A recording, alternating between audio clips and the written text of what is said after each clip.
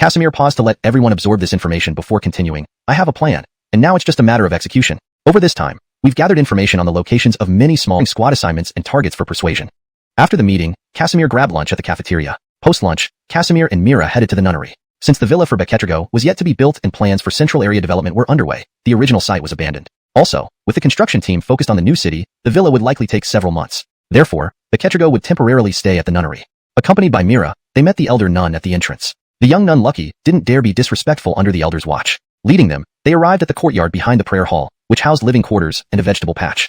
Inside the courtyard, they saw Beketrigo crouched in the vegetable plot, seemingly planting something. Hearing visitors, she looked up and exclaimed in pleasant surprise, Brother Halden, then greeted Mira warmly, Carmelo?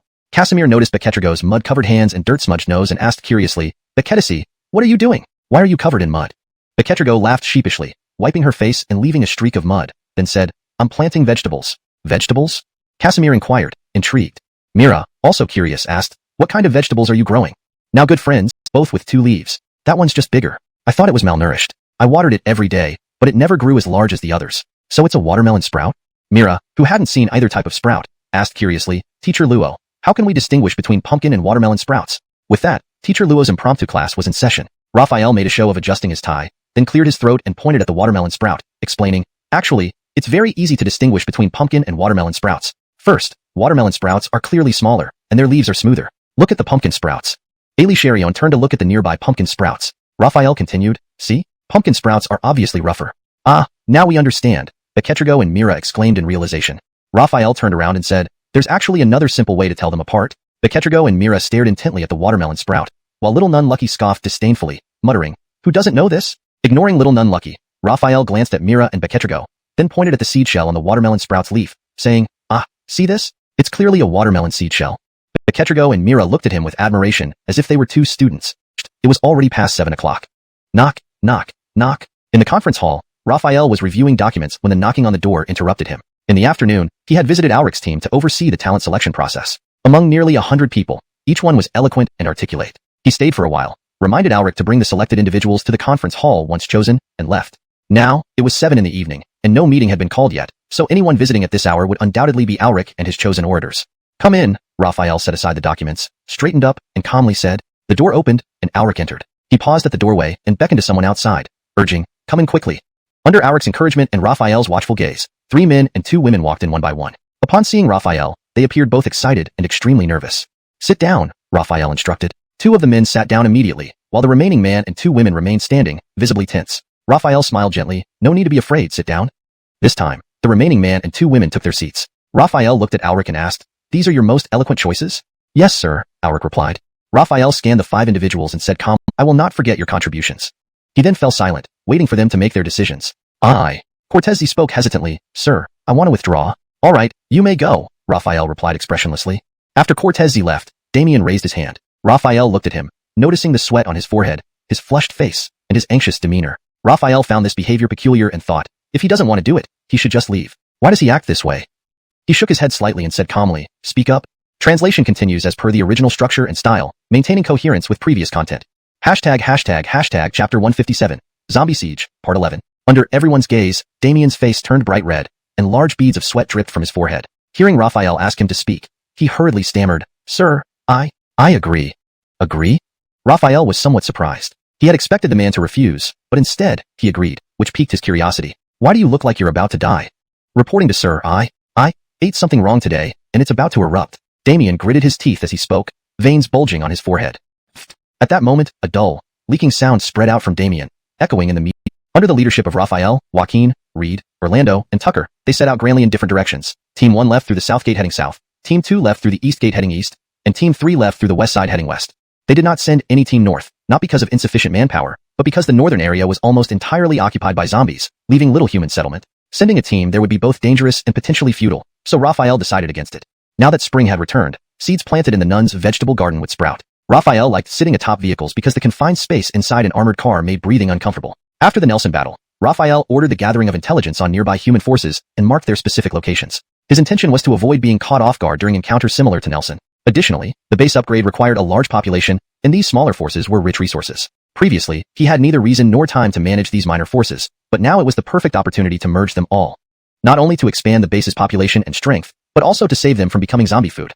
Dark clouds filled the sky, signaling impending rain. Beneath the dark clouds stood a fortified town. On top of the rammed earth wall, soldiers moved back and forth. They wore ordinary. Of course, they're here to attack. Do they want to chat with us? What the soldiers saw was an army of 1,000 men, all uniformly armed and dressed in combat uniforms. 3 tanks, dozens of armored vehicles, and a young, vigorous man standing on top of a tank demonstrated the formidable nature of this army. This was none other than Raphael's persuasion team 1. Raphael gazed at the rammed earth wall ahead, pulled out a map, and examined it. Various red circles marked names on it. He then took out a pen and crossed out the circle labeled Rui City. Rui City, let's start with you, Raphael whispered, putting away his pen and map. He glanced back at the rammed earth wall.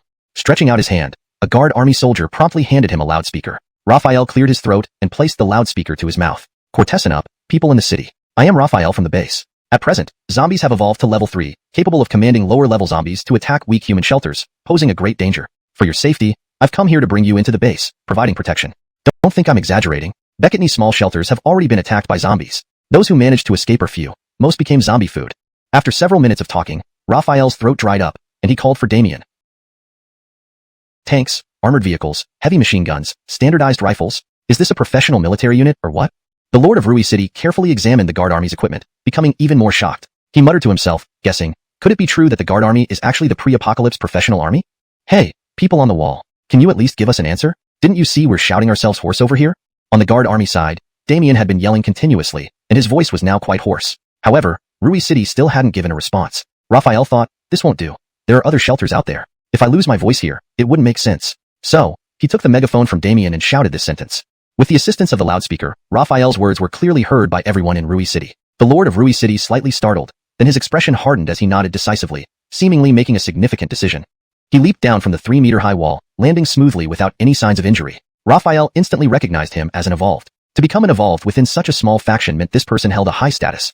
The man ran towards Raphael with incredible speed, faster than the best sprinters. The words on the tip of Xuanhuan's tongue were abruptly suppressed. After hesitating for a while, he asked, what is a level 3 zombie? Raphael frowned, scanning Xuanhuan up and down, and asked cautiously, do you know about level 2 and level 1 zombies? Xuanhuan shook his head, indicating no knowledge. Raphael paused, thinking not everyone would have experienced different types of zombies to categorize them. He then asked, have you seen a large, hulking zombie, generally over 7 feet tall, or a small, extremely fast zombie? Raphael already knew the answer, but he wanted to explain levels 1, 2, and 3 zombies better to Xuanhuan. Oh. As expected, Xuanhuan nodded repeatedly, enlightened. Yes, I've encountered these. They are much harder to deal with compared to ordinary zombies. The huge ones, covered in fat, wield meat cleavers like those butchers in CS games and are incredibly strong. The smaller ones are terrifying, moving too damn fast. During previous zombie sieges, we lost several men dealing with one of these. These are level 1 zombies, Raphael explained once he saw understanding dawn. Level 2 zombies are stronger, faster, and more powerful. Level 3 zombies are even stronger and possess self-awareness and a certain level of intelligence. Zombies can evolve evolvable. He steeled himself, determined to negotiate some benefits. He clenched his teeth and mustered courage. I can agree for Rui City to join the base, but Commander Luo, you must offer me some advantages. After all, I'm giving up being the city lord. Raphael's smile didn't waver. After a long pause, he replied, certainly. After joining the base, you will receive a special exemption from labor and a manager-level salary. If you wish to work, that's fine too, and it won't affect your managerial pay. Your wives can stay with you if they choose. What do you think? Well, Xuanhuan rubbed his chin, contemplating deeply before agreeing with visible difficulty. All right. He started to kneel but was stopped by Raphael, who said, the base doesn't endorse this formality. Xuanhuan looked surprised, then bowed respectfully. Rui City willingly surrenders to the base. From now on, there is no Rui City, no city lord Xuanhuan, only base resident Xuanhuan. I greet you, Commander. Raphael smiled satisfactorily and waved. Go tell your subordinates to open the gates. Yes, Xuanhuan acknowledged, turning back towards Rui City. The soldiers on the wall watched their lord bowing deeply, filled with confusion. Seeing him return, they quickly composed themselves. Xuanhuan shouted to the soldiers on the wall, open the gates. Soldiers surrender their weapons. The defense of Rui City will be taken over by the guard army. Then, count the number of residents in the city and report it to me. Yes, Xuanhuan replied. Raphael then turned to his guard, Cortazanel, saying, you take 50 men and collect their weapons. Cortazanel saluted and answered, yes. Xuanhuan immediately summoned all the soldiers of Rui City, totaling 1,200 men, and loudly announced, Ali Sharion, hand over your guns to the guard army. No private stashings allowed. If any hidden guns are found, severe punishment will follow. What? Angel render our guns? If we give up our guns, we'll be completely unarmed. Yes, if we hand over our guns, we'll have no means to defend ourselves at all. The soldiers were in an uproar upon hearing the order to surrender their weapons. Xuanhuan frowned at these murmurs and sternly commanded, be quiet. Seeing their lord's anger, the soldiers immediately shut up. Xuanhuan took a deep breath to calm down and softened his tone, saying, the guard army is here to save us, not harm us. Can your rusty old guns compare to their automatic rifles? I've already agreed for Rui City to join the base. From now on, both you and I are citizens of the base. Handing over our guns means entrusting the defense of Rui City to the guard army. Do you think your fighting capability can match theirs? Upon hearing that the Lord had agreed for Rui City to join the base, the soldiers first reacted with disbelief, then acceptance. Rui City was not far from the base, so they had heard rumors about it, about the wealth and happiness within. This was what they all yearned for. But alongside this yearning, there was significant worry because rumors were just that, unverified tales. Not having seen it firsthand, even when opportunities arose to leave Rui City for the base, most chose to stay, driven by instinctive fear of the unknown. Now, being forcibly integrated into the base increased their yearning for the prosperous and happy life described in the rumors. Most of them resigned themselves to the inevitable result. A few still wavered between running away and accepting, but seeing the majority willingly surrender their weapons and accepting the new reality, they naturally followed suit. Without weapons, their confidence in escaping vanished. Alienation if they were allowed to leave. In a world overrun by zombies, they stood no chance without guns. Thus, they naturally accepted the fact of joining the base. Once the weapon collection was completed, Isayagru immediately started the population census, enlisting his subordinate officials and the now unarmed soldiers for the task. Though newly integrated, he still retained the authority as the former lord. So no. Chapter 159, Zombie Siege, Part 13. Raphael nodded slightly and put down the documents in his hand. All right, you may leave now. After Isayagru left, Raphael immediately summoned Courtesanel and pointed at the documents on the table. This is the population count of Rui City. Arrange for it. Go back to the base and get some trucks to transport these people back as soon as possible, so we can move on to our next target. Courtesanel picked up the documents, glanced through them, and replied solemnly, "Yes, sir." After seeing Courtesanel off, Raphael stepped outside. The drizzle that had persisted for almost a day finally stopped. It was already afternoon, and trying to relocate all the people from the city back to the base tonight seemed unlikely. Clang, clang, clang. Angelaudinely, crisp metallic clashing sounds echoed and quickly spread across the entire Rui City. Raphael heard it instantly. A siege? Raphael recognized this sound. It had rung when their troops approached the city. He knew instinctively that it was Rui City's alarm. After all, not every force had enough fuel to run generators and use electronic alarms. Report. Just as Raphael was about to head towards the command center, Courtesanel rushed over. A peak-level evolutionist level 1. She covered hundreds of meters in just seconds. Report. Zombies are attacking the city, estimated at around 7 to 8,000. Courtesanel 3 meters onto the wall was child's play. His arrival boosted the morale of the guard soldiers. Looking out, Raphael saw a nearly 3-meter-tall level 2 strength zombie retreating to charge again, its section of the wall already cracking. With 2 more strikes, it would breach the wall. Rocket launcher, armor-piercing shell, take this beast down, Raphael commanded sharply. Actually, there was no need for his reminder. When the level 2 zombie charged the wall, several guards with rocket launchers were already in position, loaded and aimed, then fired. Whoosh! An armor-piercing shell hit the level 2 strength zombie directly, aiming for its head. If successful, it would eliminate the creature instantly. Roar! But another roar sounded, smaller than expected. Level 2 speed zombie, Raphael exclaimed. In an instant, a figure leaped out from the zombie horde at an incredible speed, tackling the level 2 strength zombie and narrowly avoiding the incoming shell. Raphael examined closely. A small, red-eyed figure lacking the usual long claws of a speed zombie, standing upright rather than on all fours. This one crouched after the tackle, glaring straight at the guards who fired the shell. Is this a level 3 zombie? Raphael thought, immediately querying the system. System, is that a level 3 zombie? No, it's a near level 3 zombie. The system responded instantly. Regardless of his jest, Raphael took the near level 3 zombie seriously, gripping his combat knife tightly until his palms sweated. Swish! The near level 3 zombie lunged forward, slashing downwards. Raphael blocked it with his knife. Clang! Damn! Raphael was shocked. The knife got embedded a third of its length into the zombie's claw. Quickly abandoning the knife, he kicked off the ground and pulled the 2 guards back. The near level 3 zombie's claws were sharper than imagined, penetrating a third into high-quality steel yet remaining undamaged. This thing is so fast and has such sharp claws. How do I deal with it? Raphael thought rapidly, considering various strategies but rejecting each one. Rat-a-tat-a-tat. The battle continued with relentless gunfire. As the near level 3 zombie landed on the wall, many of the guards turned their guns towards it and opened fire. Afraid of hitting their own people, they lowered their gun muzzles as much as possible. This drastically reduced the coverage area of the bullets, allowing the near level 3 zombie to react swiftly. It leaped sideways, knocking down a guard soldier and piercing the soldier's skull with its 10-centimeter long claws. At this moment, the other guards could only anxiously watch without shooting for fear of accidentally hurting their comrades. Plop, plop.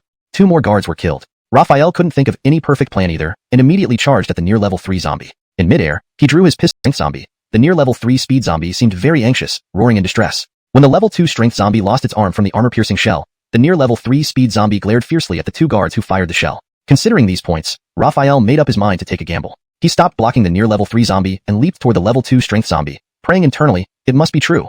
The level 2 strength zombie possessed self-awareness but lacked intelligence or fear. Seeing a tiny human rushing towards it, it roared and swung its massive fist to counterattack.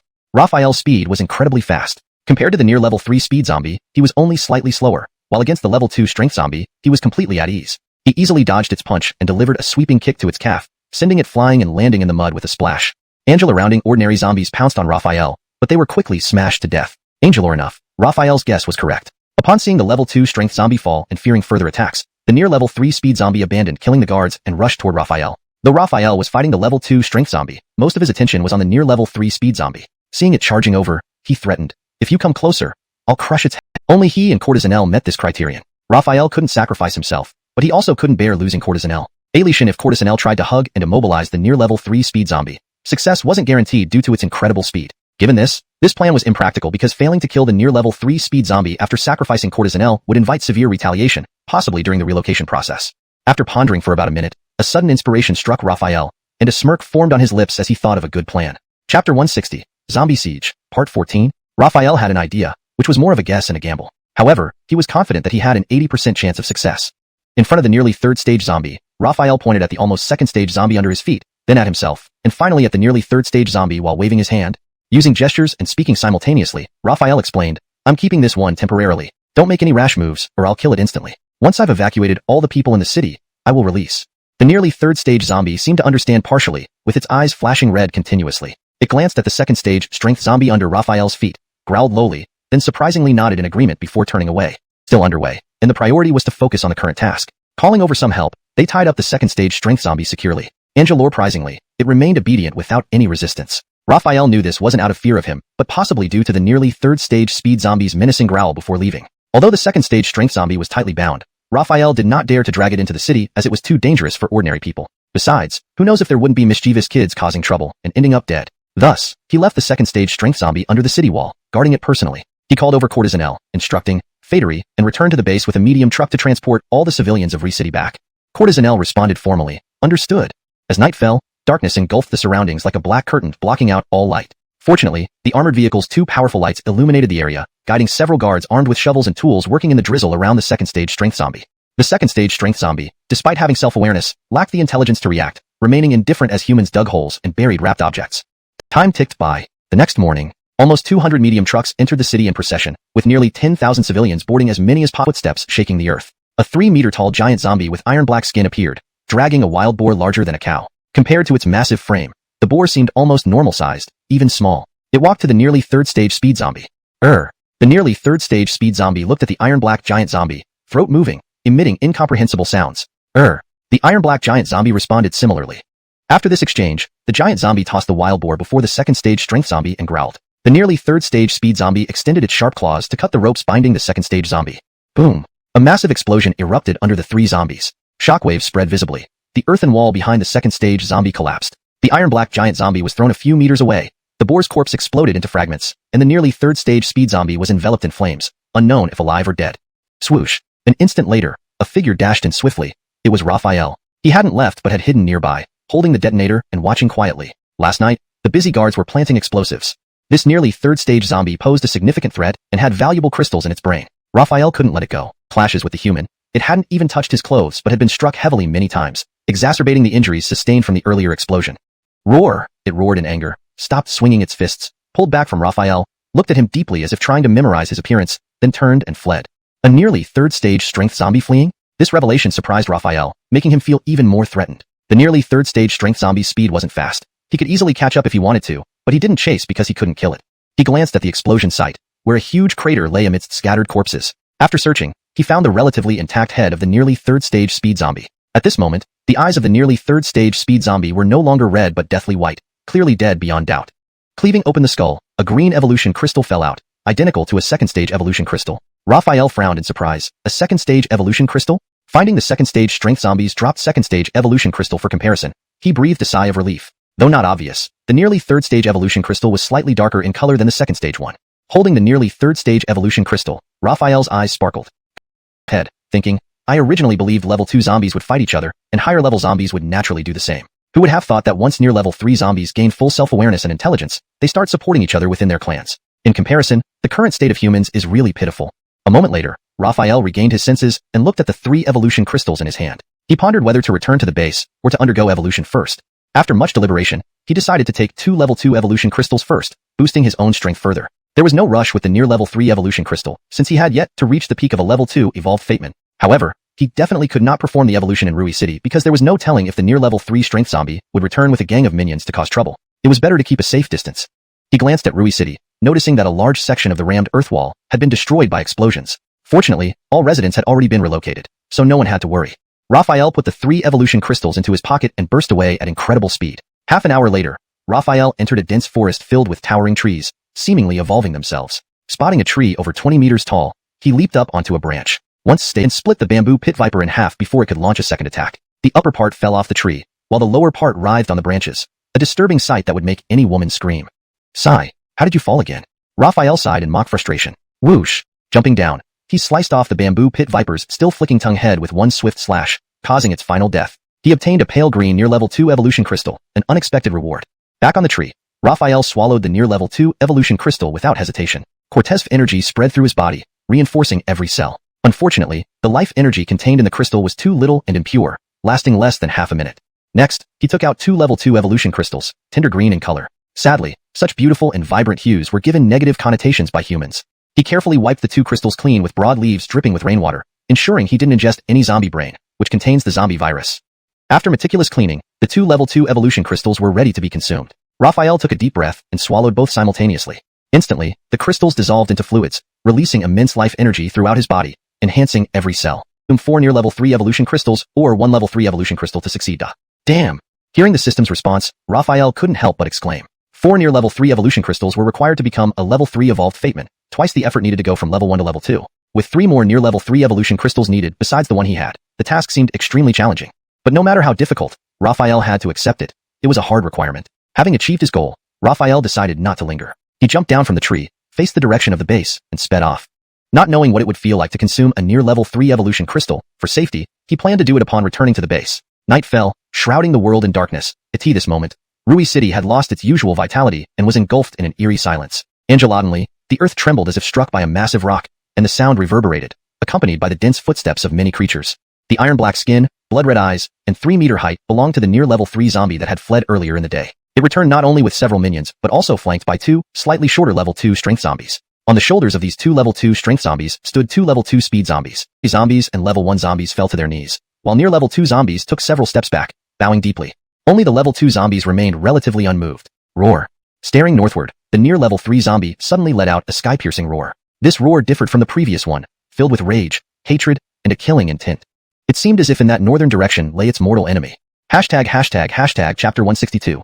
Zombie Siege, Part 16. Night had fallen over the base, and most people were asleep. Only the night guards of the Tianqing army and Mira, filled with worry, remained awake. Below the city wall, Mira stood in the drizzling rain, straining her eyes in the darkness, hoping to catch sight of a familiar figure. However, outside the city was pitch black, and she couldn't see anything clearly. Earlier that day, Courtesanel had returned with several vehicles full of people, but Raphael was not among them. When she inquired about him from Courtesanel, she learned that Raphael had stayed behind in Rui City alone to deal with the near level 3 zombies. Although traps had been set, it was still incredibly dangerous. A near level 3 zombie was no small matter.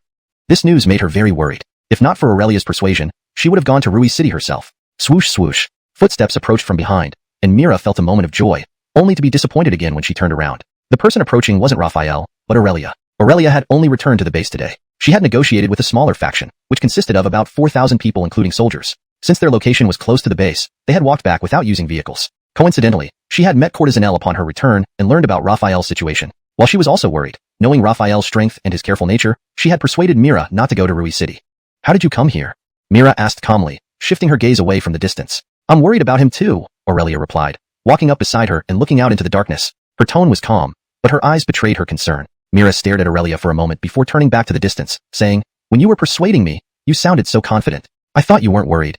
Huh. Aurelia chuckled and shook her head, not continuing further. Angeladonly, her face lit up with joy, all traces of worry vanishing as she said, he's back. Feta? Mira felt a surge of excitement, but looked around and saw no sign of Raphael. Irritated, she demanded, why are you lying to me? I'm not lying. Look. Aurelia pointed toward the dark outside. After about 3, Raphael drove, while the 2 women sat in the back seat. Glancing in the rearview mirror, he suddenly asked, Winsexu, didn't you leave to negotiate? Why are you here now?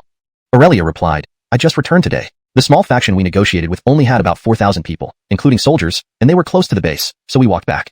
Raphael nodded, then asked, did you encounter any trouble during the negotiations? Aurelia responded, no trouble at all. Everything went smoothly. We didn't encounter any zombies, and the ruler of the small faction surrendered without resistance after seeing the power of our guard corps. Petra, the chubby talkative girl, spoke so eloquently that they immediately gave in. If everything could be this easy, Raphael sighed, gazing ahead as the road illuminated by the headlights became clear. After a pause, he added, I wonder how Azariah and Harrison are doing. Aurelia had returned to the base today, so she was just as unaware as Raphael about Azariah and Harrison's situation. Only Mira had something to say on the matter. Mira shook her head, replying, I don't know either. None of the members from Team 2 have returned yet. I hope they're all right, Raphael prayed silently. After the battle in Rui City, Raphael realized that not only level 2 zombies, but also near level 3 zombies were involved. Holding the near level 3 evolution crystal, Raphael's eyes reflected his desire for power. After a moment, he closed his eyes, took a deep breath, and exhaled slowly. No point worrying, let's see what happens after I consume it. With that, Raphael swallowed the near level 3 evolution crystal. As it melted in his mouth, it transformed into a fluid and flowed into his stomach, instantly causing a warm sensation. 3, 2, 1. Within 3 seconds, an immense surge of pure life energy erupted within him, filling every inch of his body. Unlike the comfortable experience of consuming a level 2 crystal or the pain of a level 1 crystal, this felt like being nibbled by countless ants across his skin, pain-free but unbearably itchy. Simultaneously, he felt a swelling sensation throughout his body, as if every cell was being stretched to its limit. The discomfort was unbearable, worse than pain. Ouch, damn it. Raphael gritted his teeth, but he couldn't help crying out. Hearing the noise, Mira, who was in the bathroom, hastily wrapped a towel around her and rushed out, startled. Seeing Raphael, she exclaimed anxiously, Brother Holden, what happened? Seeing Mira, Raphael motioned for silence, which made Raphael say helplessly, how can that place be injured by a zombie? There might be female thugs among zombies too, Mira replied seriously. Raphael was left speechless by her remark. After thorough inspection, Mira heaved a sigh of relief upon finding no signs of zombie-inflicted wounds. Seeing Raphael, she couldn't help but burst into laughter. Within a minute, Raphael became even more swollen, looking like an inflatable doll. Frustrated, Raphael thought about how swiftly her emotions had changed, from tears to laughter. Meanwhile, the itching sensation had weakened significantly, but his bloated form remained a concern. Standing in front of the mirror, he saw himself, and it felt as though his transformation wouldn't revert. If it stayed this way, he'd rather not evolve at all. How could he maintain the dignity of the base's highest commander looking like this? People might mistake him for a flyer distributor. Don't worry, Brother Holden. Alishan, if you don't change back, I won't look down on you. Ha ha ha. Mira laughed aloud, clearly reveling in his discomfort. Raphael sighed and sat down on a chair, only to find his legs wouldn't bend. System, explain what's happening. Raphael demanded angrily. Ding. Reminder to host, food safety is paramount. You did not clean the near level 3 evolution crystal thoroughly. After much effort, he responded earnestly, Allison, remember to always wash your food properly before eating. Time flew by, and morning arrived. Since Raphael couldn't sit and lying down would cause him to roll off the bed, he stood all night. Remarkably, he managed to sleep standing up. Cock-a-doodle-doo. A rooster crowed, waking everyone, including Raphael. Standing in front of the mirror, he opened his eyes nervously, hoping for a change. Please be normal. Please be normal. He slowly opened his eyes and was elated to see his reflection return to normal. He danced around in joy, laughing out loud.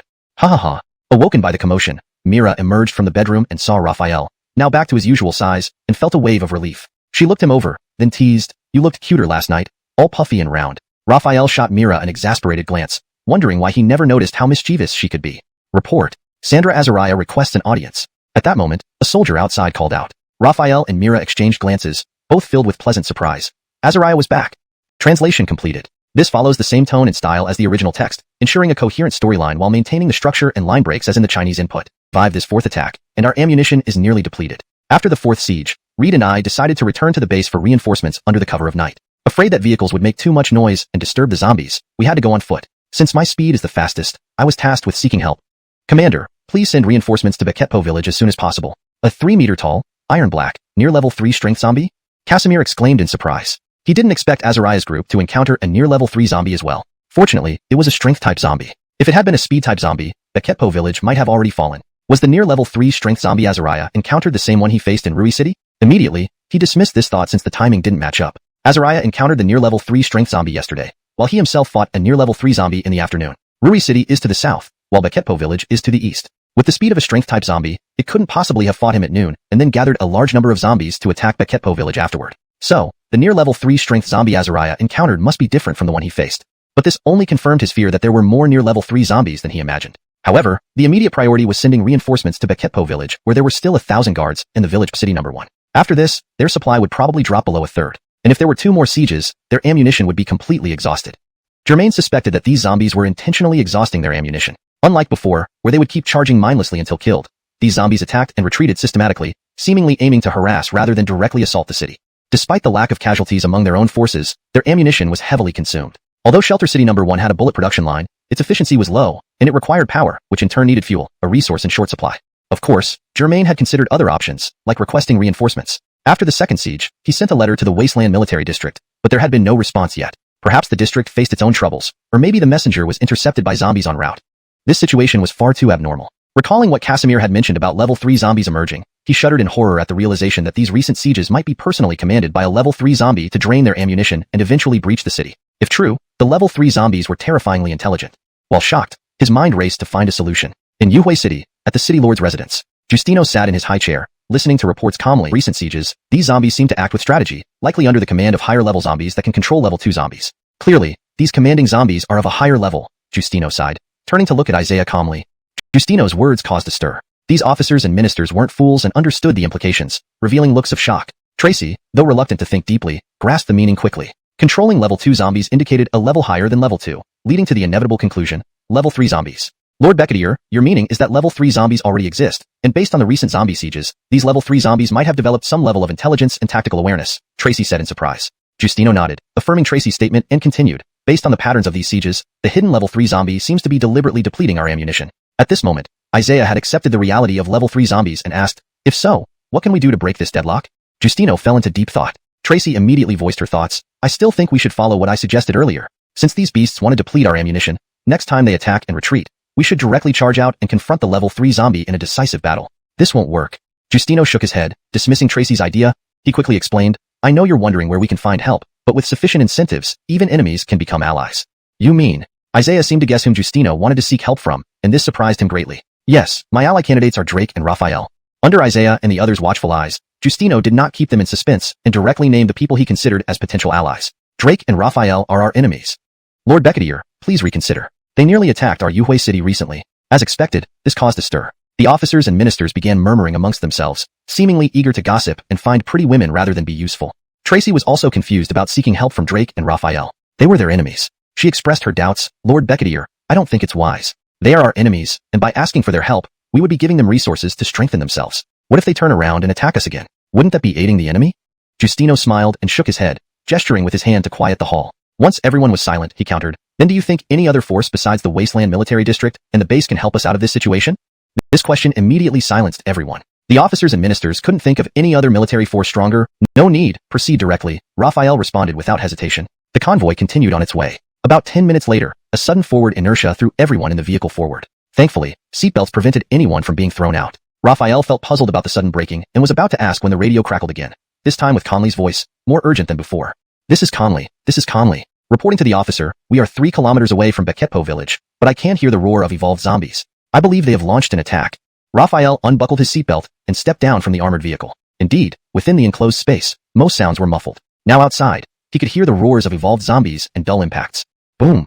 Thunder rumbled in the sky, lightning flashing through the rolling dark clouds. The drizzle intensified into a heavy downpour. Large raindrops hit Raphael's body, though causing no pain, they deepened his anxiety. Narrowing his eyes, he shouted toward the armored vehicle. Order all units to proceed at full speed.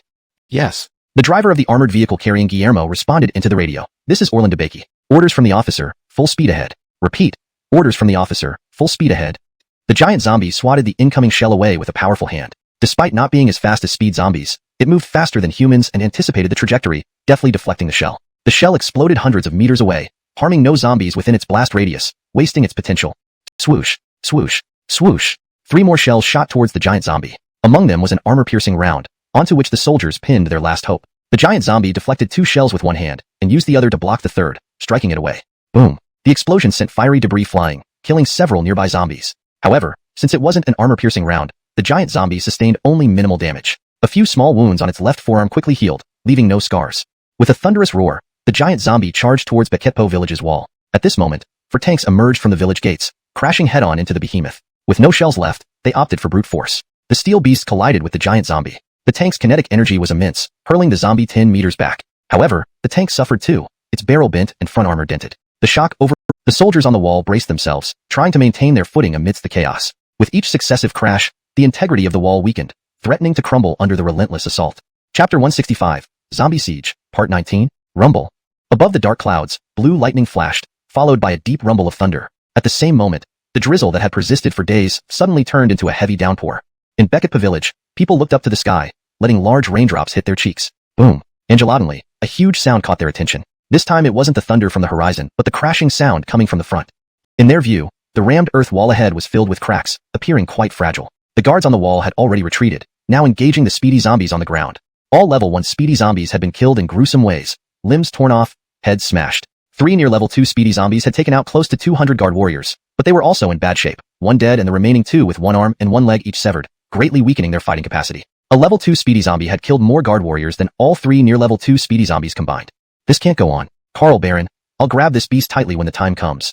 Makeshift weapons, roaring furiously as they charged at the zombies without fear of death. Rather die gloriously than submit ignobly. Roar. The near level 3 strength zombie roared, signaling an attack. Meanwhile, Baron lunged at the level 2 speedy zombie, impaled by its claws but successfully restraining it so it couldn't escape. In his last moments, Baron shouted at Carl and Reed, "Do it quickly!" Carl, suppressing his grief, clutched the military saber and with all his might split the level 2 speedy zombie's head in two. The battle raged on. While humans could generally handle 3 common zombies each, evolution zombies, especially strength-type evolution zombies, had very high defense and immense power. Without modern weapons, they were tougher to deal with than speedy zombies.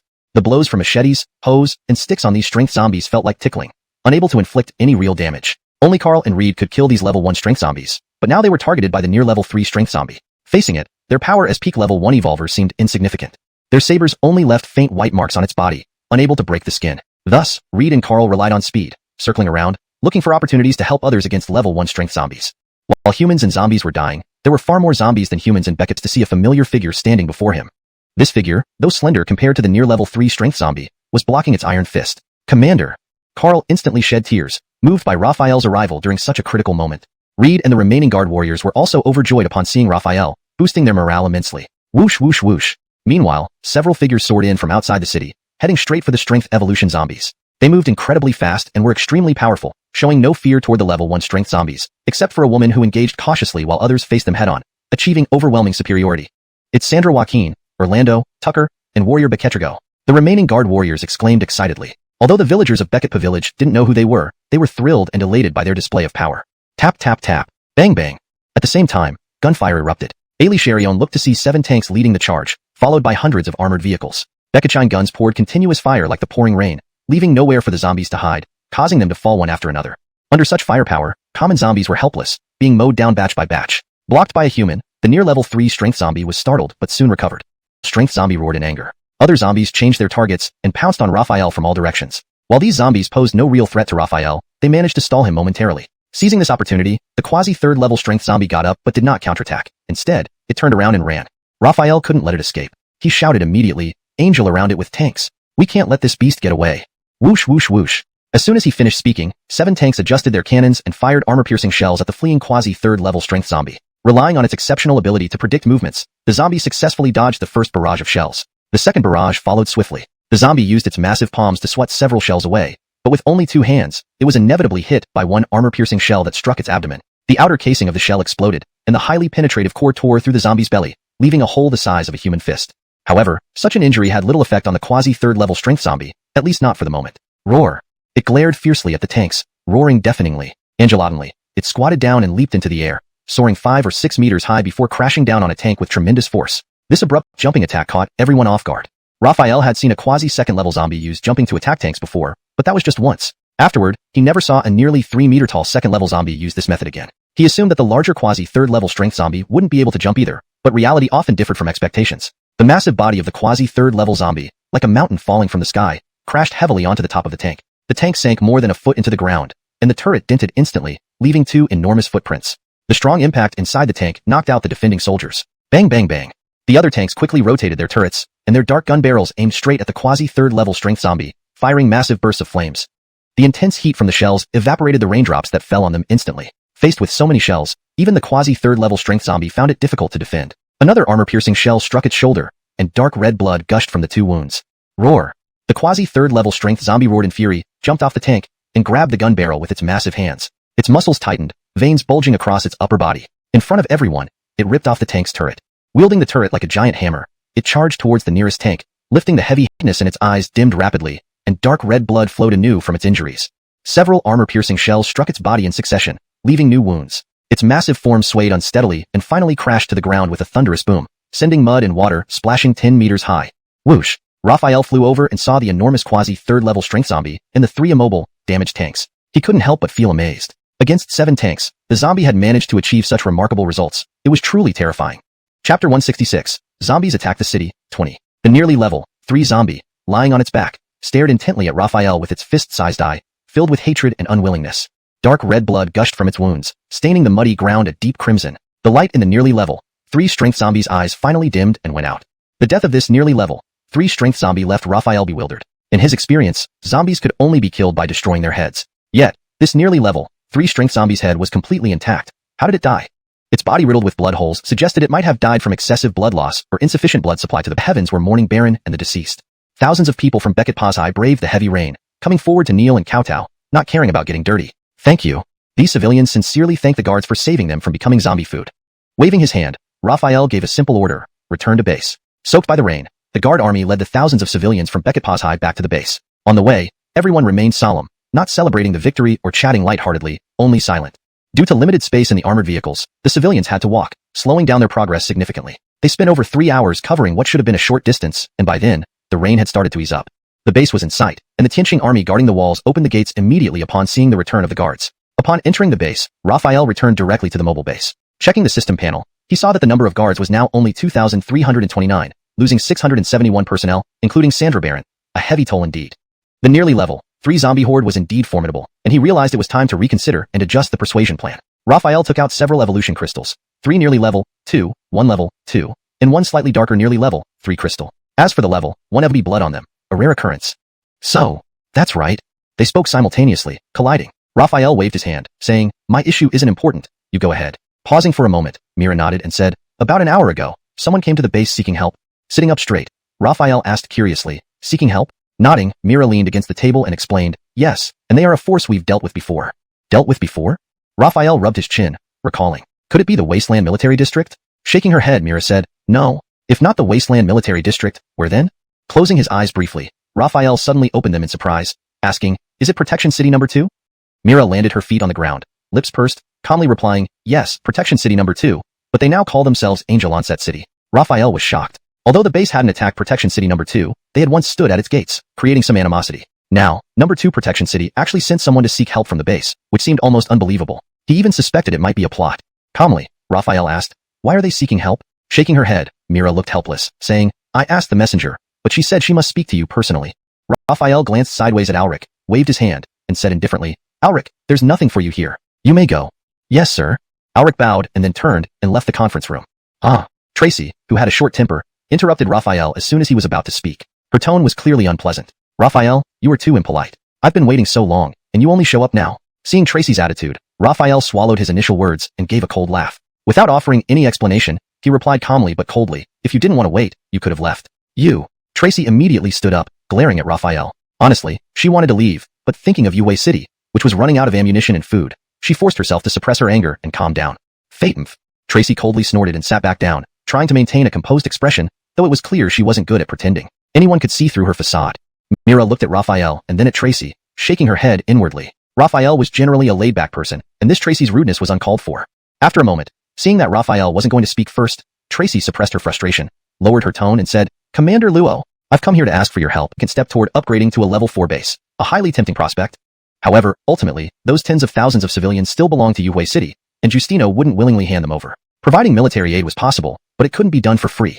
Raphael spoke calmly, I indeed don't wish to see such a scene, but I cannot see it either. Yue City is tens of kilometers away, blocked by obstacles. Alation with a telescope, I can't witness zombies breaking into Yue City.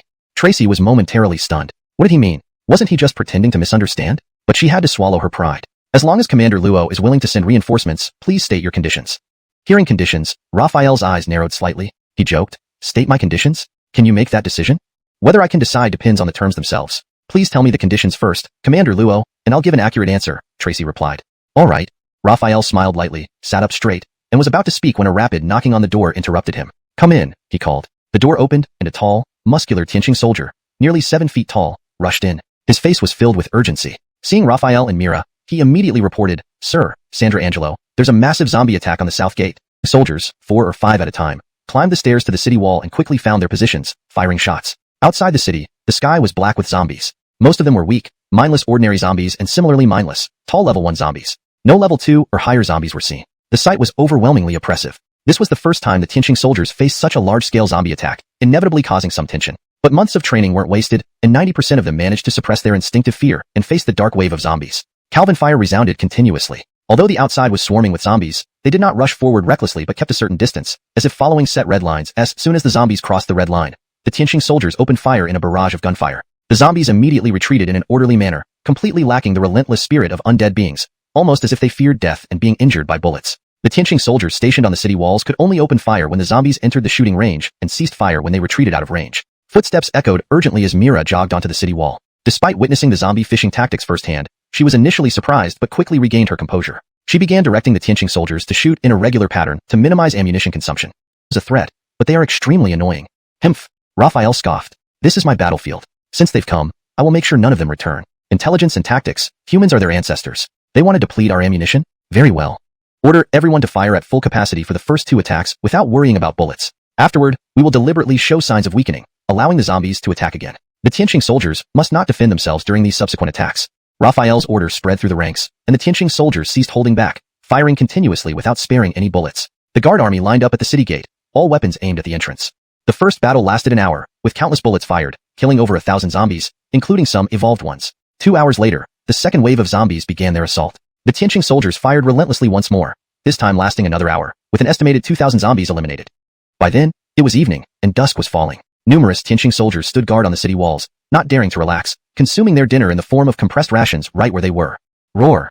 The third wave of zombie attacks came earlier than expected. A roar from an evolved zombie signaled, turning his gaze toward the city outside. It was already dark. Vehicles within the city lit up the area, eliminating the darkness. However, outside, everything was pitch black, making it difficult to see anything. Raphael hoped the zombies wouldn't launch a fourth wave of attacks under the cover of darkness, as it would put the guard army at a slight disadvantage when operating outside the city.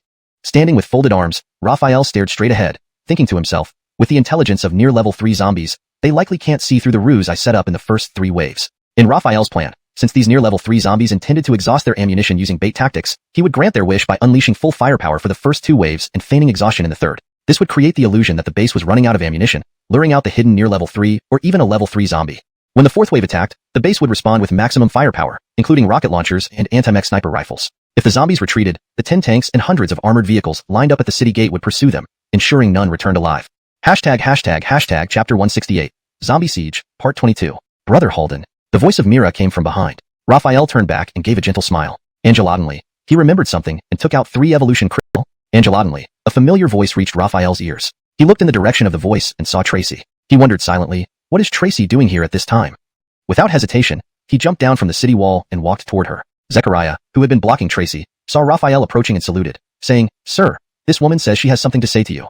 The battle situation is critical now. We can discuss aid later, Raphael said calmly, glancing at Tracy. I'm not here to talk about aid. I only want to warn you that those zombies are deliberately trying to exhaust your ammunition. From what I observed earlier, the city's ammunition supply must be running low. Be careful with it. It might buy you more time. Theta. Raphael chuckled lightly, confirming from Tracy's words that Bright Glow City was indeed under siege by near level 3 zombies. After a moment, he stopped laughing and continued. You should worry more about when Bright Glow City's ammunition will run out. As for our base, it doesn't need your concern. You're unreasonable. Tracy scowled and muttered, then turned to leave. Wait. Hearing Raphael call her back, Tracy stopped and turned around, still fuming slightly. She coldly asked, What? I've never met anyone seeking aid with such an attitude before. Anyone else would have but based on my understanding, Justino won't agree to such demands. Besides, prove you can handle this wave of zombies first. Otherwise, you're not qualified. Raphael shook his head and smiled, deeply realizing, never argue with a fool. You might become one. You. At that moment, a piercing alarm shattered the night sky. The fourth wave of zombies was here. Ignoring Tracy, Raphael looked at Joaquin and others, ordering, prepare the entire army and await my command. Yes, sir. Joaquin, Reed, and others responded in unison. The roar of evolved zombies echoed deafeningly. Raphael leaped back onto the city wall. A skyward army soldier handed him a night vision device. With it, he could clearly see the vast number of zombies outside, far exceeding the previous waves. Among them were level 1, near, level 2, and level 2 zombies, and even a familiar near, level 3 strength evolution zombie. The near, level 3 strength zombie from Rui City? Raphael's lips twitched, his eyes flashing with sharp light. This was completely unexpected. While Rui City wasn't extremely far from the base, it was still nearly 20 kilometers away. Furthermore, this near, level 3 strength zombie had somehow gathered a large number of zombies to traverse almost 20 kilometers to attack the base. Standards. This counted as blood vengeance. In the fourth wave, without any restraint, the zombies surged toward the base city. The scene was terrifying. The near, level 3 strength zombie led several dozen level 1 zombies and 2 level 2 zombies charging towards the south gate. The height and thickness of the city walls made direct impact ineffective. Therefore, the near, level 3 zombie targeted the relatively weaker gate. A breakthrough there would be easiest. Thump thump thump. The heavy impacts resonated within the ears of every skyward army soldier, coupled with the trembling wall, slowing their breathing and increasing tension. Raphael, Joaquin, Fife, Mira, and other evolved ones like Reed, Orlando, and Tucker all ascended the wall, ordering the nervous skyward army soldiers to fall back. Their role was to defend against speed zombies. Below the city wall, facing the gate, 10 tanks lined up with their cannons aimed at the massive gateway. Several rocket launchers loaded with armor-piercing shells, along with numerous machine guns, were also aimed directly at the south gate. This display left Tracy stunned. Didn't the base run out of ammunition? Why now? Thump thump thump. The continuous impacts rattled the gate. Though the gate was less robust than the wall, its defensive power was strong. Alien armor-piercing shells would need precise shots, one shell hitting the same spot 3 times in a row, to penetrate. Raphael shouted, "Open the gates." His command spread throughout the army. The guard army below the city wall stirred into action, gripping their guns more firmly, their sharp eyes fixed on the direction of the gate, ready to fire the instant it opened to annihilate those detestable zombies. Upon hearing the words, "Open the gates," Tracy thought she must have misheard, but as she looked towards the south gate, she saw it slowly rising. First, the feet of the zombies appeared, then their shins, thighs, torsos, chests, and finally their heads. The moment the faces of the zombies emerged, gunfire erupted loudly. The muzzle flashes were even brighter than the headlights of vehicles. The near, level, 3 strength zombie felt nothing but blinding flashes before it, and its kin were swallowed by an overwhelming barrage of gunfire. Simultaneously, the skyward army soldiers atop the city wall moved forward again, pulling out high-explosive grenades and tossing them down without hesitation. Each soldier became a human bomber, conducting a carpet bombing operation. Chapter 169, Dispatching Troops for Relief, Part 1. A series of explosions resounded, followed by flames soaring into the sky. Roar. The deafening roar of an evolved zombie. Roar. Roar. Unexpectedly, 2 sudden roars from evolved zombies disrupted the chaos. The ordinary and level 1 zombies immediately withdrew, ceasing their futile attack. Raphael recognized the shrill, piercing roars. They were different from the roars of strength zombies. Clearly, these were speed zombies, indicating that there were level 2 speed zombies among the horde. Seeing the zombies retreat, Raphael ordered an immediate pursuit, determined to ensure none of them would return. 10 tanks led the charge, followed by hundreds of armored vehicles, their wheels churning up mud and water as they advanced. At this moment, the roles were reversed. Humans became the hunters, while zombies became the hunted. This sight left Tracy speechless. Only then did she realize the base's strength far exceeded theirs. Raphael wasn't just a muscle-bound brute, but also a strategic thinker. Meanwhile, the clouds parted to reveal the moon. As the dark clouds dissipated, the bright moonlight illuminated the dark world with a faint glow. The guard army pursued relentlessly, leaving zombie corpses along the way. After an indeterminate amount of time, the zombies vanished, and Raphael ordered a halt to the pursuit, turning back toward the base. Under the moonlight, soldiers guarding the walls were exhausted from the day's battle, watched until the vehicle disappeared from sight. Angel surveying the base and the guard army, Tracy murmured to herself, "What a formidable Raphael, what a formidable guard army. Let's return to the city at dawn." Back at the mobile base, Raphael took a shower and fell asleep, finally getting rest after a long day. Cock-a-doodle-doo. The base's rooster crowed on schedule, breaking the darkness as dawn approached. Awakened by the rooster's call, Raphael opened his eyes, only to close them again due to the blinding sunlight streaming through the window. He needed a few seconds to adjust. Once acclimatized, he dressed and went downstairs to the rest and office area. A warm smile crossed his face when he saw the steaming bowsy and mantou on the table. Definitely Myra's doing. Stepping outside and opening the mobile base door, a ray of sunlight bathed Raphael's face and body. The morning sun was warm yet gentle, bringing comfort. The red sunrise illuminated everyone and everything in the base. At that moment, Raphael felt a surge of excitement. Mira walked up to him and called out, "Brother Halden." Raphael embraced her shoulder, laughing heartily. "Carmelo, I've got it. I've thought of a name for the base." Mira looked puzzled. "Thought of what?"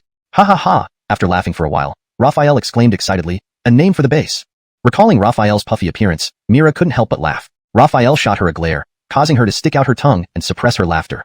Refocusing on the 2 evolution crystals, the one on the left came from the near, level 3 strength zombie at Bekepo village, while the one on the right came from last night's attacking near, level 3 strength zombie. Taking these 2 evolution crystals would bring Raphael closer to becoming a level 3 evolved human. Hiss! Raphael took a deep breath, grabbed the 2 evolution crystals, and without bothering to take them one by one, he popped both into his mouth. In the next second, pure life energy exploded within him. That excruciating yet ticklish sensation, akin to being torn apart by millions of ants, instantly overwhelmed him. Having experienced this before, Raphael was mentally prepared this time. He gritted his teeth and endured it. But after barely managing for about 30 seconds, he couldn't help but shout, "Damn, it's so freaking itchy." However, shouting didn't matter much. Relying on his strong willpower, Raphael controlled his urge to scratch. If he started scratching uncontrollably, the mess would be unsightly. Seeing Raphael thrashing about with a slightly distorted face, Mira felt both amused and concerned. She then thought of herself, if she reached peak level 2, would she also have to consume a near, level 3 evolution crystal and endure? The figure paused, and the moonlight illuminated her face, making her recognizable to the soldiers above. "It's Deputy Brigadier Tracy. Open the gates quickly." Hashtag Chapter 170, Dispatching Troops for Rescue, Part 2. The city gate opened just enough for a single person to slip through, and Tracy immediately wormed her way inside. The guards on duty greeted her with obsequious smiles. One of them, believing himself to be somewhat handsome, even fixed his hair in hopes that Tracy would take a liking to him, imagining he could then live a life of luxury and hee-hee. However, Tracy showed no interest and did not linger. She headed straight for the Lord Becketeer's Beckinshin, leaving the self-proclaimed handsome guard disheveled in the wind. One of the other guards mocked him, saying, "You really think that matters? You should focus on your duties. Tracy wouldn't give me a second glance, let alone you. Besides, even if she did fancy you, do you think you'd last long? I've heard that anyone who comes out of Deputy City Lord Remy's quarters usually can barely stand up, most of them going upright but come out horizontally." "Fatemf," the young soldier huffed, swaying his hips back to his post and giving the mocking guard a dirty look. Tracy moved quickly towards the Lord Becketeer's Beckinshin, ignoring all greetings from patrolling soldiers. It was nighttime. She said decisively, "Raphael's demands are quite significant, so significant that our Yuhui city might not be able to bear them." Oh, this piqued Justino's curiosity. What conditions could make straightforward Tracy speak so cautiously? He watched her intently, waiting for more. Tracy met Justino's gaze briefly before looking away. Raphael's condition? She bit her lip, paused for a moment, then said resolutely, "He wants us to submit to them." "Angelobmit?" Justino's eyes flickered with shock. Angelica condition was surprising even to him. After a brief silence, Justino stared at Tracy and asked gravely, "Does Raphael have the absolute confidence to help us escape this predicament?" "He definitely has the capability." Tracy would never have been so sure without witnessing the base's defense. She firmly believed they could save Yuhui City, but the cost was too high. It was unclear if it would be salvation or destruction. After all, once Yuhui City submitted to the base, its identity would cease to exist. Seeing Tracy's certainty, Justino was slightly surprised. He asked, "Why?" Tracy didn't hold back and recounted the base's battle strategies in detail to Justino. "The tactics were impressive," Justino remarked after hearing her. Then he shook his head. "Unfortunately, they don't apply to us. Just the first 2 rounds of full-scale firing, fully. If someone had been there, they would have detected the bitterness in his laughter. These zombies are attacking from multiple fronts, surrounding the military district and forcing them to prioritize their own survival. They can neither send troops nor provide ammunition support. My shelter city number 1, conserving every last bit of resources, can only last another 2 weeks. If the military district remains occupied beyond that, I can only die alongside these tens of thousands of civilians." A Kingdom Army officer wearing gold-rimmed glasses approached, having overheard Germain's lamentation. Observing Germain's worried expression, he hesitated before speaking, "Deputy Commander Xia, I have an idea." Germain looked up at the officer. "Oh, Jean, what's your idea?" Gold-rimmed glasses officer Song suggested, "We can't rely on the military district, but there are 2 other forces we can seek help from." Without hesitation, Germain responded, "You mean Raphael from the base in Shelter City number 2, right?" Jean was taken aback by how quickly Germain deduced the 2 forces but nodded. "Exactly." Germain shook his head bitterly and explained, "I've considered seeking help from these 2 forces. Shelter City number 2 is our adversary. Whether they'd agree is uncertain. As for the base, asking them for help will require a heavy price. We gave them resources and population from 2 cities during our last collaboration, felt akin to betraying the military district. Therefore, he had been hesitant about sending a letter to the Wasteland Military District, requesting Drake's approval for seeking aid. Deputy Commander Xia, there are over 10,000 lives at stake here. Can you bear to watch the city fall and everyone die? You must distinguish between duty and personal feelings. Moreover, this isn't betrayal. I don't want to betray the commander either. Saving over 10,000 people is surely better than letting them become zombie fodder, right?" Jean spoke earnestly, his eyes red-rimmed from seeing too much death in the past months. He genuinely wanted the 10,000 residents of Shelter City number 1 to survive. Under Jean's persuasion, Germain began to waver. Staring intently at Jean, he took a deep breath and asked, "What do the others think?" Ha ha ha. Seeing Germain's readiness to yield, Jean felt confident they were on the verge of victory. He couldn't help but laugh from the bottom of his heart. Turning, he shouted toward the military tent, "Deputy Commander Siap wants to know your thoughts. Ailey Sharion, come out." Rustling footsteps immediately followed, and all the officers from the Kingdom Army garrison of Shelter City number 1 emerged into Germain's view. They glanced at each other, shoving and nudging. "You speak first. Don't push me." Hearing this consensus, Germain frowned slightly, pondering before replying, "Then let's both seek help and inform the commander at the same time. How does that sound?" By changing from asking for approval to merely informing, the meaning became clear. The aid-seeking mission would proceed regardless of Drake's stance. Agreed. Jean was the first to respond. "I agree. I agree. Me too." All the officers voiced their consent. Germain nodded and continued, "Good. Let's discuss whether we should seek aid from the base, Shelter City number 2, or both simultaneously." "Definitely the base. Shelter City number 2 is nothing." "That's right. They're just a bunch of riffraff. The base is far superior. I choose the base. The base." The officers' opinions were overwhelmingly in favor of the base, which was understandable given the positive impression the base had made compared to the disorganized Shelter City number 2. Actually, Germain had anticipated this outcome and was merely following protocol by asking. He raised his hand to quiet them down, then smiled. "All right, the majority opinion is clear. I will write 2 letters immediately, one to the base and one to the Wasteland Military District." The moon set, and the sun rose, bathing the world in bright light. Early in the morning, after a zombie siege, 2 off-road vehicles sped out of Shelter City number 1. One headed toward the base while the other, and finally at the city lord's chair. Cough, cough. A few coughs immediately drew everyone's attention. Justino appeared before them, smiled, and said, "Thank you all for waiting." Ailey Sharion greeted him warmly. "My lord, city lord." After exchanging pleasantries, Justino walked directly to his high seat and sat down. His gaze swept over the assembly. Eyes that usually remained as calm as ancient wells now emitted a sharp, piercing light, causing everyone to feel a sudden sense of urgency. The sleepy haze of the early morning dissipated instantly, leaving everyone unusually alert. Isaiah had gone to the Wasteland Military District for aid 2 days ago, but returned unsuccessful. When he saw Tracy back, and with Justino hastily calling this meeting, he guessed that perhaps Base Raphael had set some difficult conditions for aid. Or, it could mean that Yuhui City was indeed in dire straits if Raphael had refused to help. These zombie sieges have made everyone uneasy. To break this impasse, I discussed with all of you before about seeking help outside. Our targets were two. First, the Wasteland Military District, which was once our old ally. We hoped Commander Cortizu would forget past grievances and lend us a hand, but unfortunately, Justino shook his head, sighed, and continued. They are also besieged by zombies and are struggling to handle their own problems, unable to spare troops to help us. Mutated animals. He really kept his word.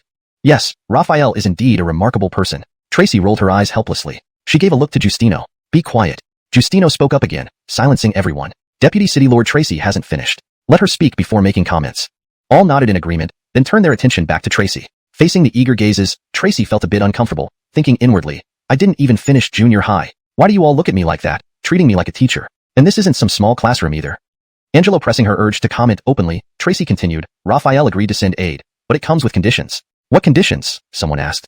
Realizing the gravity of the situation, Tracy glanced back at Justino. Seeing his nod of approval, she said directly, Raphael's condition is that Yuhui City must submit to his base. What? The room fell silent in shock. Even Isaiah's eyes widened in disbelief. Admitting means we have to merge Yuhui City into his base. That can't be right.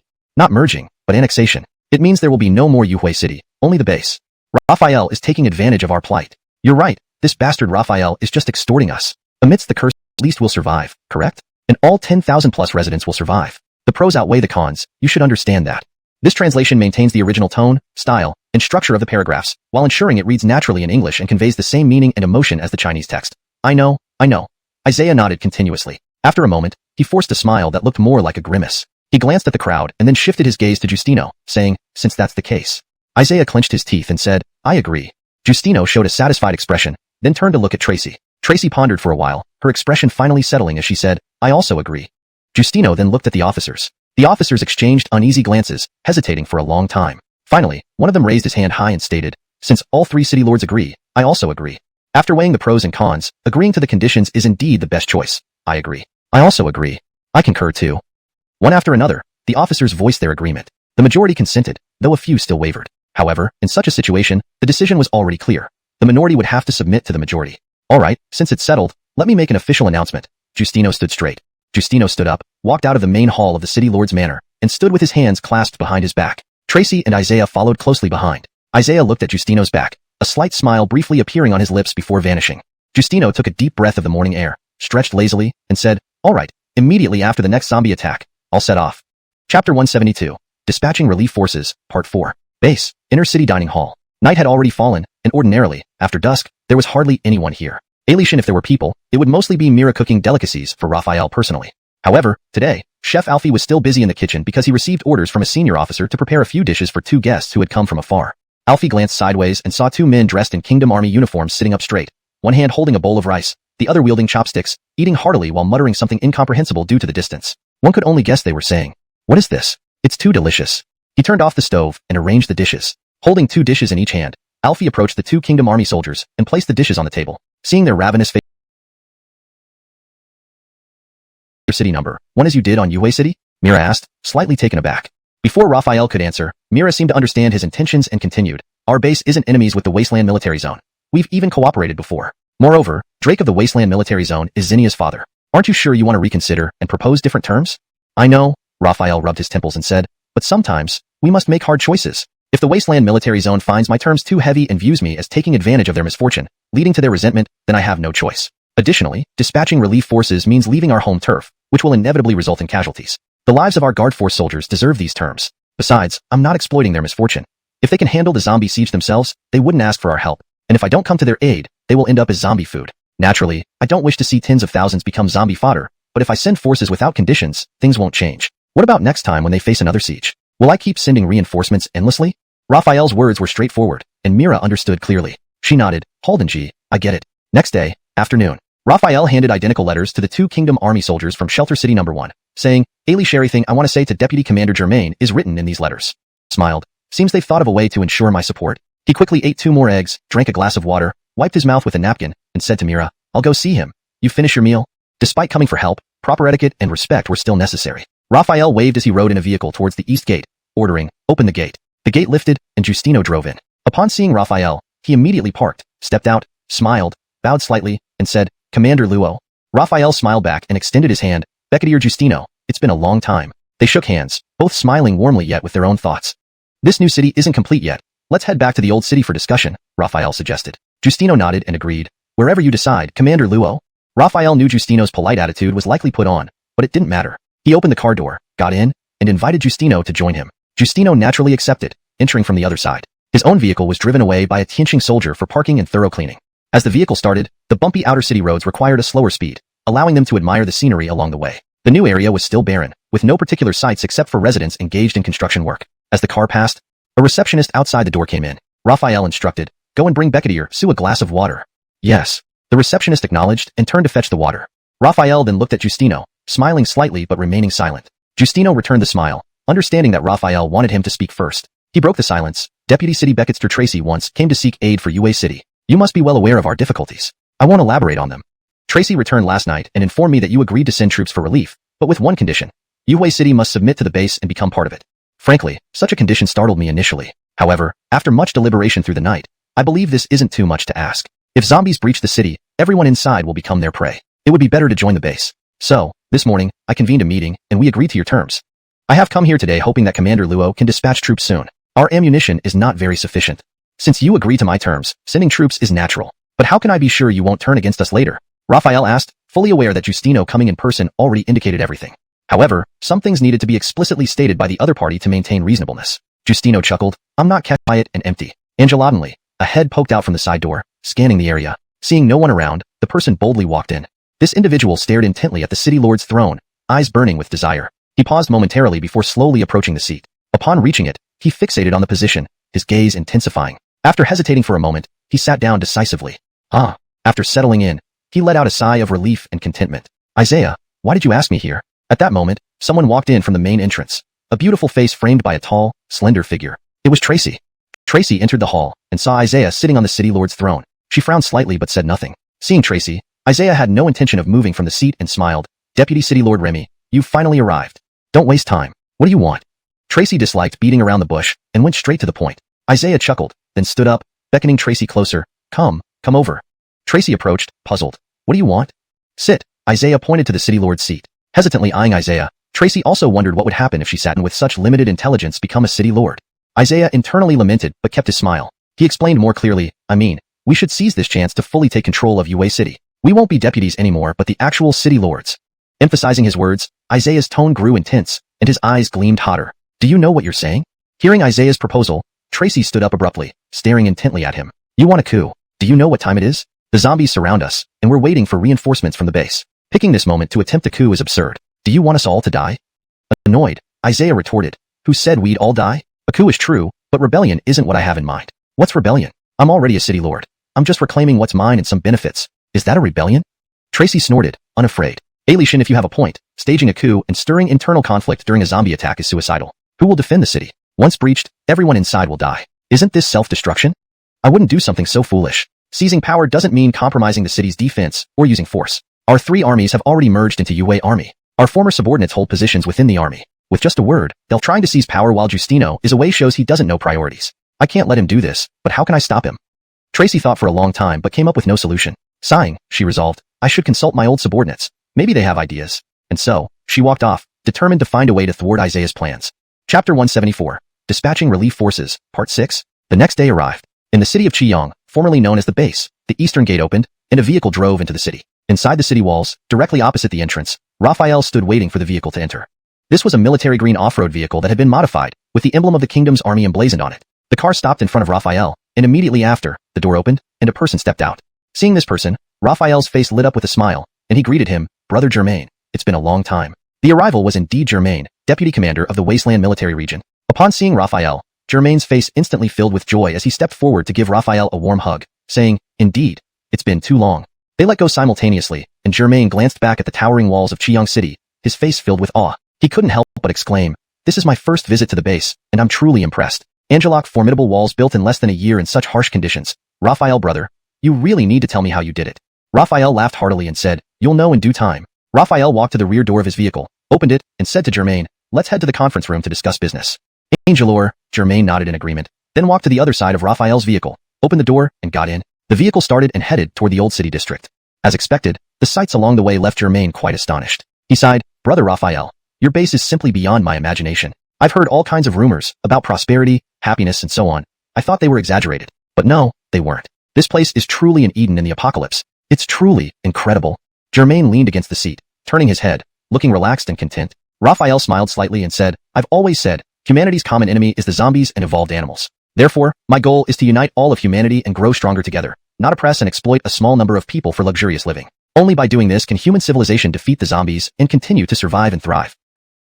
Number 2. Raphael explained immediately upon seeing Germain's confusion. "Shelter City Number 2? Germain became even more confused and asked, "Did they also encounter zombie attacks?" Raphael nodded and replied, "Yes." "Huh." Germain sneered, "These zombies really know how to fight on multiple fronts." Germain didn't ask why Angel Onset City sought aid from the base, because he himself had considered seeking aid from them. After all, there are no eternal enemies, only eternal interests, a principle applicable in any era. Yes, zombies are becoming more active, attacking cities everywhere. So, it's even more crucial to unite all of humanity to possibly get through this destructive disaster, Raphael said. With that, Raphael picked up the tea water from the table and took a small sip. The fresh tea entered his mouth, leaving a pleasant aroma in his nose and a refreshing clarity in his mind. Raphael continued, "Let's not talk about these now, let's discuss the military dispatch." Germain nodded slightly and asked, "You agreed to help both me and Angel Onset City. Which one do you plan to rescue first?" Raphael put down his teacup and said, "By distance, Angel Onset City is closer, so it's better to go there first. However, I need to confirm with you how long the ammunition in Shelter City Number 1 can last. Based on yesterday's calculations, Shelter City Number 1's ammunition can support up to 10 days. Germain answered, 2 and D, level zombies and above posed a real threat, which is why it was necessary for evolvers to resist these higher level zombies. As long as these higher level zombies were held off or eliminated, the remaining ordinary zombies would be mere fodder for the guards' tanks and heavy machine guns." Facing Germain's astonishment, Raphael suddenly stood up, placed his hands behind his back, and walked to the window, saying, "Brother Germain, rest assured, I will not deceive you." Germain had spent several days with Raphael and understood that Raphael was not a conceited person. He would never attempt something without being certain. Hearing this, Germain felt reassured and nodded heavily, saying, "All right, I trust you." Raphael turned around, looking at Germain, and said, "Very well, I will dispatch forces tomorrow." After some discussion, it was dinner time. Raphael had Chef Alfie prepare a few dishes and brought out several precious cans of beer to wash off the dust and fatigue of Germain's journey. After dinner, Raphael called Aurasai to arrange accommodation for Germain, while he returned to the mobile base. For tomorrow's dispatch, the entire 3,000-strong guard army would mobilize. As usual, Nero would stay behind to defend the city. However, this time, the arrangement needed adjustment because there were now 2 second-level evolvers within the city. Although Germain seemed trustworthy, vigilance was a timeless truth. Chapter 175, Military Assistance, Part 7. The next day, Chiang City, East Gate. 12 tanks led the way, followed by hundreds of armored vehicles, presenting an extremely intimidating scene. After the battles at Baketpo village and the city defense, 7 more Guard Corps soldiers had advanced in rank to become second-level squad leaders capable of operating tanks. Thus, the usable tanks of the Guard Corps increased to 12, significantly enhancing their combat power. The city lord, Justino, witnessing this spectacle, felt a profound impact even though he had seen the formidable combat prowess of the Guard Corps when they approached the city before. This was truly an ironclad tide. At the same time, he was also very puzzled. H City only had 1 military district, which was now the Wasteland Military District, yet even the Wasteland Military District did not have so many armored vehicles, machine guns, or rocket launchers. Where on earth did Raphael get these? Moreover, those towering walls didn't seem like they could be built by human hands within less than a year. The base, no. It should now be called Chiang City, and Raphael, indeed, carried a mysterious air. Germain also felt both awe and confusion, but couldn't figure out where Raphael's weapons came from no matter how much he racked his brain. As the two were lost in their puzzlement and amazement, Raphael walked over. Turning around, Myra's sharp gaze swept across all the Tianqing army soldiers and said loudly, "The Guard Corps is on a mission outside. We must maintain our best alertness and defend the base." "Yes." All the Tianqing army soldiers responded in unison. Justino and Germain felt the high morale of the Tianqing army and exchanged admiring looks. Angeloc army needed no further words about its combat strength. Today's weather was perfect, the sun hung high in the sky, and based on its position, it was probably noon. "Sizzle. This is Azariah, reporting to the commander. We are about half an hour away from Yue City," said the walkie-talkie, followed by Azariah's voice amid static noise. Hearing this, Raphael immediately replied, "This is Raphael. All units follow orders. Moderately slow down. Ignore small groups of zombies. Just plow through. Use machine guns if you encounter larger numbers. Prepare for full combat if evolution zombies and large numbers of ordinary zombies appear." Understood. After the order was passed down, the convoy noticeably slowed down. This large target naturally attracted zombie attention en route, but all were stray common zombies that could be crushed directly, which was simpler than shooting them. 10 minutes later, "This is Azariah, reporting to the commander. We are approximately 5 kilometers away from Yue City and can reach the destination within an evolved rabbit," Raphael mused aloud. "It's been a long time since I've had grilled rabbit. When I have time, I'll catch a couple." Roar. Angelotantly, a deafening roar of an evolved zombie rang out, followed by dense footsteps. Beketni zombies emerged from the forest, targeting the Guard Corps convoy clearly. I felt something was wrong. Good. Raphael reacted quickly and commanded, "Open fire!" He recognized the roar as that of a near level 3 strength type evolved zombie. Faced with the incoming zombie attack, the Guard Corps soldiers poked out from the circular hatches on the armored vehicle's roofs, operating the machine guns mounted there, initiating sweeping shots. Under a barrage of bullets, wave after wave of zombies fell. Roar. Another roar shook the ground, accompanied by the heavy thud of a large object falling. Raphael knew the near level 3 strength zombie was about to act. Indeed, a huge creature burst from the forest, holding a half-meter thick log broken recently by the zombie. Raising the log above its head, it hurled it towards the Guard Corps. Although the armor might withstand the heavy log, the violent impact might overwhelm the soldiers inside. Raphael focused intensely, gathering force in his legs and springing towards the airborne log. Upon reaching it, he slapped it with his right palm. Bang! A dull thud. Raphael resisted the strong forward force with one hand, and then forcefully pushed the log back. It showed no signs of stopping and continued to break and throw more logs. Boom! Boom! Boom! The tanks responded immediately, firing consecutive blasts at the incoming logs, causing splinters to fly and drift in the wind. Seeing this scene, Raphael frowned slightly, inwardly thinking, Angelok, a waste of ammunition. Whoosh! He moved swiftly, leaping atop the tank, shouting, "Cease fire!" At his command, the cannon fire stopped, but the huge logs wouldn't stop. Raphael watched as the logs, some thick as soup bowls and weighing over 100 pounds each, flew towards him. He cracked his knuckles, hearing the bones pop. As a log approached, he kicked it back with a powerful kick. Another thicker log shot towards him, but Raphael sidestepped, catching it mid-flight. He swung it around, deflecting the subsequent logs away. Raphael controlled the force and direction of the logs, aiming them back at the zombies. Beketni zombies were crushed under the falling logs, their bones shattering. Within a minute, over 10 trees in the forest met this fate. It pained him to think how long it took for these trees to grow. This act would warrant at least 10 years in prison during legal times. After blocking several more logs, Raphael found an opening. Seizing the opportunity, he aimed using its racial healing ability. Its crimson eyes locked onto Raphael. The human was infuriating. Its speed now surpassed that of a level 1 speed zombie as it charged towards Raphael. Boom, boom, boom. The tanks continued firing. The zombie's speed and strength increased, along with its premonition abilities, allowing it to dodge or deflect several shells. Halt firing. Raphael raised his hand, commanding. As soon as he spoke, he moved to test his current strength. Facing the oncoming zombie, Raphael concentrated all his power into his right fist, punching forward with incredible speed. Too fast for the zombie to evade, despite its enhanced speed and premonition. Crack! His punch landed squarely on the zombie's face, bones crunching, and its 3-meter-tall body flew back over 10 meters. Upon impact with the ground, it shook the earth, kicking up dust. The zombie quickly got up, its nose flattened, roaring furiously as it prepared to attack again. But as it lifted its leg, it froze. Its eyes dulled rapidly, its body swaying as blood flowed from the wounds once more. Moments later, it collapsed, stirring up dust again. My strength has indeed grown significantly. Raphael looked at his blood-stained fist, murmuring. His gaze fell on the near, level 3 eagle, a very rude international gesture. Seething, he cursed aloud, "Damn your ancestors." Chapter 177, Dispatching Relief Forces, 9. Helplessly watching the body of the quasi-grade 3 strength zombie being carried away by the eagle, Raphael was fuming. Whether in another world or this one, he had never been so furious as today. He who had once played the mantis ended up becoming prey to the magpie. What infuriated him more was that the magpie wasn't human but a winged beast. Gazing at the eagle soaring high above, sometimes letting out piercing calls as if boasting and challenging him, Raphael felt profoundly disgruntled. After circling for some time, the eagle finally spread its wings and departed, its massive frame quickly shrinking until it vanished from sight. Raphael retracted his gaze, took several deep breaths, and his mood gradually settled, though he wondered what could be done otherwise. His anger wouldn't help him fly. Turning his attention to the remaining zombies, Raphael ordered, "Ensure we maintain a high kill rate while conserving ammunition." Time passed quietly amidst gunfire and the roars of evolved zombies. Roughly half an hour later, the gunshots and explosions ceased. In Raphael's line of sight were nothing but the corpses of zombies, including those of evolved zombies, one of which had grade 2 strength. A rough estimate suggested they had killed over 10,000 zombies in this battle. Minutes later, Raphael furrowed his brows because neither Isaiah nor Tracy had shown up. It indeed seemed they didn't take him seriously. The fat officer sensed Raphael's displeasure and became extremely anxious internally. Those two Vice City lords are acting way too arrogantly. How can they still not be here after more than 10 minutes? Though anxious inside, he couldn't show it and instead smiled brightly, explaining, "The city center is quite far from here. Perhaps that's why the Vice City lords are delayed. But they should arrive soon. Please wait a bit longer, Commander Raphael."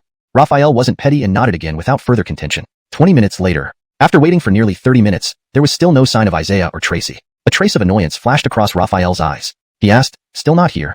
His voice was measured, yet undercurrents of anger seeped through. The fat officer shuddered upon hearing this, cold sweat trickling down his forehead. He pointed to a Ufetehai army soldier and commanded, "You, go urge them." Finishing the command, he looked at Raphael with a forced, somewhat bitter smile, saying, "Commander Raphael, the Vice City lords will arrive soon, very soon." 5 minutes. Raphael extended his fingers, his expression indifferent, and spoke in an unwavering tone. "I'll give you 5. Raphael had no intention of wasting any more time. They came across tens of kilometers to destroy zombies, not to see these people act arrogantly. If they planned to breach the agreement by keeping the gates closed, he would have no choice but to forcibly attack the city and return to Chihaldang City to kill Justino. 5-4. Hearing Raphael counting, the fat officer panicked completely, unsure of what to do. 3-2. Each number resonated with his heartbeat. Desperate, the fat officer gritted his teeth. He wasn't suddenly enlightened about life or anything profound. Rather, he remembered Justino's stipulation that Ufatehai City submit in exchange for rescue. Given the unacceptable delay by the two vice city lords, even he found their behavior despicable. Did they want to betray Justino? As Justino's old subordinate, he decided that since the two vice city lords weren't willing to meet Raphael, he would weigh the pros and cons and choose to open the gates, adhering to Justino's agreement of submission.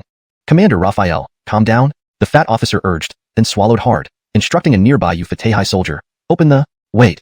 His words were cut short as someone approached from within the city and ascended the wall. It was Isaiah. Upon recognizing him, Raphael stared intently. The fat officer, seeing Isaiah, rushed forward with relief, urging urgently, suffering fatal injuries or worse. You are not qualified to speak to me like that. After saying this, Isaiah's sharp gaze swept over the others before he clapped his hands. Instantly, the sound of marching feet filled the air as numerous soldiers climbed onto the city wall, pointing their guns at the original defenders. Clap, clap, clap. The applause drew everyone's attention, including Isaiah, who all turned to look at Raphael. Raphael chuckled and said, I must say, today has been quite enlightening. I've witnessed a military coup firsthand, something I've only read about in history books. Isaiah's emotions were unaffected by Raphael's remarks. He smiled calmly and admitted frankly, Commander Raphael is correct. This indeed is a coup. Therefore, it was Justino who promised your conditions, not me, Isaiah. Now that Ufatehai City belongs to me, you should return to where you came from. Oh. Raphael's expression wavered between a smile and nonchalance. If that's the case, then Justino promised me that if I resolve the zombie crisis, Ufatehai City would be mine. Regardless of your coup, I will reclaim what is mine. With those words, Raphael's eyes turned stern as he commanded, all troops, prepare to attack the city. 12 tanks swiveled their turrets, aiming directly at Ufatehai City. Behind them, armored vehicles quickly lined up, machine guns at the ready. Isaiah's facial muscles twitched. Despite Raphael's apparent indifference, there was an undeniable truth in his words, making Isaiah uncertain. Still, he asked, if you care, will Commander Raphael still launch the assault? Indeed, it's a dilemma. If I don't attack, this mission would be for nothing. If I do, 10,000 people will die. Raphael rubbed his brow, appearing troubled. Sighing, he continued, in that case, I suppose? Whoosh. Nonchalantly, Raphael moved swiftly toward Isaiah on the city wall. Before Isaiah could react, Raphael was already in front of him, grinning wickedly as he said, I'll just have to kill you. Capture the king first. Level 3 quasi-zombies didn't understand this strategy, but as a human, Raphael did. Isaiah was taken aback, trying to pull away from Raphael. However, Raphael's speed far exceeded his, and with one hand, he grabbed Isaiah by the neck. Kill him! Kill him! Gasping for air, Isaiah kept shouting. The surrounding soldiers stirred, but when Raphael's gaze swept over them, they were utterly intimidated. You're humans, not zombies. You should have the ability to think independently. Raphael turned to look at the mini Ufatehai City soldiers and asked, why are you following his orders? Raphael crushed Isaiah's throat, causing him to slump, his life force ebbing away instantly. Raphael casually cast aside Isaiah's corpse, his gaze falling upon the motionless fat officer lying on the ground like a dead man. But Raphael, with his heightened senses, detected his faint breathing. Dead? Not dead? Get up and work. The fat officer remained still. Stepping closer, Raphael repeated, dead? Fine. Let two men throw him off the wall. Alive, Commander Raphael, I'm still alive. The fat officer suddenly jumped up, hastily saying. Bow-backed, he grinned obsequiously and said, Commander Raphael, whatever you need. I'll follow your orders. Thought you were dead. Now you're alive. Raphael teased a bit before ordering, open the city gates, let the guard army in. Yes, sir. Raphael then turned to the remaining soldiers and smiled. What do you plan to do now? Under Raphael's gaze, the soldiers looked at each other nervously. After a moment, one of them raised his weapon high above his head and squatted down, displaying clear expertise and surrender. The others, seeing this, quickly followed suit. Raphael nodded approvingly and then asked, what were you doing in the city for more than half an hour? It was Deputy City Lord Isaiah who ordered us to gather the civilians within the city. That's why it took some. So you mean Tracy didn't collude with Isaiah? Raphael asked, surprised and pleased. That's right, the dark-skinned man confirmed. Hearing this, Raphael considered the situation carefully. Tens of thousands of lives were at stake, and caution was paramount. He decided to accompany the dark-skinned man to the city center to ensure the civilians' safety. By now, the city gates were fully open. Instead of entering en masse, the guard army dispatched 200 men to collect the weapons from the Ufatehai city soldiers, ensuring safety first. Raphael summoned Joaquin and entrusted him with handling the disarmament. Then, Raphael went with the dark-skinned man to the city center to rescue the civilians. Chapter 179. Military Aid, 11. Yuhui City was much smaller than Chiang City, and it only took a few minutes by car to reach the city center. The wheels rolled over the gravel road when suddenly, commotion ahead caught Raphael's attention. Through the windshield, he saw a dense crowd up ahead, with more residents continuously joining them. On the outskirts of this crowd were armed soldiers from Yuhui City maintaining order. Stop the car, Raphael said, thinking to himself, these soldiers are spread out. If I forcefully charge in and try to explain my identity, someone might panic and start shooting at civilians, which could lead to a chain reaction. Raphael stroked his chin thoughtfully. I thought your eyes were spirits driving this car. Are you mocking me? Is it my fault that I'm dark? Jin's smile vanished instantly, replaced by a scowl. Just kidding, just kidding. Look at you getting all worked up. Bergen chuckled and then turned serious. Alright, enough chit-chat. What brings you to the prison? Jin glanced quickly at the rearview mirror, seeing Raphael nod slightly. His mind raced, concocting an excuse. Deputy Brigadier Xiao sent me to bring Tracy for some important matters. In that case, go ahead. Bergen waved him through without suspicion. As the car drove in, halfway through the entrance, the fat guard suddenly called out, wait. He walked closer. Raphael tensed, ready to act. Jin broke into a cold sweat and looked at Raphael, mouth agape but silent. Raphael gave him a look indicating to continue conversing while preparing for potential forceful action if necessary. Jin swallowed, his initial shock replaced by a forced smile. He lowered the window and poked his head out. What's up, brother Fade? The fat guard inspected the car thoroughly, focusing on the backseat. He pulled himself up to peer inside, catching sight of Raphael. Their eyes met, creating an incredibly tense moment. After a few seconds, Raphael smiled and nodded slightly. Seeing this, the fat guard also smiled. Though we haven't met before, brother, I need to once treated them like any other personnel, easily passing with Jin's excuses. Knock knock. Following Raphael's signal, Jin knocked on the warden's door. Soon after, a voice responded, hold on. After half a minute, the door opened. A disheveled man with tousled hair and sweat on his forehead appeared. From his appearance, it was clear he was someone not to be trifled with. Seeing Jin and Raphael, the warden frowned. What do you want? Deputy Brigadier Xiao sent us to fetch Tracy for important business. Jin repeated his previous excuse, nervously watching the warden. The warden scrutinized Jin closely, relaxing slightly upon seeing the Yuhui military insignia on his chest. Then he looked at Raphael, noting the lack of insignia, causing his frown to deepen. Who are you? Why no insignia? Jin was visibly nervous, but Raphael remained calm. Smiling at the inquiry, he replied, I'm new enlistment. The insignia hasn't been issued yet. New enlistment? The warden circled Raphael once and smiled. Ah, new recruit. Alright, follow me. The warden led the way, followed closely by Raphael, while Jin heaved a sigh of relief. Just as he feared a possible exposure, they proceeded deeper into the prison. Through several heavy doors and seeing numerous prisoners, many bearing injuries, Level 2 evolved wouldn't be able to break free. Her clothes had several bloodstains, her hair was disheveled, and her face was bruised and swollen, clearly showing she was badly injured. Although she's severely wounded now, as an evolved, she's still very dangerous. Here, this is a high-dose anesthetic. Give her an injection before you unlock her chains. That way, she won't be dangerous anymore. The warden took out a syringe and a bottle of anesthetic, passing them to Raphael and Jin, clearly not wanting to get close to someone as dangerous as Tracy. Seeing that Raphael made no move, Jin immediately took the anesthetic and syringe. The effect of this dose on Tracy will last 20 minutes, so you need to work quickly. Don't say I didn't warn you, the warden said. Understood. Give us the keys, Raphael replied calmly. The warden pulled out 4 keys and handed them over to Raphael, repeating his caution. Beckett sure to inject the anesthetic before unlocking her chains. Raphael accepted the keys and walked straight to Tracy. He lifted the chains and unlocked them in quick, decisive motions without any hesitation. What are you doing? Didn't I tell you to give her the anesthetic first? The warden saw how smoothly Raphael worked and panicked, glaring at Jin as he urged, Why are you just standing there? Give her the anesthetic right now. Taken aback. You didn't abandon the more than 100,000 people in Yuhui City, did you? She knew about Isaiah's plan. If Raphael attacked, Isaiah would sacrifice everyone in the city. Now that Isaiah was dead, did that mean over 100,000 people? It was unimaginable. Blood must have flowed like rivers in the city by now. Raphael shook his head. I haven't abandoned them. The residents are all safe. However, we have some trouble that needs your help to resolve. Tracy was even more puzzled. If Raphael hadn't abandoned the people, why did he launch a full-scale attack? The noise and chaos should have alarmed the entire city, triggering Isaiah's orders for the garrison troops to begin the massacre. Tracy wondered aloud. She hadn't heard any sounds of gunfire or explosions, which she should have, even being in this soundproofed cell. An explosion would have caused severe vibrations, which her heightened senses as an evolved would have easily detected. Since there was no such noise, Raphael hadn't attacked. But then how did Isaiah die? She glanced at the fallen Jin, noticing the emblem of the Yuhui military on his chest. A strange situation indeed. He was clearly a Yuhui soldier who had brought Raphael here to rescue her. Knowing the internal conflict, she and Isaiah fought due to the defection of many soldiers, leading to her failure. After losing, many of her loyal officers and soldiers were either killed or imprisoned. Raphael explained the situation with the gathered citizens and outlined a solution. The solution was simple. Tracy needed to address the soldiers who believed Isaiah's lies, that he wanted the people of Yuhui City to rebel in order to kill them. Once someone clarified this misconception, the problem would be resolved. Though surprised, Tracy wasn't stupid. Raphael explained once, and she understood. No problem, leave it to me. With the plan set, they proceeded to carry it out. Before leaving, they killed all the guards in the prison and freed the prisoners. All officers loyal to Tracy who had been captured by Isaiah. Raphael left the officers in the prison while he, Tracy, and Jin left in a vehicle. As they exited, Axton and Skinny Jean, seeing Tracy, who appeared drugged, in the car, let them pass without suspicion. Axton watched the car drive away and sighed. Honestly, Deputy Brigadier Tracy is quite attractive. Why did she go for my friend and not me? With my physique, I could last 10 days or more, even lose some weight, achieving 2 goals at once.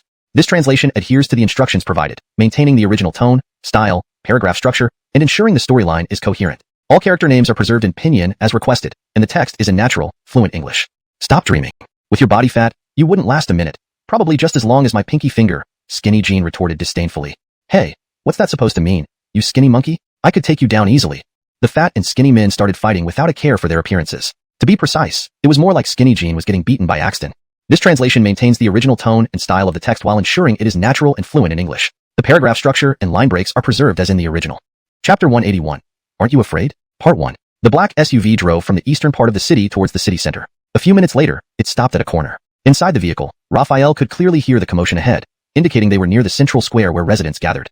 He turned to look at Tracy and said, "We're here." Tracy met his gaze, nodded slightly, then pushed open the car door and stepped out. Her sharp eyes scanned the surroundings but found no suspicious individuals. With Raphael watching her, she disappeared around the right side of the corner. Ailey's thing was set. Now all that remained was to wait. Leaning back in his seat, he closed his eyes, resting quietly. About 5 minutes later, the commotion intensified, mixed with screams, which seemed to come from the soldiers of the Twilight Army.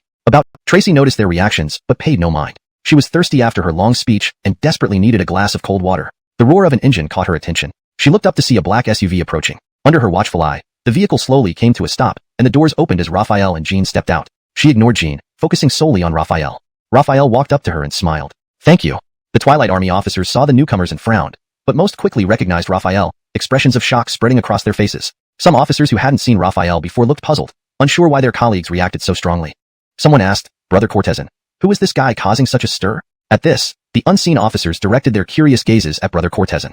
"You don't know who he is?" Brother Cortezan asked, surprised, then realized the situation. On the day when the Kingdom Army and the Guard Army besieged the city, this person had stayed behind within the city, so it was natural they hadn't seen Raphael. He cleared his throat, intending to speak loudly, but seeing Raphael still there, he lowered his voice. "This is the highest commander of the base, Raphael."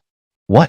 Those who hadn't seen Raphael were even more shocked, their gazes snapping back to him. Although they hadn't met Raphael, they had heard tales of his deeds and the strength of the Guard Army. And there resolved the issue there. "I'll return to Twilight City." "You're going to rescue Shelter City number 1 too?" Tracy asked, surprised. "What are your terms with Shelter City number 1? Raphael smiled. "The same as yours." TSK. Tracy crossed her arms, eyeing Raphael curiously. Twilight City and Shelter City number 1 combined have over 200,000 people. While population means productivity, how will you handle food supplies for so many new arrivals? If you can't provide enough food, these people might starve or escape, disrupting your otherwise stable base order. Why do you want so many people? Tracy, who usually appeared somewhat dazed, managed to make such a profound observation, earning Raphael's respect. It made sense why someone like Tracy could lead a city. Ailey Sherion had their own strengths. Raphael smiled. "I have my ways to handle food supplies." Tracy shrugged, not pressing further. It was Raphael's concern, not hers. After a brief silence, she suddenly asked, "You say you'll leave to rescue Shelter City number 1 the next day, taking all your troops with you. This means Twilight City will be under my control. With the zombie threat gone, aren't you afraid that when you return, I'll refuse entry like Isaiah did, threatening to use the lives of the entire city as leverage if you force your way in? Aren't you afraid?" Tracy with an unreadable smile, which only intensified her tension, anxiety, and fear. As this tough woman neared tears from stress, Raphael finally responded, smiling lightly. "That's good." Those 3 delayed words came as a relief to Tracy, who forced a smile uglier than a frown. "Commander, Lord, Yuhui City now belongs to the base. I will be absolutely loyal to the base." From addressing him directly to calling him commander, it was clear Tracy had submitted, not entirely but mostly, around 80% in Raphael's estimation. "Fine, since you say so, I have a task for you. Organize personnel to count the entire city's population and inform all residents to prepare for relocation to the base." "Oh right, the base has been renamed Chiang City. Inform the residents to pack light. Heavy items aren't necessary." "Yes, Commander." Tracy stood at attention, clearly still adjusting to the title. Satisfied with her response, Raphael waved his hand. "All right, go ahead." Turning back to the SUV, he told Jean, "To the south gate." "Yes, Commander," Jean echoed promptly. On the drive, Jean suddenly spoke up. "Commander, can I ask a question?" "Go ahead," said Raphael. Jean glanced at Raphael in the rearview mirror, cautious. "Recuperation," he ordered. "Yes." Joaquin acknowledged and relayed the commands. At the Wasteland Military Headquarters, Brigadier General Drake appeared worried and worn out. Knock, knock, knock. Someone knocked on the door. "Come in," he invited. A middle-aged man entered, dressed in Kingdom Army uniform. Noticing Drake's aged appearance, the officer sighed. "Sir, the ammunition statistics show that we can last no more than 2 weeks at our current rate." "Cortezan and Aryan, please sit," Drake responded, turning from his paperwork. After listening to the report, he pondered, then asked, "Any word from Germain?" Cortezan and Aryan shook his head. "Not yet. He wrote 3 days ago that the base agreed to send troops but demanded all of number 1 Shelter City's population and resources. Though he agreed, we haven't heard anything further. I wonder if Raphael has moved yet," Drake murmured. Aryan frowned angrily. This Raphael, taking advantage. After gaining resources and population from 2 cities during our collaboration, he now wants number 1 Shelter City. How greedy. Drake disagreed. Perhaps this isn't bad. If Raphael can resolve number 1 Shelter City's crisis, it means their military strength surpasses ours. Integrating those tens of thousands of people into the base might be beneficial. But without manpower, we'll lack productivity and struggle with food supply. We can't expect soldiers to farm.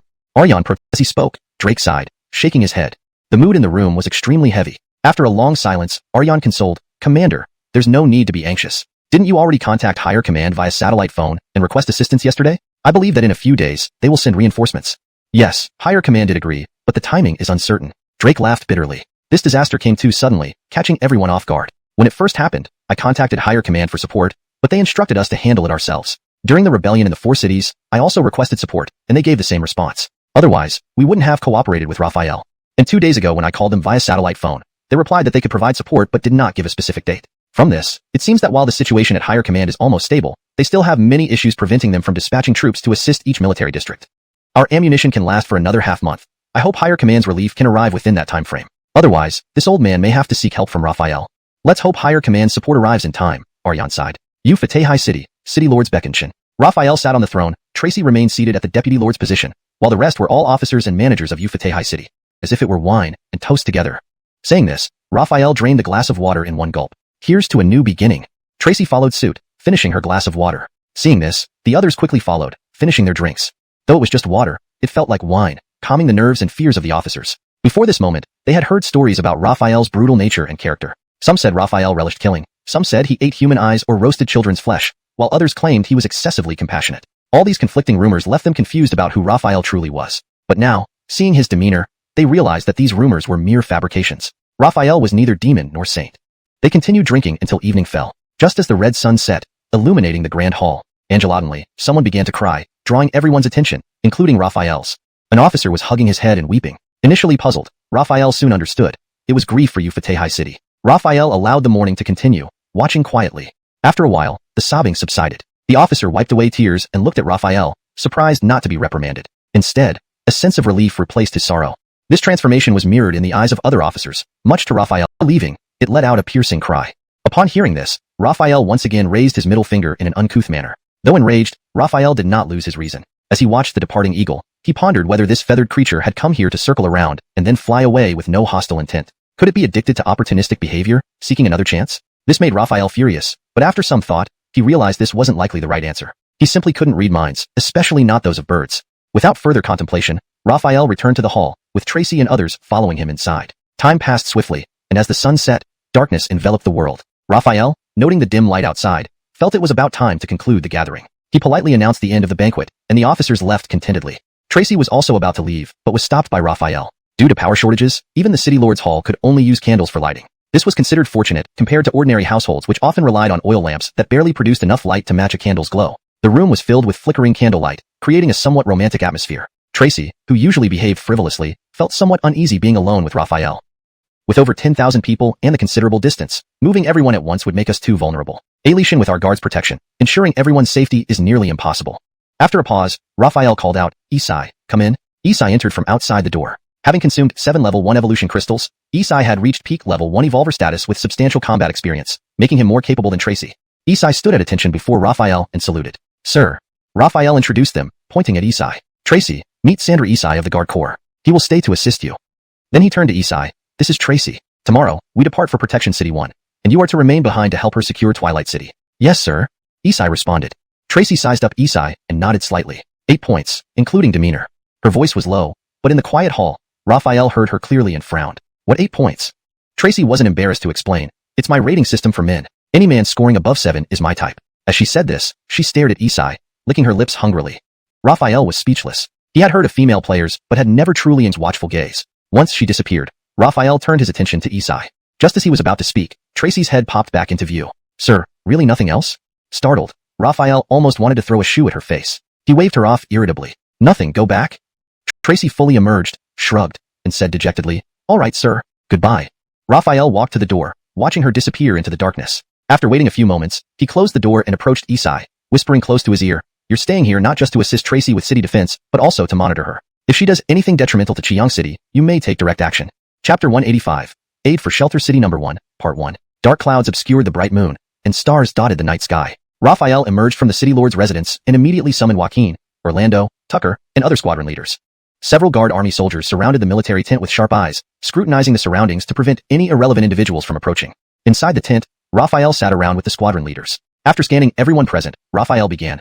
"Now that the issues in Dusk City have been resolved, we move on to Shelter City No. 1. Before anything else, we need to finalize our plan. Raphael paused momentarily, then turned to Joaquin and asked, what is the maximum transmission distance of the armored vehicle's car intercom? The armored vehicle's intercom is military grade. In an unobstructed plane, its theoretical maximum range is 15 kilometers, but practically it can reach 10 to 12 kilometers. Given our environment, which has fewer obstructions, the theoretical range is about 10 kilometers, but realistically, it should reach 5 to 7 kilometers, Joaquin answered without hesitation. This information was deeply ingrained in his mind, instantly recalled upon mention. 5 to 7 kilometers, Raphael rubbed his chin, murmuring to himself. After some thought, his eyes gleamed as he declared, that's enough. He then looked up at everyone and continued, I've thought through the plan. Here's how it goes. Tomorrow morning, we'll head towards Shelter City number 1. Along the way, if we encounter a level 3 quasi-zombie horde, we engage immediately. If not, you'll camp out 5 to 7 kilometers away from Shelter City number 1. I'll lead a small squad ahead to the city while you await my orders before taking any action.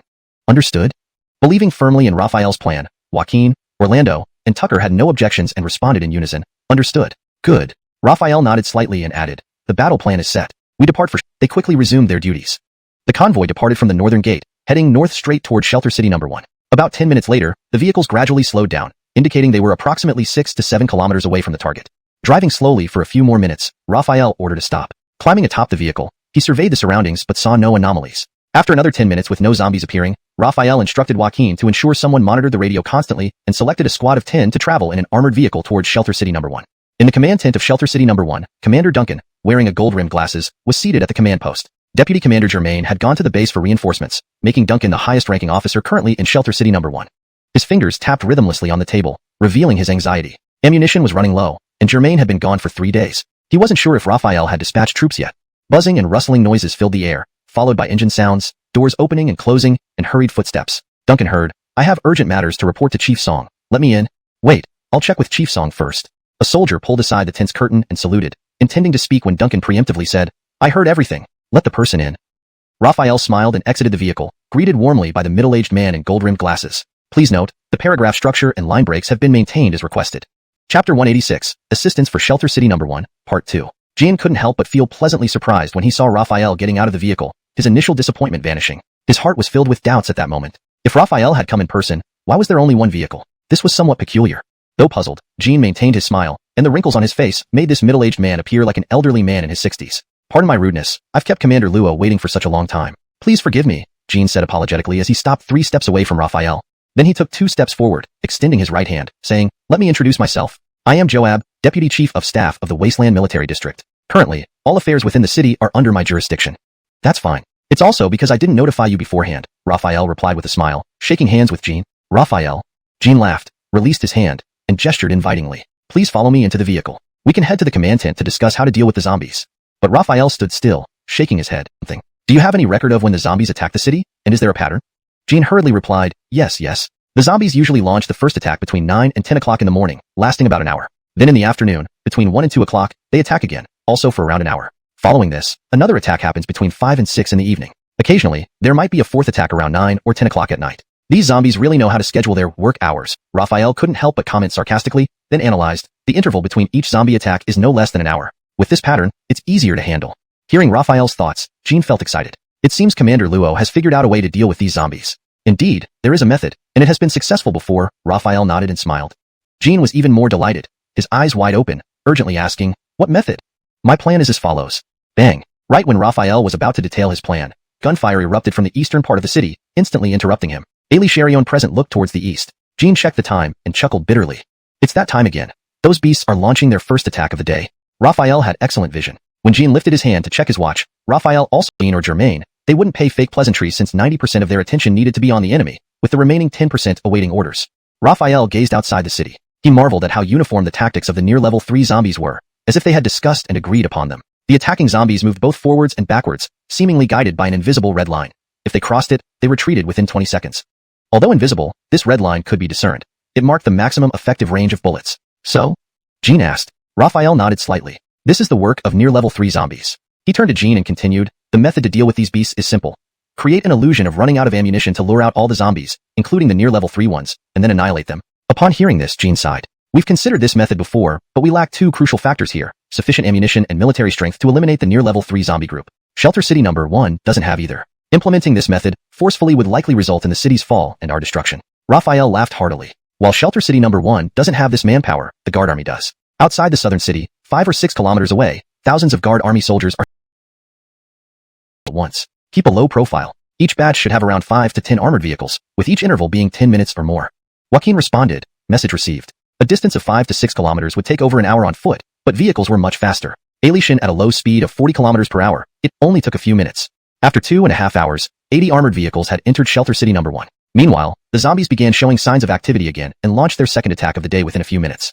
Upon receiving the news, Raphael immediately ordered a halt to all actions via the radio. The second siege also lasted for about an hour. After waiting for half an hour post-zombie withdrawal, Raphael resumed operations. Unconsciously, as the sky turned darker, the third zombie siege of the day had been over for over 4 hours. At that moment, Raphael stood atop the southern city wall, his ears picking up the distant rumble of engines. As time ticked by, the sound grew louder until 7 tanks emerged from the darkness. Behind him, Jean exclaimed in admiration, "The Guard Army's strength is indeed formidable. The last time we collaborated, they only deployed 10 tanks. I never expected there to be even more hidden power." Raphael smiled slightly but said nothing. The tanks approached the city gates, which opened to let them through. After watching the 7 tanks enter the city, Raphael turned, walking a short distance. Suddenly, a man's threatening voice echoed from a house across the street, accompanied by the sound of something crashing to the ground. Raphael stopped, turning his head toward the source of the sound. "Please, my son is sick. I worked hard to get this bit of food for him. If I don't have this, he will die." At this moment, a woman's voice emerged from inside the house, filled with sorrow, pleading, and despair. The words Raphael thought best described her tone. "Don't waste my time. Your kid looks like he should have died already. What do I care? Hand over the food, or I'll kill him now." The man's voice sounded heartless and cold-blooded. "Aye, you can do what you want, but please leave the food for us," Ember begged. "Looking at your filthy self, I have no interest. Let go now, or I'll do it myself," the man barked.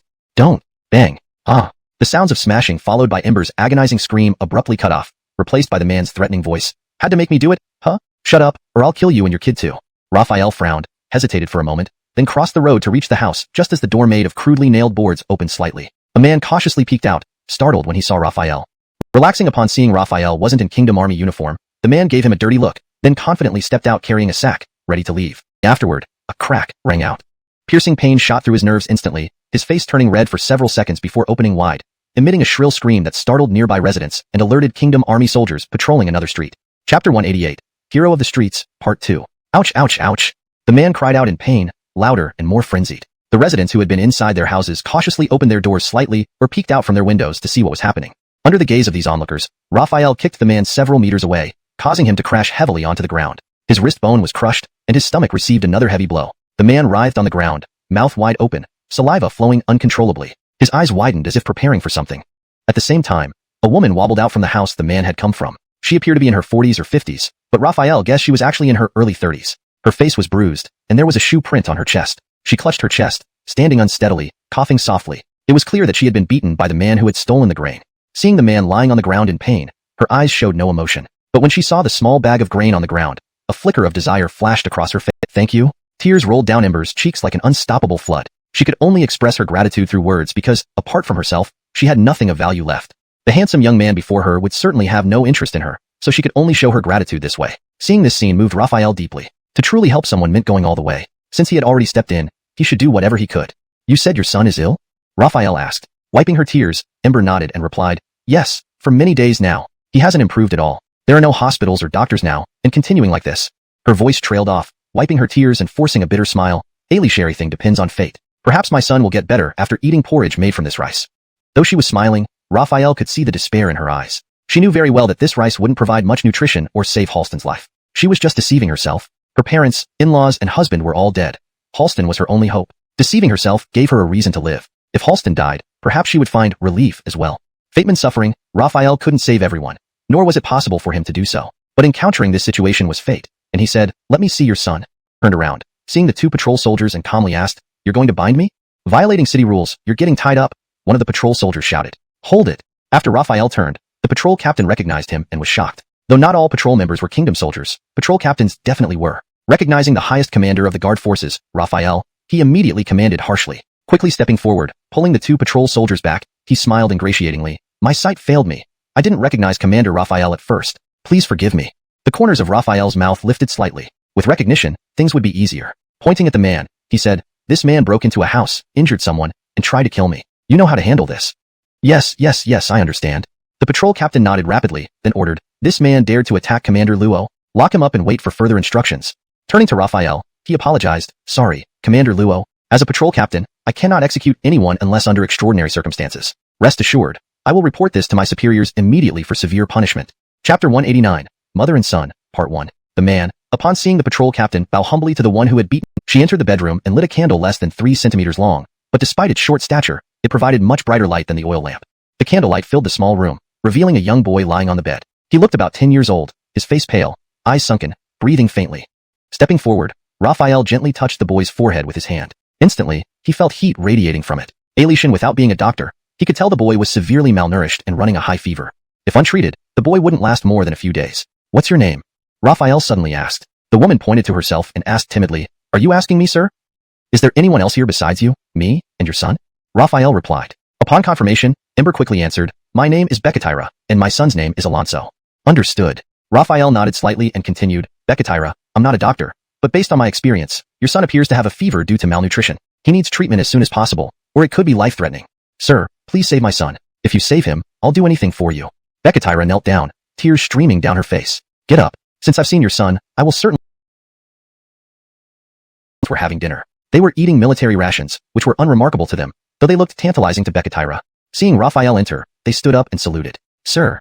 Joaquin, come here. Others, continue eating, Raphael said, lowering his hand. Joaquin stepped forward, glanced at Becatira and Alonso, then awaited orders.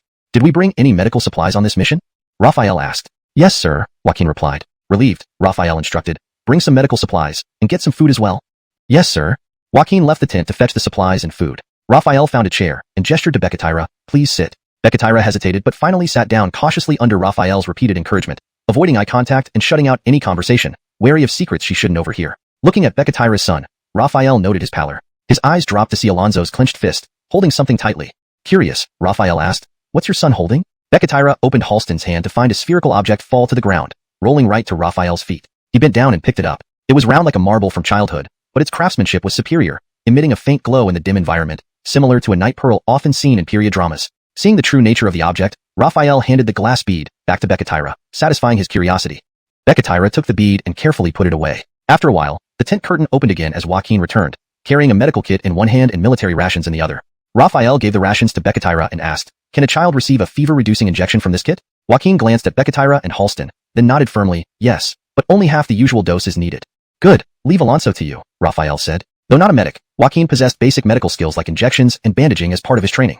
Touched by this, Becatira could not help but shed tears of gratitude. Chapter 190, Mother and Son, Part 2. Azariah gave Alonso a fever-reducing injection and hung in 4 bags of glucose. After all, just reducing the fever wasn't enough. Some nutrients had to be supplemented as well. Afterward, Raphael brought a foldable bed for Becatira and Halston Alonso, and under such circumstances, they could only make do with it for the night. The drip was like water, time trickling away drop by drop, transforming the dark night into daylight. Raphael woke up and glanced at the time. 8:32 a.m. There were just over 20 minutes left before the zombies would begin their attack on the city. He couldn't afford to waste any more time and immediately ordered the entire army to head east to guard the city gate. Before leaving, Raphael came to the military tent. Pulling back the curtain, he saw Becatira snoring softly as she lay sprawled beside the bed, apparently sleeping soundly. He smiled slightly but then suddenly felt someone staring at him, causing him to frown. He looked up and saw little Alonso staring at him with large eyes, his gaze wary, as if afraid that Raphael might do something harmful. Raphael took a step forward, and the little boy flinched in fright. But seeing his mother still asleep beside him, he mustered the courage to glare at Raphael angrily. His movement shook the bed slightly, alerting Becatira. Becatira mumbled, her eyelids fluttering before slowly opening. The first thing she did was check on Halston. Seeing Alonso awake and noticing the improved color in his cheeks, she touched his forehead, which was still warm but much cooler than the previous day. His better spirits confirmed this. At that moment, Becatira felt a rush of excitement and joy. Calming herself down, she noticed Halston's wide-eyed stare and followed his gaze to see Raphael. Hastily standing up, she straightened her hair and clothes before approaching Raphael and saying, Thank you, Sir Commander, for saving my son. She turned back to Halston and said, Xia, it's all thanks to Commander Raphael for saving you. Otherwise, Mom wouldn't have known what to do. As she spoke, her voice broke, and tears uncontrollably streamed down her face. Only then did Alonso realize that the person before him wasn't a bad guy but actually his savior. His suspicion and anger vanished, replaced by a look of gratitude and gentleness. Though only 10 years old, he had matured beyond his years from living in this harsh environment. He tried to get up from the bed, but still being ill, he lacked strength and couldn't manage it. Becatira, understanding Halston's intentions, helped him sit up. With weak effort, the young Alonso managed to say, Thank you, while looking gratefully at Raphael. Raphael smiled, impressed by the little boy. He waved his hand and replied, It was no trouble. If you want to thank me, work on becoming a better person. Alonso nodded vigorously, clearly taking Raphael's words to heart. Raphael smiled again, checking the time. It was already 8:40. He said, Rest well. I have some matters to attend to. Wait. Just as Raphael was about to leave, the little boy called out to him. Puzzled, Raphael turned around and saw Alonso lifting his clenched right hand, then opening it, finding nothing inside. Panicked, Alonso turned to his mother. Seeing his son's expression, Becatira reached into her pocket and said, the Gladiago army, the influence of Kesha hadn't been completely eradicated. Hence, the residents were wary of the armed soldiers and kept their distance. The Esiagwa army formed up at the eastern city gate, replicating the defensive posture used in Xi'an. Tanks in front, armored vehicles forming a half-circle, with weapons aimed at the entrance. The Esiagwa soldiers marveled at the guard army's formidable force. Jean had already been waiting at the east gate. Once the formations were complete, he greeted Raphael, Commander Raphael. Becajorsong. Raphael acknowledged courteously and then outlined the battle plan. During the zombie attack, I want the Esiagwa army to fire continuously until they're almost out of ammunition. You can either use all your ammo or half of it. The purpose is to lure out the main force of zombies hiding in the shadows. When that happens, I will lead the guard army to annihilate them. This battle was led by Raphael, and Jean simply had to follow orders. After Raphael finished speaking, Jean paused for 5 seconds before responding, understood. He went to arrange the defense, instructing numerous officers, Kyle, gather half of the remaining ammunition. Becketsiang, order everyone to open fire full blast during the attack without conserving ammo. Remy E. Courtesaning to Jean's instructions, Raphael thought, this old fox is holding back, only committing half of his ammunition their rifle butts with greater force. Jean, wearing wire-framed glasses, never took his eyes off the forest. Alishan, when his eyes grew tired, he quickly rubbed them and resumed staring. Raphael retracted his gaze and looked back at the distant forest. From everyone's demeanor, it was clear that the zombies were hiding within it. Tick, tick, tick. It felt as though you could hear the ticking of a clock, each second slipping away palpably. Screech. Angelotinly, a piercing eagle screech tore through the sky and broke the silence. Raphael looked up and saw the familiar silhouette of an eagle, frowning slightly, fearing another attempt to snatch food from his mouth. Sasa. Shortly after the screech subsided, dense footsteps emerged from the forest. Alishari soldier tensed immediately, their eyes gleaming with killing intent. Raphael diverted his gaze from the eagle and stared intently at the forest. Under his watchful eye, a roar erupted. Evolved zombies charging out of the woods, among them, many level 1 evolved zombies. Within minutes, the zombies had crossed the red line. The soldiers remembered Commandant Jean's orders to fire at full power without conserving ammunition. Thinking of the formidable guard army behind the city gates, the soldiers' morale soared. Armies cycled between firing and reloading. Raphael remained calm, his indifferent gaze fixed on the forest outside the city. Meanwhile, the guard army inside the city gates stood ready, waiting for Raphael's orders. After about half an hour, the Kingdom Army's ammunition supply began to dwindle, and zombie casualties dropped sharply. If previously the casualty rate was 10 per second, now it was only 2 per second, not because the Kingdom Army conserved bullets, but because they were nearly out of ammunition. Seeing this, Raphael approached Jean and whispered in his ear, have the soldiers slow their fire rate to survive this siege. His goal was to lure out the main zombie horde, especially the near level 3 and level 2 zombies, so they could be annihilated in one go. Currently, the hidden near level 3 zombie could see the Kingdom Army's dwindling ammunition, but Raphael was confident it wouldn't suspect a trap based on its intelligence. Based on the Scarlet Ongulon city battle, this scenario would likely trigger an attack by the hidden near level 3 and level 2 zombies. Of course, he would also welcome it if the main horde attacked now, as the guard army's guns were always ready. Jean nodded and immediately summoned the officers, instructing them to conserve ammunition. As the firing rate slowed, the kill rate dropped from 2 per second to 0.5 per second. The significant reduction did not arouse suspicion among the hidden evolved zombies, but instead made them more excited. This was replying, all right. He then proceeded to organize a small squad of 24 people to leave the city and clear away the zombie corpses. Caw. The eagle cawed in surprise, and Raphael looked up at it circling twice before flying away. This feathered creature, it left after the zombie horde retreated and didn't even see a near level 3 zombie. It really intended to scavenge, Raphael thought privately. After more than an hour of battle, it was now 10:30. According to previous patterns, the next wave of zombies should attack after 1 o'clock in the afternoon. However, better safe than sorry. Therefore, every warrior from the Kingdom Army remained at their posts on the wall, always vigilant towards the mountains ahead. Although the temperature wasn't extremely high for the season, today's clear sky and direct sunlight made everyone feel warm, causing many to sweat. In such an environment, time passed quietly until it reached 12 noon. At this time, the sun was directly overhead, burning everyone's skin fiercely. Raphael ordered Conley to distribute compressed rations to everyone. During wartime, complexity is not ideal. They only needed to fill their stomachs and replenish energy, with no need for gourmet cuisine. This wasn't because the compressed rations tasted bad but emphasized their convenience. He took another bite of the compressed ration and glanced at the Kingdom Army soldier. The Kingdom Army soldier had a speechless look, revealing irritation that seemed ready to turn into frustration. What's wrong? The guard army warrior asked curiously. Nothing, just kidney pain. The Kingdom Army soldier turned his head away. Under the blazing sun, eating lunch felt quite different. Raphael unscrewed the bottle cap and drank water, suddenly noticing a figure flying high above. Raphael was somewhat surprised, thinking, why did this feathered creature come back again? Caw. At that moment, the eagle in the sky let out a piercing cry, drawing everyone's gaze momentarily before they looked away. Just as their gazes retracted, dense footsteps came from the front forest, followed by a sharp roar. Numerous zombies rushed out of the forest, far exceeding the number of the previous wave by 2 to 3 times. Swish! A figure darted through the air, landing on a branch. Raphael focused his gaze and saw it was the level 2 speed zombie. This scene likely indicated that the main force of the zombie horde had mobilized, and the hidden near level 3 zombies should soon appear. Zombies charged forward with gaping mouths and clawing hands, prompting immediate reaction from the Kingdom Army soldiers who started firing gust javelins. Raphael clenched his fists behind his back but didn't act, watching as the logs flew toward the wall to make the concealed near level 3 zombie believed that city number 1 had run out of ammunition and lacked hidden strength, signaling it to make its move. Bang bang bang. 2 of the incoming logs crashed against the wall, sending debris flying and causing the wall to tremble. Though significant noise was generated, no real damage was done to the wall. After all, this wall belonged to a city with over 10,000 residents, and its defenses, while not matching Qihaldang cities, were far superior to smaller forts. The 3rd log flew over the wall. Fortunately, seeing it approach, Kingdom Army soldiers scattered immediately, allowing the log to fly into the inner area towards the guard army. Raphael turned around, showing no concern. A figure flashed forward to intercept the log. It was Conley who embraced the log with both hands, exerting immense strength to halt its momentum. Chapter 193, Battle, Part 3. Seeing the logs, as powerful as cannonballs, forcefully halted, Jean was secretly astonished. He had witnessed Germain's terrifying strength and speed, and now observing Azariah, he found that his speed and power were not much inferior to Germain's. It seemed that Azariah was also a shelter. City number 1's gate was ironclad wood, half a meter thick, sufficient to defend against ordinary zombies, level 1 evolved zombies, and quasi-level 2 strength zombies. But against level 2 strength zombies, it could only hold for a while. If a quasi-level 3 strength zombie attacked, it would only take a few moments before breaking through. Fortunately, unlike level 2 speed zombies that possess a fairly complete self-awareness and some intelligence, these 3 level 2 strength zombies could not make correct judgments. They focused on the wall and crazily rammed into it. Thud, thud, thud. Loud booms continued one after another, and the walls kept shaking. Despite cracks spreading across the impacted area, compared to the entire wall, it was insignificant, showing no signs of collapse. Inside the city, many residents stopped their activities and turned their gazes towards the east side. Previous sieges had never caused such a commotion. People's eyes were filled with worry and fear. Some muttered prayers silently, wishing for the Kingdom Army to win and defend the city. Others became increasingly terrified after a few loud sounds and immediately ran back to their houses, cowering under tables, beds, or blankets.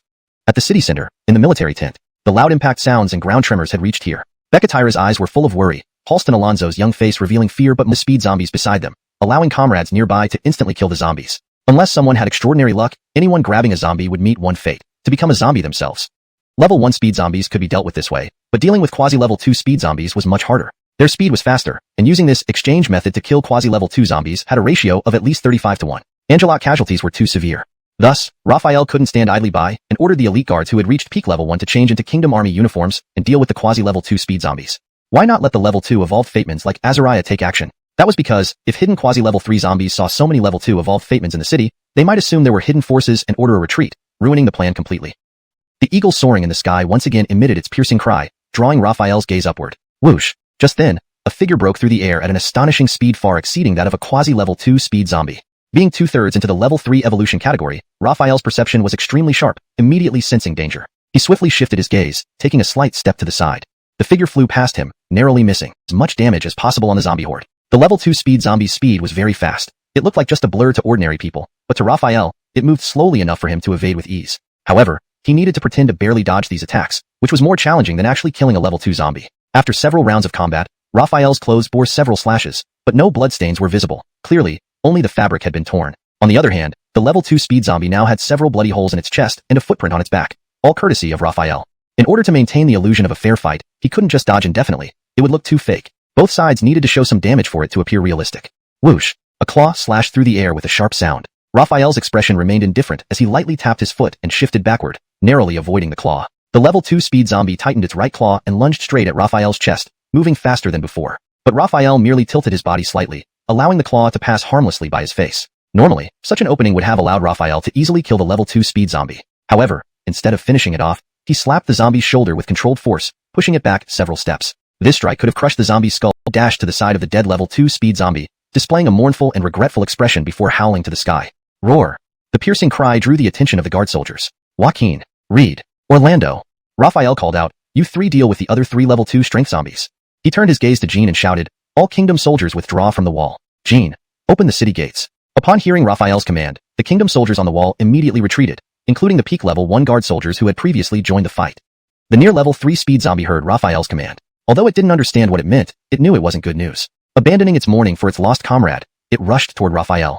As it leapt through the air, long claws sprouted from its fingertips. Raphael had consumed 3 near level 3 evolution crystals, giving him greater strength and speed than a near level 3 zombie. Though this near level 3 speed zombie was faster than the one encountered in Ruri City, it still wasn't a match for Raphael. Except for a true level 3 zombie, none could challenge him here. Clang. Drawing his military knife, Raphael's eyes sharpened, his gaze cutting through souls rather than flesh. His foot slammed into the ground, and he burst forward with incredible speed, shocking the near level 3 reached again. Raphael frowned, looking up at the bird. Was this feathered creature trying to steal his spoils once more? Clearly, he was wrong. The eagle circled high in the sky, showing no intention of stealing food. Recalling previous experiences, every time the eagle screeched, something bad happened.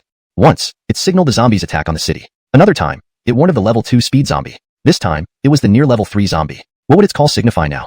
Whoosh! Angelotinely, Raphael's muscles tensed as overwhelming danger washed over him, tinged with the scent of death.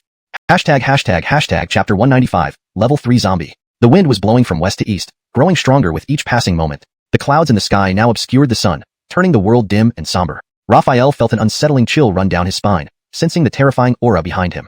Before he could turn around to check, a sharp gust of wind pierced through the air, stabbing into his back like needles, causing intense pain. Immediately after, he heard a tearing sound as that horrifying presence closed in from behind. Open the city gates. Creak. The massive gates swung open, allowing countless zombies to surge in. Instantly, gunfire and explosions erupted, their sounds deafening. The zombies that poured in were torn apart, blood and flesh splattering everywhere, wave after wave falling. On the city wall, Raphael panted heavily, reaching back to touch his back. His hand came away wet. Upon seeing it, his eyes widened in terror and panic. At that moment, the system's warning echoed in his mind. Warning, warning, warning. Detected zombie gene intrusion. The system's voice seemed to come from hell, and Raphael felt a sense of despair wash over him. However, within moments, he regained his composure, turned around, and faced forward. A near level 3 speed zombie sat against the parapet, its broken leg continuously bleeding dark red blood, staining the ground. In front of it, squatting halfway, was a monkey-like zombie of similar size. This zombie had no hair on its body. Its hands, aside from fresh red blood at the tips of its right fingers, did not have long or sharp nails. They must have retracted into its flesh. Seeing this zombie, Raphael was startled, sensing an extremely terrifying aura from it, far more potent than that of a near level 3 zombie. Moreover, it had managed to ambush him without him being able to dodge, showcasing its incredible speed. Angelic terrifying speed and imposing aura left Raphael speechless for a moment before he finally uttered, Level 3 zombie. A deep-seated despair. This battle would only end in failure. No, it already had. He was infected with the zombie virus. After a few more exchanges, new wounds appeared on his body. With the system's warnings echoing in his ears, his eyes narrowed, and he clenched his teeth, shouting, I'll fight you to the death. If dying was inevitable either way, exchanging one life for the other was better. The level 3 zombie extended its palm, its nails protruding from the flesh, equal in length to its hand. It lunged towards Raphael's chest, breaking through the air. Raphael stood resolute, ready for mutual destruction. If the zombie pierced his chest, he would seize it and smash its head with a single punch. Angelotinely, a strong wind blew, making Raphael's clothes flutter dramatically. Wind howling, water cold. The brave warrior departs and never returns. Faced with the imminent threat of death, Raphael tightened his fists. Whoosh! Bang! Angelotinely, an eagle's cry accompanied a sonic boom, casting a large shadow over Raphael and the level 3 zombie. A powerful airstream pushed down, halting the level 3 zombie mid-motion. An eagle descended from the sky, extending its giant claws, grabbing the level 3 zombie and pecking it repeatedly, each peck shattering bones and spewing blood. Speed zombie crumpled to the ground, dead. Opening his palm, Raphael found a pale green evolution crystal. This was a near level 3 evolution crystal. For someone who had already consumed 3 such crystals, swallowing this one would elevate him to a true level 3 evolved. However, he didn't feel the usual eagerness. The pain from his wounds constantly reminded him of the zombie virus infection. After a moment of silence, Raphael clenched the evolution crystal and silently asked, System, is there any way to remove the zombie virus from my body? Note, I've maintained the dramatic tone and style of the original Chinese text, preserving key elements like character thoughts, sensory details, and action sequences while ensuring the English translation is natural and fluent. Chapter 196, Urgency. The natural life energy contained within the dragon pattern crystal can purify any genes outside of its own. It can clear zombie genes from the host body. The system immediately provided an answer. Dragon pattern crystal. Raphael sighed bitterly. He had a dragon pattern crystal before, but he lost it later. Moreover, he remembered that extracting life energy from the dragon pattern crystal required high-tech equipment, which he didn't know where to get. The system could sense Raphael's thoughts and promptly responded. In the spirit of humanitarianism, I remind the host that upgrading the base to level 4 will unlock the research lab, which can extract life, let alone after evolution. So, finding a dragon pattern crystal in such a place within 15 days was certainly not enough time. Angelotinely, he spread out his palm and saw the quasi-grade 3 evolution crystal. He asked, System, if I consume this evolution crystal and become a grade 3 evolved, will the time to suppress the virus extend? Yes, a grade 3 evolved has a robust physique and can delay the eruption of zombie gene virus by about 3 months. What the hell? Upon hearing this, Raphael was greatly shocked. The difference between a quasi-grade 3 and a grade 3 evolved was huge. One 15 days, the other 3 months, a 6-fold difference. However, this also gave Raphael some relief. 3 months, or 90 days, while not guaranteeing he'd find the dragon pattern crystal within 3 months, was certainly more promising than 15 days. Without wasting time, Raphael ran into the city, entered the inner city, and walked into his exclusive military tent. He casually picked up a water bottle, poured out some water, cleaned off the impurities on the quasi-grade 3 evolution crystal, then swallowed it without hesitation. An overwhelming sensation of millions of ants biting him immediately surged through his body, But Raphael's expression barely changed. He didn't scream in pain. Because he had already consumed 3 quasi-grade, rushing forward despite gunshots and artillery fire. Their corpses shattered and splattered upon explosions, scattered across the ground, even landing on the top of a tank. The 3 grade 2 strength zombies didn't require Joaquin, Reed, or Orlando. All grade 2 evolved to intervene. They were obliterated by the tank's armor-piercing shells. Seeing the zombies piling up near the city gate almost blocking the entrance, Raphael immediately ordered, Orlando, Tucker, you take 1,000 men and ascend the wall to exterminate the zombies. Only tanks and machine guns had been utilized so far. Thousands of soldiers stood idle. Now Raphael issued his order, and Orlando and Tucker promptly selected 1,000 idle guards to quickly ascend the wall and begin eliminating the zombies. Unlike Xiang City, there were no grade 2 speed zombies calling for retreat. The grade 3 and quasi-grade 3 zombies, along with 4 grade 2 zombies, were already dead. Of the remaining zombies, only the quasi-grade 2 speed zombies retreated on their own accord, while the rest displayed extreme hunger for flesh and continued attacking until every single one was killed. 1,000 guards climbed the wall, setting up various firearms. Instantly, gunfire intensified several times over, accelerating the rate at which zombies were eliminated. Wearing wireframe glasses, military advisor Jean watched this and remarked, the guard army's combat power is truly formidable. Approaching Becketney, ordinary residents who hadn't eaten meat for a long time couldn't help but swallow their saliva. If it weren't zombie flesh being burned outside, but rather carcasses of pigs that died from illness, many people would have rushed out to feast. In the city center, inside the military tent, an oval table sat in the middle. Raphael sat at the head, with Sandra, Joaquin, Reed, and other guard captains sitting on either side of him. Opposite him, Jean sat in the central seat, flanked by other officers. The long table was laden with food, and more dishes were continuously being brought in. The aroma filled the tent. Raphael's gaze swept over the table. The food wasn't refined, and the ingredients were quite basic, but in this era, abundance was the highest standard. Jean smiled warmly and said, these are all we have in the city now, Commander Raphael, please don't be critical. Raphael smiled slightly and replied, with such a feast, how could I possibly criticize? After some pleasantries, they finally began eating. The Kingdom Army dug into their meals heartily, and so did the Guard Corps, except for Joaquin, Reed, and Orlando, who ate sparingly. Raphael looked at the 3 with confusion, thinking to himself, these guys are usually the most enthusiastic about eating. What's wrong today? They seem to have no appetite. Though he found it odd, it wasn't the right time or place to inquire further. The ingredients might have been simple, but the den to handle them, Commander Raphael. How to handle? Raphael smiled calmly. Why should I need to handle them? If my goal was just to deal with these people, why would I go to great lengths to help you repel the zombies? Over 100,000 people. Oh, I almost forgot to tell you, the base has been renamed Xuanhuan City. I will relocate all of them to Xuanhuan City. When they arrive, they will be residents of Xuanhuan City, and what they should or shouldn't do will be clear. If Chief Advisor Song is curious about life in Xuanhuan City, you're welcome to visit anytime. I would be delighted. Turning to the other Kingdom Army officers, Raphael added, this invitation extends to all of you. If you're curious about Xuanhuan City, feel free to visit. Jean chuckled but didn't continue. Instead, he asked, Beckety, I ask, Commander Raphael, whether Deputy Commander Xia must wait until all the people here are relocated to the Xuanhuan City before returning? Theoretically, yes, Raphael smiled, taking a sip of water. It seems Chief Advisor Song hopes Brother Germain returns as soon as possible. Ah. Jean sighed, explaining, to be honest, not only were we attacked by zombies, but the military district was also besieged. The situation isn't good. I just hope Deputy Commander Xia can return quickly and lead us to support the Wasteland Military District. What? The Wasteland Military District? Bang. Alition if it means death. We have to go and save them. A Kingdom Army officer slammed the table and stood up angrily, followed by others voicing their agreement. Jean immediately stood up, pressing his hand down and ordered, sit down. The officers reluctantly sat back down, and Jean apologized, sorry, they're rough men and lack manners. Raphael waved it off without further ado. Jean sighed and said, Commander Cortizu is still in the military district. Regardless of our ammunition supply, we must rescue him, even if it means certain death.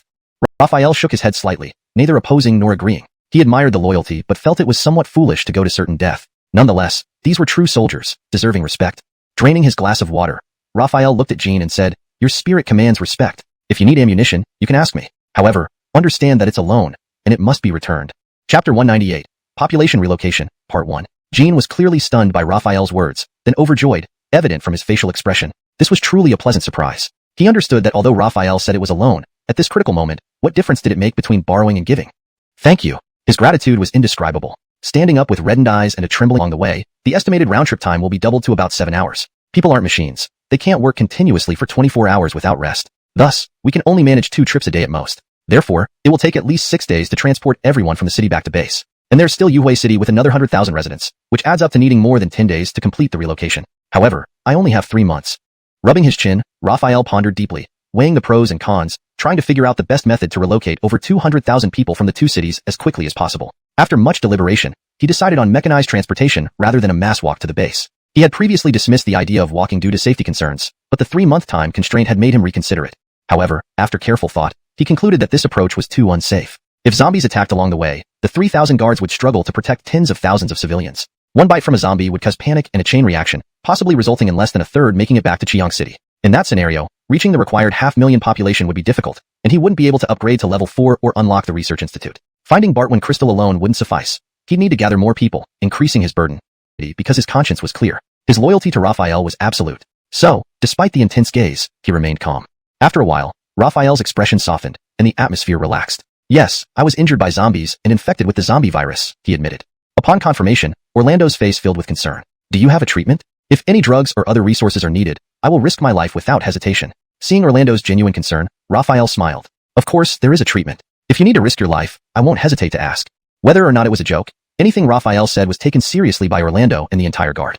Nodding emphatically, Orlando said, I am ready whenever you call. Waving his hand, Raphael said, all right, you may leave. After sending Orlando off, Raphael stepped out of the tent into the crisp morning air. It was a perfect day, with a gentle breeze. The sound of engines grew louder as Joaquin and Reed led 1,000 guards back to Chiyang City to retrieve the transport trucks. As they passed by, armored vehicle drivers saluted Raphael, who returned their greetings with a steady gaze. Hours later, Joaquin and Reed returned successfully with over 200 medium-sized trucks. Most were equipped with additional protective modifications, making them stronger against regular zombies. The civilians who had yet to be relocated watched anxiously from a distance. In the central military tent, Becatira and Halston Alonso stood outside, gazing at the south side of the city. Alonso looked much healthier now, walking steadily and energetically, visibly recovering. Mom, where is Commander Luo taking all these people? Alonso asked curiously. The relocation caused a stir in the city. Most people were anxious and confused since Raphael hadn't given prior notice or explanation. Commander Luo is definitely taking them to a better place, Becatira said softly, looking at Halston with tender eyes. Really? Then I want to go too. Alonso exclaimed excitedly.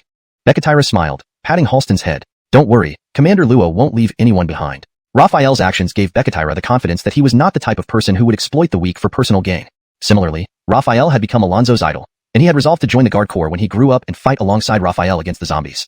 6 days later, Chiyang City. It was noon, scorching hot enough to make people drowsy. On the city walls, the Tianqing soldiers squinted under the bright sun, feeling sleepy despite their alertness. When drowsiness struck, they gritted their teeth and pinched their thighs hard, instantly waking up. The downside was, thank you, Germain responded with a smile.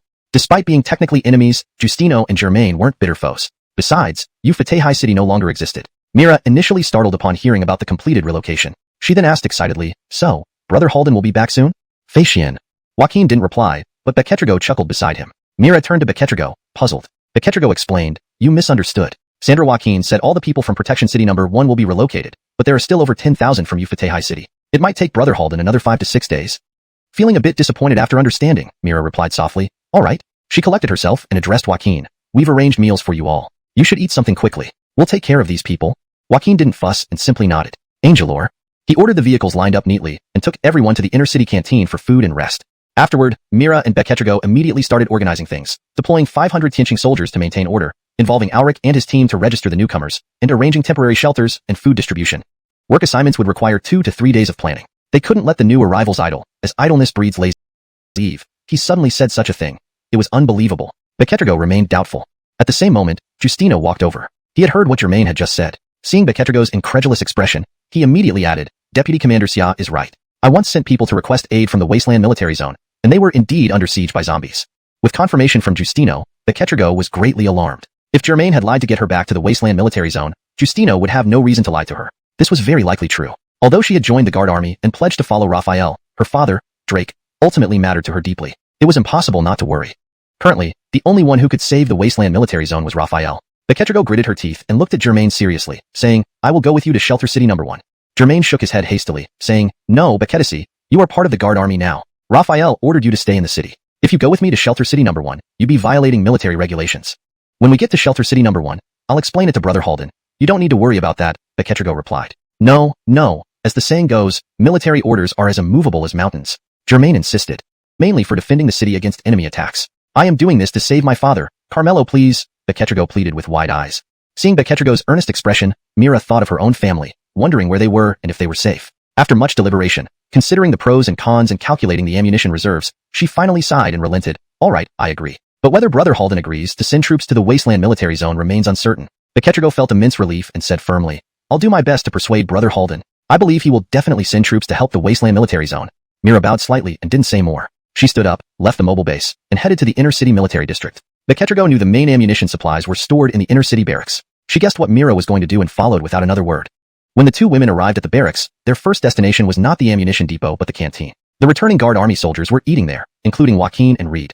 Mira and Beketrigo walked directly to Joaquin and Reed's table and sat down. Joaquin and Reed were eating when they saw two beautiful women approach and sit at their table, making them feel awkward. They immediately changed from shoveling food to chewing slowly. It wasn't because they wanted to maintain a gentlemanly image before Mira and Beketrigo. In fact, we should indeed resupply. Reed mimicked Raphael's gesture of rubbing his chin and nodded. Why are you rubbing my chin? Joaquin slapped Reed's hand away, shaking his head. Without a direct order from the commander, doing this would violate military regulations. We can't do it. Seeing Joaquin's determined refusal, Mira frowned, unsure how to proceed. She glanced at Beketrigo, noticing her anxious expression. I will go to Shelter City No. 1 with you. I'll explain the situation regarding the ammunition to the commander, Beketrigo offered. Joaquin and Reed looked at Beketrigo, exchanging glances. Through long-term collaboration, they communicated seamlessly even through eye contact. They nodded subtly.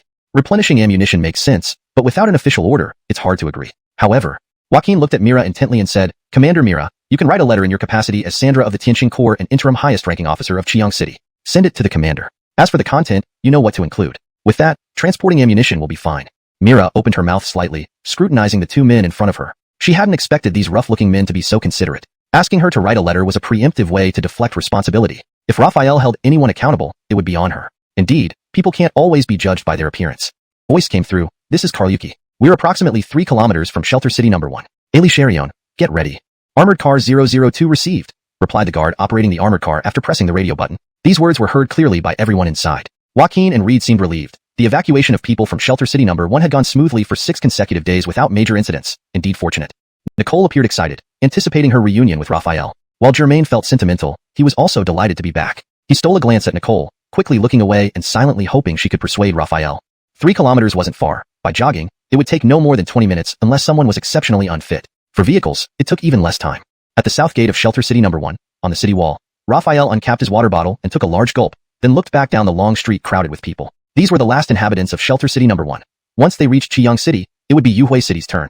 The rumble of engines grew louder. Raphael smiled, turning to face outside the city as the sounds became clearer. A few tanks appeared first, followed by armored cars and trucks.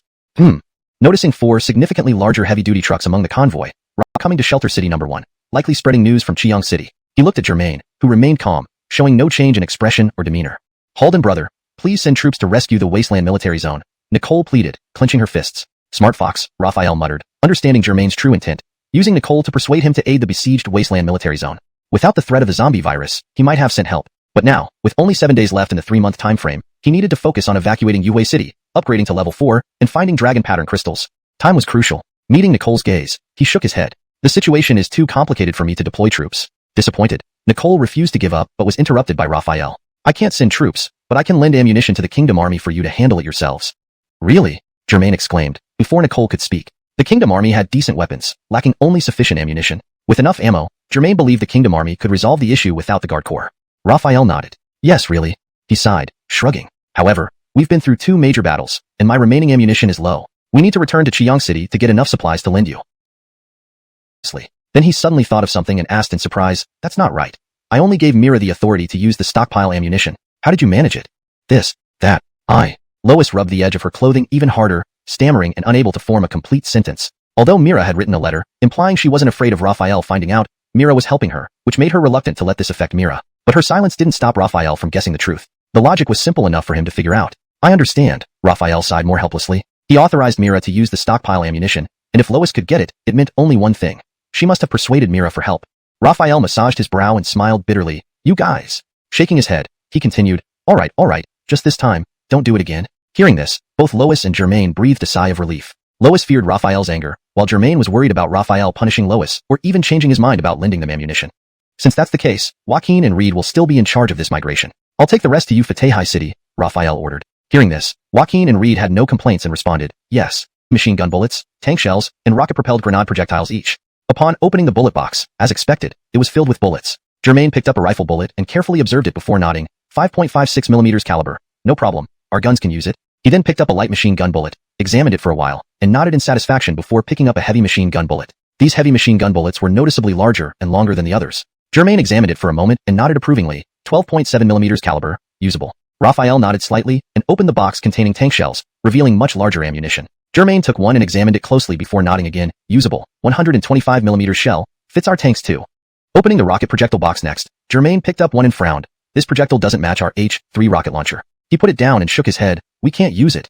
No problem, as long as the other types work. As for the rocket launchers, I brought quite a few on this expedition and can temporarily lend you a few, Raphael offered. Germain was pleasantly surprised and thanked him. That's great. Thanks a lot, Commander Raphael. Raphael smiled and said, remember, you have to return them after everything is done. Hearing this, Germain laughed heartily. Raphael sized up Tracy and smiled slightly, praising, you're much smarter than Isaiah. Hee hee. Tracy scratched his head and chuckled. Thank you, sir. All right, arrange for people to notify the residents of the city. Migration will start tomorrow, so have them prepare accordingly, Raphael ordered directly without any unnecessary talk. Tracy responded promptly, understood, sir. Chapter 203, Rescue, Part 1. Wasteland Military District, Commander's Office. Sure. Drake held a satellite mobile phone with an antenna of about 7 to 8 centimeters to his ear, nodding continuously, his face brimming with uncontainable excitement. After a long conversation, he chuckled and said, Old Ongulon, wait for you. I'll treat you to drinks. The person on the other end of the phone replied, you said it yourself. I'm making note of this. When the time comes, you old geezer can't go back on your word. Drake laughed. What do you mean, go back on my word? I always keep my promises. Pfft. Last time you said you'd treat Xiao and me, but it never happened, came the reply. Well, that was a special situation. This time, definitely, Drake said, somewhat embarrassed as he was caught in his lie, forcing out a few dry laughs. Remember that, this time, definitely, overcast, cooling down considerably. Shelter City number 1 lacked its usual vibrancy today. Large and small streets were deserted, except for the center where Kingdom Army soldiers could be seen patrolling. In the command tent, Germain pointed at the Wasteland Military District on the map and said, the military district has only one entry and exit point at the east gate, where zombies primarily attack. With our ample supply of weapons and ammunition, I think we should confront them head on. I disagree. Jean adjusted his gold-rimmed glasses, shook his head, and said, we're not the guard army. Confronting zombies directly doesn't guarantee victory. What do you mean, Jean? Are you saying our combat capabilities are inferior to the guard army? Is Jean brainwashed by Raphael? Jean's words immediately drew objections from the other Kingdom Army officers. Jean frowned slightly and sternly said, I'm telling the truth. Our combat strength indeed isn't as strong as the guard armies. Bang. Commissar Song, someone cut in. The guard army has 12 heavy tanks. How many do we have? They have dozens of heavy machine guns. How many do we have? And evolved humans. Haven't you seen how many evolved humans the guard army has? How strong Raphael is to easily kill pseudo-level 3 zombies. Who among us can do that? I'm not exaggerating or being brainwashed. I'm stating facts. Confidence is fine since. Let's vote. Raise your hands if you agree to confront the zombies head on. Swish swish. Immediately, all officers raised their hands except for Jean, who hesitated for a moment and eventually did the same. At this point, there was no alternative. Zombies weren't human and couldn't be tricked psychologically. They could only be eliminated by overwhelming force. Since everyone agrees, I hereby announce the meeting is adjourned. Rest well and prepare mentally for the battle against the zombies, Germain declared. Wait a moment. Just as everyone was about to disperse, Beketrigo spoke up, drawing everyone's attention. Germain asked, Beketisi, do you have anything to add?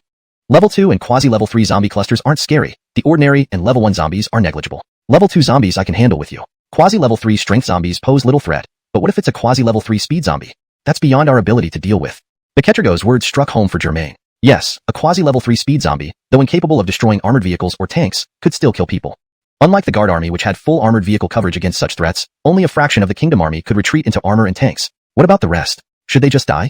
If they couldn't eliminate quasi-level 3 zombies, these would continue to exist, rendering the rescue mission a failure.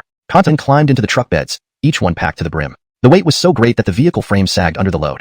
Angelock loading clearly violated freight regulations. However, at this moment, those rules didn't matter. Efficiency was the priority. After nearly an hour of preparation, the first batch of evacuees for the day was finally loaded. With a command, the vehicle started up and set off in a grand procession toward Chiang City. As the convoy disappeared over the horizon, Raphael retracted his gaze. At this time, the city walls were manned by guard army soldiers. The Angel Onset army soldiers had been disarmed and became ordinary civilians, just like the others, preparing or already on the trucks being evacuated to Chiang City. Some people exhibited the same fear as the residents of Shelter City number 1, but their numbers were few. Unlike Shelter City number 1, which lacked prior explanation, Tracy and Carl had arranged for personnel to explain the evacuation plan days earlier. Thus, the residents knew they were heading to a place called Chiang City, where living conditions would be better, not worse. As for why some still felt anxious, it was because these individuals were overly cautious and suspicious. No matter what they were told, they believed others were deceiving them. Elation if they saw and experienced it firsthand, they would think it was a performance and that something terrible would happen later. So, some might eventually realize midway that this wasn't a show but reality, slightly, but due to the poor lighting, he couldn't see who was inside through the windshield. Glancing beyond the vehicle, he didn't notice anything unusual. Raising his hand, Raphael said, "It's just one car, nothing threatening. No need to be so tense." This was true. One car by itself could barely pose any threat unless it carried a small nuclear bomb. The SUV stopped right before the city gate but did not turn off its engine. Click. The sound of the car door opening echoed as the rear passenger door on the right side slowly opened, revealing a long, slender leg stepping out, followed by Beketrigo fully exiting the vehicle. Raphael raised an eyebrow in surprise. He hadn't expected it to be Beketrigo. Wasn't she staying at Shelter City number 1 to help rescue her father along with Germain? Could the situation have been resolved so quickly? It seemed almost too fast to believe. "Brother Halden, it's me," Beketrigo called out while waving vigorously below. Hearing this, Raphael smiled slightly and told the nearby guard corps soldier, "Open the city gate." Recognizing Beketrigo, the guard relaxed and promptly opened the gate. "Come in first," Raphael said with a smile as he looked at Beketrigo. Beketrigo nodded and returned to the car. The SUV's wheels rolled over the gravel road, entering the city. Raphael came down from the city wall to greet Beketrigo. Seeing Raphael, Beketrigo felt genuinely happy deep down and hurriedly stepped. Clearly understood what Beketrigo needed, his assistance alone rather than the guard corps, which wouldn't interfere with the population relocation in Yue City. Moreover, since Drake was the commander of the military district, connecting with the military was beneficial despite the current lack of more army forces. Alishan now, Xiyang City lacked the strength to resist the army unless it had completely collapsed. Additionally, Raphael was confident in his own capabilities as a Grade 3 evolved, giving him assurance that he could escape even from amidst thousands of troops. Therefore, he wasn't worried about being held hostage by the kingdom army. Considering all these factors, he chose to agree. Overwhelmed with emotion, Beketrigo hugged Raphael tightly, tears of joy streaming down her face. Raphael patted Beketrigo's shoulder gently. "You must be hungry after coming so early without breakfast. Let's go have breakfast together." The next morning, an SUV drove out of the city gates headed towards Shelter City No. 1. Driving the vehicle was a Kingdom Army soldier, while passengers were Raphael and Beketrigo. Inside a tent at Shelter City No. 1, numerous Kingdom Army officers were gathered, including Germain and Deputy Chief of Staff Jean. Beketrigo left for Yue City early yesterday and hasn't returned or sent any news. Raphael probably refused to help, Jean remarked, his face showing worry. "Yes." Germain was equally thrilled, jumping up from his seat. "Where are they? Take me to them." "The officers Raphael and Beketrigo are resting in the reception room upstairs," the soldier replied. "Quickly take me there," urged Germain. Walking briskly, Germain followed the soldier to an SUV, arriving within minutes at a small villa. Getting out of the car, the soldier pointed upward. "Commander Luo and Beketrigo are in the reception room on the second floor." Germain nodded and walked into the villa, heading straight for the second floor reception room. Pausing at the door, he tidied his uniform and took a deep breath before knocking 3 times. "Come in." Upon hearing Beketrigo's voice, Germain pushed the door open. As expected, only 2 people were inside, Raphael and Beketrigo. "Brother Xia." Raphael stood up and greeted him with a smile. Germain's face was filled with gratitude. "Commander Luo's righteousness is truly appreciated. On behalf of the Kingdom Army, I extend our sincere thanks." Grasping Raphael's hand firmly, he sincerely said, "Thank you." "You're welcome," Raphael smiled, shaking hands with Germain briefly before releasing his grip. "It's a small matter, Brother Xia. No need to be so formal."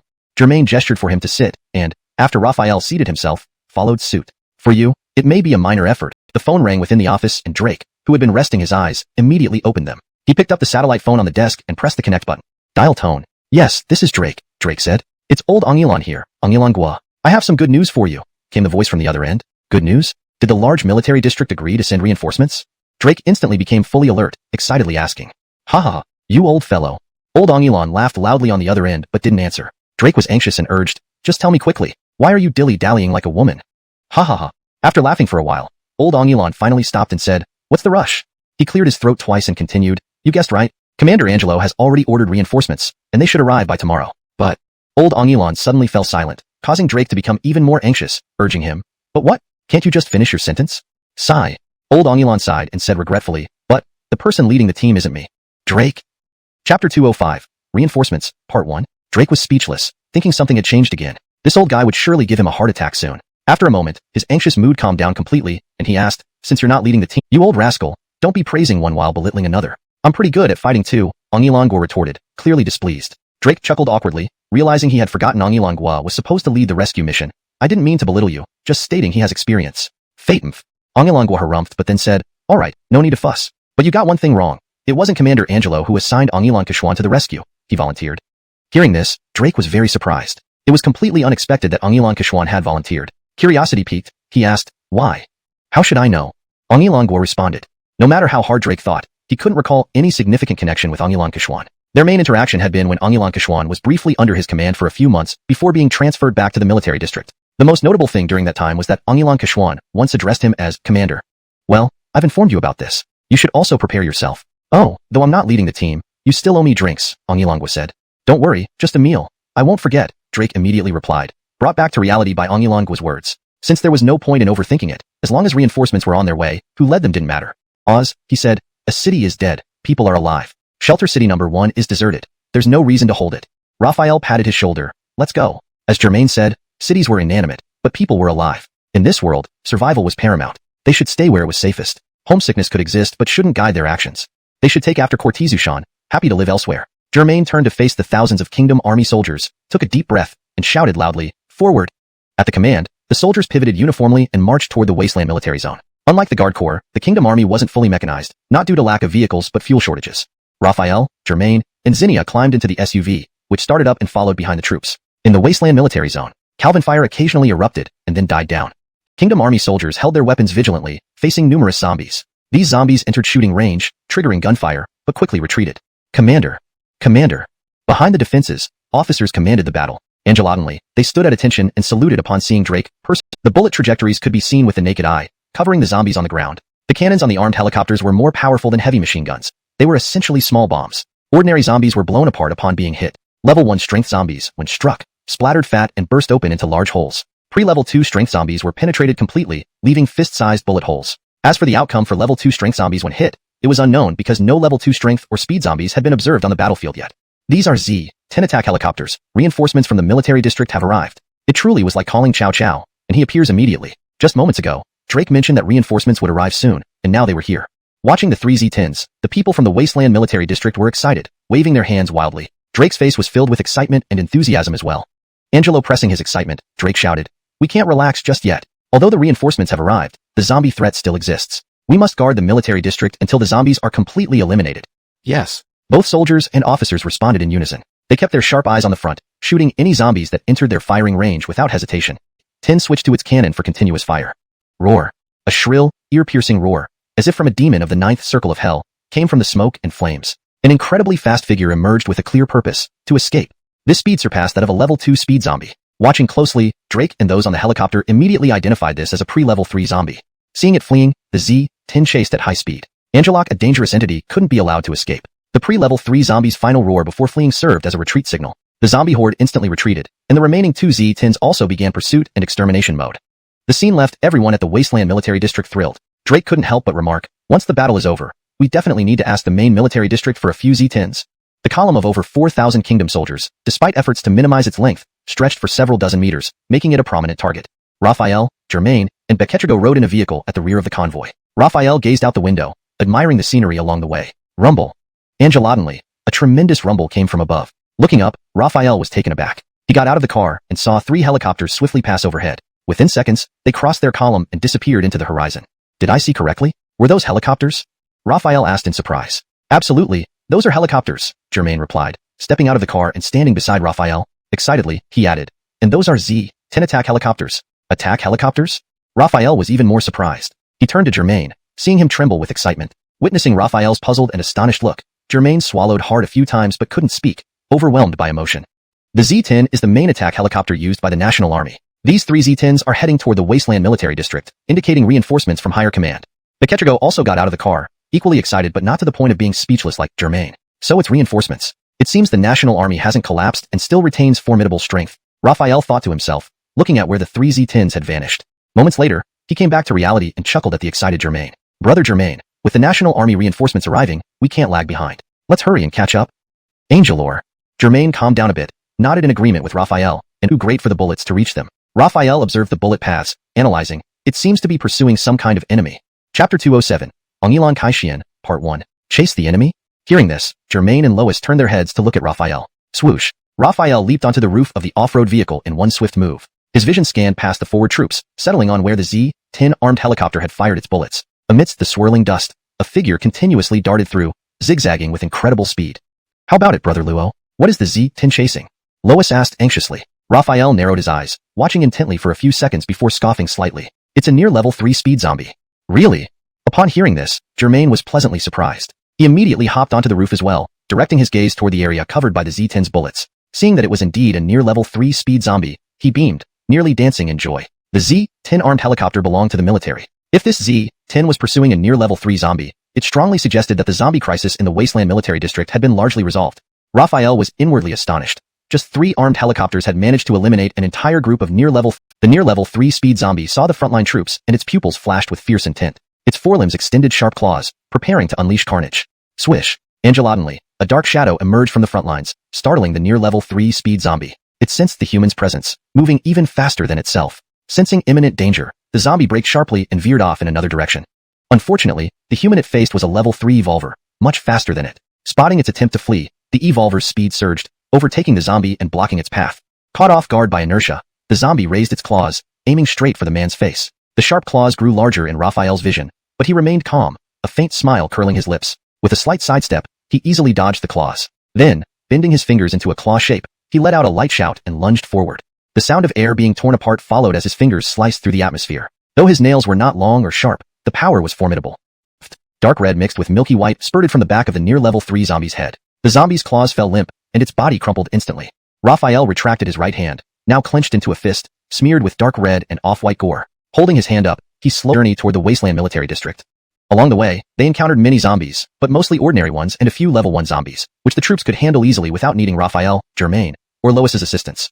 After marching for several hours, the team halted abruptly. A soldier ran up to Germain and saluted. Deputy Commander, we've reached the military district. Frontline soldiers are waiting to intercept us. Please proceed for negotiation.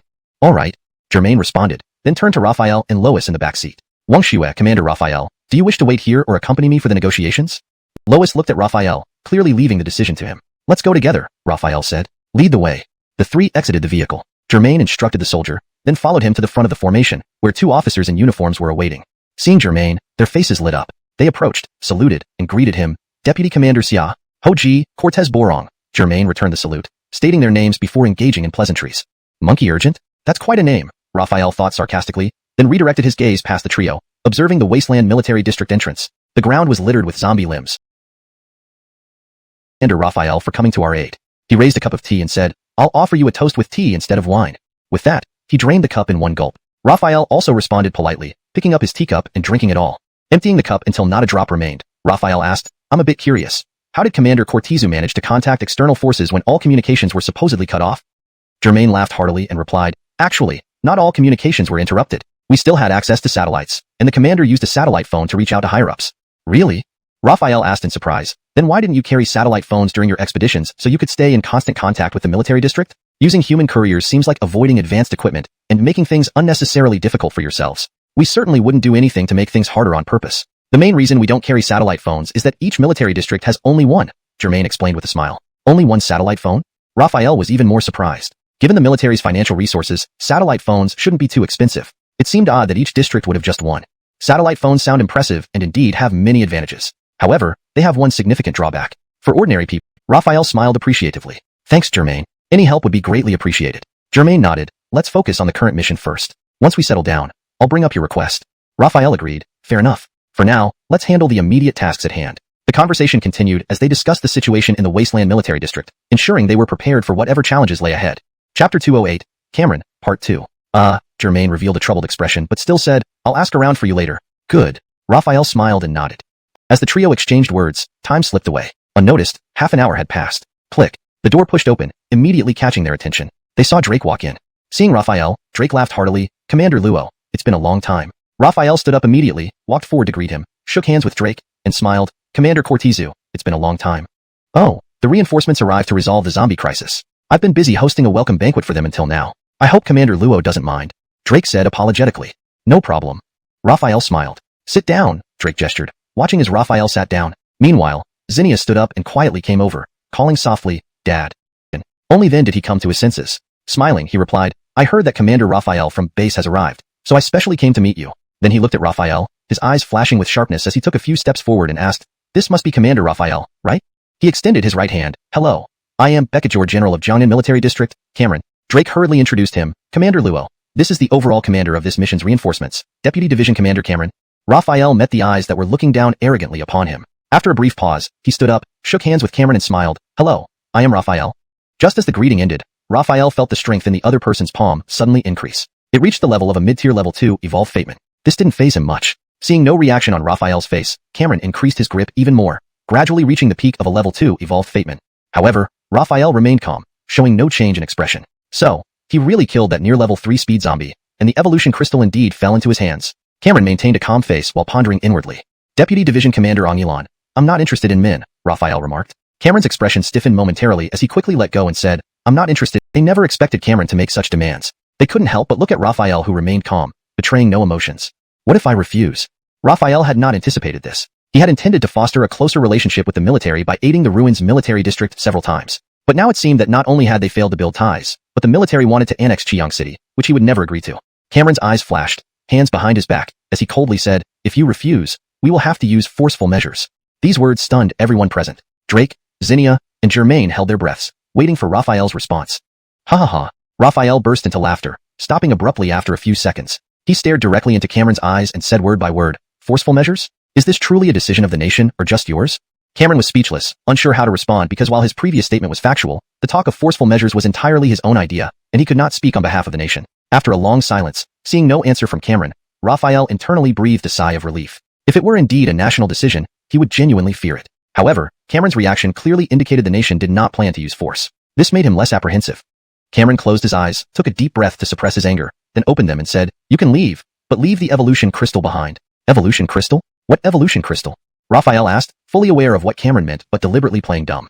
Anyone could see through Raphael's exaggerated act, and Cameron was no exception. His fists clenched slightly as he controlled the urge to strike. For some reason, although he used to be quite easygoing and rarely got angry, Cameron found himself easily enraged after acquiring immense power and authority. Sometimes, even a small mistake by a subordinate would set him off, leading him to lash out physically. This behavior had earned him criticism from higher-ups on numerous occasions. And now, this Raphael dared to challenge him like this. If not for Zinnia and Drake being present, and if not for Raphael's respectable strength, he would have already crushed this audacious individual underfoot and rubbed his face in the dirt. Controlling his temper, he said coldly, "I'm talking about the evolution crystal you obtained from killing the near level 3 zombie." "Oh, so you mean this?" Raphael feigned realization, pulling out the near level 3 evolution crystal from his pocket and waving it in front of Cameron before putting it back, clearly not intending to hand it over. He said, "My rule is simple. Whoever kills the zombie gets the crystal." Fate. Cameron's gaze grew icy, and he snapped. If my missiles hadn't severely wounded, Raphael remained calm and unafraid. He gently pulled Zinnia behind him, standing steadfast as he locked eyes with Cameron. Their gazes clashed like lightning sparking off metal. Cameron took a step forward, deliberately stomping hard. His foot hit the ground like a massive boulder, causing a thunderous sound that cracked the floor and made the building tremble. Not just the floor. The entire building shook violently, the loud noise echoing throughout. People inside the building panicked immediately, shielding their heads and rushing down the stairs to the ground floor, then pouring out onto the empty road. Looking around, everything seemed still. No trembling buildings, no shaking ground. Confused, they wondered if this was an earthquake akin to a passing shower. Boom. Another deafening sound echoed, and sharp-eyed observers noted the building quivered slightly but instantly settled. They exchanged puzzled glances. This was a localized seismic event. Inside the reception room, Cameron stepped forward, and Raphael didn't back down, matching him step for step, ensuring his presence was felt too. The tension rose to its peak as both men squared off. "Stop!" As conflict loomed, Drake shouted, looking gravely at Zinnia behind Raphael. He then turned to Cameron, sternly saying, "Deputy Commander xuanhuan, you're really not giving me any face." Cameron paused, confused by Drake's sudden change of sides. After all, reclaiming Raphael could try exhausting their fuel supply until they had to land. But anyone with sense would retreat to refuel once fuel ran low. Moreover, he needed to consider Cameron's military backing. For now, peace was paramount, at least until the base reached level 4. At that point, air defense systems might unlock, fortifying Qiyang City impregnably. "Why are you silent? Afraid?" Cameron taunted, trying to provoke Raphael into accepting the challenge. Raphael smirked. "All right, let's have a one-on-one." Cameron smiled smugly, thinking his provocation worked. Privately, he mocked Raphael's lack of mental fortitude. Unbeknownst to Cameron, Raphael calculated the odds and was confident of victory. Zinnia, trusting Raphael's capabilities, showed little reaction. Germain was puzzled. Jean had told him how Raphael had defeated multiple zombies and summoned eagles, almost superhuman feats. How could Cameron be a match? Drake, with years of military experience, did not object to the duel. While he favored Raphael for his daughter's sake, Cameron represented the military and was rapidly rising in rank. A peaceful resolution was ideal. Anxiously awaiting Raphael's defeat, Cameron asked Drake to prepare the dueling grounds. Nodding, Drake led them to the training field, which was deserted after the zombie threat had been neutralized. "This place," Drake gestured. The fist loomed large in Raphael's vision. Its power and speed exceeded that of an average level 3 ready zombie. Aletian, a 20-centimeter concrete wall would crumble under such force. Though Raphael was a level 3 evolved Fateman with enhanced defense, standing still to take such a hit was clearly not an option, especially not one aimed at his face. With only 30 centimeters separating Cameron's fist from Raphael's face, Cameron flashed a savage smile, confident that Raphael had no time to react and would stand there taking the hit. He did not intend to kill Raphael, so he held back some of his strength, though he did not slow down. Just as he was gloating, in the next instant, everything blurred before his eyes, and a hand blocked his punch. A dull thud echoed, and centered around Cameron and Raphael. A visible shockwave radiated outward for over 10 meters, stirring up dust from the ground. Cameron was taken aback. Raphael remained unmoved, and he felt like striking against a metal wall. Not only did Raphael sustain no damage, but the impact reverberated painfully up his wrist. Reacting quickly, Cameron tried to retract his fist, but Raphael's grip tightened like a titanium clamp, holding his fist firmly in place, refusing to let go despite his efforts. Looking up at Raphael's face, he saw a grin. Angelottenly, the punch rapidly grew in size before Raphael's eyes. He could sense the power and speed. It surpassed that of a typical level 3 zombie. Aletian, a 20-centimeter thick concrete wall would crumble under this blow. Though Raphael was a level 3 evolved Fateman with significantly enhanced defenses, standing still and taking the hit would be impossible, especially since the first move was aimed at his face. With only 30 centimeters between his fist and Raphael's face, Cameron wore a vicious grin, assuming that Raphael simply couldn't react in time and would take the hit standing. Not intending to kill, he held back slightly but did not slow down. Just as he felt smug, in the next second, Everything blurred before him. A hand blocked his punch with a dull thud. An observable shockwave radiated outwards over 10 meters from them, kicking up dust from the ground. Cameron was taken aback. Raphael stood unmoved, and he felt like punching a metal wall. Raphael wasn't harmed, but his own wrist throbbed with pain. He tried to pull back quickly, but Raphael's grip clamped down like a titanium vice, holding his fist tight no matter how hard he struggled. Looking up at Raphael's face, he saw him smile before suddenly releasing his grip. The force behind Raphael's backward tug was too strong, causing Cameron to stumble back uncontrollably, then fall flat on his back. "You're too weak." Raphael stood still, not pressing his advantage, choosing instead to taunt. Physical harm paled in comparison to mental harm. To illustrate, there's a Chinese idiom, shrimp heart and pork liver, which humorously suggests kindness or compassion, akin to saying someone has a heart of gold in English. Note: for idiomatic expressions without direct English equivalents, providing context or explanatory notes can help maintain the original meaning. Chapter 210, Fate Humiliation, Part 2. Enraged by the mockery, Cameron's anger intensified as he swiftly rose from the ground. Breathing heavily with bloodshot eyes, his fury now included a growing desire to kill. Initially, he had only wanted to teach Raphael a lesson and show him that he was not to be trifled with. Now, however, his intent to kill had become genuine. Damn it! With an enraged roar, he lunged forward, closing the distance between them again. His left fist shot out, but stopped mid-strike. At this moment, Raphael felt a rush of air from his left side, accompanied by the sharp crackle of compressed air. Slightly surprised, Raphael hadn't expected Cameron to use feints in addition to real strikes. However, such tricks were useless against superior strength. Leaning backward, Raphael easily dodged Cameron's kick. Then, with a swift right foot strike, he kicked Cameron in the thigh. The force wasn't great. If it had been full power, Cameron would have ended up doing injuries or pursue. Instead, Raphael stayed rooted to the spot without moving forward or backward. Cameron became infuriated and rushed forward yet again, this time using a military knife. After several dozen rounds, Raphael consistently avoided or blocked his attacks before countering. Each counter was not strong enough to cause serious harm but inflicted minor injuries, causing him significant pain. Realizing Raphael's strength far surpassed his own, Cameron felt an unprecedented sense of humiliation, understanding that Raphael was playing with him and holding back. "Ah!" His scream echoed like that of a berserk zombie. Glaring intensely at Raphael, his rage seemed almost tangible, shooting daggers at him as if hoping to incinerate Raphael with fiery fury. But when he saw Raphael's calm demeanor and indifferent gaze, Cameron felt a wave of defeat. What started as an attempt to humiliate Raphael ended with him feeling utterly humiliated himself. Alition more frustrating was the realization that personal combat prowess could not salvage his lost dignity, leaving him powerless. From the subtle changes in Cameron's expression, Raphael saw that this battle pierced deep into Cameron's heart. Perhaps afterward, Cameron might experience a complete mental breakdown, losing all will to fight, thus achieving Raphael's goal. The training field. Expecting Raphael to lose, Drake was surprised to see how effortlessly Raphael handled Cameron, like an adult handling a child. This worried him greatly. If Cameron died, was crippled, or became mentally unstable, it would be hard to explain to higher-ups. As a military official, he knew he needed to apprehend Raphael for higher authorities. Concerned, Drake asked, "Commander Luo, what now?" Raphael reassured him, "Don't worry, I know my limits. He'll be fine." Reassured, Drake breathed a sigh of relief and hurried to check on Cameron. "Vice Commander xuanhuan, are you alright? Do you feel pain? If so, I have painkillers. What did you say? Don't just open your mouth without speaking." Courtesaning to Drake's chatter, Raphael shrugged helplessly and turned to Germain. "Brother Germain, can you arrange a vehicle for me? I need to leave soon." Germain, having retracted his gaze from Cameron, replied, "This Cameron is stubborn. Fate humiliating him like this won't end well." Raphael responded with frustration, "I wanted to finish him off to eliminate future troubles, but would you let me go if I did that? Would your superiors, or the military spare me?" Germain paused, then sighed, "You're right. If you killed or disabled him, the military wouldn't rest until they got you." But as soon as he moved, a sharp pain shot through his right rib, making him hiss sharply. "Damn it! To humiliate me like this in front of Beketisi, I will definitely kill you." Cameron's eyes were filled with murderous intent, which was terrifying. A nurse happened to walk in with medicine and was startled by his gaze, dropping the medicine onto the ground. "You go take care of other patients." Drake stepped out from behind the nurse, picked up the fallen medicine, and said to her, "Yes, Commander." The nurse hurriedly replied and left. Drake looked at Cameron on the bed and said, "It's not too serious, just 2 broken ribs." Raphael was quite measured. Cameron remained silent, suspecting that Drake might have betrayed the military, defending Raphael even at this moment. Drake pulled a chair next to the bed and placed the medicine on the bedside table. "This is painkillers. Take them and it won't hurt as much." He paused for a moment, then chuckled softly, saying earnestly, "Cortesto Longilan. Raphael is very calculating and strong. It's better to be friends rather than enemies with someone like him." "Fate!" Cameron coldly snorted, turning his head away and said icily, "So what if he's cunning and strong? Can he be stronger than us? Does he have armed helicopters? Though my personal combat skills aren't as good as his, I have the Z-10.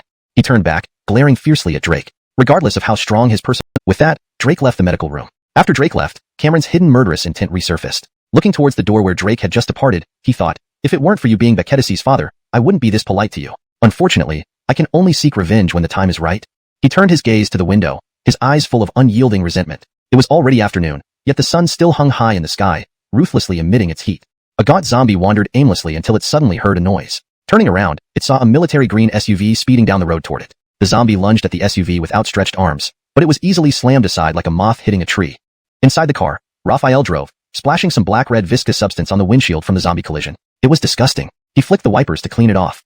Next to him in the passenger seat, Beketrigo could be seen wrinkling her nose in disgust at the viscous substance. Raphael glanced at her briefly and asked, Beketisi, back at the Wasteland Military District, Cameron said he came for you. And you mentioned that you've told him several times before that you didn't like him. What was that about? Beketrigo sized up Raphael, wondering why he suddenly asked about this, fearing he might be upset. She worried. Is he angry? If I say Cameron pursued me, will he beat me?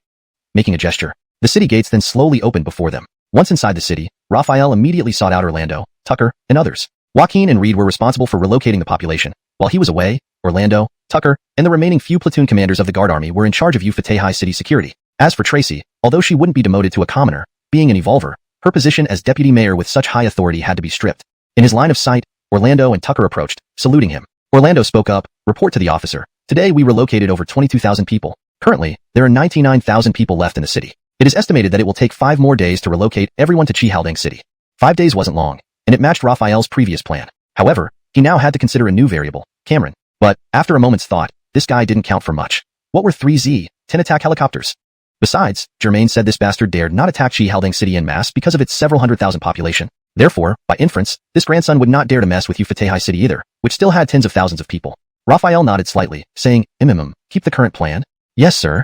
Orlando and Tucker replied in unison. 3 soldiers jogging over, rapidly forming a square formation in front of Raphael. These 120 Guard Army soldiers were grouped into teams of 4. In each group, one person carried the rocket launcher, another was responsible for supplying and loading ammunition, and the other 2 held automatic rifles on either side for protection. 120 Guard Army soldiers made up 30 rocket launcher units, and these 30 units combined to form a larger anti-aircraft rocket battalion. This idea came from Raphael himself. As the saying goes, preparation can never be too much. Although it was highly unlikely Cameron would come, who knew if he might act impulsively and cause trouble, they had to be prepared. Rocket-propelled grenades travel slowly, so Raphael thought using quantity to compensate for speed could help bring down a Z-10 attack helicopter with simultaneous fire from 30 rockets. Boom. Angelotinely, the roar of powerful engines came from the sky. Raphael looked up and saw 3 Z-10s flying towards them swiftly. Damn! Speak of the devil, Raphael cursed, then looked at the newly formed rocket battalion and ordered, prepare for battle. Swish. The movements were precise and synchronized, resulting in a unified sound as 30 rocket launchers aimed skyward, adjusting with the positions of the Z-10 attack helicopters. Simultaneously, Raphael ordered Orlando, explained helplessly, Angelotinely. Many civilians swarmed from all directions and surrounded Raphael. After a pause, noticing Cameron's rising anger, the pilot timidly asked, Deputy Brigade Commander Ongilan, should we still fire the missiles? Angelo pressing his fury, Cameron managed a grim smile, more hideous than a cry, sending shivers down the pilot's spine. In a calm tone, he asked, can you clear the Z-10's record data? The pilot shook his head, no. Incredible. Cameron lost control, bellowing, you can't delete Z-10 records and still plan to fire missiles at civilians? Do you think higher-ups would favor you even if you slaughter civilians, rewarding you afterward? Other crew members stayed silent. Glancing at the others, the pilot cursed under his breath. These dogs, so heartless. With no other choice he stuttered, Sir, I understand. Should we retreat now? The pilot nervously asked next. Cameron took several deep breaths, calming down somewhat, then said, Wait, I have a few words for Raphael. Yes. The pilot pressed the communication button and handed over the microphone. Taking the microphone, Cameron began, Raphael. On the ground, watching the 3 Z-10 attack helicopters, Raphael remained vigilant. If any of them showed hostile, rapidly ascended and flew away. Raphael remained silent, watching the direction in which the Z-10s disappeared, lost in thought. Sir, can we disperse the civilians now? Orlando asked, approaching him. Raphael shifted his gaze to Orlando and nodded, saying, Go ahead. As Orlando organized the civilians to disperse, Raphael noticed that almost everyone glanced back at him as they left. There was a barely noticeable trace of anger in their eyes, indicating that Cameron's provocations had somewhat taken effect. Enduring these gazes, Raphael sighed inwardly, feeling helpless. He did not want to use the civilians as a shield, but it was a last resort, an unavoidable situation. At the same time, he felt somewhat uneasy. When faced with the circling Z-10s in the sky, these people had shown no trace of indignation, only fear. Truly ridiculous. Heading south, unlike a large convoy marching, Raphael and Cortezu Asayage's vehicle traveled much faster. Departing from the Wasteland Military Zone to Ufatehai City took only about an hour. Approaching the city, Raphael lowered the window and extended his hand outside, making a gesture. The city gates then slowly opened before them. Once inside the city, Raphael immediately sought out Orlando, Tucker, and others. Joaquin and Reed were responsible for relocating the population and was dense. Cameron would certainly hesitate. Of course, he didn't think that Cameron was a saint who didn't want to harm the innocent. Instead, he guessed that Cameron was wary of the national government. Otherwise, this grandson would have attacked already. Rustling footsteps sounded from behind. Raphael turned back and saw Orlando running up to him. He saluted and reported, reporting to the officer, the population count is complete. There are 53,500 people remaining in the city. Joaquin and Reed just left with a batch, so now there are actually 42,000 people left. We expect to complete all relocations tomorrow. Raphael was satisfied with this result, nodding, good. Pausing for a moment, he asked, by the way, how's the anti-aircraft rocket battalion coming along? Orlando replied, they have basically formed combat capabilities, lacking only actual combat experience. Oh. Raphael responded with pleasant surprise, get them assembled here quickly. I want to see. Yes, sir. Orlando replied and promptly headed off to mobilize the anti-aircraft rocket battalion. About 20 minutes later, Orlando brought 120 Guard Army soldiers jogging over, rapidly forming a square formation in front of Raphael. These 120 Guard Army soldiers were grouped into teams of 4. In each group, one person carried the rocket launcher, another was responsible for supplying part of the city, ostensibly to make mobilization easier but also to use them against Cameron. This tactic made Raphael appear ruthless, treating civilians as pawns. However, it was a desperate move, and he had some confidence that Cameron wouldn't dare slaughter ordinary people. The Z-10 soon hovered directly above Raphael. Inside one of the helicopters, Cameron saw Raphael below and snarled, I thought it would be a stroke of luck if you were still here. If you had returned to your base, I couldn't do anything. But now. He smiled viciously, eyes filled with murderous intent, grabbing the intercom and shouting, this is Cameron, all personnel, target Raphael and fire missiles. After issuing the order, Cameron leaned back with arms crossed, waiting for the explosions. But after a long wait, the anticipated explosions did not happen. His eyes snapped open, glaring angrily at the pilots. Why haven't you fired the missiles? The pilot turned around and replied, Deputy Brigade Commander xuanhuan, please look at the screen yourself. Puzzled, Cameron glanced at the control panel's display, seeing a crowd enveloping Raphael. What's going on?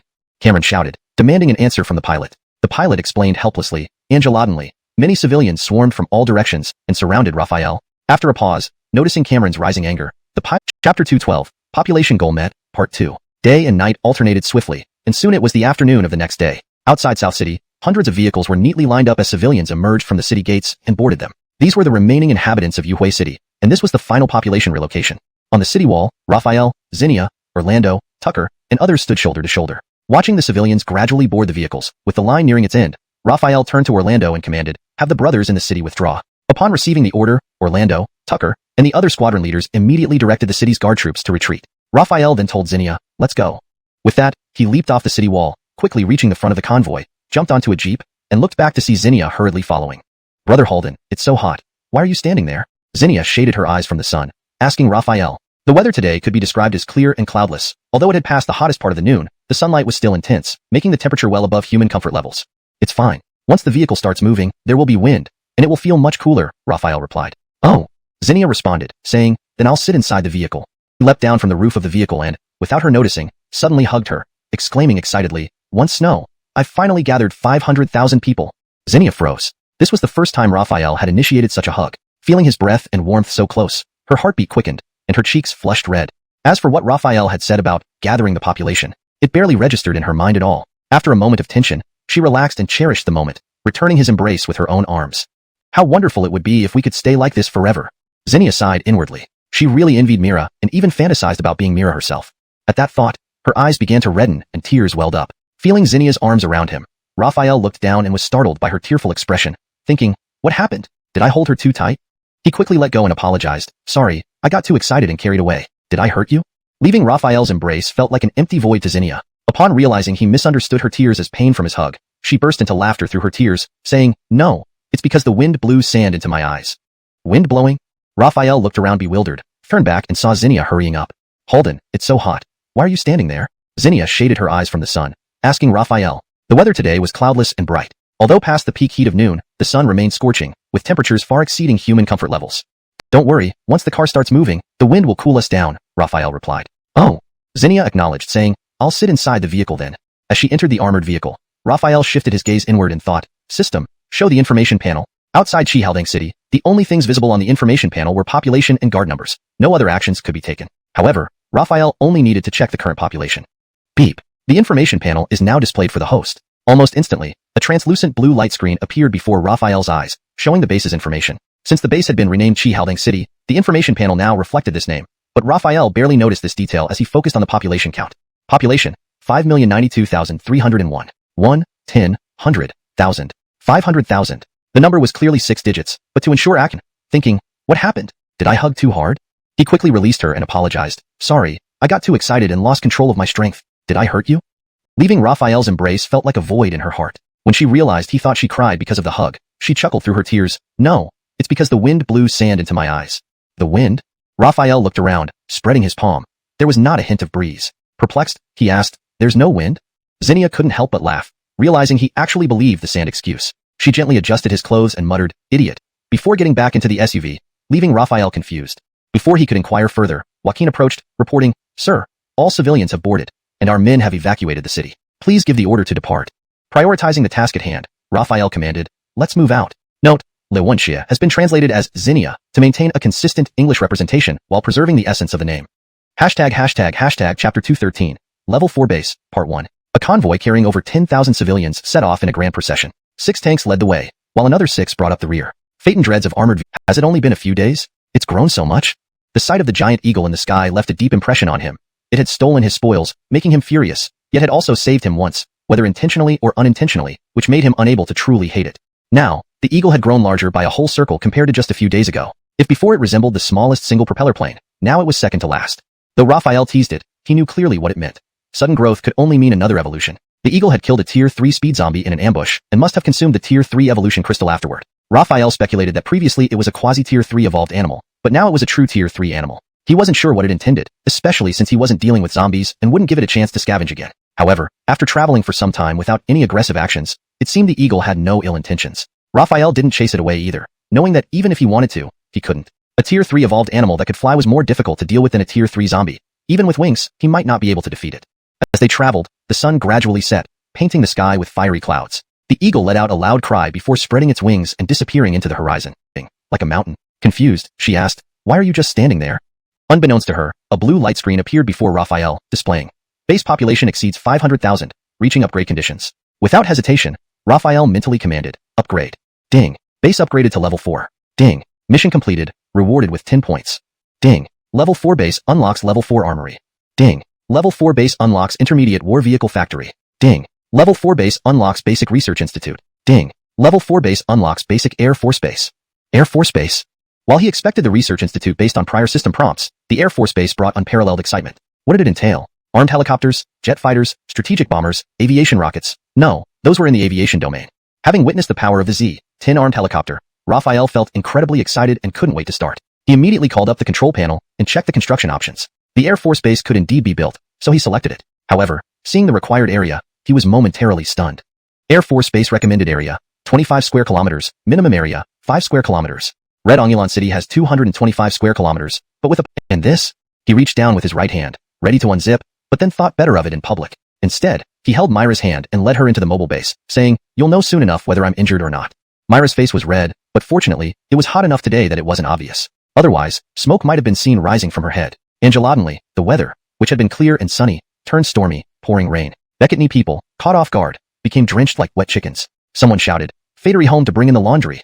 Perhaps it was a passing shower. After over an hour, the rain stopped. But half an hour later, it poured again. This happened 5 or 6 times until deep into the night. People couldn't help but comment, "Has God developed prostate issues?" The next morning, a ray of sunlight crept into the room. Raphael adjusted for a moment before slowly opening his eyes. His right hand felt heavy. Turning his head, he saw Mira softly snoring, sleeping soundly. Carefully, he withdrew his arm and quietly dressed. Standing before the mirror, he tidied his hair and touched his face, muttering to himself, "Why do I look pale today? My lips are also a bit white. Has the zombie virus started acting up?" Turning to glance at Mira, who still slept soundly, he wondered, her complexion is so rosy he wouldn't remove Finn from his post. After months of experience, Finn's professional skills had improved significantly and could assist the urban planning expert in building Chiang City together. Communications experts were essential in the field of communication, something Raphael urgently needed. Initially, he planned to get satellite phones from the military, but xuanhuan Cayenne thwarted that plan. Without satellite phones, using only vehicle radios was insufficient for long-distance communication, which was crucial for both combat command and city productivity. Being able to produce a communications expert aligned with Raphael's goals, although he still had no equipment. Would they have to start from scratch? Shaking his head, Raphael didn't dwell on it. He moved to the armored vehicle factory and chose to upgrade without hesitation. Ding! Armored vehicle factory upgraded to level 4. He scanned through the options, bypassing troop carriers and tanks, focusing on new additions. Wireless communication armored vehicle, 300,000 points. Self-propelled anti-aircraft Calvin, 100,000 points. Command combat vehicle, 500,000 points. Ammunition Angelopoli vehicle, 100,000 points. Power generation vehicle, 100,000 points. Note: 6 self-propelled anti-aircraft guns, 1 command combat vehicle, 3 ammunition supply vehicles, and 1 power generation vehicle can form a self-propelled anti- Hey, didn't we have equipment to purify dragon pattern crystal energy? Where is it? He scrolled but found only the option to produce scientists. He questioned, "System, where's the equipment to purify dragon pattern crystals?" All equipment is within the research institute and can be used by scientists. Realizing his oversight, Raphael promptly chose to produce a researcher. Ding. Researcher production underway. Estimated time, 1 hour. Hashtag Chapter 215. Level 4 Base, Part 2. As the researchers were being produced, Raphael walked back to the entrance of the armory and brought up the overall information panel. He saw the following. Guard Corps, 3,000/10,000. Special Operations Squads, 0 out of 5. Urban Planning Experts, 0 out of 5. Communications Technology Experts, 0 out of 5. Researchers, 1/5. From this, it was evident that the total number of Guard Corps had been increased to 10,000, while other military units and technical personnel would not affect the total count of the Guard Corps. They were all calculated separately. Raphael immediately maxed out the Guard Corps to 10,000, followed by the 5 Special Operations Squads. He then assigned 2 Urban Planning Experts and 5 Communications Technology Experts. 2 Urban Planning Experts were sufficient because there were still Finn and his team underneath him. It was impossible for all, so all 5 would take 10 hours. Next, Raphael brought up the War Vehicle Factories interface and selected the production of 5 command vehicles, 5 power generator vehicles, 15 ammunition supply vehicles, and 30 self-propelled anti-aircraft vehicles. These could form 5 self-propelled anti-aircraft defense systems to be deployed across the 5 cardinal directions of Xi'an City, providing round-the-clock, all-around coverage. At that point, even a sparrow wouldn't return after entering. Having finished these tasks, Raphael drove away from the military zone, speeding towards the southern gate of the new district. Climbing up the city wall, he looked out at the dense forest. So far, Xi'an City mainly occupied flatland. Aside from the abandoned urban area in the northeast, the rest was almost entirely hilly. Constructing an air base here would require substantial resources. However, Raphael's approach to building an air base was unconventional. Unfolding the blue screen, he dragged the airbase icon outside the South City gate. The options for land area included 5 square kilometers, 10 square kilometers, 15 square kilometers, 20 square kilometers, and 25 square kilometers. After some consideration, Raphael chose 25 square kilometers. A smaller area would only accommodate small aircraft, making it impractical for large bombers. Opting for the largest size would avoid future complications. System. It's like a map editor. The dust clouds in the sky began to swirl over the 25 square kilometers area, forming a vortex. People clung to nearby objects, fearing they might be sucked in. However, the vortex only affected the dust, leaving everything else untouched. Once all the dust had been drawn into the vortex, it gradually dissipated, restoring calm. Tick, tick, tick. Raphael mentally counted, 1, 2, 3, 4, 8, 9. At 9, the dust cascaded down, enveloping the 25 square kilometers area in a magnificent display. Buildings sprouted rapidly, creating a divine spectacle that left the Tianqing soldiers amazed. Half an hour later, the dust settled completely, transforming the landscape in what seemed like a miracle. The airbase came equipped with walls, saving the effort of construction. Most striking was the 3.5-kilometer-long runway stretching from north to south. To the west, buildings shaped like airplane wings caught Raphael's attention, obviously an airplane factory. The airplane factory and warehouses occupied most of the western side, while office buildings, dormitories, and recreational facilities stood to the east, occupying less space. Entering the airbase, Raphael marveled at the scene and checked the information panel. Pilots, 0 out of 10. Logistics Becketnagers, 0/50. Regular air-based logistics staff, 0/5,000 vehicles capable of moving independently. When combined with command vehicles, ammunition supply vehicles, and power generator vehicles, it forms a self-propelled anti-aircraft defense system. Automatic anti-aircraft defense system features fixed, non-mobile high-caliber guns. Upon detecting enemy aerial forces, the host needs to provide an initial command, whether to activate or not. Once activated, the automatic anti-aircraft will track, lock onto, and strike the airborne enemy autonomously for continuous air defense. Both systems offer air defense, but are limited to low-altitude targets within 2.5 kilometers. The key difference is that one requires human operation, while the other does not. Angeloc, a detailed explanation left even a fool like Raphael fully understanding. It seemed the automatic anti-aircraft defense system had distinct advantages over the self-propelled anti-aircraft defense system, proving that you get what you pay for. However, the automatic anti-aircraft defense system could only be installed at the airbase to provide round-the-clock air defense specifically for it. That was indeed less than ideal. #### translation notes. The translation maintains the structure and style from the previous sections. Pinion names were preserved as per your instruction. Zombie would face one-sided slaughter, as they can only throw rocks and cannot fly. Currently, being just an initial Air Force base, the only weapons that could be produced were these 2 types. He wondered if intermediate-level Air Force bases would unlock jet fighters, and if advanced bases would unlock stealth fighters. These unknowns made the future seem endlessly promising. Stretching lazily and loosening his muscles, Raphael snapped out of his reverie and focused on the production interface. Without further ado, he maxed out the production for pilots, logistics managers, general logistics personnel, and armed defense personnel. Although they all belonged to the category of people, they did not share the same production line. Instead, there were 4 different lines for each type. Pilots required 3 hours per person, so producing 10 pilots would take 30 hours, more than a day. Logistics managers could produce 5 people per hour, so maxing out to 50 people would take only 10 hours, much faster than the pilots. General logistics personnel could produce 100 people per hour, so reaching 5,000 people would take 50 hours, the fastest speed of all. Armed defense personnel could produce 50 people per hour, with a production speed similar to the guard troops. Producing 2,000 people would take 40 hours, less than 2 days. Becking out the personnel production lines, Raphael moved on to the self-propelled How many? Raphael's eyes widened in disbelief. You mean 3 million people? Getting 500,000 has already been incredibly difficult. Moreover, H City has a population of over 7 million, but the number of survivors is probably less than 1 million. Where am I supposed to find another 2 million people? H City is small, but Jiangnan Province is vast. Jiangnan Province is small compared to the whole of Xia country. These brief sentences conveyed clear meaning, leaving Raphael with no choice but to laugh bitterly and ask weakly, really no other way? There is. With just one word, Raphael's spirit was immediately lifted. He eagerly asked, what way? Upgrading to a level 4 base has initiated the Beketan City League mode. What is the Beketan City? It is wherever the mobile base is located, making the current Xiang City the main city. What is a league? When the leader of a faction signs a league treaty with the host, it becomes a league within which the traditional city lord holds autonomy and conscription rights. However, according to the rules of the base league, these rights are given by the host. Additionally, the host can establish base branches within the jurisdiction of the league city. After setting up the branch, factories such as weapon and tank factories can be built. If the level is high enough, even an air force base can be constructed. These facilities can only be used by the host or authorized personnel. Note, league branch bases and other buildings will always be one level lower than the main city. Problem perfectly. Establishing base branches and other facilities within the league ensured normal production and secured the safety of the league cities. Though these branches would be one level lower than the main city, they could still operate normally, thus ensuring the safety and productivity of the league cities. Chapter 217 Production, Part 2. After the excitement, Raphael was puzzled and asked, does this mean that the city's population, along with Xiang City's population reaching 3 million, will be enough for an upgrade? Not quite. 3 million corresponds to the main city, whereas for the city-state model, you need 5 million people or 9 city-states each with a population of over 50,000 to upgrade to a level 5 base. Raphael was momentarily speechless. This response left him utterly flabbergasted. After all the talk, it still came down to population. What was the difference between 5 million people and having 9 city-states each with over 50,000 people? Did it sound like a smaller number?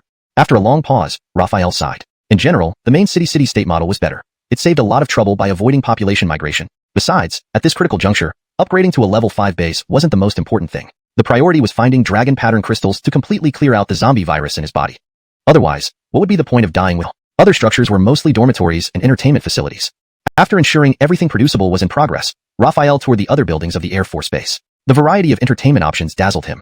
To the west stood the majestic steel factory, while the east was entirely residential, designed much like bustling commercial streets from peaceful times, complete with bars, KTVs, restaurants, and even amusement parks. Alishan, the Air Force bases in his previous life's America likely didn't have amusement parks.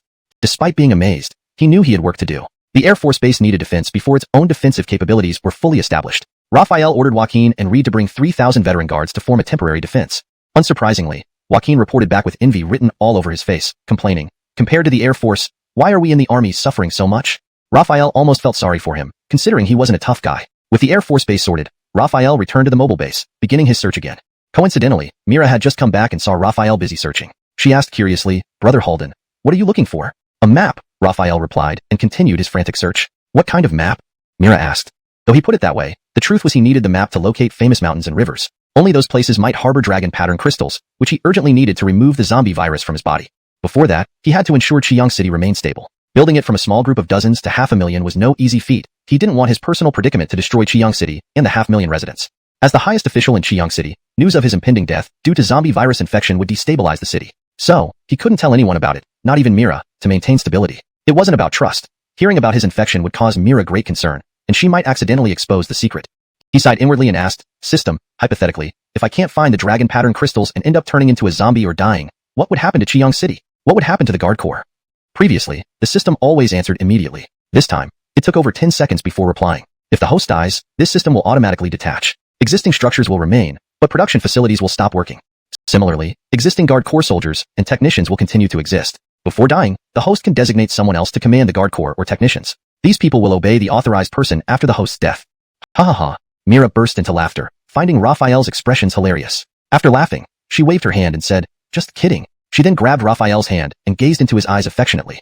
If Halden G turns into a zombie, I would willingly turn into a zombie to stay by your side. Eyes are the windows to the soul, and through these windows, no, eyes, Raphael saw Myra's sincerity and her deep feelings for him. The truth was clear. After a moment of silence, Raphael suddenly smiled gently and cupped Myra's face. Don't worry, I won't let you turn into a zombie. Mira responded with a sweet smile and nodded firmly. They continued walking and chatting as they quickly reached the inner-city school. Classes were still in session, and even standing at the school gate, you could hear the teacher's voice inside. Due to the rapid increase in population, there weren't enough classrooms or teachers, so only the children of inner-city residents could attend school here. This first-come, first-served system created an imbalance. If this continued, Xiang City might develop social stratification. Stratification wasn't the real issue. Rather, it was the potential for this stratification to become rigid, which would lead to the lower classes being unable to survive. Eventually, this could cause an uprising that destabilizes the city. Therefore, timely micro-regulation, 1 pound of grain ticket could get 1 pound of grain, just enough to feed an adult male for a day. Some fortunate individuals received meat or military rations, which became highly sought after, leading to a black market where 1 pound of meat could fetch 4 pounds of grain, and 1 unit of military rations could trade for 2 pounds of grain. While some indulged in this practice out of greed, others did so out of necessity, trading surplus grain for meat and military rations when they couldn't obtain them otherwise. Initially harmless, it became problematic when certain groups began hoarding large quantities of these valuable items, then selling them at inflated prices, creating a cycle of exploitation that undermined fairness within the city.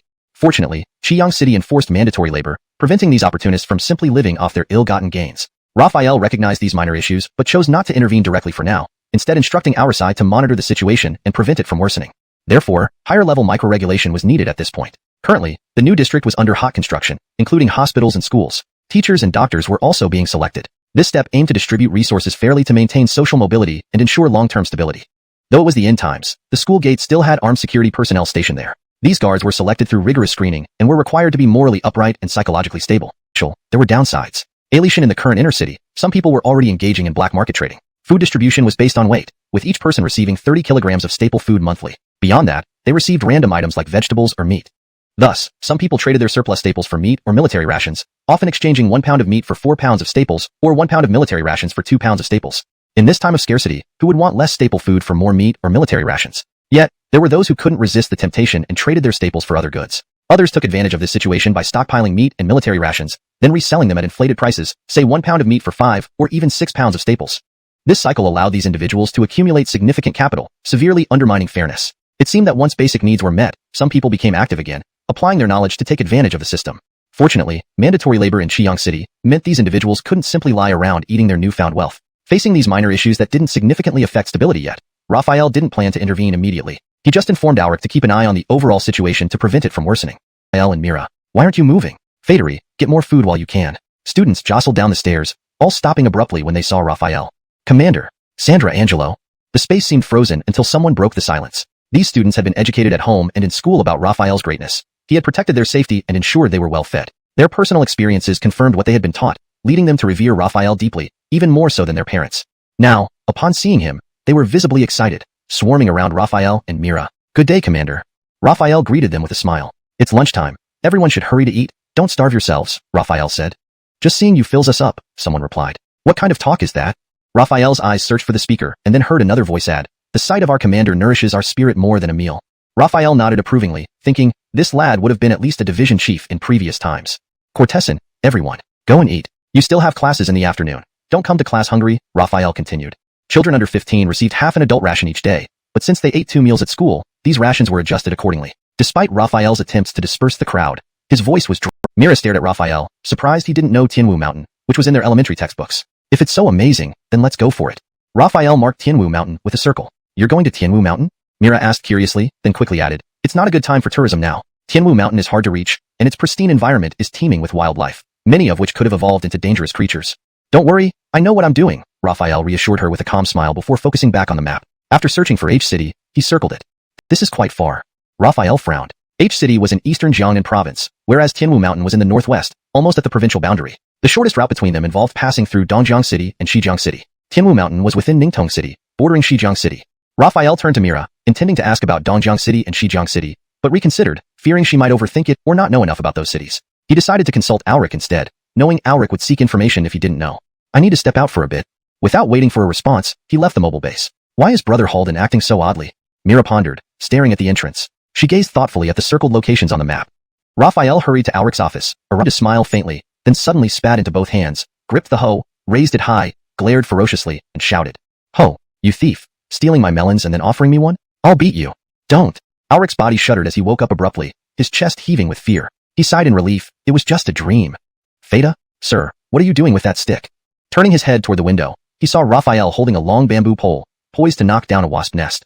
No reason, just practicing staff techniques, Raphael replied, noticing Auric had woken up. After demonstrating a few moves, he dropped the bamboo pole and walked to the door, pushing it open. Auric stood up to welcome him, hurriedly pouring a cup of water with a beaming smile. Sir's visit has brought great honor to this humble place. What can I do for you, sir? Raphael appraised him briefly. This guy was getting smoother by the day. Previously solid muscle, now with a slightly protruding belly. In the pre-apocalypse world, he'd probably be quite portly. Stepping over to Auric's desk, he gestured for Auric to sit down. Sit. I have a few questions for you. I can stand while you ask, sir, Auric said, bending slightly and speaking sycophantically. Fine, if you prefer standing, so be it. Now, tell me, how familiar are you with Dongjiang City and Shijiang City? Right, I don't have specific figures for Shijiang City, but it's roughly similar to Dongjiang City, probably between 3 to 4 million. It seems both cities aren't too dangerous, Raphael nodded thoughtfully, looking at Auric. All right, noted. He stood up, impulsively flipping through the documents on Auric's desk. Auric's eyes followed him nervously until Raphael uncovered the corner of a peach-colored cover. Peach Temptation?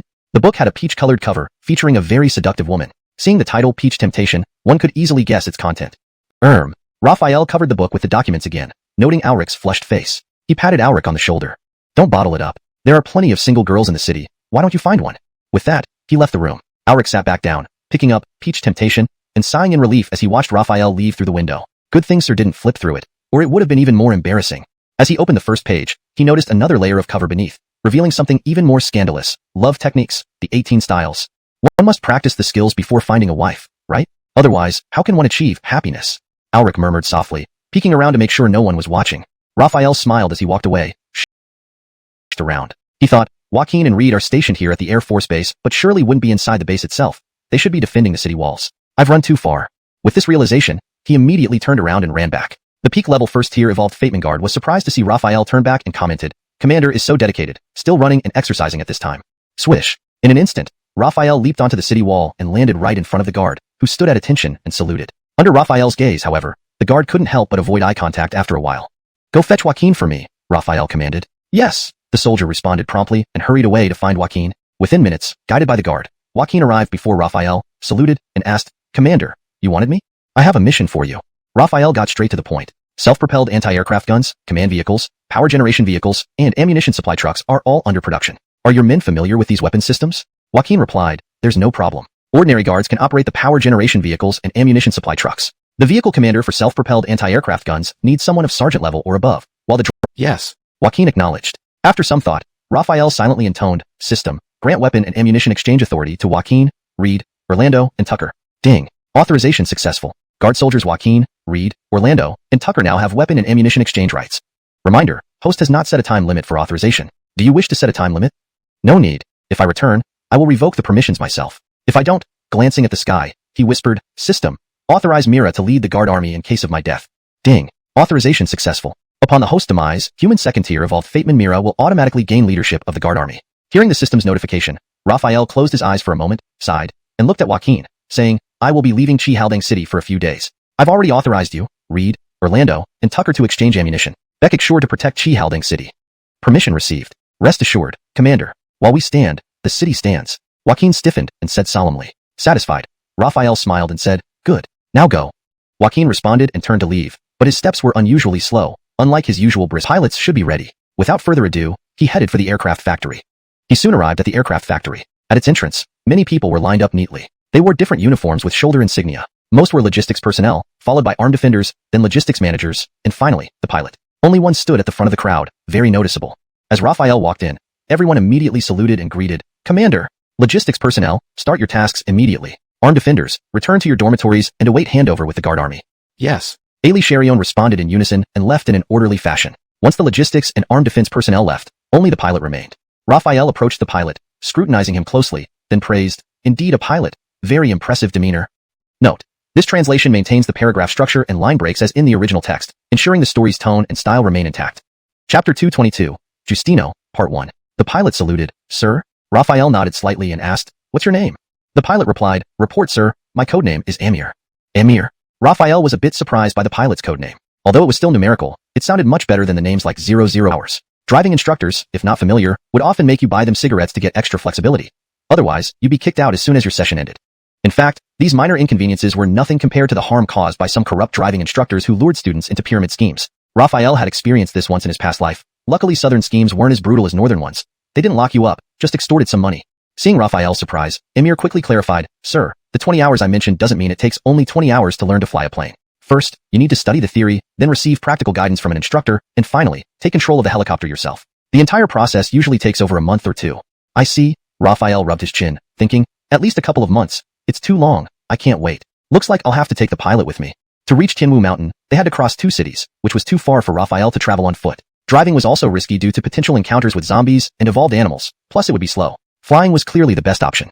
Of course, aerial travel had its dangers, primarily bird-like evolved animals. Raphael had already planned for this. He would keep the helicopter flying at low altitudes, making it unlikely for large predatory birds to attack a metal. Closing his eyes, he took a deep breath and started walking toward Chiang City. This time, he wasn't running at top speed but driving slowly into the city, heading for the mobile base. The slower pace allowed him to appreciate the landscape, the flat lands bustling with people working hard.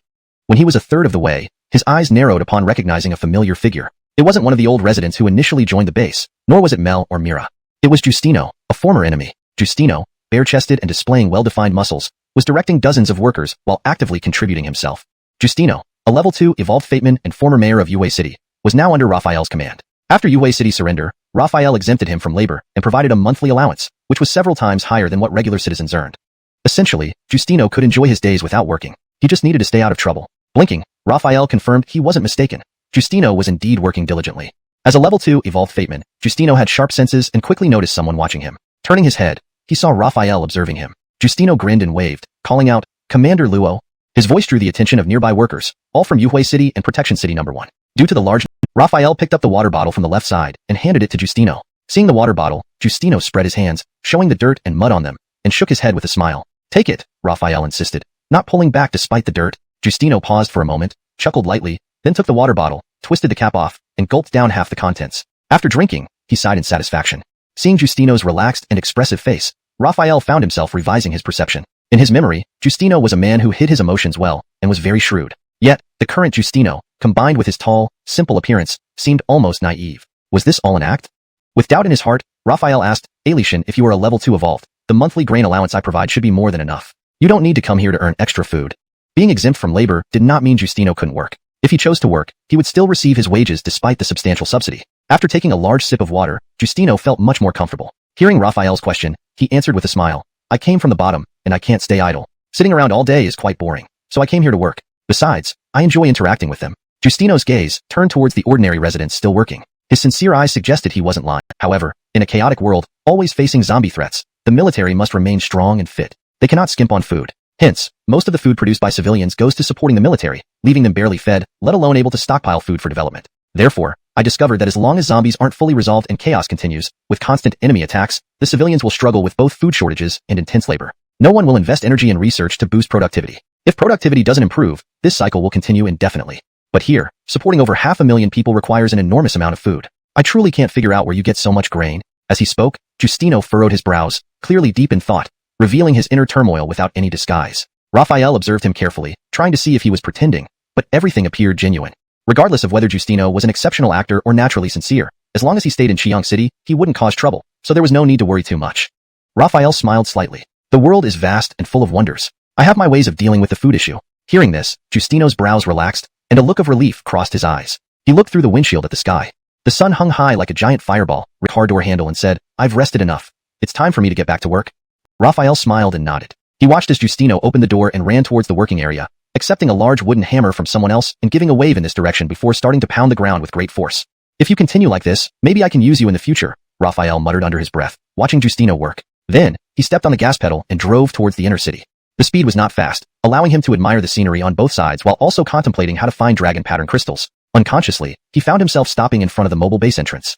Instinctively halting, he was about to get out when something suddenly occurred to him. Immediately, he started the engine again and headed towards the military zone. Inside the mobile base, Mira heard the sound of an engine shutting down and then restarting, arousing her curiosity. She came out just in time to see Raphael driving away without even saying hello. Looking at the direction his vehicle had gone, Mira remembered that it was the military zone. She wondered, since returning from Yue City, why has Brother Halden become so strange? I have never seen him rush around nonstop all day before. What's going on? Filled with doubt, she pondered for a moment, then quickly walked into the mobile base, changed her clothes, and drove off. But we precede them with our job titles. Intellectuals always explain things so smoothly. If it were Joaquin and his men, they would simply say, "They're all good." Alright, let's skip the chit-chat. I'm here to ask if you have any instruments to detect dragon pattern crystals? Raphael asked directly. This journey to Tianwu Mountain, a grand mountain indeed. Without detection equipment, relying purely on chance, even if Tianwu Mountain did contain dragon pattern crystals, finding them within 2.5 months would be extremely difficult.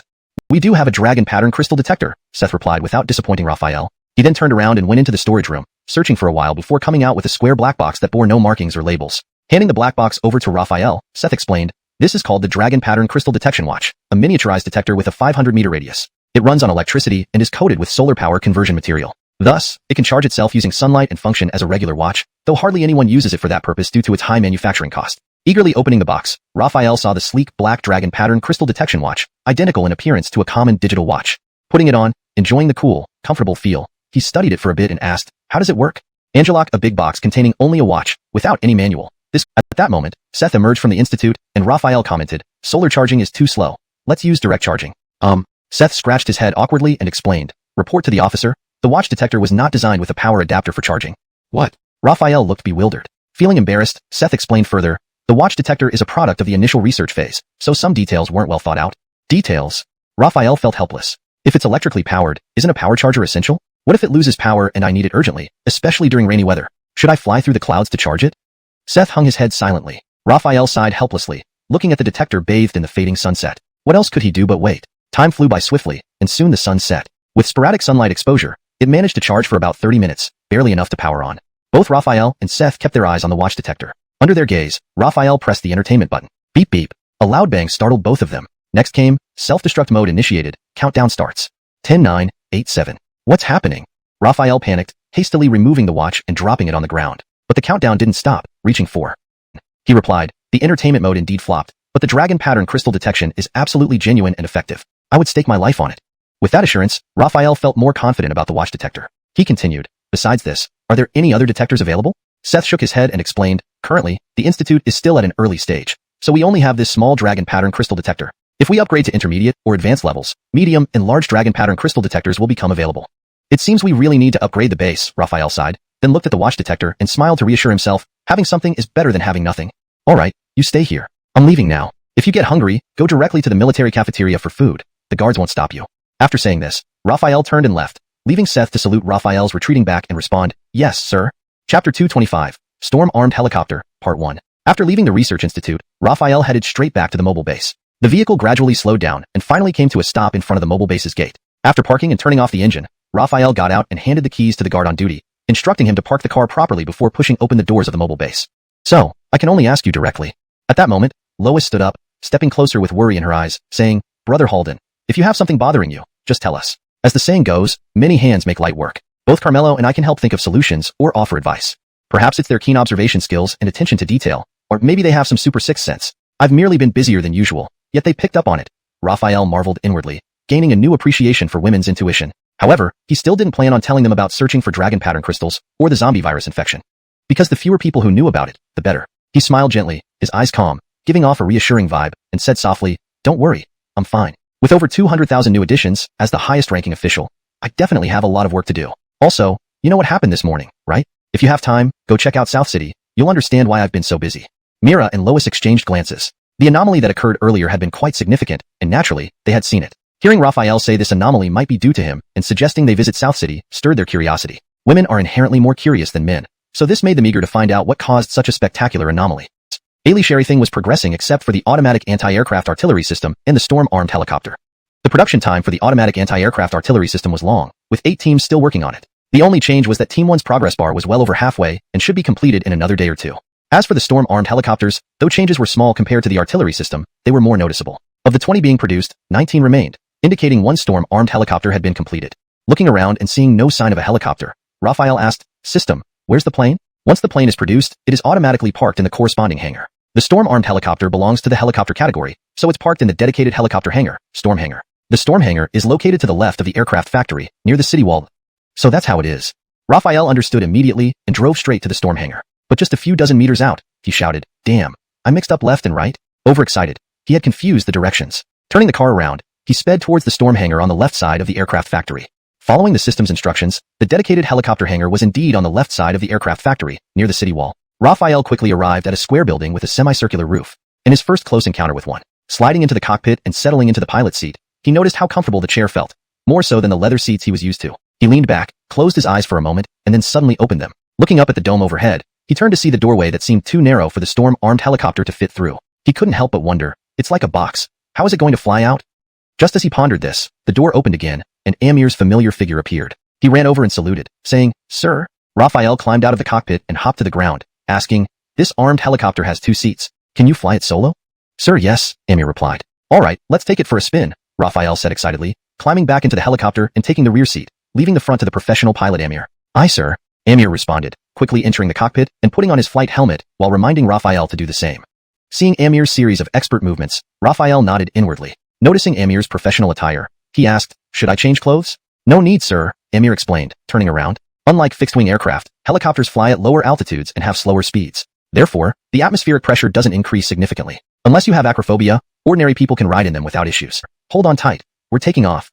Raphael felt the upward pull as he looked out the window and saw the ground receding. Within seconds, the helicopter ascended out of the hangar, and soon, the entire helicopter hangar shrank into view. Amir piloted the aircraft to a higher altitude until they could see the entire airbase, then hovered. Helicopters often generate significant noise, immediately drawing attention below. People looked up, spotting the storm-armed helicopter in the sky. Air raid, someone shouted, causing chaos to spread across Red Xuanhuan City. People panicked, running in all directions, fearing that the aircraft had come to attack them. Inside the mobile base, Nero was startled by the loud noise and rushed outside. Seeing the helicopter in the sky and the frightened residents fleeing in terror, she quickly realized what was happening. The news of the airbase had already spread among the residents, but after days of waiting for action, the sudden appearance of an armed helicopter caught everyone off guard. However, Mira wasn't afraid because she recognized that the helicopter's model was not Z-10 or any other known type. It was a unique, never-before-seen armed helicopter. She immediately deduced that it must belong to the Red Xuanhuan City Air Force Base and that Raphael might be aboard. She sprinted onto the rooftop and shouted. They stood in place, gazing up at the storm-armed helicopter, commenting and critiquing. What kind of helicopter is this? So cool. It looks a bit like the Z-10 armed helicopter, but it definitely isn't one. Storm-armed helicopter? I've never heard of it before. In the cockpit, Raphael saw that the crowd had settled down and then withdrew his gaze. He instructed, land. Where should we land? Amir asked. Inside Xiang City, Raphael replied. Yes. Amir did not inquire further about the exact location and immediately began to slowly descend the aircraft, aiming for an open space in the new district. Under the watchful eyes of hundreds of thousands of residents, the storm-armed helicopter gradually landed. As it approached within 100 meters of the ground, powerful airflow stirred up dust on the ground, creating a circle of radiating dust. The landing of the storm-armed helicopter drew admiring glances from bystanders, and more residents quickly gathered, forming a human circle around the aircraft. As the crowd watched, the cockpit door opened, and Raphael removed his flight helmet, waving to the residents. The residents gave him a warm welcome. Commander sir, you're amazing. Commander sir, you're amazing. Commander sir, you're amazing. Their chants made Raphael feel like he was in a soccer stadium. Indeed, acquiring such a powerful asset wasn't just her excitement. Everyone shared the same sentiment. Raphael smiled, nodding. Yet, if one observed closely, a trace of reluctance could be seen in his eyes when he looked at Angelo Fectuan. Ha ha ha. Raphael laughed and said, all right, let's all get back to our business. After seeing off the others, Raphael returned with Angelo Fectuan to the mobile base. Entering the base, Raphael climbed upstairs, rummaging through things until he found a wooden box under Angelo Fectuan's puzzled gaze. Without another word, he handed the wooden box to Angelo Fectuan and said, here are 4 level 2 evolution crystals obtained during the rescue of Shelter 1. After consuming them, you will at least reach the level of a high-level level 2 evolved Fateman, or possibly peak level 2. Angelo Fectuan accepted the wooden box, opened it, and saw the 4 light green evolution crystals lying quietly inside. She then closed the box and placed it on the table, saying, you don't need to give me evolution crystals because of our relationship. Using them to enhance the overall strength of the guard corps would be better.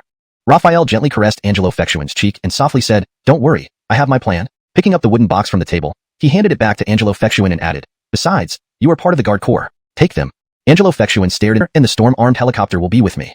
Raphael gave a warm smile, stood up, and embraced Angelo Fectuan. Relax, zombies capable of hurting me haven't evolved yet. I know you're strong, and I've heard how you killed near level 3 zombies with a single punch. But giving me the evolution crystals and saying certain things, it feels like you're leaving a last will. Angelo Fectuan lifted her face, her voice tinged with tears. Raphael chuckled, why leave a will when I'm not dead yet? Really, it's just for investigation? Angelo Fectuan asked for confirmation. Truly.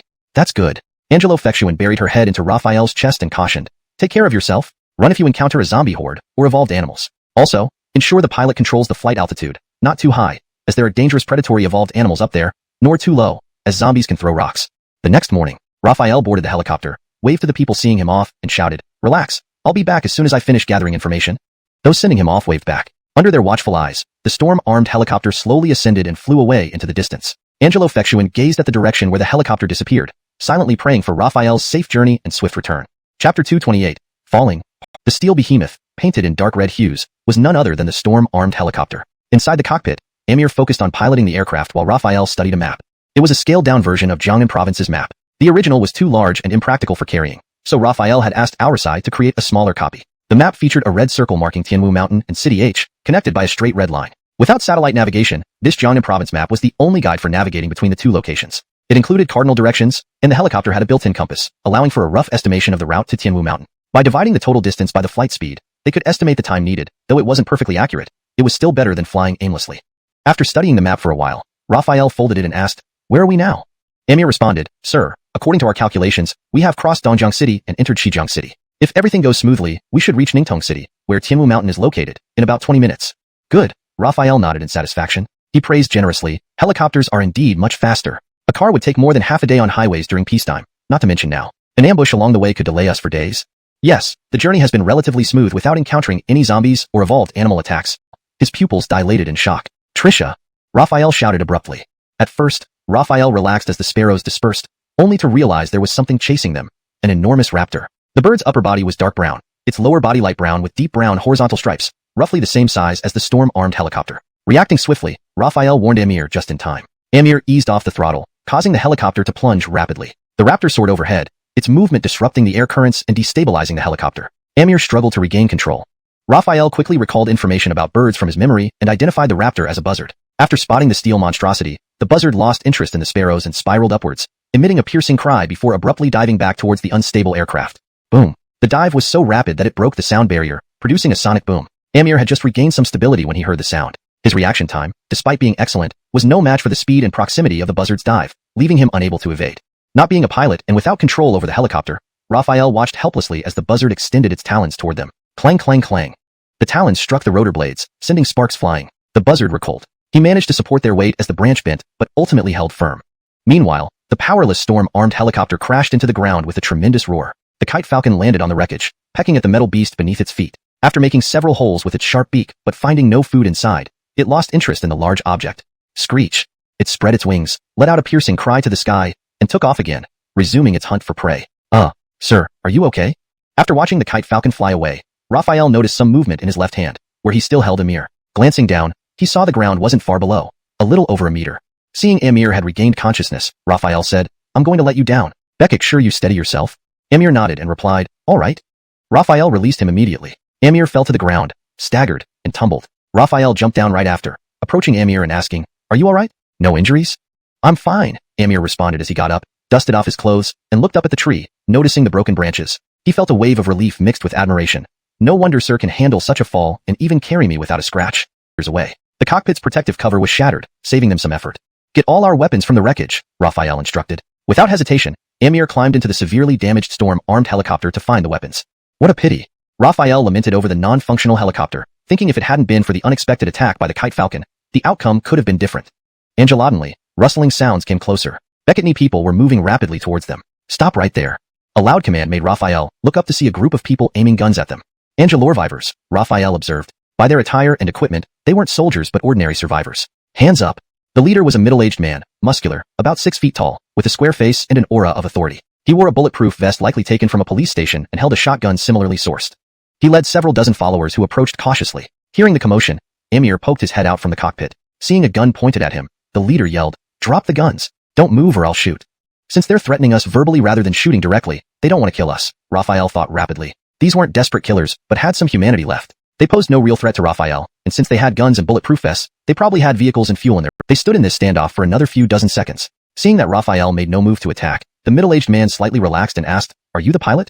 Raphael shook his head, glancing at Amir. "He is the pilot." The middle-aged man curiously looked at Amir, noticing some minor scratches on him. He deduced that Amir was probably not an evolved human, or, if he was, not very powerful. In less than a second, he shifted his attention entirely back to Raphael, considering him the real threat. SSSSH. At this moment, footsteps were heard again. Raphael's eyes flashed with caution, and everyone tensed up. Then, a clear, melodious female voice rang out. "Hansen, have you finished? Are there any survivors on the plane?" "Almost done, Cortestal Rue. Don't come over yet," the middle-aged man called out loudly. So, they are together, Raphael thought to himself. Looking at the middle-aged man, he realized this standoff wasn't getting them anywhere. He quickly decided, "Brother, there's no need to be so tense. We've handed over our guns to you. We're now like fish on your chopping block.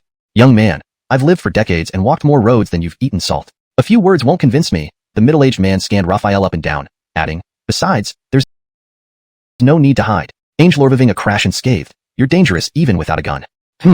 Raphael was taken aback by the detailed observation. Realizing he couldn't bluff, he decided to be straightforward. "Since you figured it out, I'll be honest. Yes, I did take an evolution crystal from a zombie brain." The middle-aged man smiled smugly. "I knew you were an evolved human." Raphael also smiled lightly. "Since you know I'm an evolved human, what do you plan to do next?" "We saw the helicopter crash and came here hoping to salvage useful weapons and equipment, and also to check if anyone survived. If they did, we'd save them." The middle-aged man didn't directly answer Raphael, but explained their purpose. These words gave him a sense of justice, rare in this world where most chose self-preservation. This increased Raphael's liking for him slightly. Meanwhile, footsteps emerged from the dense forest, revealing a woman who spoke as she walked out from the right side of the thicket. "Why are you all so slow, Hansen? We still need to take the prey back. Otherwise, the blood will attract other predators." Why are you all holding guns? They must be the ones from the plane. Both surviving such a fall. It's a miracle." She continued babbling as she walked towards Raphael. Seeing the middle-aged man pointing a gun at Raphael, she said, "Hansen, aren't we here to save people? Why are you pointing a gun at him?"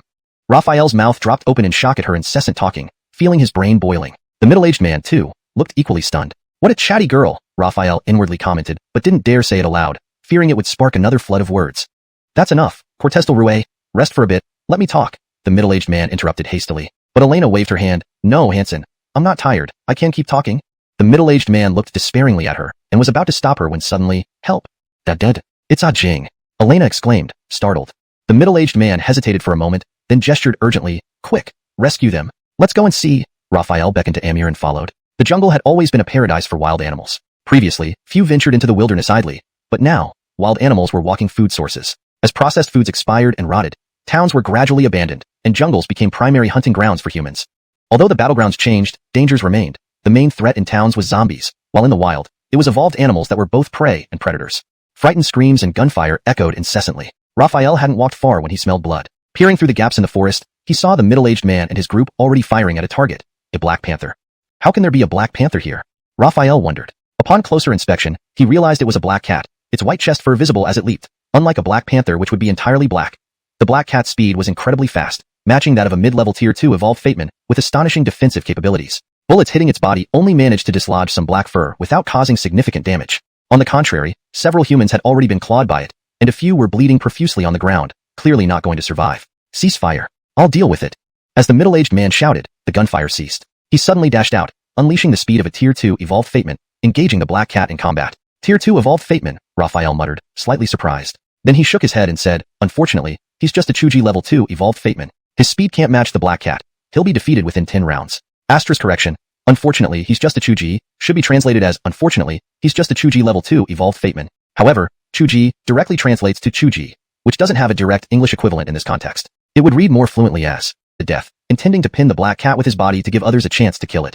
Whoosh. Bang. At this critical moment, a figure streaked forward, colliding violently with the black cat, sending it flying into a massive tree as thick as a face. With a loud thud, the giant tree shook, showering leaves all around. The black cat struggled to rise amidst the falling leaves, but in the next second, a dark shadow appeared, delivering a powerful kick to its head. Crack! The crisp sound of breaking bones echoed clearly in the jungle. The black cat's head hung limply, its body stiffening as it collapsed. Ailey Cherion present watched in horror as the person who emerged from the falling leaves was none other than Raphael. Chapter 231. Requirements. The middle-aged man still maintained his life-or-death stance, turning his head to look at Raphael. His lips moved slightly, and with a deep breath, he closed his eyes and collapsed. In an instant, the horrified gazes of everyone on the scene withdrew as they hurriedly ran toward the middle-aged man. Elena was the first to rush to his side. Tears welled up in her eyes as she gently shook his body, sobbing, "Hansen, wake up, wake up."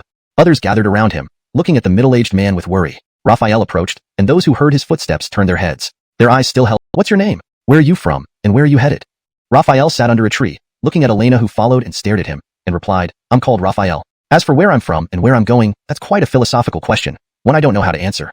"Hee, I wasn't asking for a philosophical answer. I just want to know where you live and where you're going." Elena scratched her head and laughed. "Well, put that way, I can answer you. I come from Qiyang City. Have you heard of it? And I'm heading to Tianwu Mountain," Raphael explained. "Qiyang City?" Elena pondered for a while, then shook her head. "I haven't heard of that, but I know Tianwu Mountain. It's located in Ningtong City, Luowu County, about 200 kilometers from here. You know the way to Tianwu Mountain?" Originally listless, Raphael suddenly perked up, grasping Elena's shoulders with both hands, showing extreme excitement. "You're hurting me," Elena complained. Upon hearing this, Raphael immediately released his grip, apologizing sheepishly. "I'm truly sorry. Our journey is to Tianwu Mountain, but we don't know the specific route, only the general direction. If you know the way to Tianwu Mountain, please tell me." "I see." Elena's bright eyes twinkled, and she smiled mischievously. "I do know how to get to Tianwu Mountain. My home is nearby. Of course, I can tell you, but I have a request." There, being the third in command. Third in command? Raphael mused to himself. Eduardo was only a level 2 evolved Fateman, so the top 2 should not exceed level 2, probably at most at the peak of level 2. In that case, I don't need to worry too much. Alishan, if the whole city mobilizes, I'm confident I can escape. Although it was crucial to obtain the route to Tianwu Mountain, he still needed to remain vigilant. Elena's shelter was unfamiliar territory, and if they harbored ill intentions and betrayed his kindness, he would need to be prepared. Following Elena and her group through the jungle, they arrived at a rural road. 2 SUVs and several small trucks were parked by the roadside. Under Elena's instructions, Raphael and Amir got into an SUV. A few other leaders joined another SUV, while the rest rode in the small trucks. From this arrangement alone, it was clear who were the soldiers and who were the officers. The engines roared to life, and the wheels began to roll, pressing against the cracked cement road.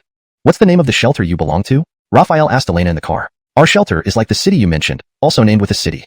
Since most buildings are made of stone, It's called Rock City. Let me tell you, our city is very strong. Both the mayor and deputy mayor are level 2 evolved fatemans, and they're twins with telepathic communication. Together, they are roads. As Elena had described, the houses were constructed from stone blocks, and the roads were paved with crushed rock.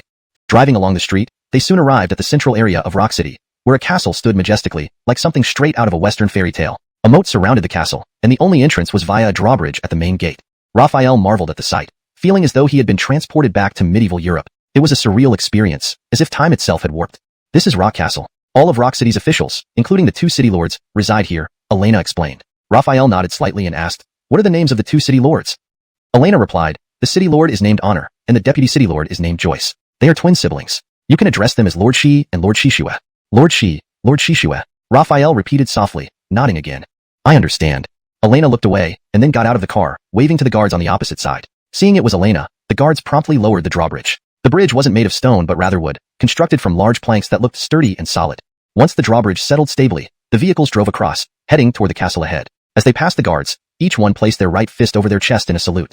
Standing at the entrance, the dim lighting caught his attention. Whether intentionally designed this way, or due to poor planning, the interior relied heavily on artificial lighting even during the day. Let's go, Elena said, quieter now but biting her lip, a telltale sign she was trying to hold back her words. Following Elena into the main hall, Raphael noted the dim lighting provided only by oil lamps on either side. Unlike a typical city lord's hall, it did not emphasize grandeur.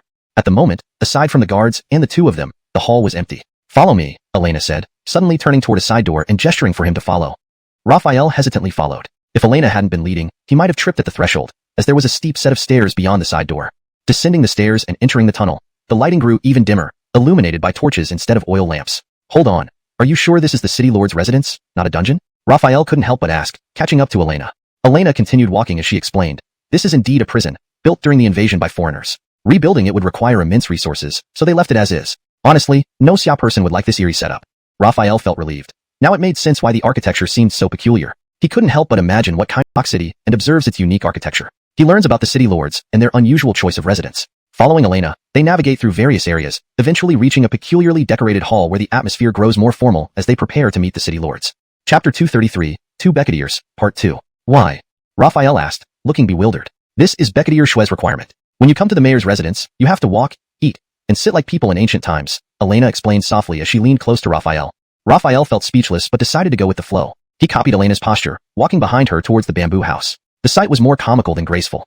When they reached a fork in the path lined with blue stone slabs, Elena clasped her hands together, bowed, and said, Elena pays respects to both mayors. Click click. Just then, the door on the right side of the bamboo house opened. A young man dressed in a long robe, holding a folding fan, walked out with a smile playing on his lips. He strode over, his gaze fixed on Elena.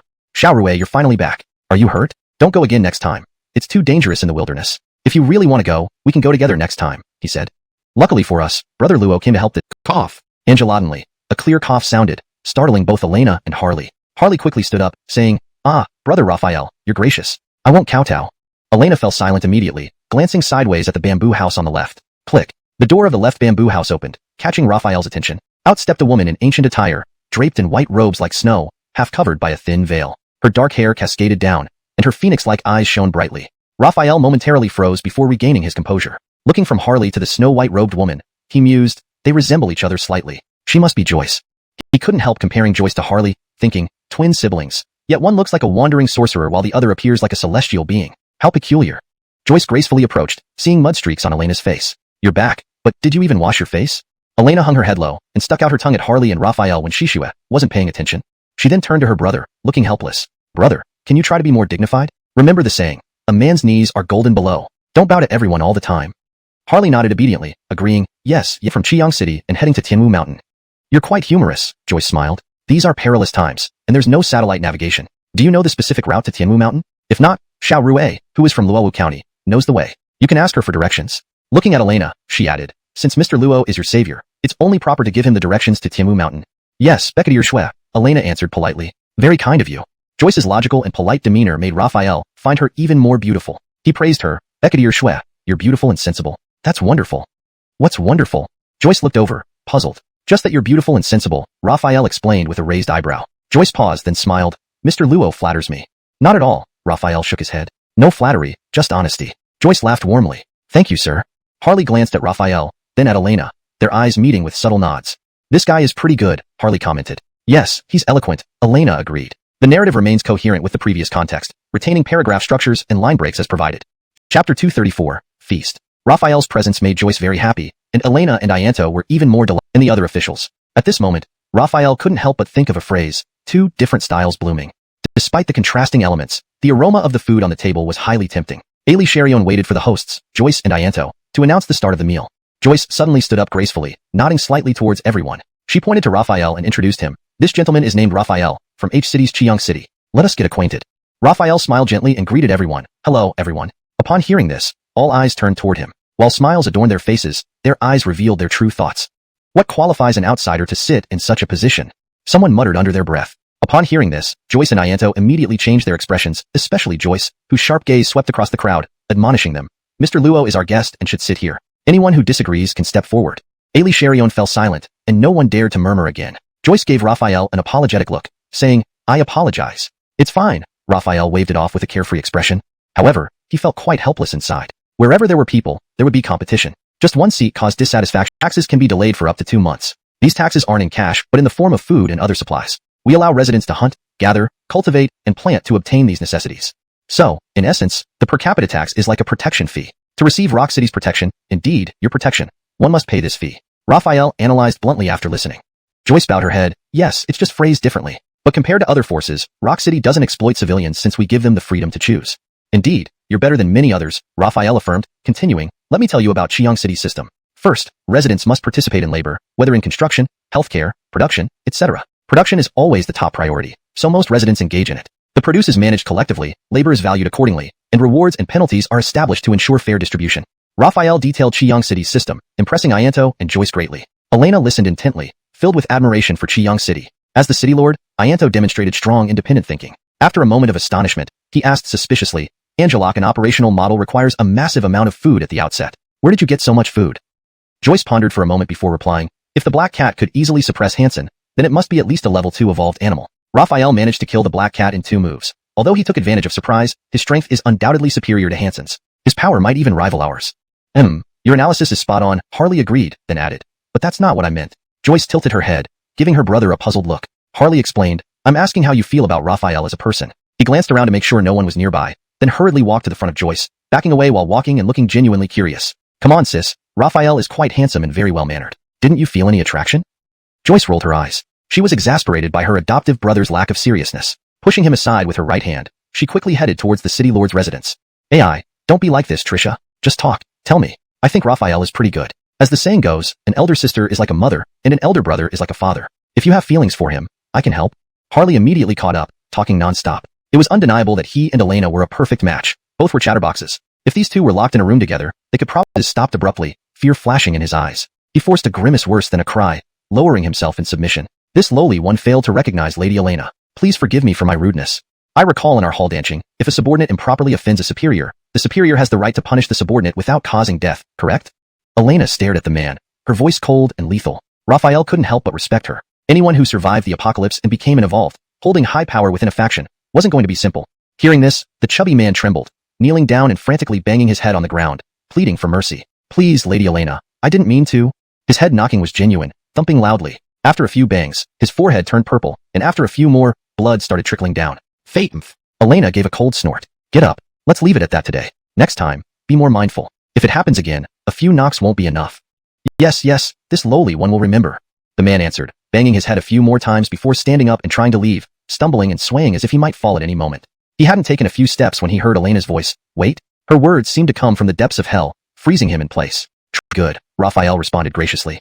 Apologies, Elena said again, feeling remorseful. After a brief silence, she added, Rest well, Brother Luo. I'll call you for dinner. Wait, Raphael called out, stopping Elena. Under her puzzled gaze, he asked, Have you thought about the other 2 requests? The remaining 2, I'm still considering, Elena replied. Raphael urged, Please consider quickly. I have important matters at Tianwu Mountain and can't afford too much delay. Rest assured. I'll give you an answer within 3 days, Elena assured. 3 days. Raphael mused, then nodded. Agreed. Within 3 days. Elena nodded vigorously, sincerely saying, It's a promise. Chapter 236, Within 3 days, Part 2. After seeing Elena off, Raphael closed the door and turned to look at Emir. He noticed several patches of herbal medicine on his face, which made him look rather amusing. Raphael said, With the Stormbird downed, we can only travel by land to reach Tianwu Mountain. Emir, you are not an evolver, so stay here for now. I will return here with the dragon pattern crystal, and we will head back to Chiang City together. His words were tactful, but Amir understood the underlying meaning. It was also a command. Orders were orders, and he could not refuse surprise and joy. Hansen, you're awake.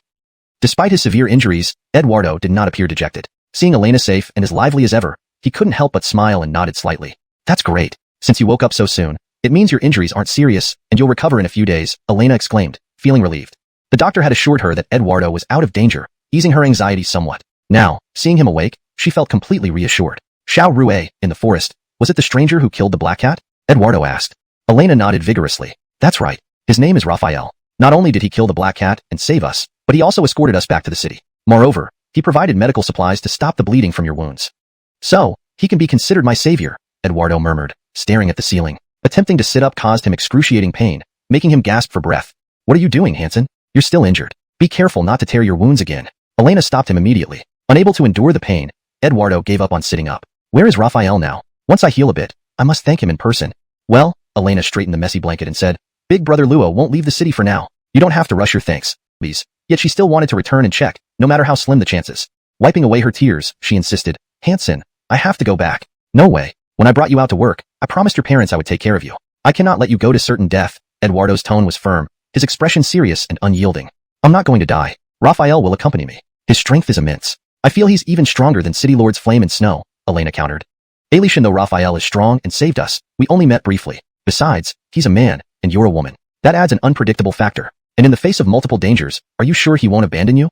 Eduardo became agitated, ignoring his own injuries. After speaking heatedly, his chest bandage faintly turned red. Calming down, he lay back gently and said softly, Silly girl, during these hard times, people become extremely selfish. Looking out for oneself is the wisest choice, so we can't trust others easily. Elena clenched her fists, her knuckles turning white from the force. Biting her lower lip, she stood up and said, Hansen, I'll think about it more. Eduardo nodded. Remember, don't do anything foolish.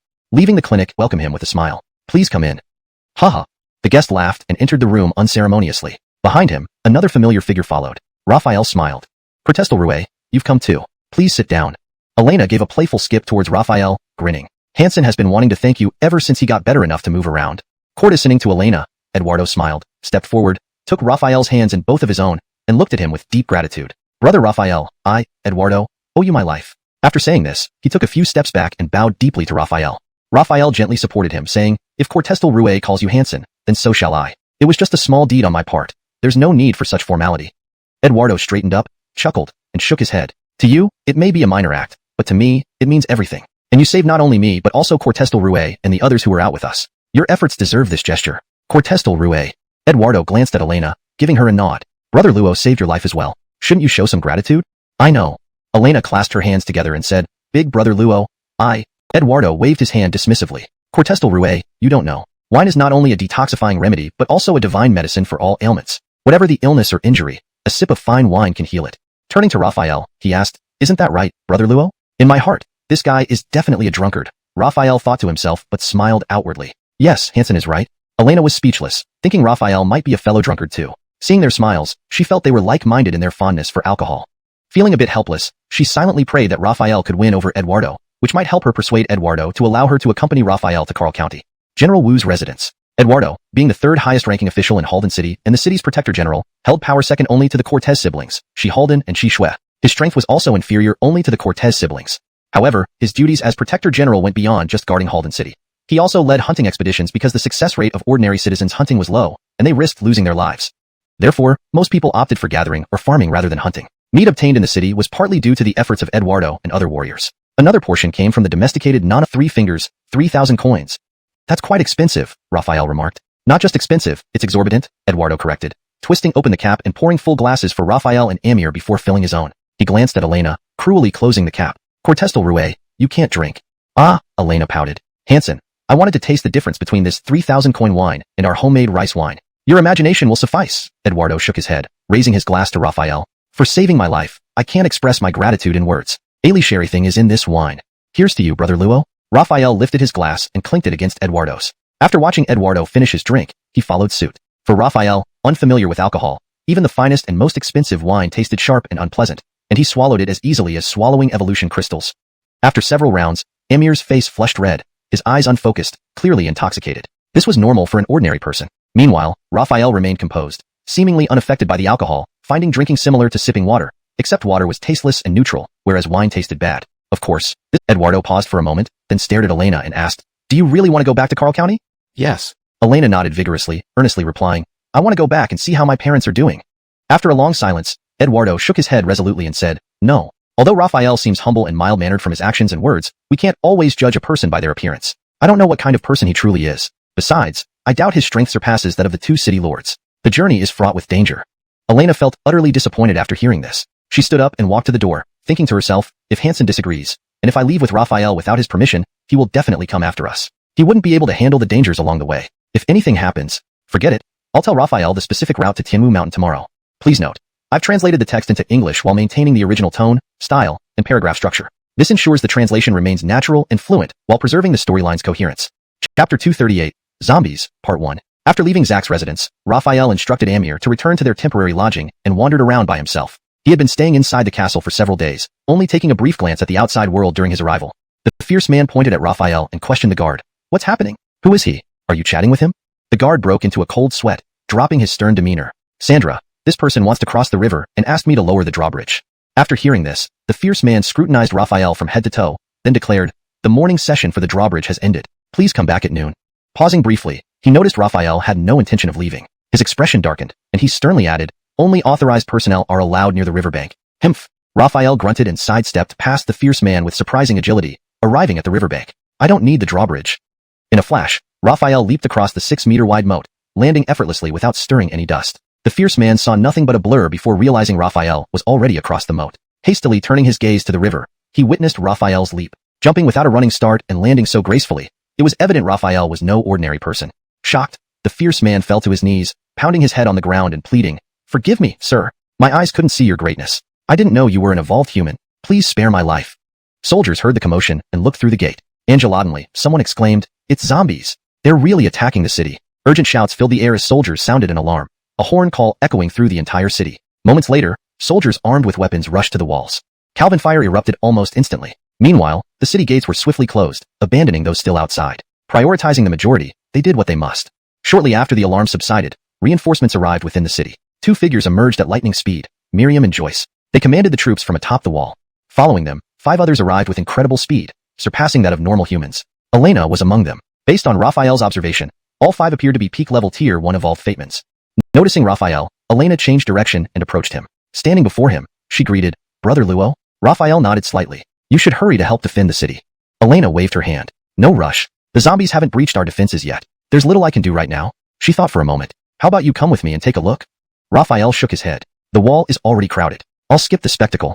Halden City was built using natural nodded. "The fierce bird, the buzzard. I don't know about other places, but within tens of miles around Rock City, the buzzard reigns supreme in the sky. It is very powerful. Fortunately, it never attacks humans on its own accord, but it does snatch away zombies and beasts hunted by humans. And it only targets zombies and beasts that are level 2 or above. If not for it, the 5 others and I would already be level 2 evolved humans, and Hansen's strength might even be comparable to the 2 city lords."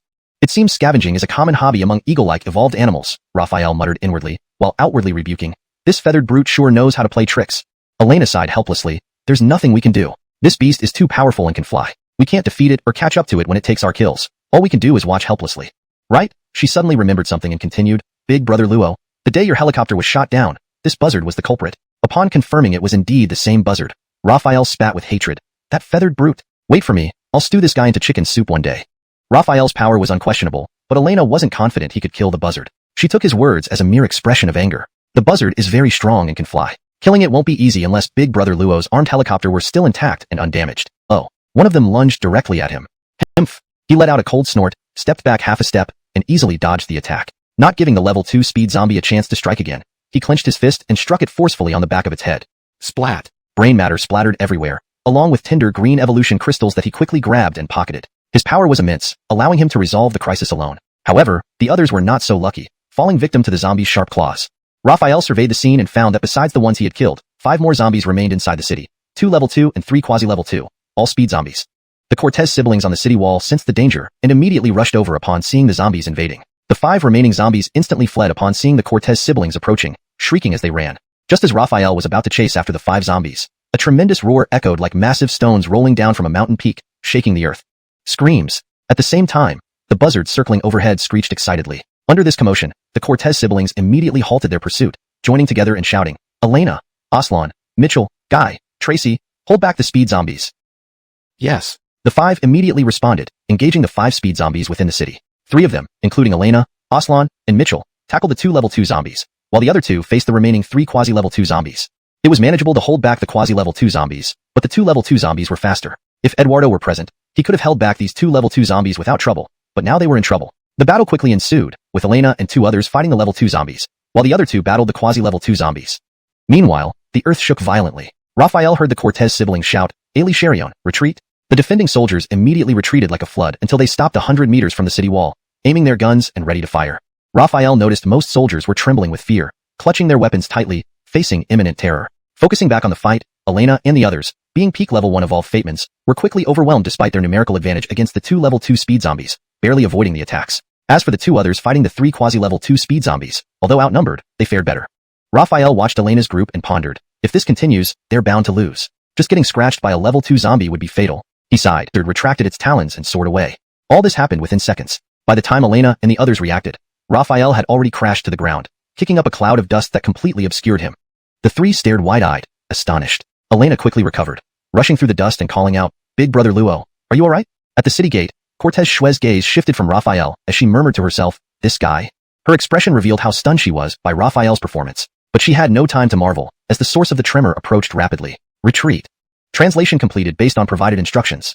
Chapter 240, Level 3 Strength Zombie, Part 1. Cortez Xiao pulled his younger sister Joyce back swiftly. Not even 3 seconds after they retreated, a loud boom sounded, and the sturdy wall made of rock-reinforced concrete bulged inward. The thick city gate, reinforced with metal-clad solid wood, was dented inwards and burst open.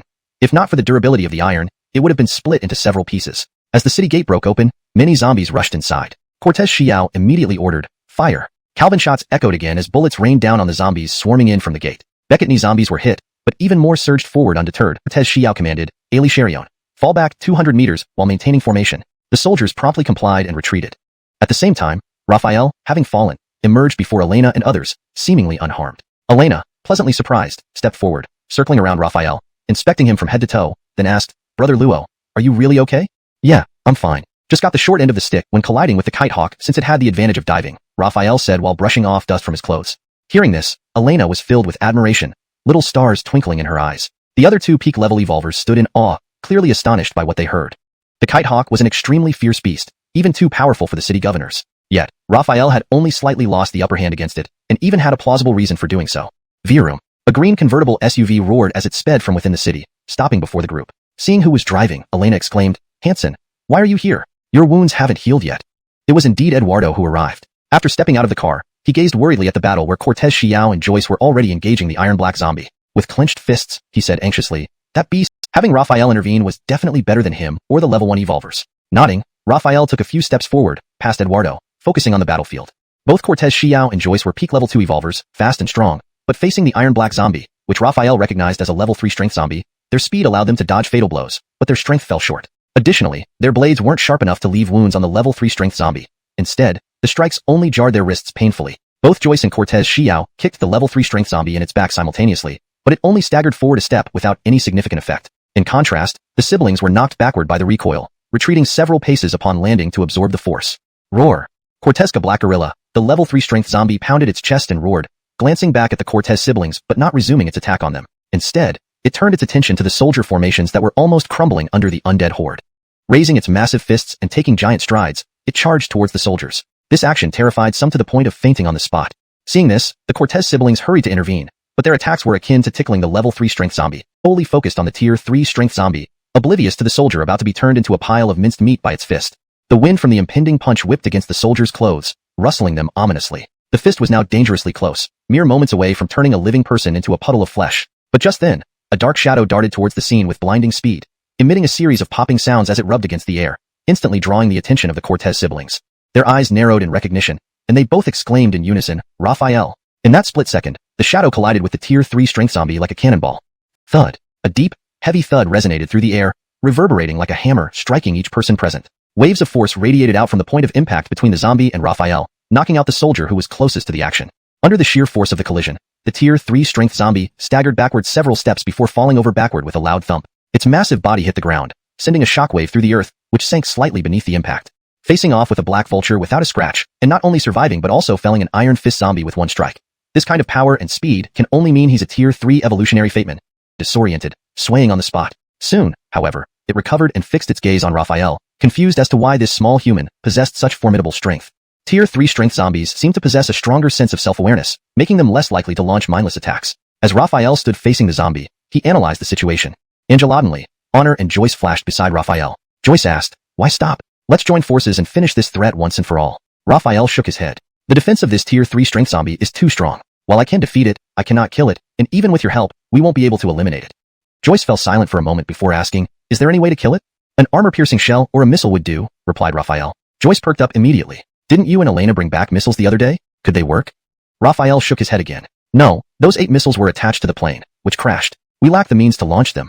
Disappointment washed over Joyce, and she fell silent. Honor, having heard their conversation, also remained quiet, desperately trying to think of a way to eliminate this menace. While they were lost in thought, Raphael reminded them, "The defensive formation has collapsed, and the soldiers are retreating. A large number of zombies will soon breach with its talons." It then flew up 1,000 meters and released its grip.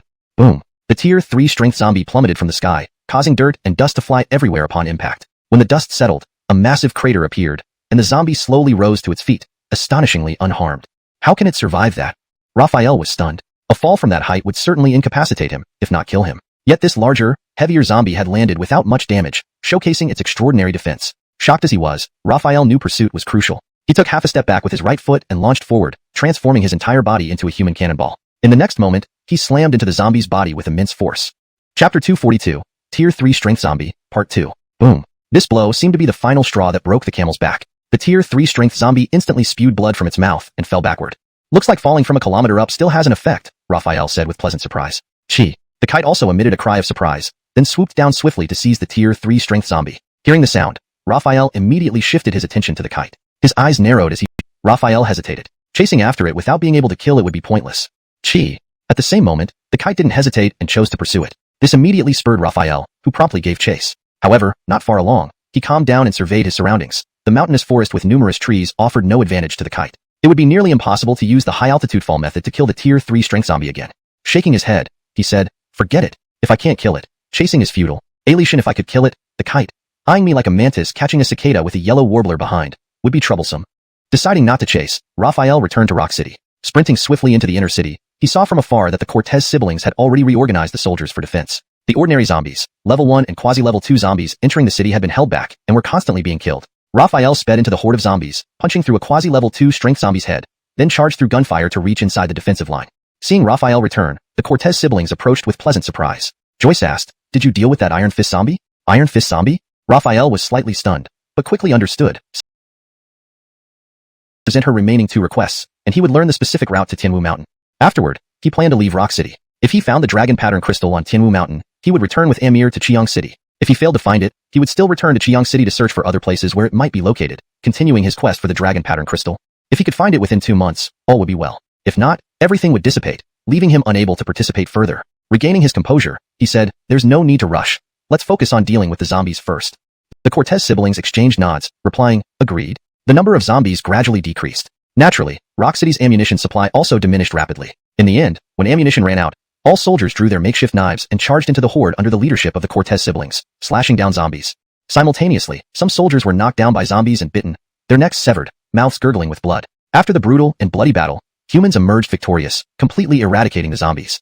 Raphael scanned the ground littered mostly with zombie corpses, but also many human soldiers. Seeing the survivors, including the Cortez siblings and other evolutioners who remained unharmed, though the number of living soldiers was nearly halved, inside the room, Raphael stood with his hands clasped behind his back, gazing at the starry sky in deep thought. Bang bang bang. Nonchalantly, there was a knock on the door. He turned to look at it as Amir had already gotten up to open it.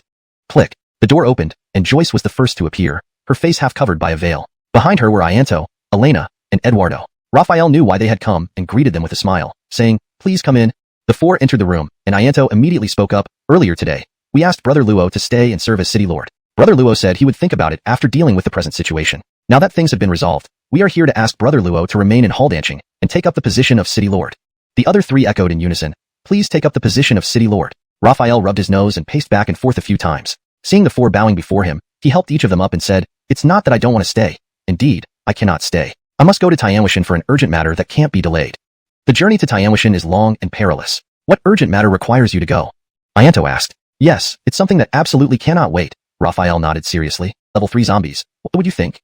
The other three didn't react immediately, but Joyce's eyes lit up, asking eagerly, do you have a level 3 evolution crystal? Upon hearing this, Eduardo and Elena didn't show much excitement, but Ianto became very agitated. Knowing that they were just one step away from reaching level 3 as evolved humans, they desperately desired this advancement. Level 3 evolved humans. Having witnessed Raphael's battle against the kite eagle and the level 3 zombie, they had grown even more eager to break through to level 3. Unfortunately, Raphael shook his head and replied, I do not have a level 3 evolution crystal. The siblings felt like they had plummeted from great heights, utterly disappointed. Still, Eduardo pressed on, since it's not a level 3 evolution crystal, what method do you have to help us resist level 3 zombies? The Cortez siblings, being city lords, quickly recovered from their disappointment and refocused on Raphael, curious about his plan to enable them to combat level 3 zombies.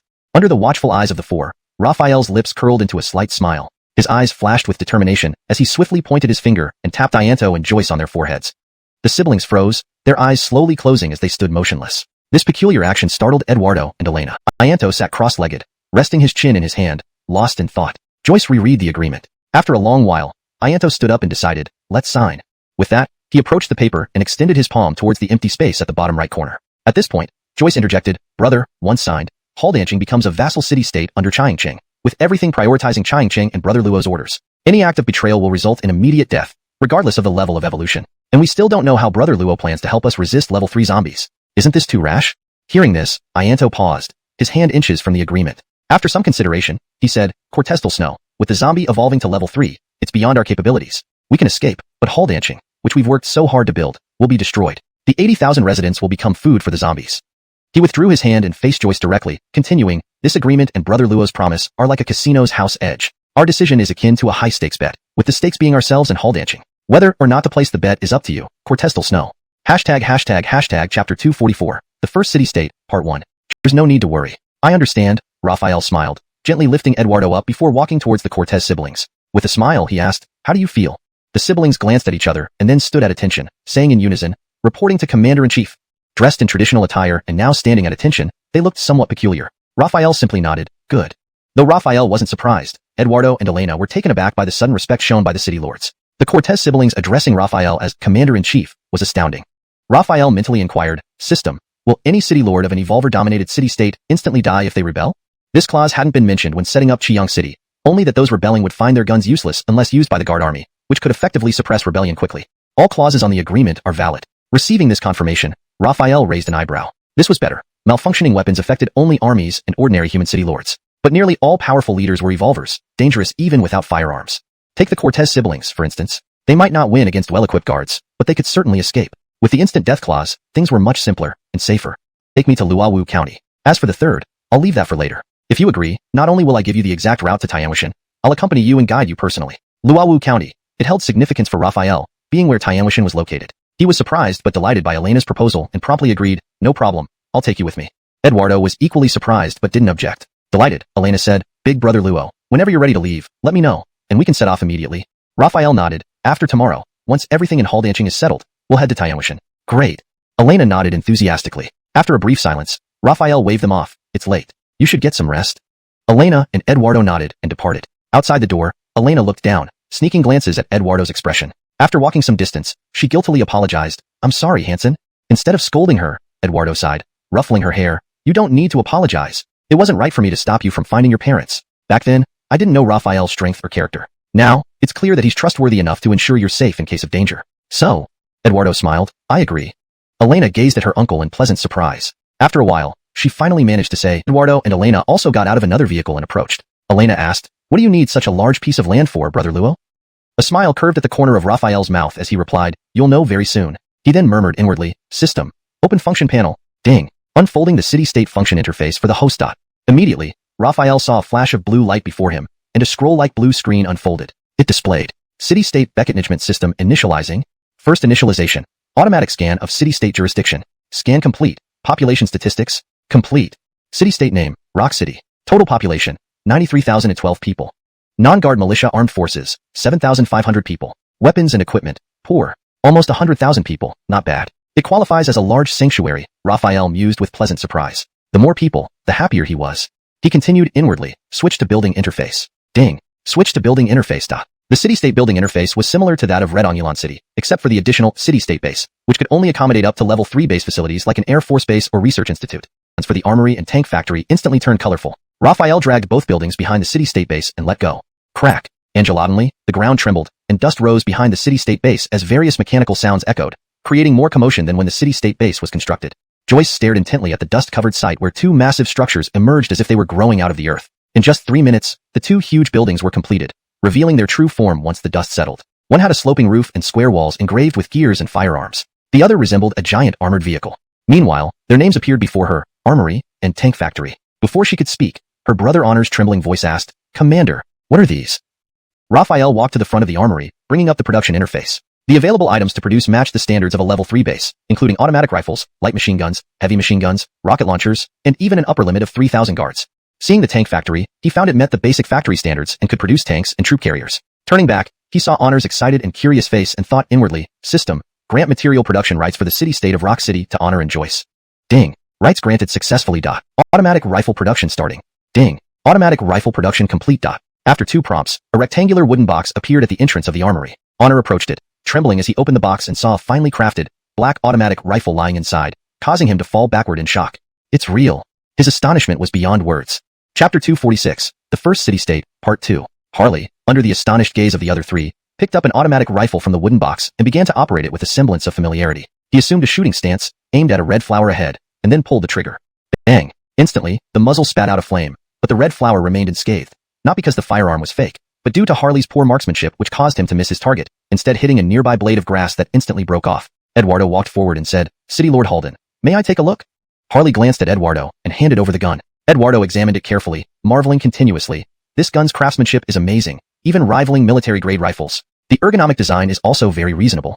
As he spoke, Eduardo raised the gun, aimed at the red flower that had escaped unharmed, and then pulled the trigger. Bang! The bullet tanks and troop transport vehicles, which left her even more amazed and disbelieving. She turned back to Raphael and asked, "Can all these really be produced?"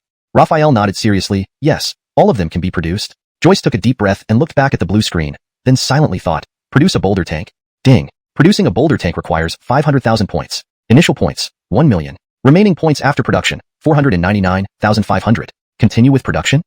Startled by the prompt, Joyce immediately told Raphael everything it said. Raphael rubbed his chin, furrowing his brow slightly as he mentally questioned, "System, the points between the city-state and the main city aren't shared?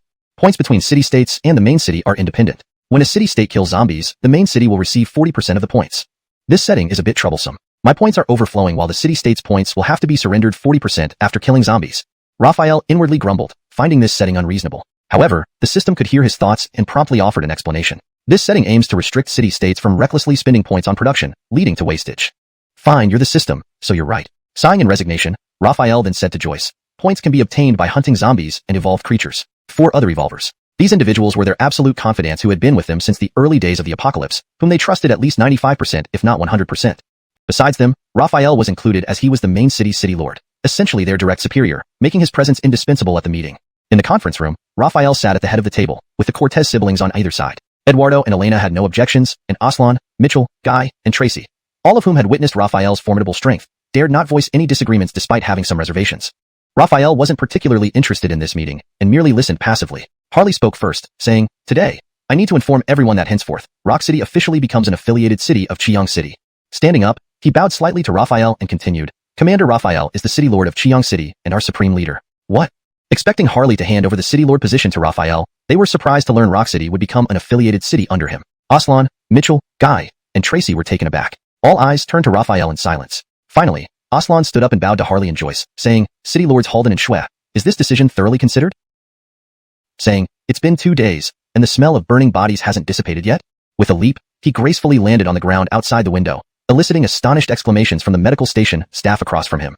It was time to set off for Tianwu Mountain. He walked along the stone-paved roads, quickly arriving at the Zach's residence. The newly planned center of Haldanching now had only 3 buildings, the city base, the armory, and the war wagon factory. While the city base could house people, such central structures were reserved for the city lord. Previously, the Cortez siblings wanted Raphael to stay there, but he declined. Other buildings were still under construction, so the management personnel of Haldanching, including Eduardo and Elena, continued to reside in the castle. 2 guards stood at the entrance of the Zach's residence, holding long spears rather than rifles. One cold weapon, one firearm, vastly different from each other. The reason why the guards used spears instead of rifles was because firearms were precious and reserved for the formal military, while using cold weapons sufficed for household protection. In Haldanching, Raphael was a well-known figure, so the 2 guards recognized him instantly. They let him walk into the residence unimpeded, not wanting to provoke any trouble. Upon entering the living room, he saw 2 women cleaning. These workers were hired from the general populace. They received 2 meals a day. It's time for us to set off. Though he didn't specify the destination, both Elena and Eduardo knew it was Tianwu Mountain. Elena nodded emphatically, asking, all right, when do we leave? Eduardo remained silent. Ultimately, he was worried about Elena. With no news about others' survival, Elena was his only remaining family. However, he couldn't go back on his word, so he chose silence, fearing that if he spoke, he might express regret. Swish swish. Just as Raphael was about to speak, 2 figures dashed towards them, the Cortez siblings. As usual, Joyce wore a veil, her phoenix-like eyes landing on Raphael without revealing any emotion. Honor, on the other hand, rushed forward and exclaimed, Cortestal Rue, what did you say? You're going to Tianwu Mountain with Commander Luo? Facing Honor's intense gaze, Elena simply nodded, calmly answering, yes. The journey to Tianwu Mountain is long and fraught with dangers, dense forests filled with poisonous insects, wild animals, and zombies. Honor listed numerous dangers of the journey, hoping to scare Elena away. However, he underestimated her resolve. Elena firmly shook her head, saying, no matter how dangerous it is, I must return. My parents are waiting for me. Hearing that Elena was going for her parents, Honor was taken aback. Ailey Cherion had parents. He and Joyce, all right, I'll wait for you to return. Joyce watched Elena and thought, looks like I'll have to call her sister-in-law from now on. Honor bowed 90 degrees to Raphael, clasping his hands together, and earnestly said, please take good care of Cortestal Rue during the journey. Stand up. She will return safely, Raphael replied. Thank you, Commander. Honor gratefully acknowledged. Raphael nodded, pausing for a moment, then said, Brigadier Halden, Brigadier Xue, we need you to prepare a vehicle for us. The journey is long. We can't walk all the way. Chapter 248. Preparations for Departure, Part 2. Honor straightened his posture and laughed heartily at the words, replying, you're absolutely right, Commander. I'll go prepare the vehicle immediately. By the way, you don't need to call us Lord Haldanching or Lord Xuanching. Just use our names. Times had changed. Halden City was now an affiliated city-state, so addressing them as lords felt somewhat distant. Raphael did not insist on formality and agreed directly, all right, then I'll call you Shi and Shishua. You can also address me by my name, Raphael. Honor waved his hands hurriedly. That wouldn't be appropriate. You are still our superior. He thought for a moment and then suggested, how about this? Zara and I will call you Brother Luo. What do you think? Raphael smiled, Angelor, no problem. Joyce had only moved in 2 days ago, but Raphael truly understood the setup. Facing Elena's question, she looked toward Raphael for explanation. Feeling the gaze, Raphael explained, the city-state base comes equipped with its own power supply. Not only can it power itself, but it can also provide electricity to other buildings. Provide power to other buildings? Joyce asked in amazement. Yes, Raphael confirmed. How do we make it supply power to other buildings? Joyce followed up. Raphael scanned the area and pointed towards the warehouse. There are specialized cables inside the warehouse, and there are designated outlets outside the city-state base. As for connecting the power, you can find a few electricians among the residents. They should know what to do once they take a look. Joyce nodded. Once everything is settled, I'll hire some electricians. They walked over to a table and sat down. Raphael stared intently at Joyce. After a long while, feeling uncomfortable under his gaze, Joyce averted her eyes and remarked, Brother Luo, is there something on my face? Why do you keep staring at me? Raphael chuckled, I'm just curious about what Shishua looks like behind that veil. Joyce froze for a moment, remaining silent. Elena giggled, Big Brother Luo, Sister Xue is very beautiful. The veil is to prevent men from getting entranced and unable to move. Hearing this, Raphael became even more curious, wondering what kind of breathtaking beauty could mesmerize men so thoroughly. It happened long ago, and I've come to terms with it. After saying that, she put the veil back on. Raphael knew she hadn't fully accepted it. If she had, she wouldn't have put the veil back on. Raphael silently vowed to check if the Research Institute had any equipment to remove scars. Alition, if the Basic Institute lacked it, the intermediate one surely would, and if not, the advanced one definitely would. Thinking this, he told Joyce, it's just a scar. I have a way to completely remove it. Really? Joyce's excitement was palpable. If anyone else had said this, she wouldn't have believed it and might have gotten angry, thinking they were mocking her. But Raphael was different. His abilities were almost divine. Since he said he could remove the scar, it must be true. Raphael nodded, yes, but I need to return to the main city. It might not be possible temporarily. It will take some time. I'm willing to wait, Joyce replied without hesitation. All right, Raphael solemnly said, rest assured. I will help you remove the scar on your face. Joyce nodded deeply, her eyes filled with gratitude. Her fondness for Raphael soared. During their conversation, the sound of an engine rumbled outside, and then Honor walked in, smiling, Brother Luo, the vehicle is ready. I filled the fuel tank and packed spare gasoline and food for the journey. Raphael stood up and clasped his fists to lift off their shoulders and spilled all over the ground. Swallowing hard, they approached cautiously, tapping on the wall with an indescribable shock in their eyes. I forgot to grant the Cortez siblings the authority to construct walls. Can you inform them remotely now? Raphael thought inwardly. No problem. Rejoicing, Raphael silently repeated, grant construction authority for the Rock City to Brigadier Honor and Joyce. Ding. Wall construction permission successfully granted. At the same moment, far within the city-state base, both the Cortez siblings heard a neutral electronic voice. Notice, wall construction permission is now available. Congratulations on being able to build walls. Following this announcement, a holographic screen unfolded before them, demonstrating how to construct the wall. Excitement filled their hearts, especially Honor, who kept exclaiming, wow, more elated than earning several significant sums of money. Back at the city gate, Raphael turned his head to look at Elena, whose mouth was open in an O. Smiling, he released the brake, stepped on the gas and said, let's go. The vehicle exited through the city gate, passing along the narrow forest paths cleared by Rock City residents until reaching the rural cement road. Raphael asked, "Which way?" Elena glanced once and pointed to the right side, saying, "This way? Level 1 evolver?" Elena repeated. She knew there were level 1 evolved humans, classified by the Cortez siblings based on their different stages of development after consuming evolution crystals. This classification was similarly applied to zombies according to their strength and appearance levels. But she wasn't sure what Raphael meant by peak. Scratching her head, she said, "I'm not sure, but taking level 1 evolution crystal no longer affects me." "That means you're a peak level 1 evolver," Raphael explained, reaching into his pocket and pulling out a bright green level 2 evolution crystal obtained from killing a level 2 speed zombie in Rock City. "Take this evolution crystal." Handing it over to Elena, Raphael added. Elena was shocked. "It's a level 2 evolution crystal." Her disbelief grew, pointing at herself. "Big brother Luo, are you sure you're giving it to me?" "Yes, it's for you," Raphael assured her, gripping the steering wheel tightly while driving. "The journey is long, and danger may arise. If your strength increases, my journey will be smoother." After a long pause, Elena smiled. "Well, I can't refuse then." "Angelor," Raphael nodded slightly, holding the level 2 evolution crystal up to the sunlight. It shone brilliantly. Elena admired it. "So beautiful." Then she popped it into her mouth. Instantly, the crystal melted into fluid, flooding her body with life energy. Enhanced. Chapter 250 on the way, Part 2. Drake hung up the phone, sighed, and looked at Jermaine. "Get ready. Deputy Commander Angelo will be here tomorrow, and you'll accompany him to the base. Oh, Qiyang City." "Commander, did you mean the military district wants to court Qiyang City?" Although he knew the purpose, Jermaine was still curious. "Yes." Drake nodded and continued. "Qiyang City has a considerable military force and over 500,000 people under its control, which has already caught the attention of higher-ups. From my perspective, Deputy Commander Angelo's visit isn't just about courting but more about reconnaissance. After all, what we reported is unsubstantiated. They need to verify the situation in Qiyang City personally to see how Raphael treats the civilians. Then, they can assess whether to keep Raphael or eliminate him and take over Qiyang City themselves. And among this delegation, there's also Cameron." "I see." Jermaine suddenly smiled. "Then Cameron must be disappointed." Drake shook his head and said, "That boy seems to have become quite vengeful. Last time, Ongilangwa told me that Cameron kept saying within the military district that under Raphael's governance, the base is in chaos, with people living in misery and suffering, and almost daily someone dies due to Raphael's abuse." He patted his chest and said, "Scary. I shouldn't be distracted while driving."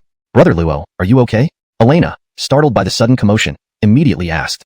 "I'm fine, just an itchy nose, nothing serious," Raphael replied. Elena thought about it and agreed. As a level 3 evolver, Raphael certainly wouldn't catch a cold.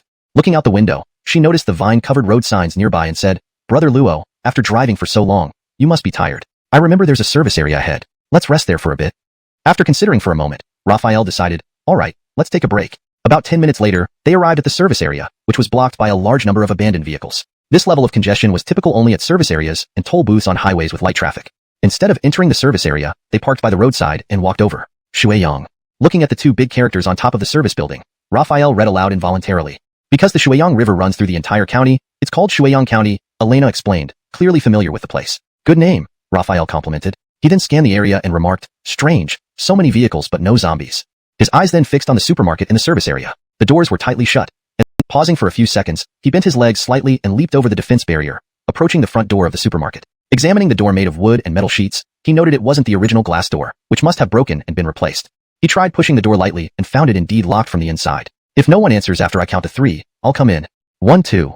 Before he reached 3, he didn't bother counting further. Frustrated, he placed his hand on the door and pushed forcefully. Click. A loud cracking sound echoed as the door swung open. At that moment, a bright flash blinded Raphael, and he heard a shout, "Damn, die." Reacting instinctively, he retreated a step. A sharp whizzing sound rang out, and he heard a metallic clang. His vision cleared to see a middle-aged woman, holding a large machete, taller than her, splitting the ground. Chapter 251, Shuiyang Service Area. The blade missed, and the middle-aged woman straightened up, gripping the knife with both hands. Her gaze locked onto the person before her, assuming a fighting stance. This person's quick reaction was definitely not that of an ordinary individual. Casimir was also observing the middle-aged woman. Based on the speed and force of her previous strike, he deduced she was likely an evolved, albeit not of high rank, just an ordinary level 1 evolved. In this perilous environment, it was quite normal to err on the side of caution when encountering strangers. Thus, he wasn't particularly angered. Just as he was about to explain, the middle-aged woman moved again, lunging forward swiftly, swinging her large cleaver in a wide arc. "Looks like I need to subdue this person first to get her to calm down and listen to me." Casimir prioritized saving lives above all else. If unnecessary, it was best not to kill or minimize killing. Unnecessary killings referred to survivors struggling for survival or criminals who hadn't crossed the line of human decency. These individuals could be reformed into residents of Qiyang City or other city-states. As for those who had committed crimes against humanity, they were deemed unreformable. Allowing them into Qiyang City would only jeopardize its security, causing significant losses. Therefore, such individuals must be eliminated. The knife sliced through the air, coming at him with a whistling sound. An ordinary person wouldn't have been able to dodge such a strike, ending up cut in half. But Casimir was no ordinary man. He extended his left palm and caught the blade mid-air. Clang! It sounded like swords clashing, sparks flying, producing a crisp sound. The middle-aged woman's face showed shock. To her, it seemed like the man before her had caught the sharp edge of the blade with his bare hand, uninjured. Angela D are just passing through. We saw the service area and decided to stop for a short break before continuing our journey. Perhaps Elena's lively and cute appearance eased the situation. The middle-aged woman finally spoke. You'd better leave now to avoid unnecessary trouble. Trouble? Casimir chuckled. We don't mind. Besides, we're only resting for a bit, and we'll leave once we're refreshed. The middle-aged woman frowned. You don't seem like bad people, so I'm advising you to leave quickly. She turned to Elena. Turn back now to avoid greater harm. Casimir waved a hand dismissively. No worries. Let what comes come. We'll deal with it. He dismissed the idea that Ember was merely trying to scare them away with her words. However, with Elena being a level 2 evolved and himself a powerful level 3 evolved, no trouble seemed too great to handle. So, they had no intention of retreating. She pleaded, please let us in to rest for a while. Once we're rested, we'll leave immediately. Seeing her attempts at persuasion futile, the middle-aged woman sighed. Since you won't listen, I won't argue further. You're not malicious people, so you can rest a while. Follow me. She turned towards the supermarket, followed closely by Casimir and Elena. My name is Gracie. Beckety, I know your names. We're relatives. Elena suddenly exclaimed. My name is Elena, from Luowu County, she said. What are you doing? They're guests. Put away your weapons. The men froze. The lead angry man's anger dissipated, replaced by suspicion. Gracie, I saw them trying to capture you. What does this mean? Gracie explained. They're travelers who stopped to rest after driving. They aren't here to cause trouble. Chapter 252. Wu Haldang Village, Part 1. The men exchanged glances at this, then retracted their crossbows and stepped forward. The middle-aged man who had spoken first sized up Raphael and Elena, frowning slightly when he saw Elena. He said with a regional accent, young girl, you're beautiful but running around like this is dangerous. Gracie pushed the man's forehead and chided, deadhead, mind your own business. These are our fellow townspeople from Carl County, Elena, and this young brother Raphael is from City H. She then introduced her companions. This is my husband, just call him Freddy. And these others are Cortezanu, Brandon, Solomon, and Corbinmu. They're our Shueyang service area Angular Viver shelters, 5 great protectors. Leaning closer to Raphael and Elena, she whispered, they're actually just laborers who usually hunt and guard for us. Though her voice was low, Freddy and the others still heard her words and laughed it off without any offense. Among them, Cortezanu scratched his head and smiled awkwardly. Sister Elena, you read food inside. We were leading students on a trip back home when we stopped here. Who knew the world would change so drastically after one rest? We originally had 61 students, now only 29 remain. Among teachers, we were 8, now only 3 left. My wife, me, and Teacher Tion. His mention of Teacher Tion made Corbinmu's eyes filled with sorrow. Hearing this, Cortezanu choked back tears. I earned some money and brought my parents out for a trip, but my mom suddenly went mad and bit through my dad's neck. Raphael shook his head. This was the harsh reality of their era. Alishan the talkative Elena fell silent. After a long silence, Raphael decided to change the subject. Old brother Remy, what exactly is this Wu Haldang village that Sister Gracie mentioned? At the mention of Wu Haldang village, Freddy's expression darkened. It is indeed a survivor shelter, but more like a place where they exploit people. Ordinary survivors are treated as labor tools, forced to do heavy work daily with only thin gruel to eat. A 200-pound man would surely become a skin-and-bone skeleton after a month there. As for women, he paused, glanced at Elena, then continued, all women, regardless of beauty, end up as playthings for the upper echelons of Wu Haldang village. They even price and trade women like commodities. Brother Remy, we just came from Rock City. Oh. Freddy and the others looked surprised and relieved, yet worried and quickly asked, why did you leave Rock City? Is it as ruthless as Wu Haldang village? Brother Remy, don't worry. The living conditions in Rock City are quite good. We left because we have important matters in Carl County's Tianwu Mountain. Freddy and the others breathed a sigh of relief. They feared Rock City might be similar to Wu Haldang village, and were relieved to learn otherwise. Raphael turned to Elena and asked, Xiao Rue, Wu Haldang village seems formidable. Why didn't Shi Halden, Shi Shui, or Uncle Eduardo ever mention it? Elena thought for a moment and explained, information is restricted now. Rock City is situated deep in a valley surrounded by forests. We usually hunt and search for food nearby, and Shueyang County is quite far from Rock City. Not knowing about Wu Haldang village isn't surprising. True, Raphael nodded and then asked curiously, how did you hear about Rock City? Note, pinyin names like Raphael and Elena have been used accurately.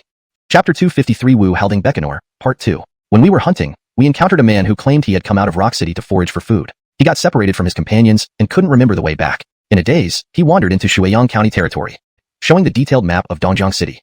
Elena took the map and pen, began drawing the route to Rock City. We're here at the Shueyang County service area, right? Freddy and others nodded simultaneously. Elena continued drawing and explaining. From here along this highway. Freddy and others listened intently. Elena explained in great detail. Even Gracie, who had just served meals to children and the injured, joined in listening. After nearly 20 minutes of explanation and drawing, Elena asked, got it? Freddy, being a geography major, understood after one explanation. The others were still puzzling over it, but he nodded vigorously. Understood. Since Freddy grasped it, the others didn't ask Elena to repeat it. They trusted Freddy's expertise. Talked for so long, come and eat something. Gracie brought 2 bowls of meat soup and suggested they eat, passing the bowls to Raphael and Elena. It was more bone broth than meat soup, as only bits of meat floated on the surface. Smelling the meat, Cortezanu swallowed, asking, why didn't you serve us too, sister-in-law? Your hands and legs work fine, pour it yourself. Gracie scolded. Raphael sipped the soup, nodding slightly, surprised it had some salt and tasted better than expected. Seeing Raphael's reaction, Gracie asked, "Not bad, little brother?" "Good." Raphael answered without hesitation. "Freddy, what should we do?" someone asked. With no solution, Freddy knew their enemy numbered in the hundreds, fully armed, and led by Elder 5, known as Fatebird, a genuine level 2 evolved human. His group, mere level 1s, couldn't stand a chance. Wu Halding Becketnor. Raphael pondered, suddenly asking after a minute, "Brother Freddy, how many people are in Wu Halding Becketnor?" Confused by the question, Freddy replied, "I'm not sure, but almost all of western, northern, and southern Dongjiang City has been raided by them. There should be around 12 or 13,000. Hearing this, Raphael's eyes gleamed with determination and strode towards the exit. Cortestal brother Luo? Freddy tried to stop him but was held back by Gracie. Others watched Raphael silently, unsure whether to intervene. "Elena, what's Cortestal brother Luo doing? Is he going to surrender?" Freddy asked Elena, puzzled. "Luo Ji definitely won't surrender." Elena shook her head, equally puzzled but certain Raphael wouldn't give up. Gracie had fought Raphael, knowing his strength, guessing he was at least a level 2 evolved human. She believed he might have a plan or could escape easily, as Elder 5 Fatebird was also level 2. But if Raphael fled alone, leaving Elena behind, she would despise him. Outside, to slash directly at Raphael's neck. "Go to hell."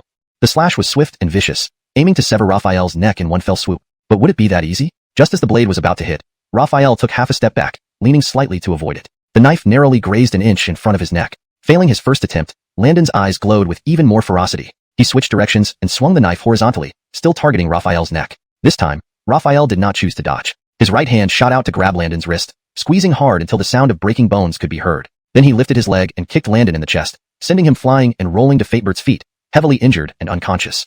Raphael controlled the speed and strength of these two moves, so that they appeared only at the peak first-level evolved human stage to outside observers. Courting death? Dallas, stop! Just as Dallas was about to strike in revenge for Landon, Fatebird called him off. Dallas had no choice but to release his clenched fist. Clap, clap, clap, clap. Fatebird clapped, staring at Raphael for a moment before saying, "You do have some skills. Now I understand why you're so cocky."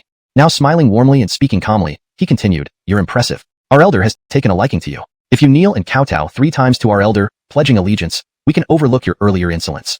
And from now on, you will have all the fine food, fine wine, and beautiful women you desire. What do you say?" Don't tell me Wu Halding Beckett nor people are all this middle schoolish, reading too many martial arts novels. Becketsters and disciples, beautiful women and fine wine. However, since you like it this way, I won't accompany you in this performance.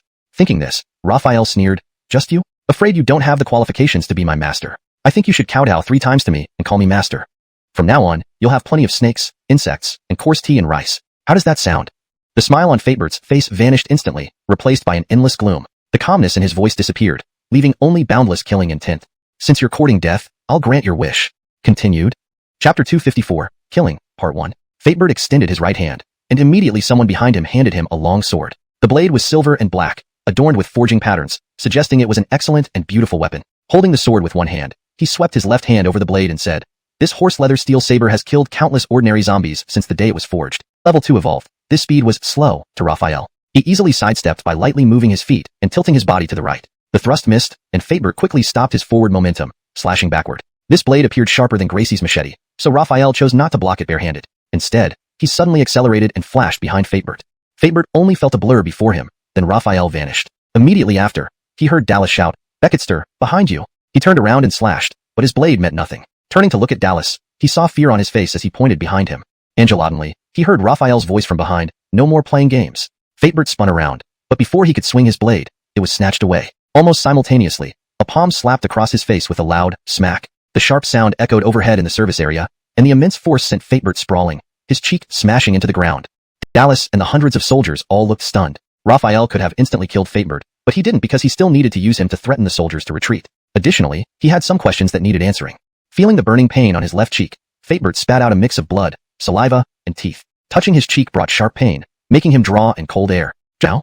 Fatebird cautiously inquired. Seeing Raphael's expression, he hurriedly added, "I promise, I will never disturb you or your friends again."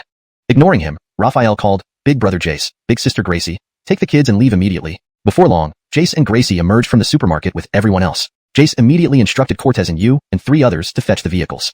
Fatebird, Dallas, and the soldiers of Wuyang village had varied reactions upon seeing the large group of children inside the supermarket. Fatebird merely glanced and then averted his gaze. His life mattered most. Dallas's brutish face remained unchanged, betraying no thoughts. Most of the soldiers were visibly moved. Childhood was a time of innocence, and seeing so many children reminded them of their past. Soon, Cortez and Yu and the others drove 2 minivans and 2 pickup trucks, with reinforced iron mesh and iron plates on the windows and sharp iron spikes installed on the front and back. Jace immediately organized the children and injured to board the vehicles. Knowing the urgency, they moved swiftly. In less than 10 minutes, everyone except Jace, Gracie, and Elena was aboard. Cortestal brother Luo, come over here, Jace urged. Raphael replied, brother Jace, you all should go ahead. Jace argued, we can't leave you here alone. Wuyong village came after us. Cortestal brother Luo, hurry up and get in the car. There's still room. Elena interjected before Raphael could answer, brother Jace, please go. Uncle Luo and I still need to go to Tianwu Mountain. Besides, these thugs can't do much to us. Oh, Jace, Sister Elena has spoken, and we know Cortestal brother Luo's strength. Staying here would just be a burden. Let's go. Seeing Jace still hesitant, Gracie advised, confirming her role as his wife. Convinced, Jace relented. If that's the case, we'll leave first. We'll head to Haldanching and wait for your return. Elena nodded. All right. Then she walked toward Raphael and stopped 1 meter behind him. The roar of engines filled the air as Jace, Gracie, and the others drove onto the highway, gradually disappearing from view. End of Chapter 254, Part 1. Chapter 255, Kill, Part 2. Freddy and the others had left, making things easier to handle. A slight smile crept onto Raphael's lips. Seeing this, Fatebert immediately begged for mercy. Now that your friends have left, can you let me go? Raphael chuckled and said, not so fast. I still have some questions for you. Fatebert felt his chances of survival rise as he saw Raphael smiling and hurriedly replied, The system's outright denial made Raphael even more curious. He asked immediately, what exactly are these cultivation methods? Fatebert hesitated, saying, cultivation methods are Wuyong village's secret teachings, only taught to core disciples. If that's the case, then there's no reason to keep you alive. Raphael applied pressure with his long saber. Feeling the cold blade against his neck, Fatebert panicked. I'll talk. A faint smile spread across Raphael's face. Speak up. Fatebert explained, cultivation methods involve special postures combined with breathing techniques. He reached into his pocket and pulled out a blue-covered booklet titled Wuyong Technique, handing it over. Here it is, the cultivation method. Taking the booklet, Raphael flipped through a few pages, seeing various poses and explanations of breathing techniques. Putting the booklet in his pocket after a moment's consideration, he sheathed his saber. As the saber moved away, the chill and pain vanished from Fatebert's neck, bringing him immense relief. This person was going to spare him. Go, said Raphael. Fatebert beamed, repeatedly thanking him. Thank you.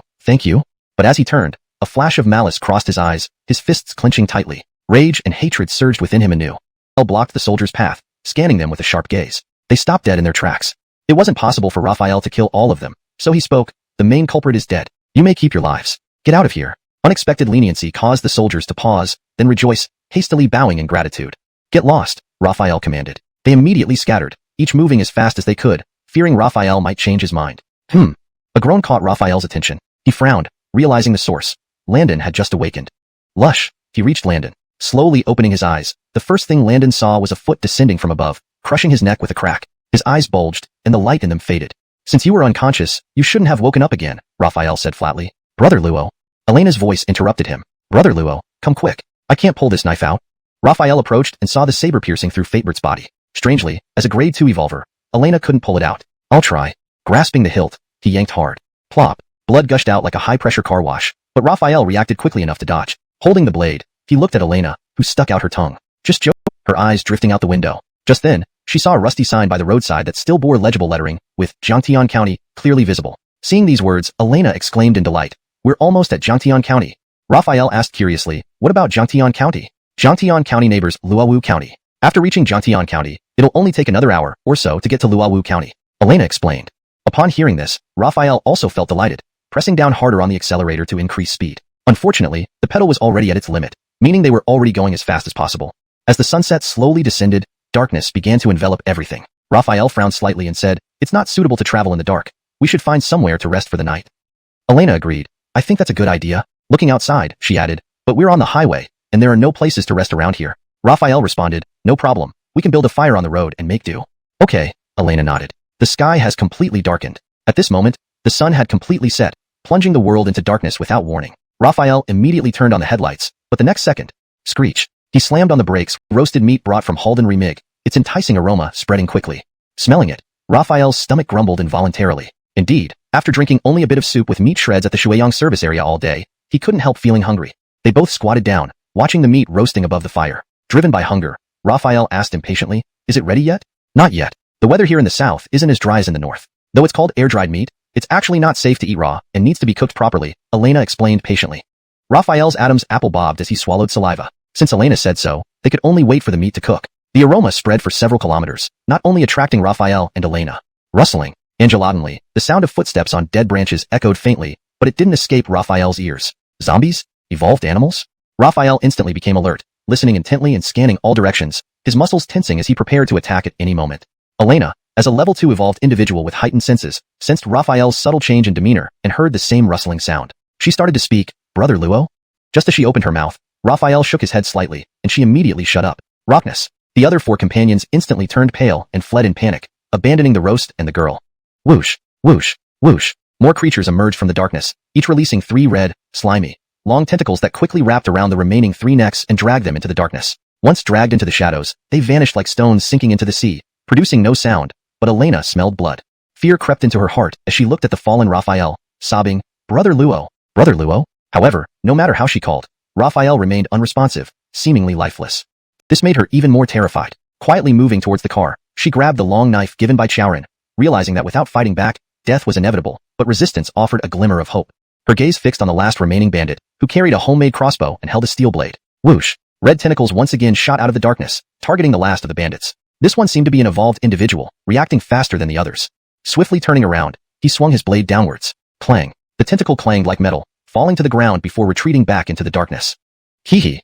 The strange creature emitted an eerie laugh, its face contorting into a bizarre expression as it took slow steps toward Elena. Elena immediately stood up, ready to run, but 3 more dark figures darted out of the darkness, blocking her escape routes on 3 sides.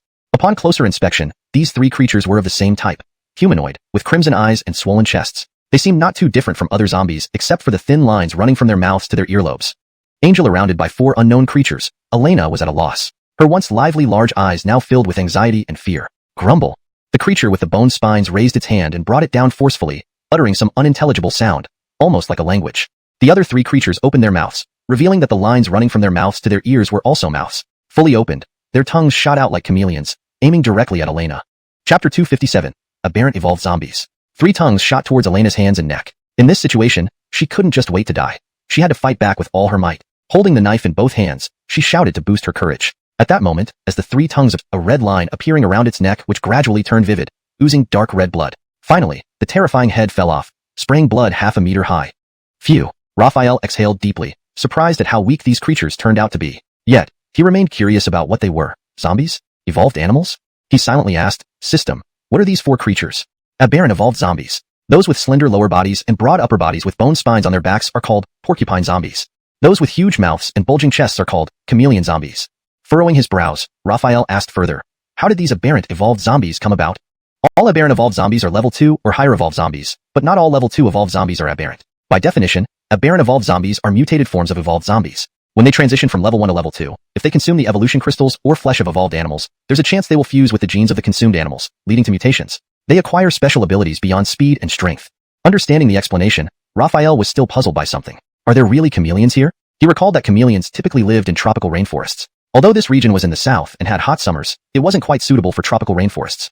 Then the people in Jiangtian County must be in great danger, Raphael remarked. Elena fell silent for a moment, then refocused on the corpse of the porcupine zombie. Brother Luo, since these are zombies, do they have evolution crystals in their heads? In theory, yes. Raphael raised the Bekeji steel knife and chopped open the porcupine zombie's head. We'll see if there's anything inside. With a soft poof, the porcupine zombie's head split open, revealing a pale green evolution crystal which rolled out onto the ground. Picking it up under the moonlight, the crystal shone like ice jade, beautiful and mesmerizing. Raphael's eyes gleamed with surprise. It's actually a near level 3 evolution crystal.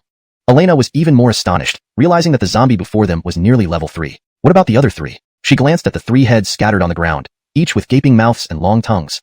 As her curiosity piqued, Raphael swiftly approached the heads and chopped each one open with 3 swift strokes, causing 3 evolution crystals to roll out. Elena hurried over, eager to ask, "Brother Luo, what level are these?" Raphael looked disappointed. "These are only level 2 evolution crystals." "Level 2? That's still great. Level 2 evolution crystals are very precious, and you have 3 of them?" Elena consoled him, speaking rapidly. Despite the reason behind Raphael's generosity, her gratitude was heartfelt. Nodding, Raphael said, "We shouldn't stay here long. Take the evolution crystals and let's leave." "Okay." Elena nodded vigorously, and without hesitation swallowed the 3 level 2 evolution crystals simultaneously. Within 5 seconds, a surge of vital energy erupted within her, strengthening her body comprehensively. Losing 3 level 2 evolution crystals made Raphael feel a bit uneasy, but thinking about the potential to avoid future trouble, his concern was alleviated somewhat. Turning his gaze toward the roadside forest, he frowned slightly, pondering, 5 humans ambushed here, and one of them is an evolver. It's likely their refuge is nearby. Stroking his chin, he deliberated for a while before deciding, we should find a safe place to rest for the night and plan further tomorrow. At this moment, Elena's evolution neared its end. With a soft hum, her transformation concluded, and she abruptly opened her eyes, revealing a flicker of pale blue light that lasted nearly 20 seconds. An intermediate level 2 evolver, Raphael noted silently to himself. Reaching this level marked her as a first-rate combatant. Elena's face radiated uncontainable excitement. She had once dreamed of becoming as formidable as Miriam and Joyce. Now, that dream seemed within reach. After some busy work, they finally cleared a path through the blockage. Raphael and Elena immediately drove through. The night was dim, even with headlights illuminating the way. For safety, Raphael did not drive as fast as he did during the day. Amidst the vast night, on the wide highway, only one vehicle traveled, making it appear extraordinarily lonely.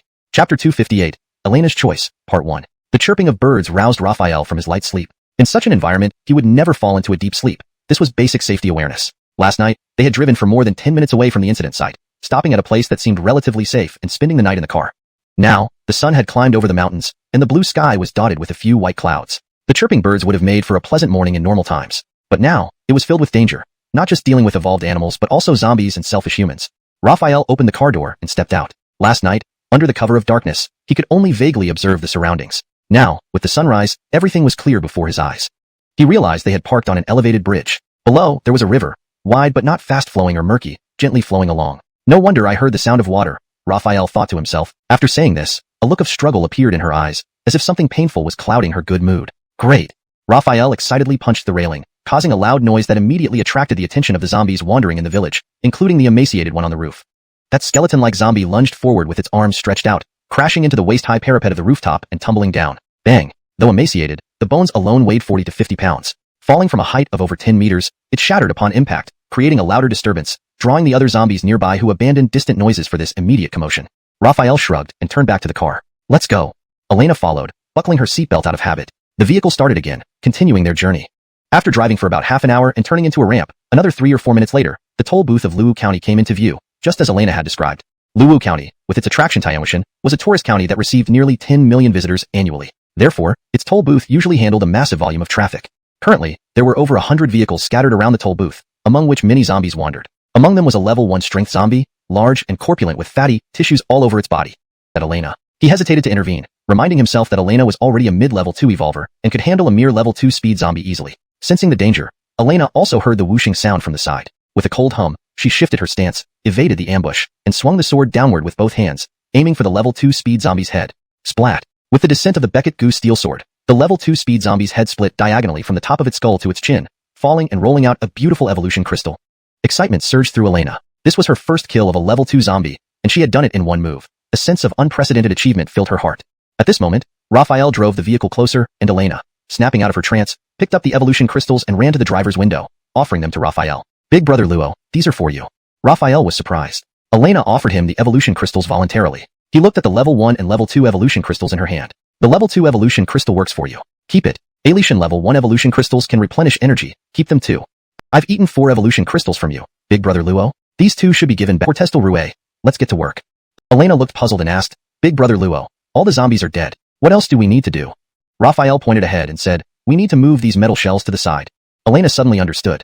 It was back to being moving men. After much effort, they finally cleared a path. Without resting, they drove straight into the toll booth and entered Luowu County. After passing through the toll booth and driving another 500 meters, they reached a fork in the road. The car stopped, and Raphael looked at Elena, asking, Cortestal Rue, are you coming with me to Tim Mountain? Or do you want to find your parents? Elena looked around, unable to make up her mind. After witnessing various horrors on the journey, her determination to find her parents no matter what had wavered. Luowu County was small, but with a population of over 300,000, especially in the urban area where people were most concentrated and zombies numerous, there was no guarantee that there wouldn't be any level 2 zombies or higher. If she went in alone, her chances of survival were slim, almost negligible. Cortestal Rue, I consider you a friend. Let me advise you, your parents might be in the city center, where it's not just zombie dangers, but also human dangers in the early days of the apocalypse. In such a situation, it's highly likely that they're already gone. Moreover, the city center is even more dangerous now. Aletian, I wouldn't. Germaine, you're still alive, huh? Germaine looked flustered and said, I thought you'd forgotten me, didn't expect you'd remember my name. You're asking for a beating, Deputy Commander Angelo teased, raising his hand as if to strike. No, brother Angelo, just a joke, Germaine hurriedly responded.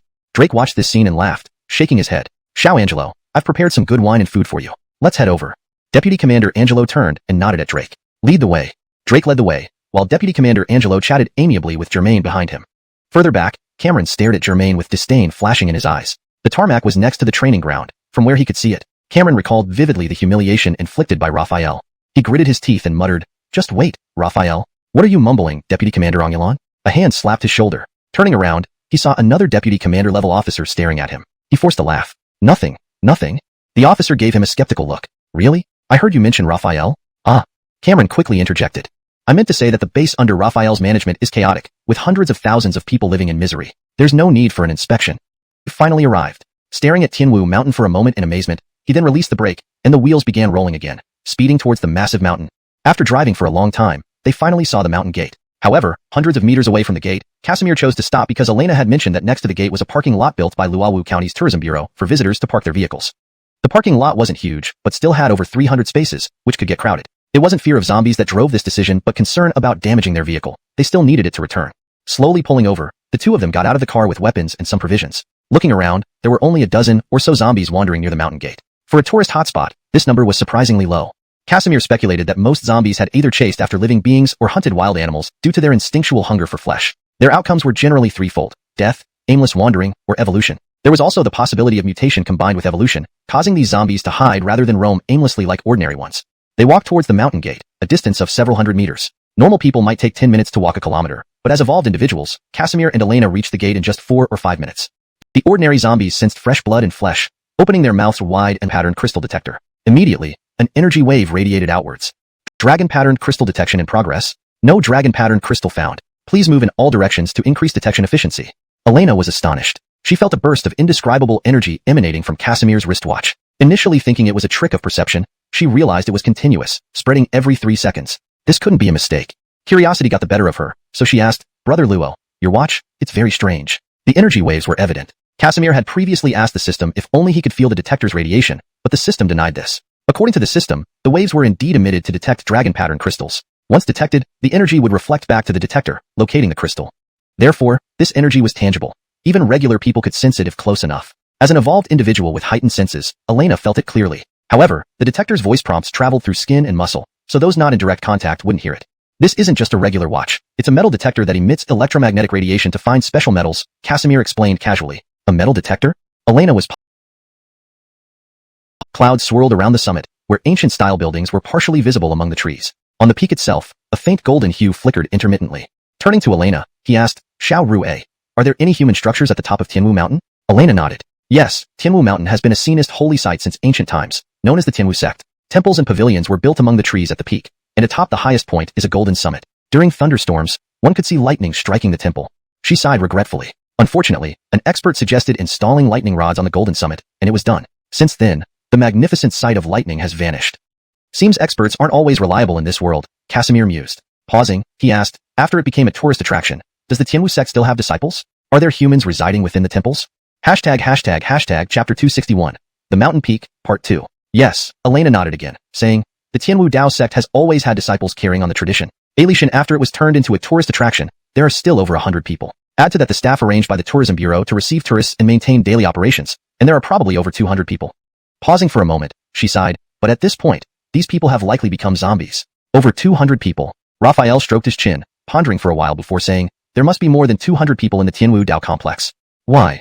Elena asked, puzzled. Tianwu Mountain is a tourist destination, and the Tianwu Dao sect is a prestigious sect. Becketney tourists come here specifically for the Tianwu Dao sect. And then you mentioned the Golden Peak of Tianwu and the Cortesning Fire Refining Hall. Such incredible structures are extremely attractive to out-of-town tourists. Therefore, my guess is that there are definitely more than 200 people in the Tianwu Dao complex, perhaps close to or even exceeding 1,000. Elena agreed. That's right, and the virus outbreak coincided with the summer vacation period. Although it's nearing the end, the number of tourists was still huge. Let's go. As they say, meet force with force. Raphael started moving toward the mountain peak, and seeing this, Elena quickly followed. Unlike their earlier cautious, slow pace, their current sprint was extremely fast. In no time, they had moved from the foot of the mountain to halfway up. Raphael and Elena sprinted without stopping, taking out any wandering zombies they encountered along the way. From the foot to halfway up the mountain, they saw only small birds, finding it strange that there were no other fierce evolved animals. I don't know either. The two monkeys, seeing Raphael and Elena's baffled expressions, anxiously scratched their heads and started mimicking strange behaviors, baring their sharp teeth and pretending to bite their own arms. Observing these actions, Raphael rubbed his chin, contemplating for a while, and then analyzed. They seem to be trying to tell us that the summit is dangerous, with terrifying creatures. Chirp, chirp, chirp. Hearing Raphael's words, the two monkeys immediately became excited, clapping their hands and nodding vigorously. I guessed right? Raphael asked. Elena's eyes sparkled with admiration, looking at Raphael with reverence. She clasped her hands together under her mouth in surprise. Wow, big brother Luo, you're amazing. You can understand monkey language? Raphael was speechless. It wasn't that he understood the language, but rather observed the actions. Thank you for telling us, but I must go to the summit, Raphael said to the two monkeys. Apparently having frequent contact with humans, these two golden snub-nosed monkeys could understand human language. Hearing Raphael's words, they frantically waved their hands, performing various desperate gestures, trying to scare off these ignorant humans. Come on, Cortestal Rue. Raphael took Elena's hand, flashing past the well-meaning monkeys, and sprinted toward the So, where would they be concentrated? He couldn't help but look at the nearby summit, as if he could see through the obstacles to the Taoist temple complex. Elena returned to Raphael's side, curious about his expression, and asked, Big brother Luo, what are you looking at? Raphael retracted his gaze, looking at Elena seriously. We're almost at the summit. There may be great danger. Stay close to me. Angelor. Elena nodded vigorously. Walking for 5 to 6 minutes, they reached another gate. This gate was different from the one at the foot of the mountain, which was the entrance to Tianwu Mountain. This gate was the entrance to the Tianwu Dao sect. The plaque on the gate read only Tianwu Dao. Taking a deep breath, they stepped through the gate. Raphael's eyes suddenly narrowed as he heard whoosh whoosh whoosh. Hidden arrows flew toward them. Without moving a step, his hands blurred, and in the next moment, several arrows appeared in his grasp. There's actually a trap. Could it be set by zombies? Raphael was startled, but after some thought, he dismissed the idea. Angelock, a sophisticated trap couldn't be set by even level 3 zombies. Thus, he concluded that there might still be living people within the Tianwu Dao sect. But if so, why did the golden snub-nosed monkeys warn them about extreme danger on the mountain? Could the monkeys be lying to them? But this didn't make sense logically because the monkeys had no reason to lie. Angelotinely, branches rustled. We've come seeking refuge. His words were sincere and heartfelt. If Elena didn't know the backstory, she might have believed him too. She glanced at Casimir, feeling even more admiration for his unflinching ability to lie convincingly while being so powerful. The young Saiyans monk had been abandoned by his parents as an infant and was raised by his master within the sect, never leaving the mountain in over 20 years. While many tourists visited the sect daily, they interacted primarily with tourism staff, having little contact with the practitioners themselves. Casimir's acting skills were refined to perfection, each subtle gesture and tone conveying genuine sincerity. Moreover, he had demonstrated formidable strength by catching a hidden arrow barehanded, something the Saiyans knew he couldn't do. Given Casimir's exceptional strength, patiently explaining their situation showed he wasn't entirely malevolent. After calculating, the young Saiyans concluded that there was a 70% chance he was telling the truth. The remaining 30% was due to Casimir's action of catching the hidden arrow barehanded, which was even harder than dodging it. Clearly, he was no ordinary person. In reality, an average person would find it almost impossible to climb from the foot to the peak of the mountain under such circumstances. Therefore, he stared intently at Casimir and asked, Are you an evolved human? Casimir was somewhat surprised, not because the young Saiyans had recognized him as an evolved human. He would have known I was lying just now. Composing himself, he nodded slightly and said, Becketster, you're indeed impressive. Yes, I am an evolved human. He pointed to Elena and added, My companion is also an evolved human. Casimir's honesty earned the young Saiyans additional respect, increasing his trust to 85%. After some hesitation, the Saiyans said, I can take you into the temple, but you need to disarm yourselves. No problem, Casimir agreed immediately. To him, unless it was missiles or explosives, common weapons like knives, swords, and firearms were nearly useless and rarely needed. They disarmed themselves and handed the weapons to the young Saiyans companions. Satisfied, the young Saiyans introduced himself. This poor Saiyans is the 27th generation disciple of Tianwu Mountain, Barry. After a pause, he asked, Beckett, I inquire about your distinguished names? Casimir clasped his hands and said, I dare not use my full name. I am named Guillermo. Elena likewise clasped her hands. My name is Elena. Elena? Upon hearing her name, Barry's eyes narrowed, and he stared intently at Elena again. Casimir and Elena were puzzled. Elena asked, Dao Zhenghe, why are you staring at me? Similar, indeed very similar, Barry murmured, then asked, Miss, did you say your name is Elena? Yes, why? Elena, only weak zombies wander around. Could those two monkeys have lied to us? Barry suddenly stopped and turned to look at Casimir seriously. Those two monkeys did not lie to you. There are indeed very powerful and terrifying creatures here. Chapter 263, Becketster Justin, Part 1. Raphael furrowed his brow and asked, What kind of creature? Barry was silent for a long while before turning and continuing to walk forward. As he walked, he said, That creature is neither human nor monkey but resembles both, with extraordinary speed and strength, and wields a staff extremely well. Based on its characteristics, we have named this creature Fatemanape. Neither human nor monkey yet similar to both. Raphael repeated these words in his mind, inevitably thinking of the mutant zombies. Barry's description of the powerful Fatemanape was likely the result of a fusion between zombie and monkey genes. At the same time, he felt somewhat puzzled. If the Fatemanape was so powerful, how did the people of Tianwu Dao sect survive? Luo, you must be wondering how our sect managed to survive against such a powerful creature, Barry said without waiting for Raphael's response. He scratched his head and muttered, Talking to this guy means just listening quietly. Internally, Raphael agreed, but outwardly he replied, Yes, could Taoist Becketster Justin made it highly credible. A leopard, while not as formidable as tigers or lions, is still among the top predators. For an ordinary person to kill one barehanded would be impossible. Thus, Becketster Justin's strength must be considerable. At this moment, Raphael reached into his pocket, feeling a small booklet. He thought, could martial arts cultivation actually exist? But why does the system say that cultivation is fictional? Reminder. Host, cultivation does not exist in this world. Only bioenergy can enable life forms to evolve. The system promptly responded to Raphael's thoughts. Raphael's brows furrowed. The system was adamant that cultivation did not exist, Yet examples like Wuyong Village and Becketster Justin were right before his eyes, leaving him utterly confused. Unbeknownst to him, they had reached the entrance of the main hall. Inside, under the statue of the three pure ones, an elderly scenist sat cross-legged on a cushion.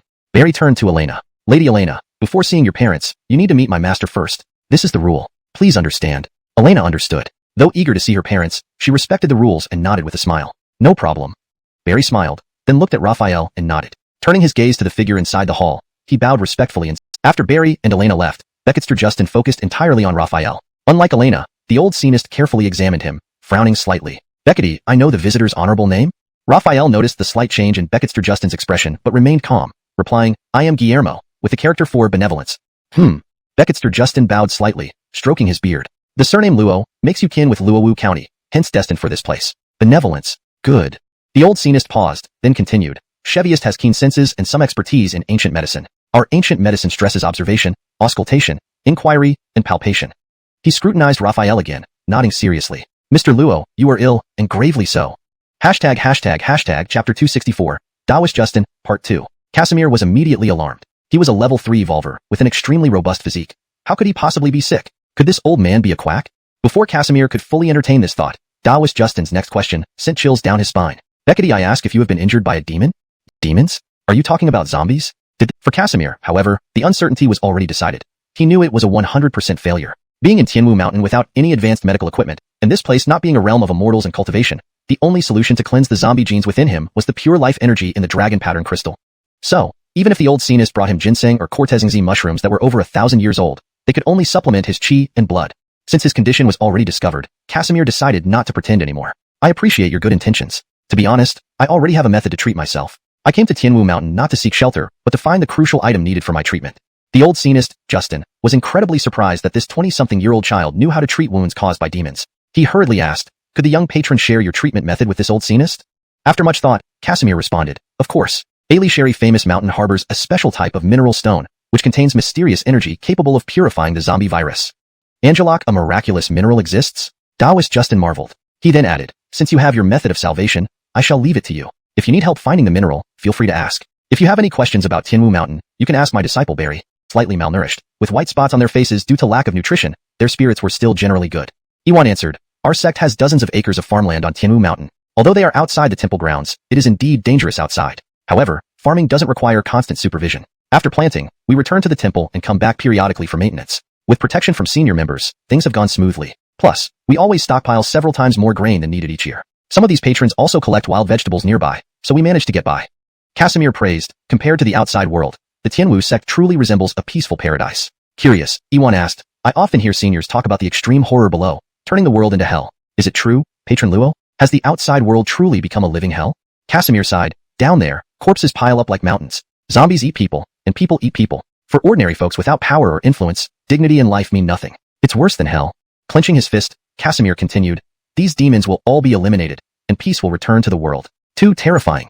Iwan exclaimed, agreeing, I also believe that the demons will be destroyed, and peace will prevail. Elena's parents nodded again in unison, replying, hello. Elena's mother, Trinity, continued, your name is Raphael? That's a good name. She leaned in and whispered, how long have you been with little Rue? Raphael's brows furrowed slightly, his expression turning strange as he glanced at Elena. Elena blushed and quickly pulled her mother aside, exclaiming, oh, Mom, Luo big brother and I aren't like that. Trinity looked bewildered and asked, didn't you say you already found a boyfriend? Elena's face flushed even more red as she hurriedly clarified, yes, I did find one, but I didn't say it was Luo big brother. Trinity suddenly understood and hastily apologized, sorry about that, Xiao Luo. My husband and I misunderstood. Raphael smiled gently and replied, it's okay, Aunt. Trinity retreated back to her husband Quentin, falling silent and making the atmosphere somewhat awkward. After a long silence, Elena finally spoke up to break the tension. Brother Cortezan, what brings you here? Upon hearing this, the awkwardness immediately dissipated. Raphael breathed a sigh of relief and answered quickly, Taoist Remy brought me here to look for temporary accommodation. Iwan, standing nearby, added with a smile, indeed, it was my master's order to arrange a resting place for layman Raphael. Trinity placed a hand on her hip and pointed an accusing finger at Quentin's nose, listing his indiscretions. Quentin turned away, but Trinity immediately circled back in front of him. Elena shook her head helplessly. These two had bickered their whole lives and still hadn't stopped. Clouds covered the moon, plunging the world into darkness. It was deep night, and almost everyone had gone to sleep. Raphael, however, was wide awake. He leaped from his small single bed, moved to the window, and parted the curtains to peer out into the pitch-black night. The night on Mount Tianwu wasn't quiet. Apart from the insects chirping, there were sounds of creatures moving through the forest, crunching dried leaves and branches, and the occasional call of a monkey. Despite the noise, people slept soundly, as if the Taoist sect of Mount Tianwu possessed some magic to soothe minds. Taking a deep breath, Raphael raised his wrist and gazed at the detector there. Mount Tianwu's peak, situated at the mountain center, offered a prime location to detect dragon pattern crystals. Activating the detector here would be much easier. With 2 fingers, he pressed 2 buttons, releasing a circle of energy. He waited anxiously, hoping for a response. Buzzing, the detector began vibrating vigorously, followed by electronic voice prompts. Dragon pattern crystal detected. Dragon pattern crystal detected within 100 meters. Dragon pattern crystal detected within 100 meters. Dragon pattern crystal detected within 100 meters. Hearing these consecutive alerts, Raphael halted, surveying his surroundings. The most likely place for the crystal to be would be the Golden Angel Limit, or within the main peak, as it was the absolute center of Mount Tianwu. Just then, a figure darted down from the Golden Angel Limit straight toward him. Due to the cloud cover obscuring the moonlight, everything was pitch black, and only vague contours were visible. He couldn't make out who it was. The figure moved extremely fast, appearing right before him in an instant. Then, a palm shot out. Before the palm reached him, the rushing palm wind struck his face like a knife slice. Shocked, Raphael swung a fist in defense. Bang! Fist met palm, sending shockwaves that lifted dust from the ground, spreading out visibly. The force was overwhelming, pushing Raphael several steps back. However, his opponent also stumbled backward. Raphael was astonished. This person's speed and strength were no less than his own. Could it be one of those terrifying beings? Before he could ponder further, the opponent attacked again, and he had no choice but to counter. Clearly skilled in martial arts, every move was methodical. He threw a powerful punch. Excellent physical strength, but your martial arts techniques are somewhat lacking. Raphael had never learned any martial arts or combat techniques. He relied solely on extreme speed and strength to overpower his opponents. Alishan, when facing level 3 zombies and level 3 evolved animals, he fought purely on instinct. In reality, these beasts were not much different from him. They all relied on instinct, speed, and strength. Justin Sinist's tactful comments were meant to save face for him. I've never practiced martial arts or combat techniques, and I don't exercise much. The strength and speed I possess come entirely from evolution crystals, Raphael replied frankly, without any psychological burden. Justin Sinist hadn't expected Raphael to be so honest and paused slightly before laughing. No problem, no problem. With such strength, learning martial arts would be twice as effective. Alishan, without practicing martial arts, relying on instinctive reactions, there aren't many people in this world who can surpass you. Raphael responded, thank you for your praise, True Becketon. Justin Sinist continued, the evolution crystals you mentioned, are they the emerald-like objects found in the brains of demons? That's right, precisely those, Raphael answered. Justin Sinist was surprised. Angelok, a small thing, can enhance human strength, truly amazing. While Justin Sinist was surprised, Raphael was even much different from him. They all relied on instinct, speed, and strength. Justin Sinist put it so tactfully, obviously out of consideration for his face. I've never practiced martial arts or combat techniques and rarely trained. The strength and speed I possess are entirely due to evolution crystals, Raphael replied frankly, without any psychological burden. Justin Sinist hadn't expected Raphael to be so honest and was slightly taken aback, but then smiled and said, no harm, no harm. With such strength, practicing martial arts will bring twice the results with half the effort. Alishan, if you don't practice martial arts, relying on instinctive reactions, there aren't many people in the world who can defeat you. Raphael replied, thank you for your praise, real person. Justin Sinist continued, the evolution crystal you mentioned earlier, is it that emerald-like substance found in the minds of demons? Yes, exactly that. Raphael answered. Justin Sinist expressed surprise. Angelok, a tiny thing can increase human strength. It's truly miraculous. Justin Sinist was surprised, but Raphael was even more astonished after hearing his words. Justin apparently didn't know about the effects of evolution crystals, meaning he hadn't consumed one. Indeed, before the virus outbreak, Justin Sinist had killed a leopard barehanded, as Elena and Barry had mentioned. But without consuming an evolution crystal, why was he so strong? Instinct, speed, and strength. Justin Taoist spoke so tactfully out of consideration for his dignity. I have never practiced martial arts or combat techniques, and I've exercised little. To have this level of strength and speed, it's entirely thanks to the evolution crystals, Raphael admitted openly without any psychological burden. Justin Taoist hadn't expected Raphael to be so honest and was momentarily taken aback before smiling. No matter. With such strength, practicing martial arts will be twice as effective with half the effort. Alishan, without practicing, relying on instinctual reactions, there aren't many in this world who can match you. Raphael replied, thank you for your praise, real person. Justin Taoist continued, the evolution crystals you mentioned earlier, are they the jade-like objects found in the brains of the demonic beings? That's right, precisely that, Raphael answered.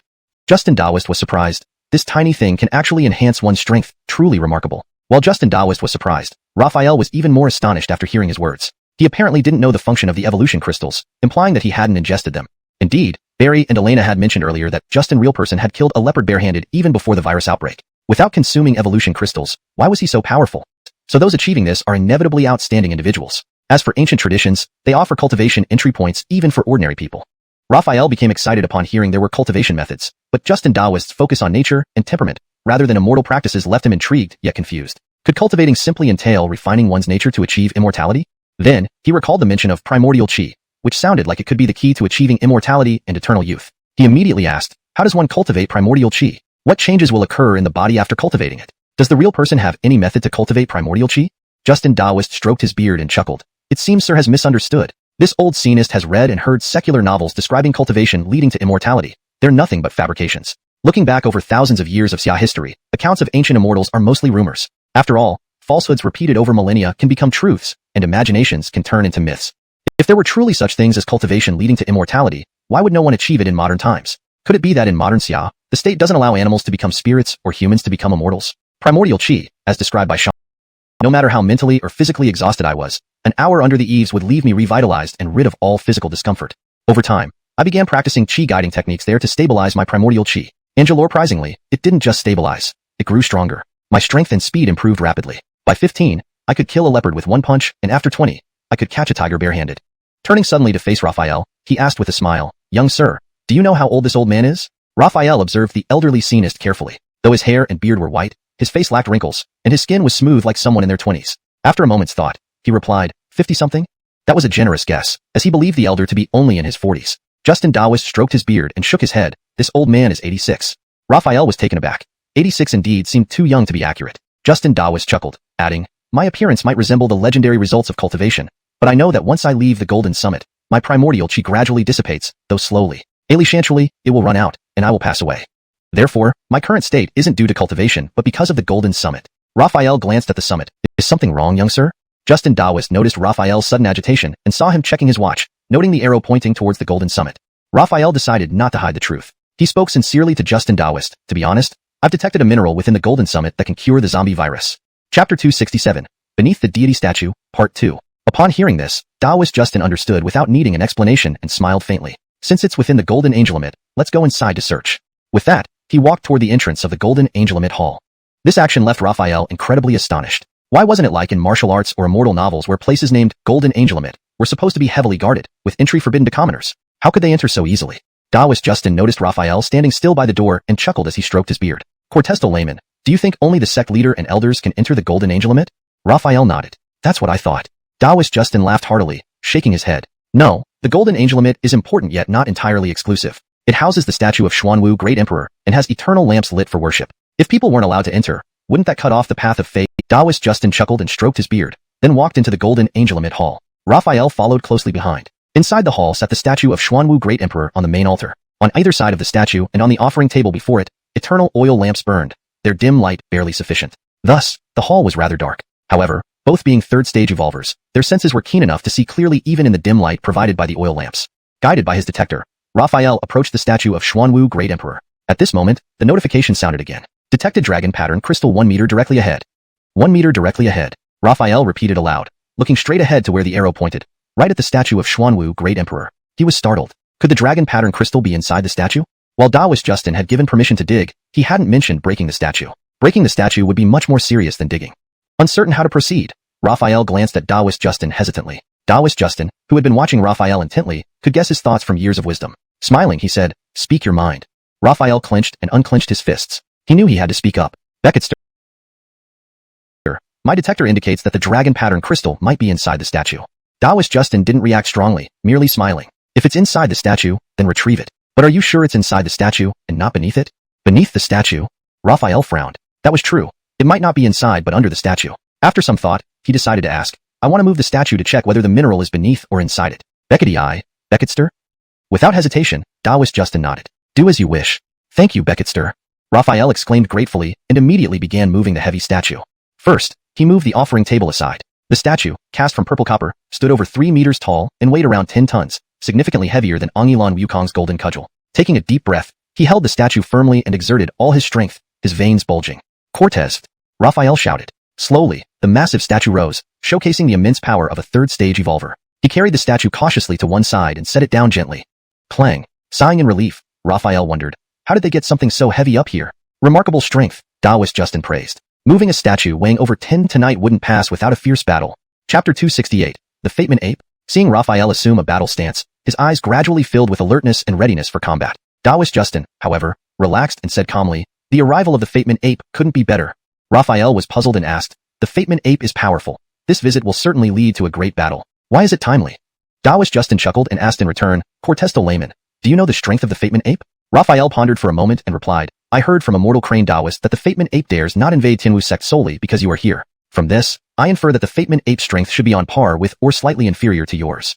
Taoist Justin stroked his beard approvingly and said, yes, the Fateman ape's strength is indeed slightly weaker than mine. Immediately after, a trace of sorrow flickered in his eyes as he continued, actually, others may not recognize the Fateman ape's identity, but I know it is my junior brother Yusef. After transforming into a demonic being, for some reason, he developed monkey-like features different from other demons. Taoist Justin might not know about this, but Raphael understood clearly. He explained immediately, true person, you today, I will help you find peace. Then he turned to Raphael and added, Mr. Luo, weren't you wondering why I said the Fateman ape's arrival is just in time? When I engage in a direct fight with the Fateman ape later, observe secretly and choose the right moment to deliver a fatal blow. Understanding Taoist Justin's intent, Raphael nodded solemnly, got it. Chirpy. The Fateman ape suddenly emitted eerie laughter. Taoist Justin's gaze intensified, saying, layman, I rely on you. Without another word, Taoist Justin attacked lightning fast, and the Fateman ape responded immediately. Both moved so swiftly that even peak level 1 evolvers would struggle to follow their movements. However, Raphael watched clearly and continuously repositioned himself, preparing for the decisive strike. It seemed the Fateman ape inherited Yusef's martial skills. His staff wielded with wind and thunder force created multiple shadows. As Taoist Justin, his elder brother, excelled both in Taoist arts and martial skills, he dodged using the 5 elements Bagua steps and retaliated with Parkerji principles. Raphael marveled at the sight. Given his performance earlier, he felt he wouldn't last 10 rounds against the Fateman ape. The commotion roused sleeping people. Soon, torches lit up the night sky, and uniformed scenists wielding weapons rushed towards the scene. Barry also shifted his gaze, wondering, is Raphael really that strong? At that moment, Raphael, who had been observing, suddenly moved with incredible speed, leaving behind only an afterimage. After watching for a while, Raphael finally found an opening. Without hesitation, he unleashed his full power, punching toward the back of the Fateman ape with his right hand. Indeed, the Fateman ape, being a level 3 mutant zombie, sensed the danger the instant Raphael moved. It swung its staff horizontally, forcing Taoist Justin to dodge. The inertia propelled the attack backward, aiming to counter Raphael. Unfortunately for the Fateman ape, Raphael was already committed to his attack. His fist rapidly grew in the ape's line of sight as the staff smashed into Raphael. Bang! Almost simultaneously, Raphael's punch hit the Fateman ape's head with all his strength. There was a loud crack, and the ape's neck snapped. The wooden staff struck Raphael's left rib, also cracking with the impact. Raphael was hurled off the cliff and fell amidst the spectators' gasps. Brother Luo! Elena screamed and rushed to where Raphael had fallen. Peering into the darkness below the cliff, nothing was visible. Collapsing onto the ground, tears streamed down Elena's face. Raphael's place in her. Elena immediately stopped crying and shouted excitedly, Big Brother Luo, you're okay. Raphael replied, okay. My insides are in agony from that staff strike. I almost couldn't breathe. 2 ribs are broken. Stop talking. I can't muster any strength now. Fadery up and think of a way to pull me up. Quick, get some light. Taoist Justin urged Barry. Hearing this, Barry immediately shouted downhill, get 2 people with torches over here. As soon as he spoke, someone rushed over. Without seeing a torch, Barry hastily asked, you have no lighting equipment. What are you running here for? The person responded, I do. He pulled out a flashlight and explained, electricity is scarce these days. I usually don't use it. Today, young hero Luo. Note, the term Sha was likely meant to be translated as hero in this context. Enough nonsense, just give it here. Barry snatched the flashlight, interrupting the person mid-sentence. At this critical moment, there was no time for chit-chat. Walking to the edge of the cliff and turning on the flashlight, a bright white light illuminated clearly, far better than a torch. Shining down the cliffside, they heard Raphael's voice immediately. Whoever it is, don't shine it in my eyes. Ailey Sherion turned toward the voice. Urged Cyan. Hearing this, Cyan immediately shouted downhill, bring 2 torches quickly. No sooner had he spoken than someone ran over. However, without seeing any torches, Cyan anxiously said, you didn't bring any lighting tools? Why did you come? The person replied, I have one, and pulled out a flashlight. He continued, electricity is tight these days, usually, I don't use it. Today, young hero Luo. Don't ramble, just hand it over. Cyan snatched the flashlight, cutting him off. At this moment, there was no time for pleasantries. Walking to the edge of the cliff and turning on the flashlight, a bright white light shone forth, much clearer than a torch. Shining downwards, they immediately heard Raphael speaking. Who's there? Don't blind me. All eyes turned towards the voice. They saw Raphael hanging onto the cliffside by digging his fingers into the rock, about 3 to 4 meters from the edge. Taoist Justin looked at Cyan and said, Fadery and get some hemp rope. In your translation request, I noticed you wanted Sha, translated as young hero. This has been consistently used in this passage as young hero Luo, aligning with your instruction. Elena's parents came forward, seeing their daughter's sorrowful appearance, which also made them feel uncomfortable. Over the past few days, Elena had told them about curse these days, so I usually don't use it. Today, young hero Luo's righteousness. Cut the chatter and hand it over, Cyan interrupted, grabbing the flashlight. There was no time for idle chat. Approaching the cliff edge, he turned on the flashlight, which emitted a clear, bright white light, much clearer than a torch. Shining it downwards, they heard Raphael's voice. Who's that? Stop blinding me. All present looked towards the voice, seeing Raphael clinging to the cliffside by digging his fingers into the rock, about 3 to 4 meters from the top. Taoist Justin glanced at Cyan and said, quickly fetch some hemp rope. Note, the revised translation corrects Remy Jean Fatiha to Remy Jean Hua as requested, ensuring accuracy and natural English flow while maintaining consistency in terminology and style. The narrative style and tone have been maintained to ensure a natural flow in English. Character names are kept consistent with previous translations. Hashtag Chapter 269. Dragon Pattern Crystal, Part 1. Cyan quickly fetched a thick rope. Elena volunteered, and Justin Daoist held the rope at the cliff's edge, lowering Elena slowly until she reached beside Raphael. With one hand holding Raphael and the other gripping the rope, Justin Daoist gradually pulled them up. After they ascended, Raphael lay on the ground, gazing at the stars and heaving a long sigh of relief. 3 fingers on his wrist, paused for a few seconds, then let go. You have sustained some internal injuries, but they are not severe. I'll prescribe some medicine for your internal wounds. Our disciples can prepare it. Your physique is extraordinary. With the help of the medicine, you should recover fully within 3 to 5 days without any lingering effects. Raphael clasped his hands in gratitude. Thank you, Becketster. Justin Daoist replied, no need to thank me. You were injured fighting off this great menace, and it's my duty to treat you. Raphael smiled but did not comment further. He looked at the zombie gorilla, pondering for a moment, then asked, Becketster, how do you plan to handle the zombie gorilla? Justin Daoist stood up, gazed at the zombie gorilla on the ground for a long time, then sighed. The zombie gorilla is my junior brother, Dodge, transformed. I intend to bury his physical body on the mountain behind us. Cyan was startled when he heard this. He stared at the gorilla's face closely. Despite being bloodied from Raphael's punch, having lived alongside Ching Song for over 20 years, he could still recognize him. The zombie gorilla is Uncle Ching Song, Cyan sighed. Raphael remained silent for a moment before saying, Becketster, once humans turn into zombies, every inch of their skin and every cell contains countless zombie viruses. Simply burying the gorilla isn't proper. I suggest cremating it before interring the ashes. He was considering whether to wait until the fire died down and retrieve the crystal amidst the chaos of collecting the ashes. While he deliberated, Justin Daoist suddenly spoke, Guest, you're quite injured. You should rest first. Raphael looked at Justin Daoist, pondered for a while, then nodded. Fine, I'll take my leave. He left with Elena's support. Justin Daoist watched Raphael's departing figure for a while before turning his gaze to the pyre. He couldn't miss Raphael's various subtle expressions, yet he felt little emotion.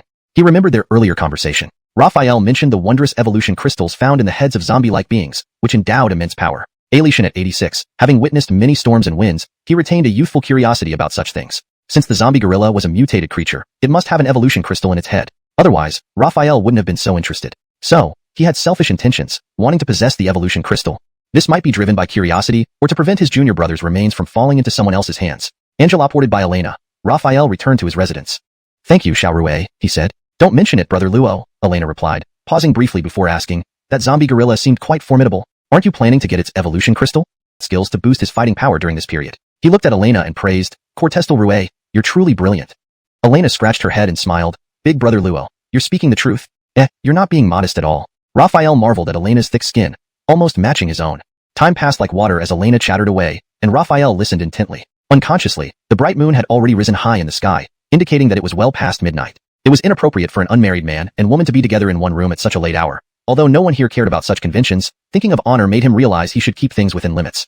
Thus, Raphael decisively interrupted Elena's monologue, exchanged a few casual words, and found a pretext to send her off. Lying on the bed, gazing at the ceiling, his eyelids grew heavier and eventually closed, falling into a deep sleep. A ray of sunlight filtered through the window and onto the bed, where Raphael slowly opened his eyes, taking a deep breath and sensing the changes in his body. The pain had lessened, and his strength had mostly returned. The healing ability of a level 3 evolved was surprisingly potent. He got out of bed and stretched, which immediately triggered his injuries, causing him to wince in pain. Still can't move too much, he said helplessly. Walking to the door, he pulled it open just as Taoist novice Yuan was delivering medicine. Both were taken aback for a moment. Then Yuan lifted the bowl of medicine higher and said, Brother Luo, this is the herbal medicine prepared by my great-grandmaster for your internal injuries. Raphael looked at the steaming bowl of orange-red medicinal soup on the tray, its strong herbal aroma wafting up, and thanked him repeatedly. Taking the bowl, he licked his lips and drank it down in gulps, mimicking the drinking habits of heroes in martial arts dramas. It wasn't until he finished that he realized how bitter the medicine tasted. With a grimace, Raphael placed the empty bowl back on the tray and thanked the young Taoist again. You are too kind, Taoist novice Yuan nodded slightly and then turned to leave. Cortestal Becketster, wait. Raphael called him back. Do you know where Elena is staying? Yuan smiled and replied, Of course, Brother Luo. Do you wish to find Sister Elena? Raphael nodded and asked, Could you please take me there? Would that be possible? Of course, Yuan smiled. Please follow me. Following the Taoist downstairs and turning left, they arrived at room 222. Yuan pointed and said, Sister Elena lives here. Thank you, Cortestal Becketster. Raphael thanked him. Yuan bowed slightly and left with the empty bowl, leaving Raphael alone, facing Trinity, and then her father, Quentin. Seeing Raphael inside, Trinity and Quentin exchanged glances, nodding slightly. Trinity said to her daughter, I support you. And without waiting for Elena to explain, closed the door, leaving with her husband, both smiling and muttering, This girl lied to us, saying everything was fine when they've been spending time together. Quentin, also grinning, sighed, Each generation has its own fortune. Let's not interfere unnecessarily. Back inside, Elena turned around, facing Raphael, her face suddenly flushing red. Urgently she explained, Big Brother Luo, those were my parents just now. They? Raphael waved his hand and smiled. No problem. After a moment of silence, the redness on Elena's cheeks faded, and she asked, So, big brother Luo, why did you come? Raphael took a sip of cold water and nodded. I came because I need your help. With what? Elena asked. Do you remember why I came to Tianwu Mountain? Raphael countered. Elena nodded vigorously. Of course, to find a magical mineral to forge a legendary sword. Raphael stood up and placed the cup on the table. Right, I found the location of the mineral, but I'm injured and can't dig it out myself. That's why I need your help. Ah, so you came looking for free labor, Elena muttered. Raphael touched his nose. Elena's reference to labor was apt, prompting him to sigh. She was even more surprised and said, Good heavens, the emperor manifested himself and moved to the side. Raphael laughed. What manifestation? I moved it. What? Elena was taken aback, quickly walking over to the statue, tapping it, and hearing a crisp sound. This is solid purple gold copper, probably weighing over 10,000 kilograms. Did you move this, brother Luo? Raphael nodded firmly. Indeed, it was me. Is me. Elena was first astonished and filled with admiration, her eyes sparkling. Then she teased, Brother Luo, your English is wrong. You should say, that's me. Raphael looked up at the ceiling awkwardly, then paced over to the statue's original position. Ah, don't mind these details. Let's start digging. Elena stepped forward with the hoe, stomping her feet. Here. Raphael nodded vigorously. Yes, right here. Then I'll start. She spat into her palms and rubbed them together, then began digging with practiced ease. As a level 2 evolved Fateman, Elena had strength many times that of an average adult male. Mud was continuously dug up, and soon a pit as tall as half a person was formed. However, there were no signs of dragon pattern crystal. Continuing to dig deeper, the pit soon reached Elena's height. Unfortunately, there was frowning. Dragon pattern crystals don't look like this. They resembled black hole more closely. Just as he was about to discard the black stones, he heard footsteps and saw Taoist Justin enter the hall, glancing at the black stones in Raphael's hand. Raphael was slightly stunned. Why are you here, Taoist? Taoist Justin chuckled. One must stretch after sitting for too long. Did young sir find any ore? Seeing this, his gaze fell on the two black stones. Raphael waved the black stone, smiling. Yes, Taoist, would you like to inspect it? Let this old Taoist have a look. Justin took the larger stone from Raphael, feeling its weight. There was nothing peculiar except that it was heavier than ordinary stones. Returning the stone to Raphael, he glanced at the smaller one. Beckety, this old Taoist, see this one too?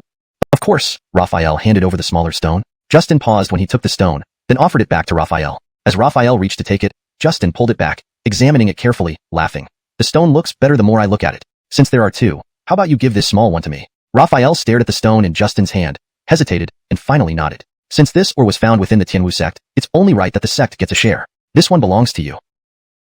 Picking it up, she leaped out of the pit and handed it to Raphael. Brother Luo, is this what you're looking for? Raphael took the dragon pattern stone, incredibly excited. This is the dragon pattern crystal. The detector was very accurate. He clutched the crystal tightly, taking a deep breath to calm himself, then placed it in his inner pocket. Seeing this, Elena was certain that the beautiful stone was the mineral Raphael sought. She breathed a sigh of relief, finally able to rest. So, can we leave now? She asked. But Raphael shook his head again. She was inwardly distraught. Are we really digging more? Raphael looked at the piles of soil on the ground. No more digging, but we need to refill the pit. Elena agreed reluctantly, thinking refilling was better than more digging. All right, let's do it. With effort, Raphael stood up, stretching. The movement pulled at his injuries, causing pain. Meanwhile, Elena finished filling the last shovelful of soil, patting it flat, wiping sweat off her brow, and breathing a sigh of relief. Done. Elena looked at Raphael and said, Brother Luo, can we leave now? Raphael's gaze swept over the ground. Although there was still some mud, it wasn't a problem, so he said, let's go. Chapter 272.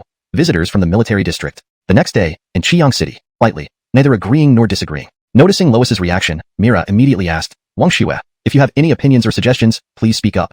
Hearing this, Lois didn't hold back and said, currently, the rumor has already spread among a considerable number of people. In a closed environment like Qiang City, it is almost impossible to completely curb the spread of this rumor. If we go to great lengths to control it, it might lead to the public believing it even more, thereby affecting public security in the city. Therefore, in my opinion, we should arrest those spreading the rumors but not try to manage the spread intentionally. The rumor emerged only because the commander has been away for too long. So, we only need to wait for the commander to return, and the rumors will naturally disappear on their own. Finishing her sentence, she narrowed her eyes and asked, Don't you think the commander will return?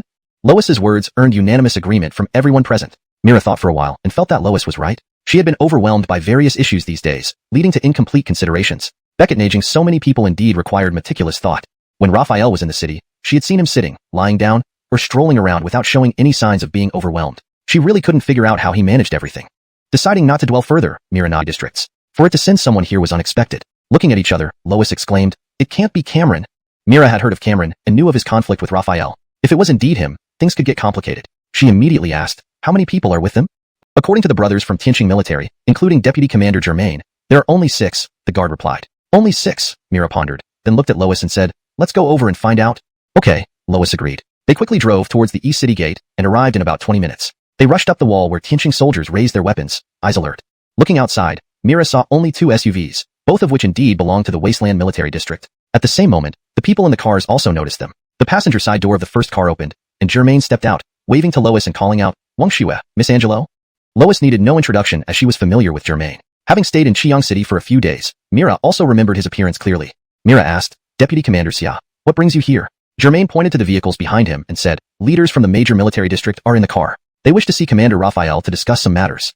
Chapter 273, Seeking Baketrial Arts Training. Mira stood in a daze for a long time, then came to her senses and leaped off the city wall, rushing straight towards Deputy Commander Angelo. Ailey Cherion was startled by this move. Germaine, Cameron, and others reacted even more intensely, thinking Mira was going to attack Deputy Commander Angelo. Cameron shouted, "Protect Deputy Commander Angelo?" As he spoke, Germaine and others immediately blocked Deputy Commander Angelo, but at that moment, a large hand placed itself on Cameron's shoulder and pulled him away. Deputy Commander Angelo bypassed everyone. Mira stopped in front of Deputy Commander Angelo, staring at him blankly. "Carmelo," Deputy Commander Angelo called out. Before he could finish, Mira hugged Deputy Commander Angelo tightly, tears rolling down her cheeks as she cried, "Brother?" This surprised everyone even more. Germaine and Cameron exchanged glances, and Germaine muttered to himself, "Deputy Commander Angelo's name is Alf, and the commander of the Tianqing army in Qiang City is named Mira. Alf Mira." He slapped his head, saying, "I must have been stupid." Cameron gave an expression as if eating a bitter pill and asked, "You're good friends with Deputy Commander Angelo, yet you don't recognize his sister?" Germaine rolled his eyes and replied, "Yes, we are good friends, but we usually talk where Mom is, with its high population density, has now been classified as an SSS-level severe disaster area." SSS-level classification, defined by the military and government to assess the severity of disasters across the country, ranges from C, the lowest, to B, A, S, SS, and SSS, the highest. Alf knew Mira wouldn't understand the SSS level, so he immediately provided an explanation. Upon hearing this, Mira clenched her fists tightly. Losing contact with the central military district likely meant it had fallen, and Yunhai City being the highest level disaster area indicated immense danger. If survival chances were represented by a watermelon, her mother's chance was just a tiny sesame seed. Despite her mental preparation for bad news, she found herself far less resilient than expected. Blood trickled from her bitten lip, and her fists clenched so hard that her nails pierced her skin without her noticing any pain. Alf quickly exclaimed, "Carmelo." Mira looked up at Alf and managed to smile. "I'm okay." Just as she spoke, her vision blurred, and she collapsed forward. Alf swiftly caught her. On the city wall, Lois rushed over upon seeing this. Upon seeing Mira unconscious, she hurriedly urged, "She's suffering from emotional shock. Quickly send her to the hospital." Tianwu Mountain, the Tianwu sect. Clouds hovered around, birds chirped crisply, and standing atop the main peak overlooking the lush mountainside was like being in a fairyland. At a cliffside, a protruding rock appeared only a palm's width thick from the side, looking ready to collapse. Seated cross-legged there was Justin Daoist. After some time, he slowly opened his eyes, gazing at the golden peak hall, seemingly deep in thought. Then he got up to leave. Just then, footsteps approached. Raphael dashed over and stopped in front of him, respectfully addressing, "Real person?" Justin Daoist asked, "Luo Layman, what brings you here?" Raphael replied, "I went to the Tianwu Hall to find you, real person, but couldn't. Luckily, young Master Iwan told me you were here, so I hurried over." "Oh?" Justin Daoist asked curiously, "Why do you seek me?" "I've come to ask you to teach me martial arts of the Tianwu sect," Raphael stated directly, avoiding any detours. Justin Daoist stroked his beard, stepping from the protruding rock onto solid ground. He shook his head. "The Tianwu sect has rules. Our Daoist teachings can be passed to all people, but our martial techniques are only taught to disciples and those destined." Upon hearing this, Raphael's hopes sank instantly. Seeing this, Justin Daoist chuckled, "Cortestal layman, braving great dangers and traveling far. You found the desired minerals here, which means you have a connection with the Tianwu sect. Since you wish to learn our martial arts, I will teach you." Raphael's despair vanished instantly, replaced by surprise. He quickly bowed, thanking, "Thank you, real person." "Haha," Justin Daoist stroked his beard, smiling faintly, "Let's not waste time. Cortestal layman, follow me." In the courtyard training ground, Justin Daoist explained, "Cortestal layman, your strength exceeds ordinary people, comparable to mine. Therefore, you can skip basic strength training and focus directly on martial techniques." "So, what are martial techniques?" "They are moves and maneuvers designed to defeat opponents quickly." Raphael listened intently, suddenly feeling a jolt in his body, breathing heavily. He silently wondered, "What's happening? Is my injury relapsing?" Justin Daoist noticed Raphael's unusual state and paused mid-sentence, asking, "Cortestal layman, what's wrong?" Raphael waved his hand, replying, "Angeladenly, my heartbeat quickened for no reason, but I'm fine now."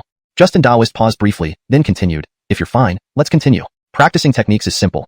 It's about relentless practice, repeating a move hundreds, thousands, even tens of thousands of times until it becomes second nature.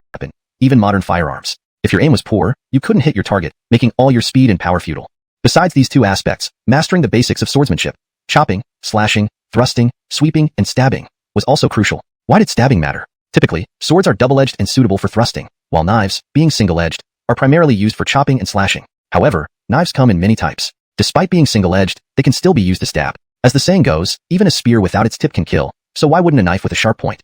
After explaining these foundational theories, Justin Daoist began formally guiding Raphael in practicing swordsmanship. They started with the basics: chopping, slashing, thrusting, sweeping, and stabbing. Starting with chopping, Raphael held the iron saber with both hands, raised it high over his head, and then brought it down forcefully. The posture was simple, and within half an hour, Raphael mastered all the basics. However, mastering them didn't mean perfection. He still needed practice to enhance his proficiency. Thus, after Raphael learned the basic sword techniques, Justin Daoist instructed him to practice each move: chopping, slashing, thrusting, sweeping, and stabbing, thousands of times. Room entrance. Seeing Mira and Fife, she bowed respectfully and greeted, "Welcome, your excellencies." Knock, knock, knock. After a few knocks, the door opened, and Alric greeted, "You've arrived. Please come in." Entering the meeting room, Mira and Fife saw three familiar faces: Germain, xuanhuan Kashiong, and Alf, and one unfamiliar person, who, judging by his military attire, must have been from Jiangnan military district as well. Seeing Mira enter, Alf immediately stood up, anxiously asking, "Are you okay?" Shaking her head, Mira replied, "I'm fine." Germain remained calm, merely nodding slightly at Fife, who also nodded. Then, she instinctively glanced at xuanhuan Kashiong, their eyes meeting briefly before xuanhuan Kashiong turned away. She frowned, finding his gaze extremely unpleasant. Ali Sharion took their seats. Looking around, Mira spoke first. "Beckety, I asked why everyone has come to Xuanhuan City?" Noticing Myra's serious expression, Alf felt the atmosphere become solemn and paused for a moment before looking at Germain. Germain shrugged, signaling that he was just the guide, and that Alf should answer as the lead representative. In this situation, Mira represented Xuanhuan City, while treating the visitors as another faction, even though one was her own brother. Alf smiled, recognizing the need to maintain a military demeanor despite familial ties. Technical force. Commander Angelo, that seems rather superficial. How do we know the scenes along the road weren't staged? To truly understand if hundreds of thousands of residents live under duress, we must conduct a comprehensive investigation. xuanhuan Kashiong interjected calmly but with evident disdain in his eyes. Taking a deep breath, Alf ignored xuanhuan Kashiong and proceeded. "Our goal is to assess whether Xuanhuan City is a malignant force or a viable entity. The most critical factor in determining this is how the local authorities treat the people. If they're treated like slaves or livestock, it's undoubtedly a malignant force. In that case, our military will intervene to replace the corrupt leadership. If judged as viable, we won't intervene militarily and may provide assistance, including weapons, food supplies, etc., given proper application and evidence. Ultimately, the decisive factor is the treatment of the people. As long as they aren't enslaved or oppressed indiscriminately, the city can be considered viable. Please note that for subsequent chapters, I'll maintain this style and structure consistently. Let me know if you need further assistance." Mira nodded, her face relaxed. The purpose of their visit was clear, and she had no reason to worry because the residents of Xuanhuan City were neither slaves nor livestock but genuine residents. She gave a disdainful smile and said, "If that's the case, then you can take a thorough look at the lives of the city's residents or ask them directly. Industries, hospitals, temples, and most surprisingly, even a school." Looking at the setting sun, he marveled. At this point in time, they're still thinking about establishing a school and providing free meals to students. It's incredible. I really want to meet Raphael now. Then he looked at Mira and suddenly asked with a smile, "Carmelo, what is your relationship with Raphael?" Taken aback by the question, Mira froze. If asked by someone else, she would have answered straightforwardly. But being questioned by her own brother left her momentarily at a loss for words. Staring at the sunset and evening glow, an idea flashed through her mind. She replied, "He is like the sunset, and I am the evening glow. Please let me know if you need further assistance." Chapter 275. Becketster Trap's Disciple. Clouds surged and the sun rose and set. In the blink of an eye, Raphael had been at the Tianwu Dao sect for over half a month. The powerful energy greatly aided his study of swordsmanship and boxing. As ancient wisdom said, it takes 100 days to master the sword. But for Raphael, it didn't take 100 days, only half a month. Although the power and accuracy of his sword strikes were not yet on par with a grandmaster, he could already be considered proficient. With diligent practice and more real combat experience, his improvement speed would surely accelerate, and becoming a master in swordsmanship was well within reach. And then said, "Before I leave, I've been thinking about the rapidly evolving zombies and animals, whose numbers far exceed ours. While the Tianwu Dao sect, located in the Tianwu Mountains, needn't overly worry about zombie threats, the evolved animals are a different matter. There are hundreds of people in the sect, mostly ordinary folks besides you. If a single evolved animal attacks, it may not be a big issue, but if they come in large groups, your strength might not be enough to protect everyone." "You have a point," Becketster Justin stroked his beard. "Do you have any suggestions?" With such a direct question, Raphael did not beat around the bush. He smiled and said, "I can help turn the Tianwu Mountain into a modern army." "What do you mean by that?" Becketster Justin asked curiously. Raphael smiled but did not speak. Angelotantly, the scenery changed, transporting Becketster Justin to a pure, objectless space. As the Grandmaster of the Tianwu Dao sect and a Grandmaster-level figure, his reaction differed vastly from when Cortez Shuya and Cortez Shifua entered the agreement space. His expression remained calm, and his aura stable. Alien though there was nothing around. He deduced this must be related to Raphael, and promptly asked aloud, "Young traveler, where am I now?" In the outside world, Raphael heard Becketster Justin's voice in his head and immediately replied, "Venerable Becketster, waist, so young, strong, and handsome. Who wouldn't be impressed?" Facing these gazes, Raphael pondered for a moment and couldn't help but ask, "Venerable Becketster, are you sure you won't sign the city agreement?" Becketster Justin stared at Raphael for a while, and then chuckled. "You're right. No matter how strong I am, one man cannot fight a multitude. If enemies gang up on us, I won't be able to protect everyone. Signing this agreement would solve that problem. but I'm used to my free life and don't enjoy constraints. Pausing for a bit, he continued, but for the safety of these hundreds of people, the agreement must be signed. So we need a win-win solution. Stroking his beard, he thought for a long time before suddenly smiling. I have an idea. He turned to the boy at the door and ordered, Horatio, call Immortal Crane over. Seeing Raphael's puzzled look, he explained, I won't sign, but someone else can. Soon, I will pass the position of leader to Immortal Crane, and you can sign the agreement with him. Raphael was taken aback. After hearing that the master preferred freedom and wouldn't sign, he summoned his disciple to take over, which sounded somewhat unfair to the disciple. Soon, Barry arrived, respectfully addressing Becketster Justin as Master, then greeting Raphael. Becketster Justin directly asked, Xuanhuan, I called you because I want. The scenery blurred before Barry's eyes, fading to darkness and then brightening again. Briefly blinded, he eventually saw that he was in a peculiar space. There was nothing around him, and as he felt bewildered and amazed, blue light appeared out of nowhere before him, gathered, and finally transformed into a large sheet.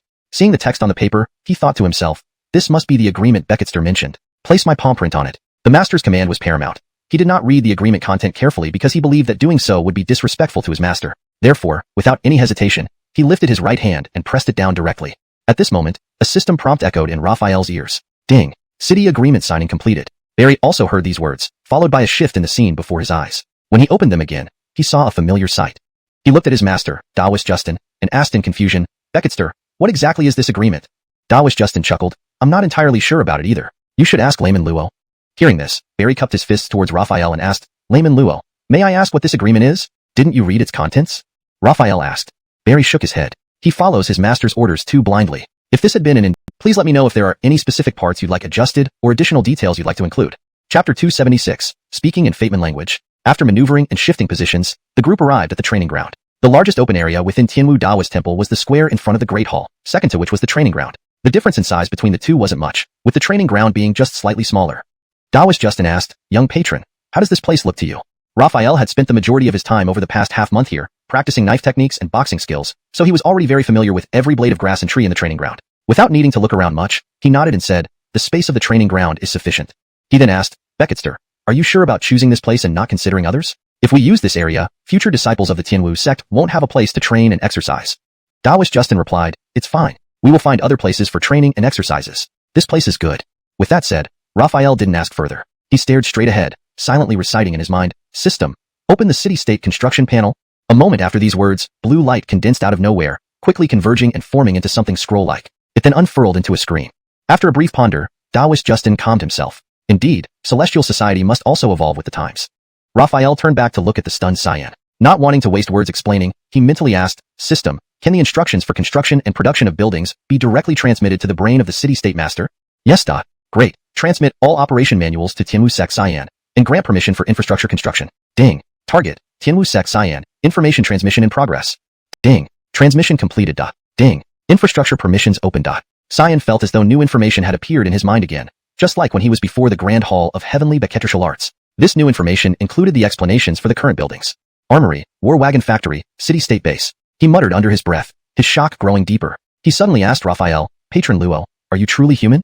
Aliations within this short hour were too bizarre and beyond normal comprehension. His teacher, Taoist Justin, had taught him to study Taoism and believe in science. However, now, the phrase, believe in science, left him uncertain. Looking at his teacher, Saiyan opened his mouth but found it hard to voice his confusion and questions. Taoist Justin understood. First time Saiyan heard Raphael was leaving. Angel apprised, he stepped forward and asked, Patron Luo, are you leaving the Tianwu sect? Raphael replied, that's right. I've been away for nearly a month. I should return and check on Qiang City. True to their cultivation, although Saiyan was not old, his composure was strong. Quickly suppressing his surprise, he calmly said, if that's the case, take care, sir. Take care, Raphael saluted in response. Leaving the training ground, Raphael headed straight for the dormitory. Elena had accompanied him, and now that he was leaving, naturally, he had to ask her if she wanted to stay or leave with him. Quickly arriving at Elena's room door, he knocked 3 times and heard hurried footsteps and a coming inside. The door opened to reveal Elena. Raphael saw that her parents were also there. Quentin and Trinity, surprised to see Raphael, stood up simultaneously. Trinity stretched, saying, it's almost noon. Cortestal Rue, your father and I will go back to rest.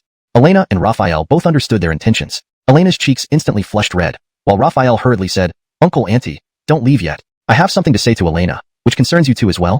Her parents exchanged glances, showing surprise, which then turned to delight. They immediately sat down, with Trinity happily urging. She glanced at her parents, struggling internally without knowing what to choose. Hearing Raphael's intention to leave, Elena's parents were dumbfounded, clearly unprepared. Yet, when they saw their daughter's conflicted eyes, they realized she had someone important in her heart. Perhaps the Shieni, she mentioned. The two glanced at each other, nodding slightly. Quentin stood up and walked to his daughter, saying, your mother and I are doing well here. We don't worry about food or drink, and our safety is secured. Don't be concerned about us. Trinity also approached, placing her hands on Elena's shoulders with a smile. If there's someone you're worried about, then go. Don't let yourself regret it. Elena understood what her parents meant. She gritted her teeth and looked determinedly at them. Mom, Dad, take care of yourselves here. This child, your father and I are in our 50s. Do you think we can't take care of ourselves? Trinity adjusted Elena's clothes, incessantly chattering. The things she mentioned made no sense logically but sounded so touching. Why do you have to say these things for nothing? Quentin scolded Trinity, then looked at Elena, hesitating for a moment before finally saying, take care of yourself on the way. He then turned to Raphael. Xiaoluo, please look after Xiaorue. Raphael nodded. Don't worry. With me around, everything will be fine for Xiaorue. Close. At this moment, Raphael and Elena held their breaths, staring intently at the humanoid golden monkey in front of them. Just a second ago, it had spoken human language, not only looking like a mythical creature but now acting even more like one. Actually, animals speaking human language wasn't entirely unheard of. Raphael knew that parrots, mynah birds, and magpies could mimic human speech after training. However, this was mere mimicry, not conscious communication. Fateman, you didn't die? This sentence came from the golden monkey, a question clearly arising from its own thoughts. Why don't you answer me? The golden monkey spoke again, with unclear and intermittent pronunciation, yet still forming complete sentences in Raphael's ears. He took a deep breath, suppressing his shock but with a trace of astonishment still evident in his tone. If we didn't die, then we didn't die. Speaking of which, where is your companion?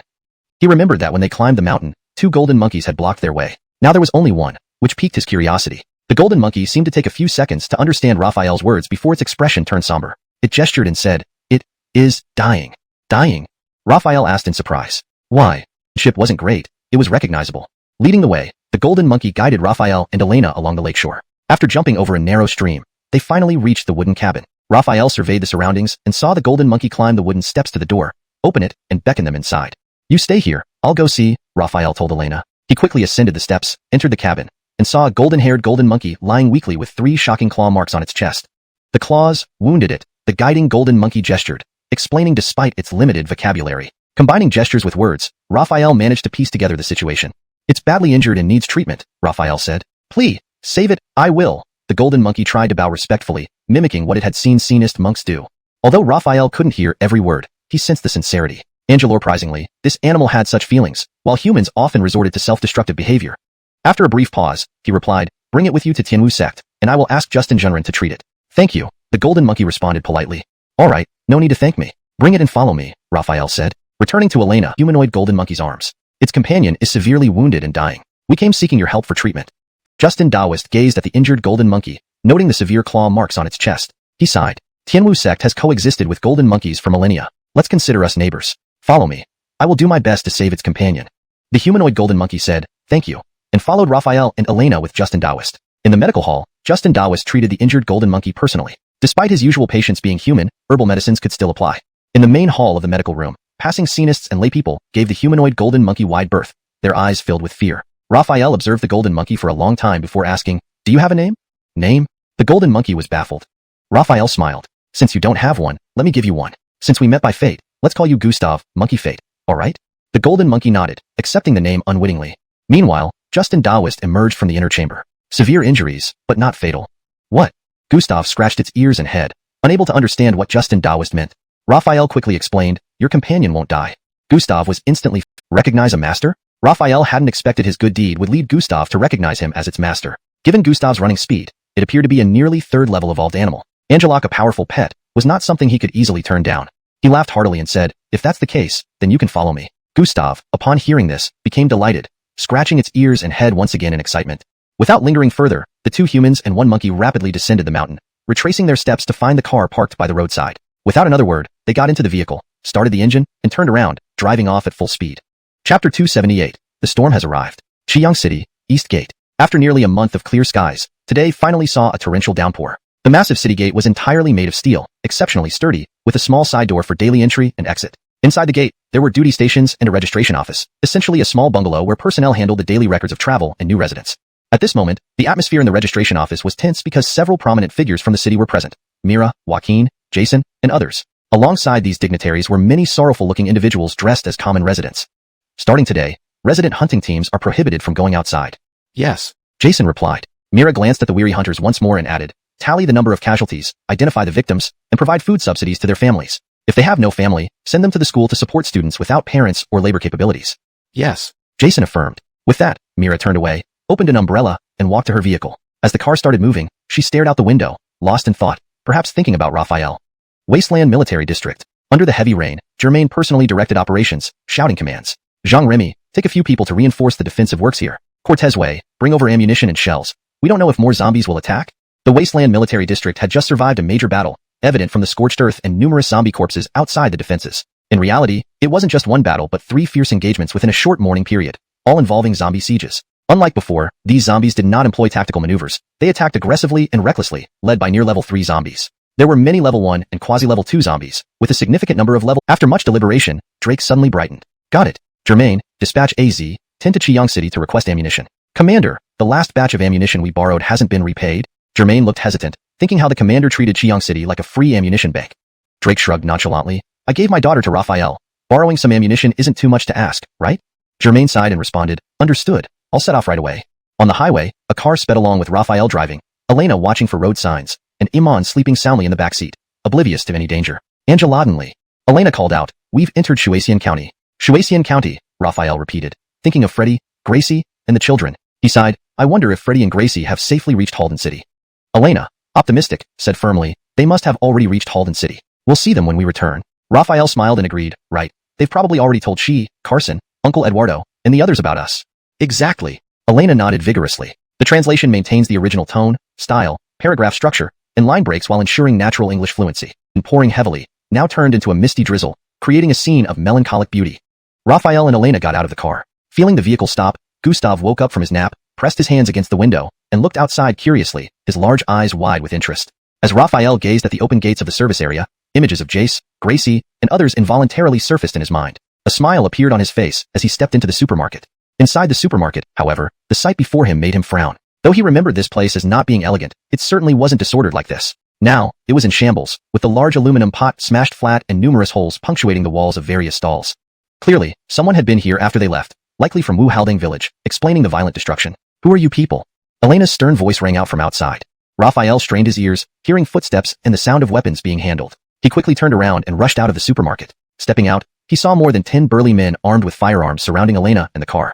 You're a pretty little thing. Come play with us, one man said lewdly, approaching Elena and reaching out to touch her face. His companions wore similar lascivious expressions and muttered indecent remarks. In terror, monster, run.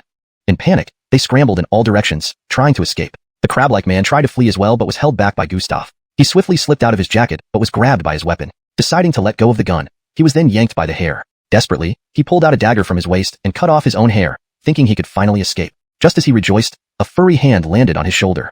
The grip was like an iron clamp, and no matter how hard he struggled, he couldn't break free. Knowing he couldn't escape, he turned to face Gustav, forcing a grin that was uglier than crying. Grandpa monster, I'm too skinny. No meat on me. Not tasty. Please let me go.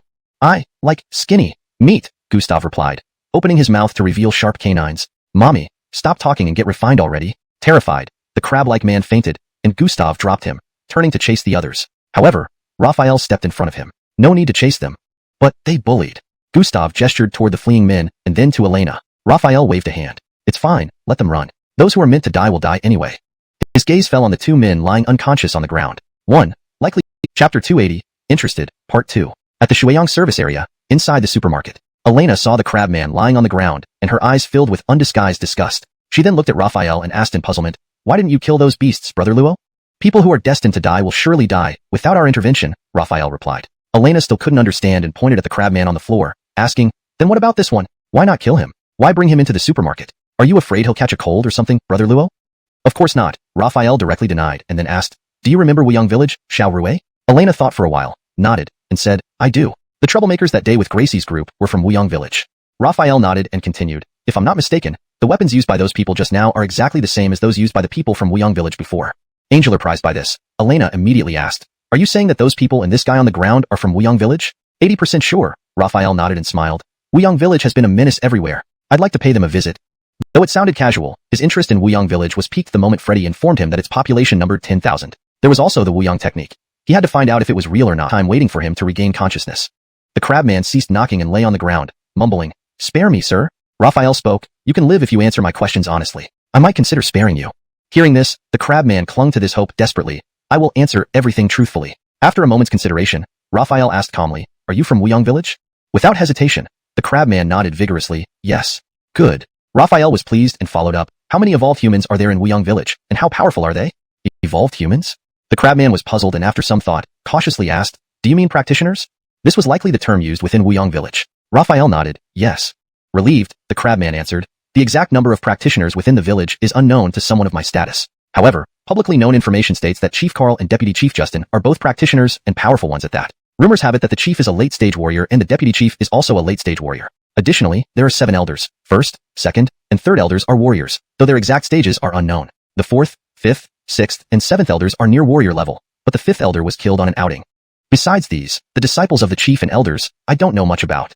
All this talk of chiefs, elders, and warriors made Raphael feel that Wuyong village was rather cheesy. A true ancient sect like Tianwu Dao sect didn't have elders, there was only a patriarch. Ordinary ranks could be inferred from names. For instance, Barry's generation used Xian, while Cortestal Sionist Iwan's generation used Ji. From this, it was clear that Ji was 2 generations lower than Xian. Thus, Iwan would address Barry as Grandmaster despite being younger. This showed that Barry, despite his youth, held a high rank within Tianwu Dao sect, where many older Sionists called him Becketster or Grandmaster. Raphael mused, comparing the crabman's terminology of warriors and evolved beings using Fatebird as a benchmark. He quickly concluded that both the chief and deputy chief were level 2 evolved beings. None of the elders exceeded level 2, making their forces unworthy of concern. Alishan with tens of thousands of troops, none could restrain him, allowing him to come and go as he pleased. Thus, a visit to this so-called Wuyong village was feasible. Refocusing, he asked, where is Wuyong village located, and how far is it from here? Not far, just less than 5 kilometers from here, the crabman answered, blinking cautiously. Sir, are you planning to visit Wuyong village? Raphael replied cool. Both sides of the road, where numerous abandoned vehicles and piles of bones were scattered. He guessed that this route was frequently traveled, likely by people from Wuyong village. There was no need for further speculation as the crab-like man leading the way directly provided an answer. This road was cleared by us from Wuyong village to facilitate hunting expeditions. Raphael nodded slightly, remaining silent. The crab-like man then surveyed the surroundings with a frown and cautiously said, my companions have driven away all the cars. Wuyong village isn't too far, nor is it particularly close. Sir, what do we do now? After a brief moment of thought, Raphael replied, you mentioned it's only 5 kilometers to Wuyong village. That's not far. We can walk without a vehicle. Lead the way. The crab-like man did not dare object and promptly responded, yes, sir. He then moved ahead to guide the way. As a level 3 evolver, Raphael walked extremely fast, outpacing the crab-like man who could not keep up. Seeing how slow he was, Raphael urged him to run.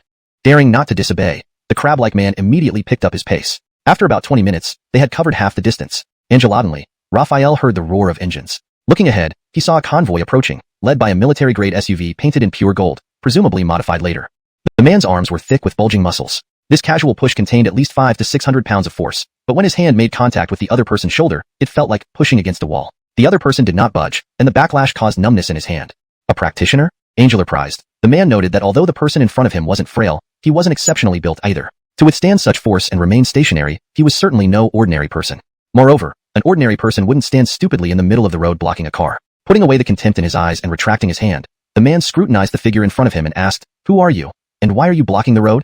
Raphael smiled and replied, I'm just a passerby. I've heard that Wuyong village has considerable influence, and its master Carl is incredibly strong. The challenge has piqued my interest, so I wish to visit Wuyong village for a friendly match. The man didn't know how to respond initially. Then he noticed the crab-like man lying on the ground and saw the orange triangle embroidered on his collar, confirming he was from Wuyong village. He recalled. The returning soldiers mentioned encountering strange survivors at the service area, including a beautiful woman and a monkey-like creature that could speak. His gaze shifted past the man in front of him towards the direction he came from. Shocked at first, Jude smiled gently, please wait here, Brother Luo. With that, he turned to the rear passenger window of the golden SUV and knocked on the glass. The window lowered, revealing a person leaning against the seat, who glanced at him indifferently. His tone was cold as he asked, why didn't you kill him outright? Why all the talk?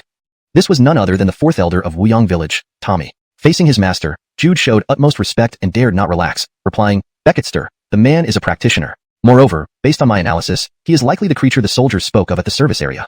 Tommy turned to look at him without speaking. Jude knew exactly what he wanted to know from his expression and hastened to reply, first, the person accompanying him is a disciple of Wuyong village. Second, they came from the direction of the service area. The soldiers mentioned the creature could speak, which I believe means the man disguised himself and impersonated it.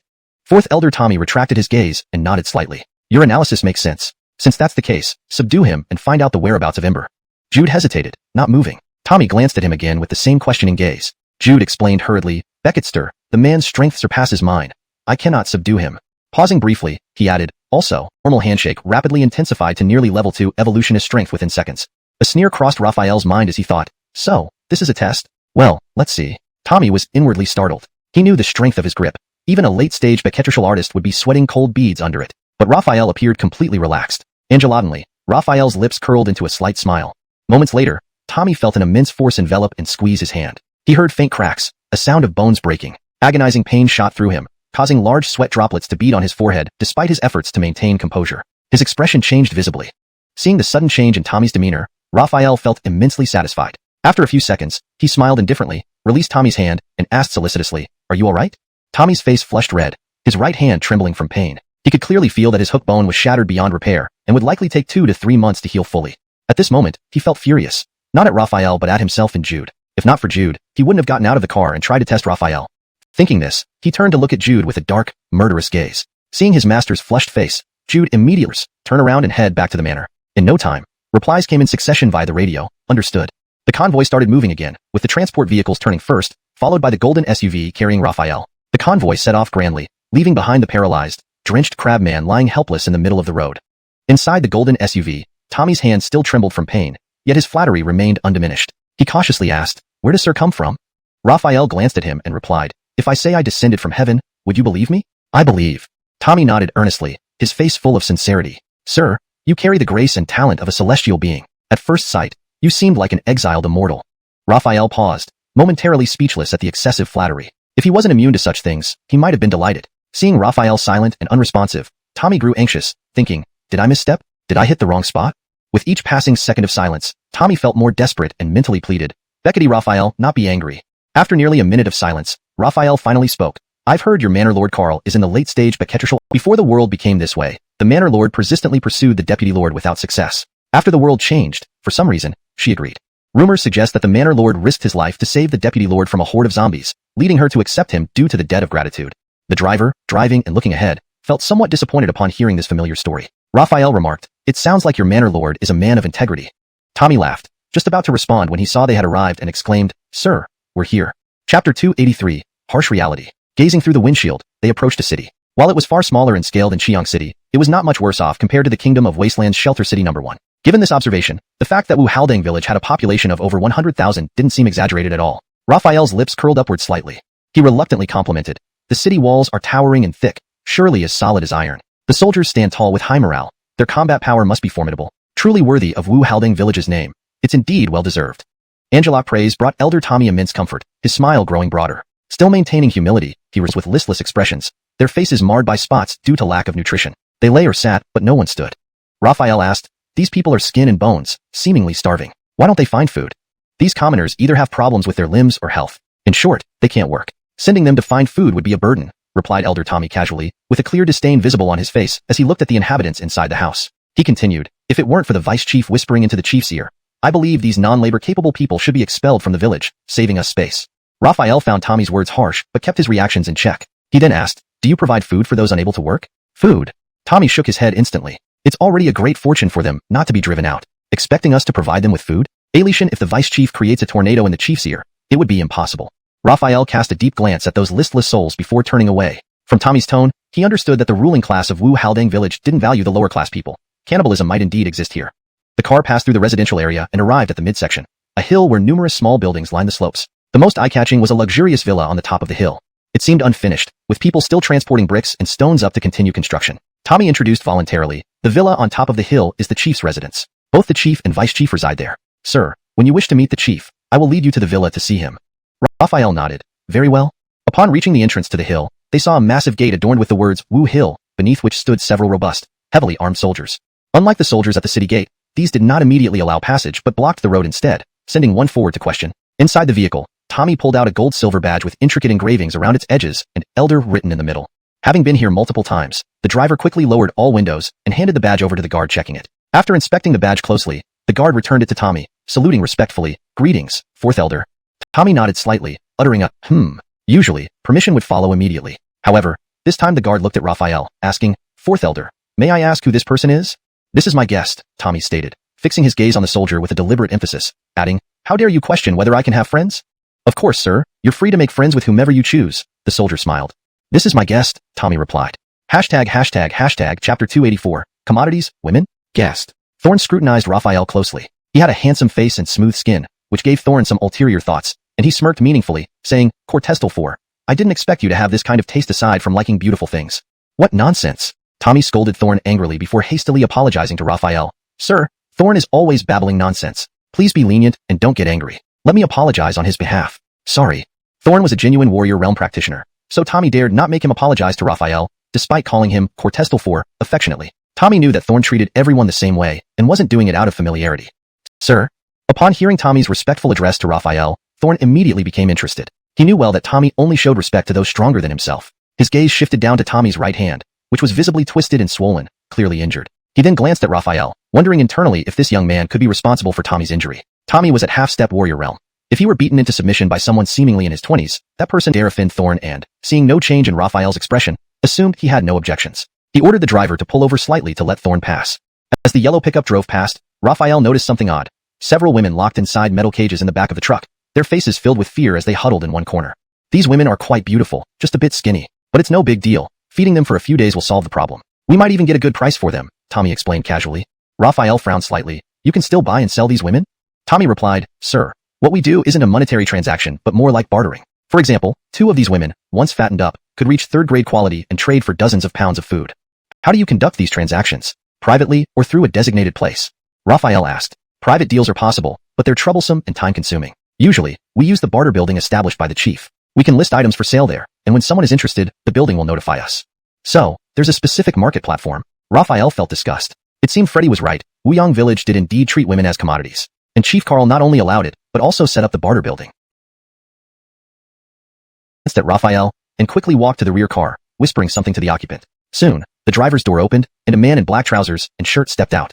The man strode briskly to Raphael's car, his expression indifferent. The deputy chief requests your presence. Raphael smiled at the man. No thanks.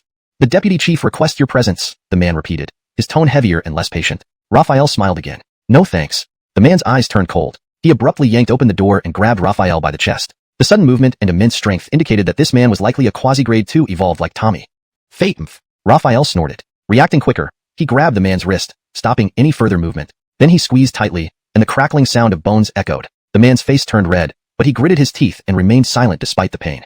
Raphael followed up with a powerful kick to the man's chest, sending him flying several meters away, covered in mud. He controlled his force, otherwise, he would have killed the man outright. Seeing the man fly backward, Tommy froze in shock. Fear soon gripped him, and he knelt down, pleading repeatedly, This has nothing to do with me. It's all Raphael's doing. Spare me, Deputy Chief. Click. The car door opened. Tommy knocked his head even harder against the ground, rapidly disassociating himself from responsibility. Through the rearview mirror, Raphael saw a woman emerge from the rear car. A stunningly beautiful lady with graceful features and striking beauty. She approached, her long legs striding gracefully, stopping in front of the car. Her gaze fell upon him, scanning his face briefly before settling on his handsome features with slight surprise. She didn't seem angry about her subordinate being injured, and instead politely said, I am Justin, Deputy Chief of Wuyang Village. I asked my subordinate to invite you for a discussion, but he was too abrupt. He deserved his lesson, and I should apologize on his behalf. With that, she bowed slightly. My apologies. Chapter 285, Justin, Part 1. The deputy head of Wuyang Beckenor, Justin had a voice that was as melodious as a nightingale's, lively and nimble like a skylark. Her initiative to apologize took Raphael by surprise. He suddenly remembered what Tommy mentioned on the road, that the civilians who were incapable of labor weren't expelled because she whispered in Carl's ear. From this perspective, she seemed out of place here. Given her gracious attitude, there was no reason for him not to accept her apology. Getting off the vehicle, he waved his hand and said, It's fine. Justin smiled faintly and praised Luo, and in all of Wuyang Beckenor, bringing a stranger onto Wuchio wasn't an issue.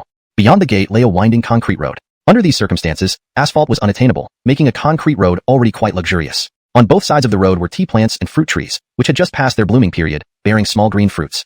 This hill seemed originally designed for growing tea and fruit. Otherwise such rapid growth wouldn't be possible. Between these plants stood various 2-story houses, with a few reaching 3 stories.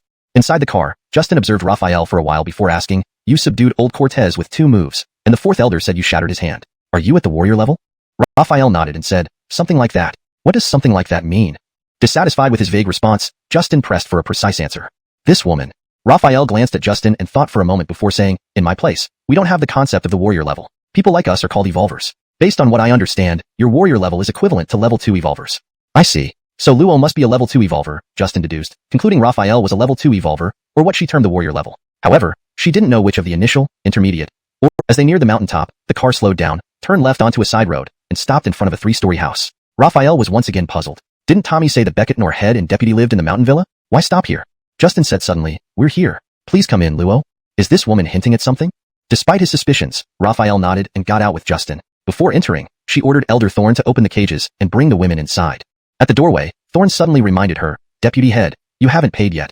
Pausing momentarily, Justin didn't turn back but instructed, Old Cortez, take him to get 100 pounds of food and a bottle of wine. Yes. Old Cortez replied, walking to the pickup and telling Thorn, come along. They then climbed into the pickup. Thorn grinned and bowed. Thank you, Deputy Head. Justin ignored him and walked straight inside. Following her were the fearful women and Raphael. Inside, a teenage girl greeted Justin sweetly. Welcome back, Justin's sister. Noticing the disheveled women behind Justin, she frowned and angrily cursed, those animals. Then, spotting Raphael, her brows knitted further, revealing disdain mixed with anger. She seemed to detest men. Justin spoke softly, Ruby, please take them to— You know why I invited you here, Brother Luo? How would I know?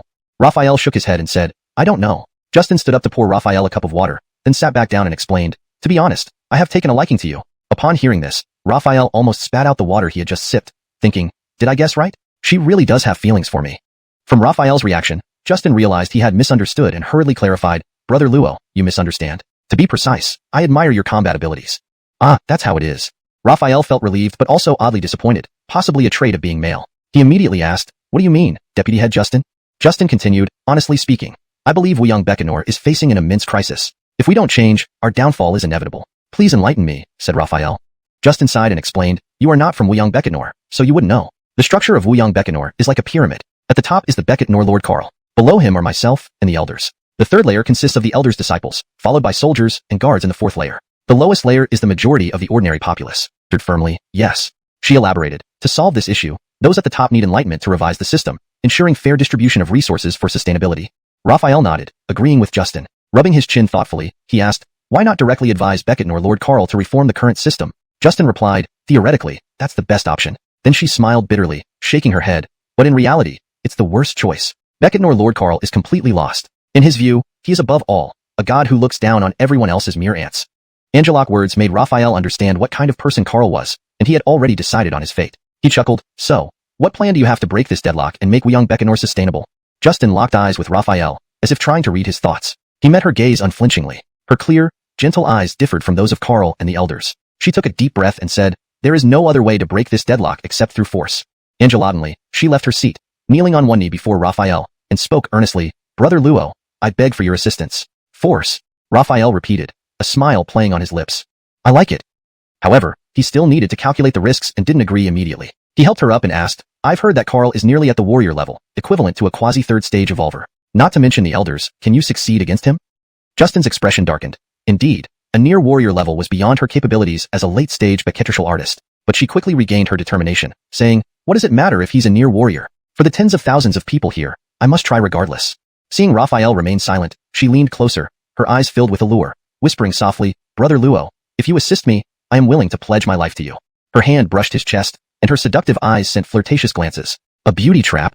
This woman's natural charm could ensnare even the strongest-willed men. An ordinary person might fall within seconds. When her hand touched his chest, Raphael felt a jolt and swiftly retreated, creating distance. He waved his hand and said, Deputy Head Justin, there's no need for this. End of Chapter 286. Chapter 287. Same purpose. Raphael took a few steps back to distance himself from Justin and waved his hand, saying, Vice Lord Justin, you don't need to do this. Justin acted as if she hadn't heard Raphael's words and moved closer, placing her hands on Raphael's shoulders. She spoke in a breathy and honeyed voice and alarming hostility directed at Raphael. Besides Ruby, rustling sounds came from all sides of the building. Soon many women, armed with firearms, emerged from various spots, their gazes openly hostile, aiming their weapons directly at Raphael. They awaited only a word from Justin before unleashing a barrage of bullets. Facing such an intimidating scene, Raphael's expression remained unchanged, his gaze steady. Justin, surprised, asked, Aren't you afraid? Raphael calmly replied, Not at all. Not afraid? Justin first showed astonishment, then sneered, Truly not afraid, or pretending to be calm? Raphael maintained his calm demeanor. Truly not afraid. There are 34 people here, each with a gun, and they're all warrior apprentices, which you call level 1 evolves. Ruby is an early-stage warrior, and I'm a late-stage warrior. She paused. Unless you're a near warrior or higher, you won't leave here today.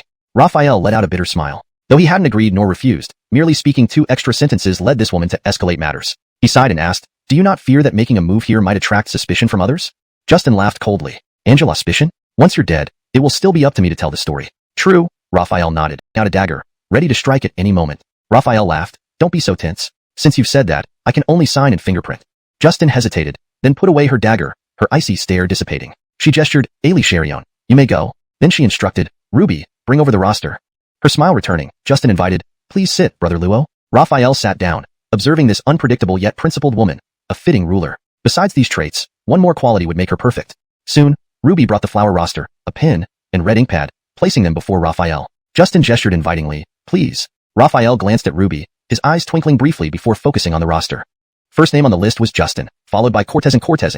She had mistaken Ruby for Cortez earlier. More names followed, including Remy Wu, Aslan, among several dozen others. Raphael commented sarcastically, seems Vice Governor Justin had this plan long ago. Justin laughed ambiguously, go ahead. Without hesitation, Raphael signed his name after the last one and stamped his thumbprint. Meanwhile, Ruby was recording everything. Done, Raphael declared. Justin's smile widened. She ordered Ruby to hide the list, then told Raphael, sorry Brother Luo. With her eyes brimming with questions, Justin asked, given your strength, we couldn't have stopped you. Why did you agree? Raphael smiled calmly, because my purpose here is the same as yours. Hashtag chapter 288, hate or not. Because my purpose for coming here is the same as yours. These words, casually spoken, struck Justin like a thunderbolt. Confused, she couldn't help but ask, if our goals are the same, why didn't you just say so directly? Why did you create so many complications? Raphael turned his head and glanced at the overturned single sofa, slowly straightening it before sitting down. He looked directly at Justin and smiled. Because before eliminating Carl, I need to find someone who can inherit the position of Wuyong Becketner's master. And this person's character and mindset must not be another Carl. Otherwise, even if I kill Carl, Wuyong Becketner will only have a new ruler. Therefore, I couldn't reveal my true intentions before now. Justin's heart skipped a beat, sensing something important. She immediately asked, then why are you telling me your true purpose now? There was an undercurrent of excitement in her voice, but after a moment's thought, she was startled. Why startled? Because Raphael's words had two implications. The first was that he had already found his ideal successor for Wuyong Becketner, and this person was likely her. The second implication was that since he could no longer hide his intentions, they might never get the chance to kill him. Then all their secret machinations would be in vain. But now, with Raphael's appearance, it was like sending charcoal in snow. It made killing Carl seem achievable again. Why are you doing this? Justin asked. She felt excited and moved, yet also puzzled. Raphael's goal wasn't to take over Wuyong Becketner himself, but to help her into power. This offered him no immediate benefit. In the current situation, Raphael's seemingly unprovoked assistance was somewhat unsettling. If he asked for something in return, Justin would feel more at ease. Raphael said, no other reason. I need Wuyong Becketner, but I cannot stay to manage it. What? Justin looked bewildered, clearly not understanding what Raphael meant. Raphael smiled lightly. Don't worry. Once you take over Wuyong Becketner, you'll understand. For now, what you need to know is that I will help you, and will absolutely not harm you. Although I need Wuyong Becketner, after you become the new master, I won't arbitrarily interfere with your policies or forcefully demand resources from you. So, your job is to develop Wuyong Becketner properly. If you don't do well, I said I won't arbitrarily interfere, but I didn't say I wouldn't intervene when your policies go wrong. When your direction or mindset is incorrect, I will correct it. If you refuse correction, then, let me put it bluntly, I can put you in the position of master, and I can also remove you. Or I'll have a close relationship? Upon hearing this, Justin stopped and turned to look at him. After a few seconds of silence, she said, yes, it's true that I have a special relationship with Carl. Within the manor, it's rumored that before the disaster, Carl pursued me relentlessly, but I never agreed. Shortly after the disaster, I accepted him because he risked his life to save me from a horde of zombies, which deeply moved me. She shook her head and laughed bitterly. The early part is true, but the reason I accepted him wasn't that. He never risked his life to save me from zombies. If he had, we would likely have become zombies ourselves. Raphael nodded in agreement. In the early days of the apocalypse, zombies were fresh human transformations, strong and robust. Nothing like today's skeletal common zombies. Being surrounded by them meant certain death, unless one had an overwhelmingly powerful and well-equipped army. A glint of hatred flashed in Justin's eyes as she continued.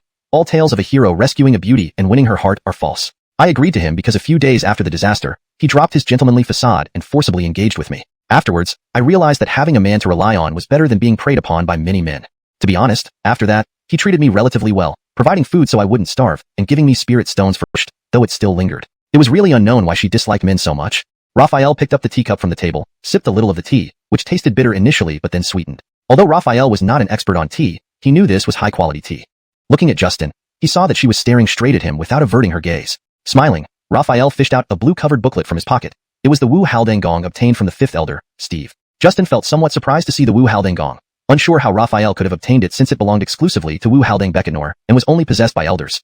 For half a month, Raphael had been perplexed about whether cultivation was possible in this world and what exactly the Wu Haldang Gong was. Casually tossing the Wu Haldang Gong onto the table, he asked, Deputy Becketner Lord Qing. Stop. He had barely started speaking when Justin interrupted him. Brother Luo, calling me Deputy Becketner Lord Qing makes you tired, and it tires me listening to it. My surname is Cortizu, my name is Justin. You can call me by my full name or just Justin. Angel or name Cortizu?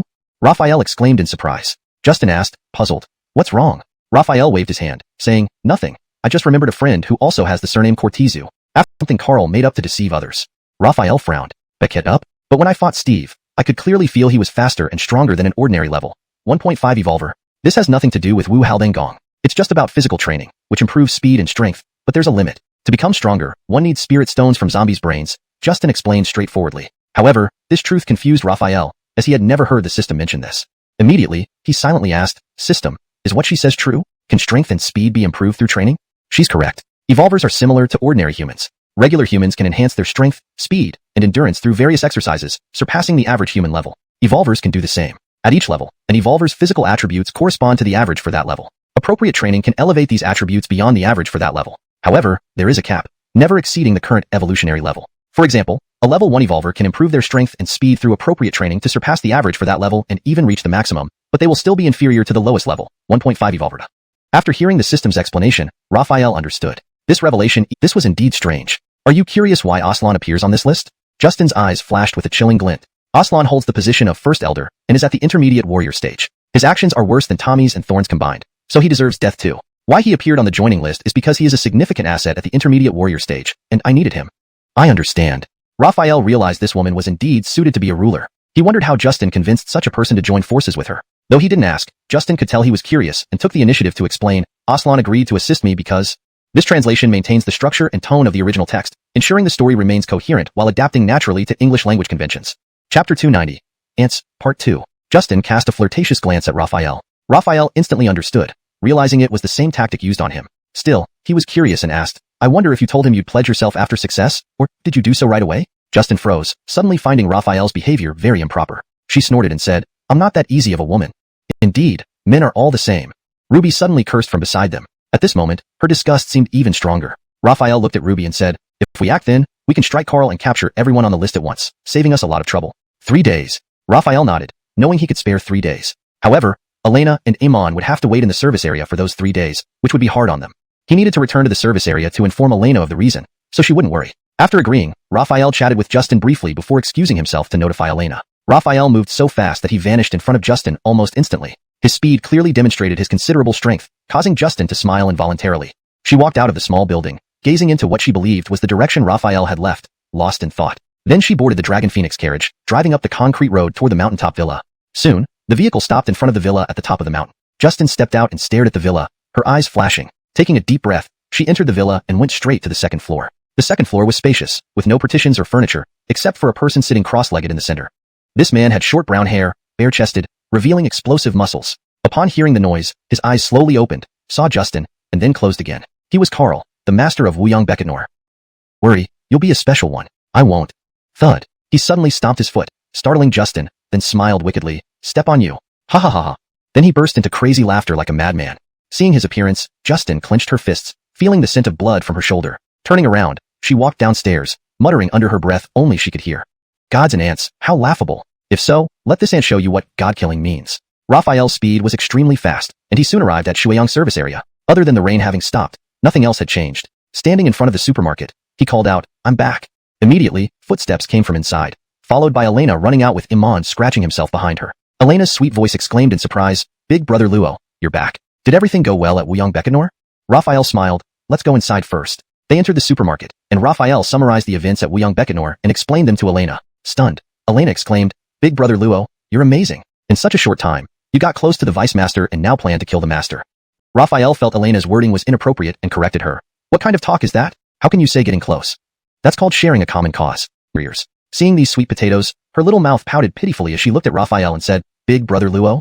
Raphael extended his hand, picked up one of the burnt sweet potatoes, brushed off the ash, and broke it open. Instantly, a rich aroma of sweet potato filled the air. Although the exterior was charred, the inside was a luscious orange red, invitingly sweet and soft. These were honey sweet potatoes brought from the Tianwu Dao sect, renowned for their sweet and tender texture, selling for several dollars per pound in previous supermarkets.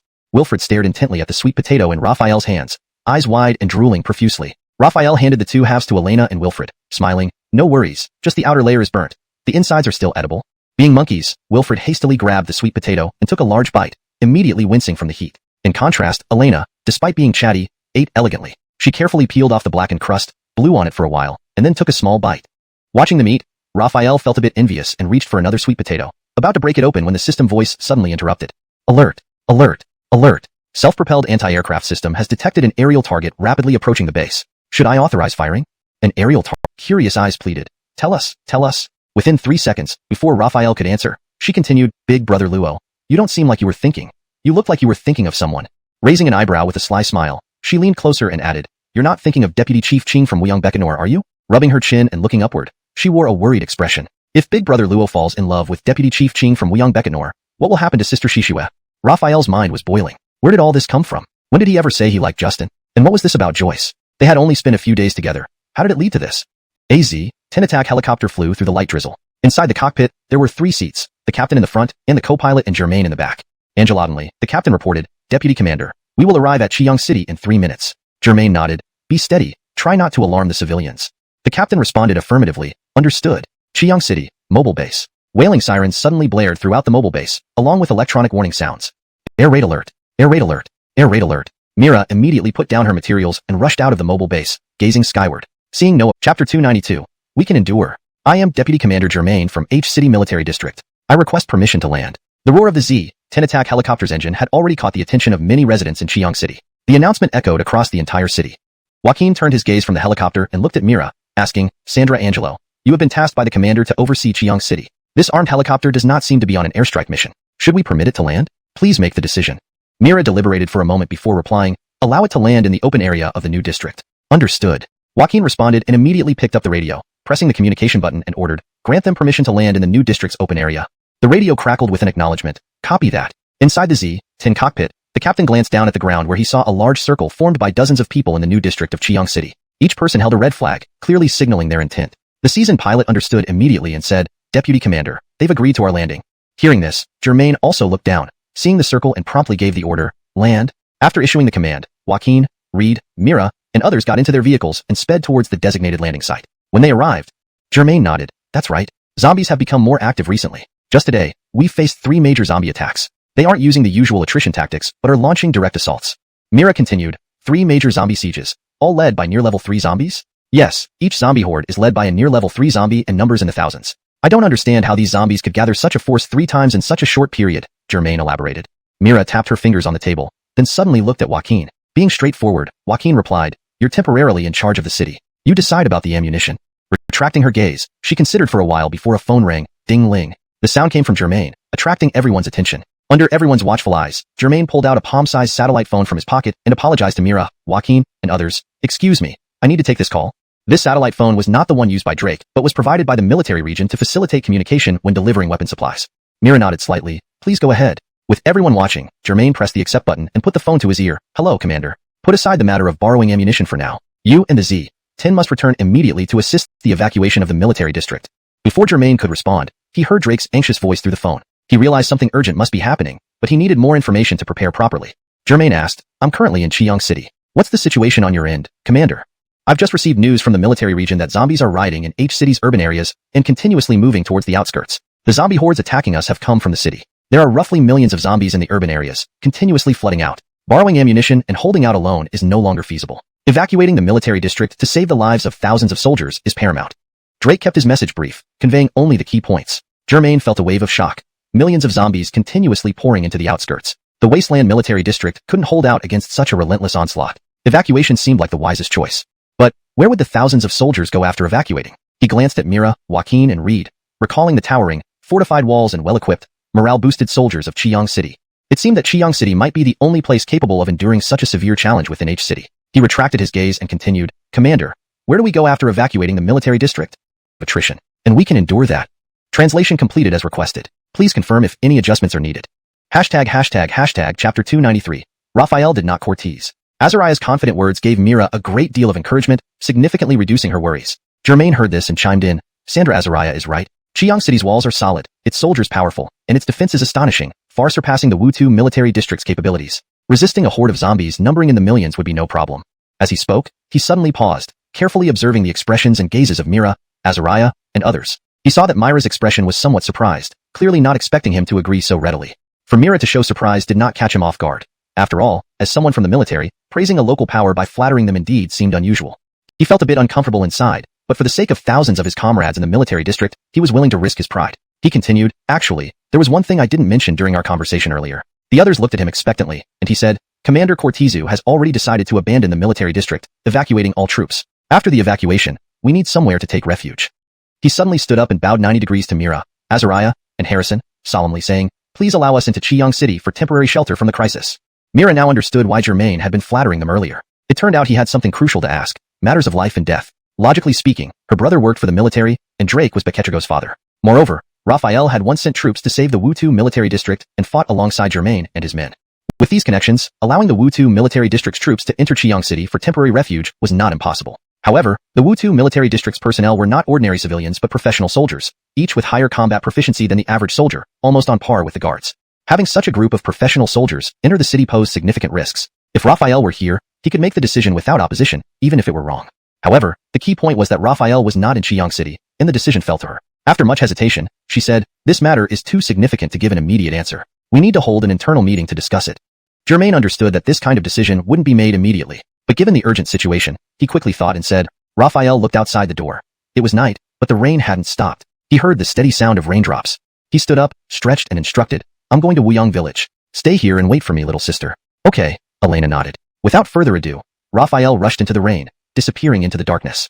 Elena watched him go, lost in thought. At Wuyang village, in a 3-story building, Justin sat on a chair, revealing her snow-white shoulders like footprints on freshly fallen snow. However, the mark on her shoulder wasn't a footprint but a bite mark.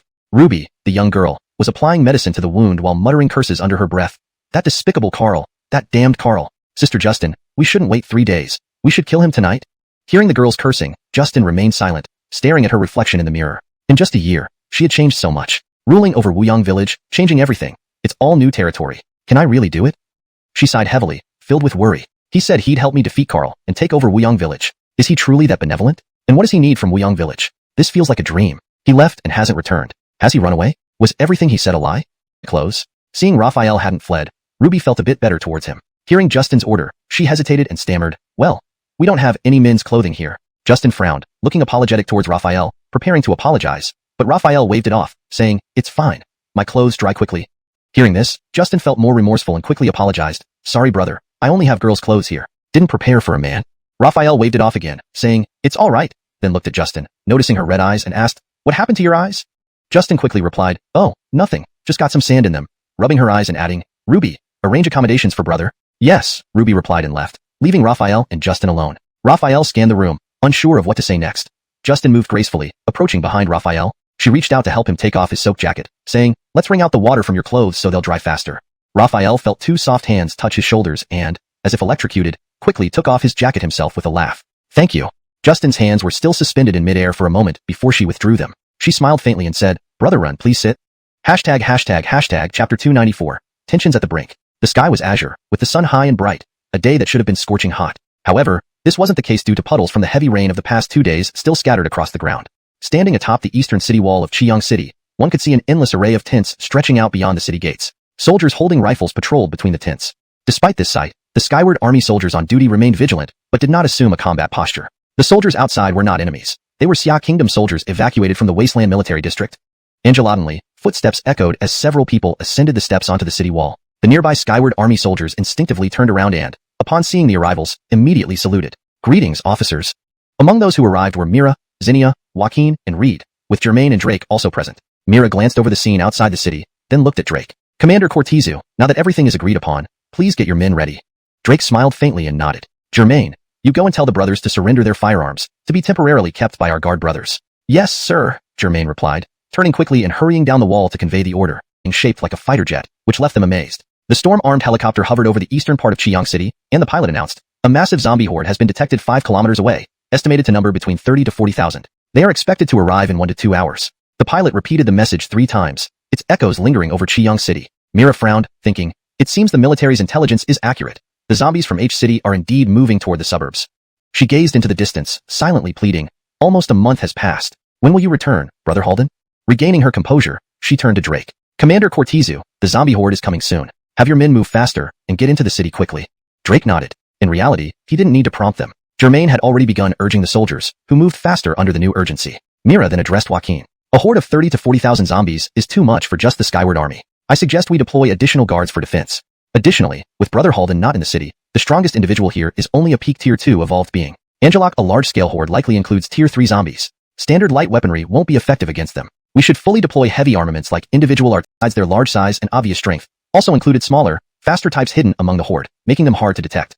The evolved zombies roared wildly or let out shrill, piercing cries. The sounds incited the entire horde into a frenzy, accelerating their march. Facing the towering city walls, they charged forward unhesitatingly.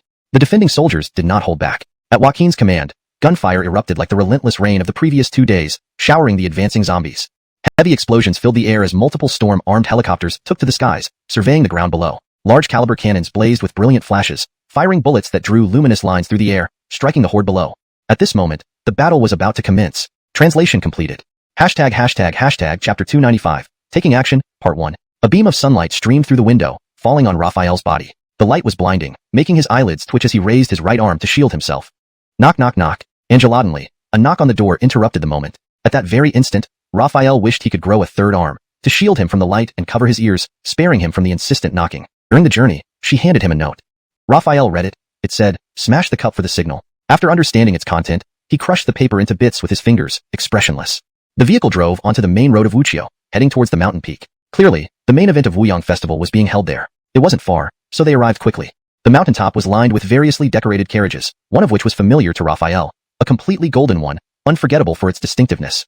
Alicia in the carriage Ruby and Raphael rode and drew many gazes, all from men. Indeed, powerful women were rare here. Though Ruby was young, she was close to the deputy chief, making her and her carriage well known in Wuyang. Thus, after alighting from the carriage, the men's gazes shifted to her.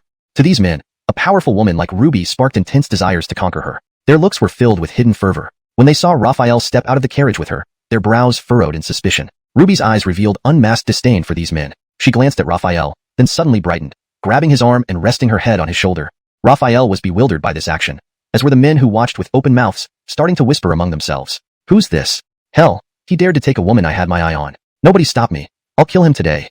Hearing this, Hero's fist, which had been raised, paused midair for a few seconds before dropping. Ailey Charion turned their gaze to the terrace of the villa. Raphael scanned the scene, focusing on the terrace. At this moment, no one spoke. Even the audience seemed to hold their breath, and the area was silent except for the gentle rustling of the breeze. Footsteps echoed rhythmically, tap, tap, tap. Under everyone's watchful eyes, a man and a woman, both in formal attire, ascended the terrace side by side. The woman wore a phoenix crown and a crimson and gold robe, her makeup exuding imperial elegance like an ancient empress. This woman was Justin. The man wore a 12-pearl cap and a 5-clawed dragon robe, his brows sharp and eyes piercing, radiating an aura of authority without anger. It was clear. This man was none other than Karl, the chief of Wuyang. Seeing this spectacle, Raphael inwardly remarked, dragon robe, imperial cap. Karl sets himself up as a god yet stages an emperor's coronation. In ancient times, emperors called themselves sons of heaven. Is he aiming to be a god, or the son of a god? Perform the rites of obeisance, the eunuch-like voice announced again, echoing across Wuqiu Hill. As soon as the command was issued, everyone, except Raphael, knelt and bowed, chanting, Wuyang Angelo Prime, heavenly descent of divinity. This might take time, perhaps until the next generation, but it would be worth it. Karl wore a detached expression, seemingly attempting to portray himself as an emotionless deity. Sensing someone watching him, he turned his head sharply toward Raphael. Today, in Wuyang, only Justin and he were allowed to remain standing. This person dared not to kneel too.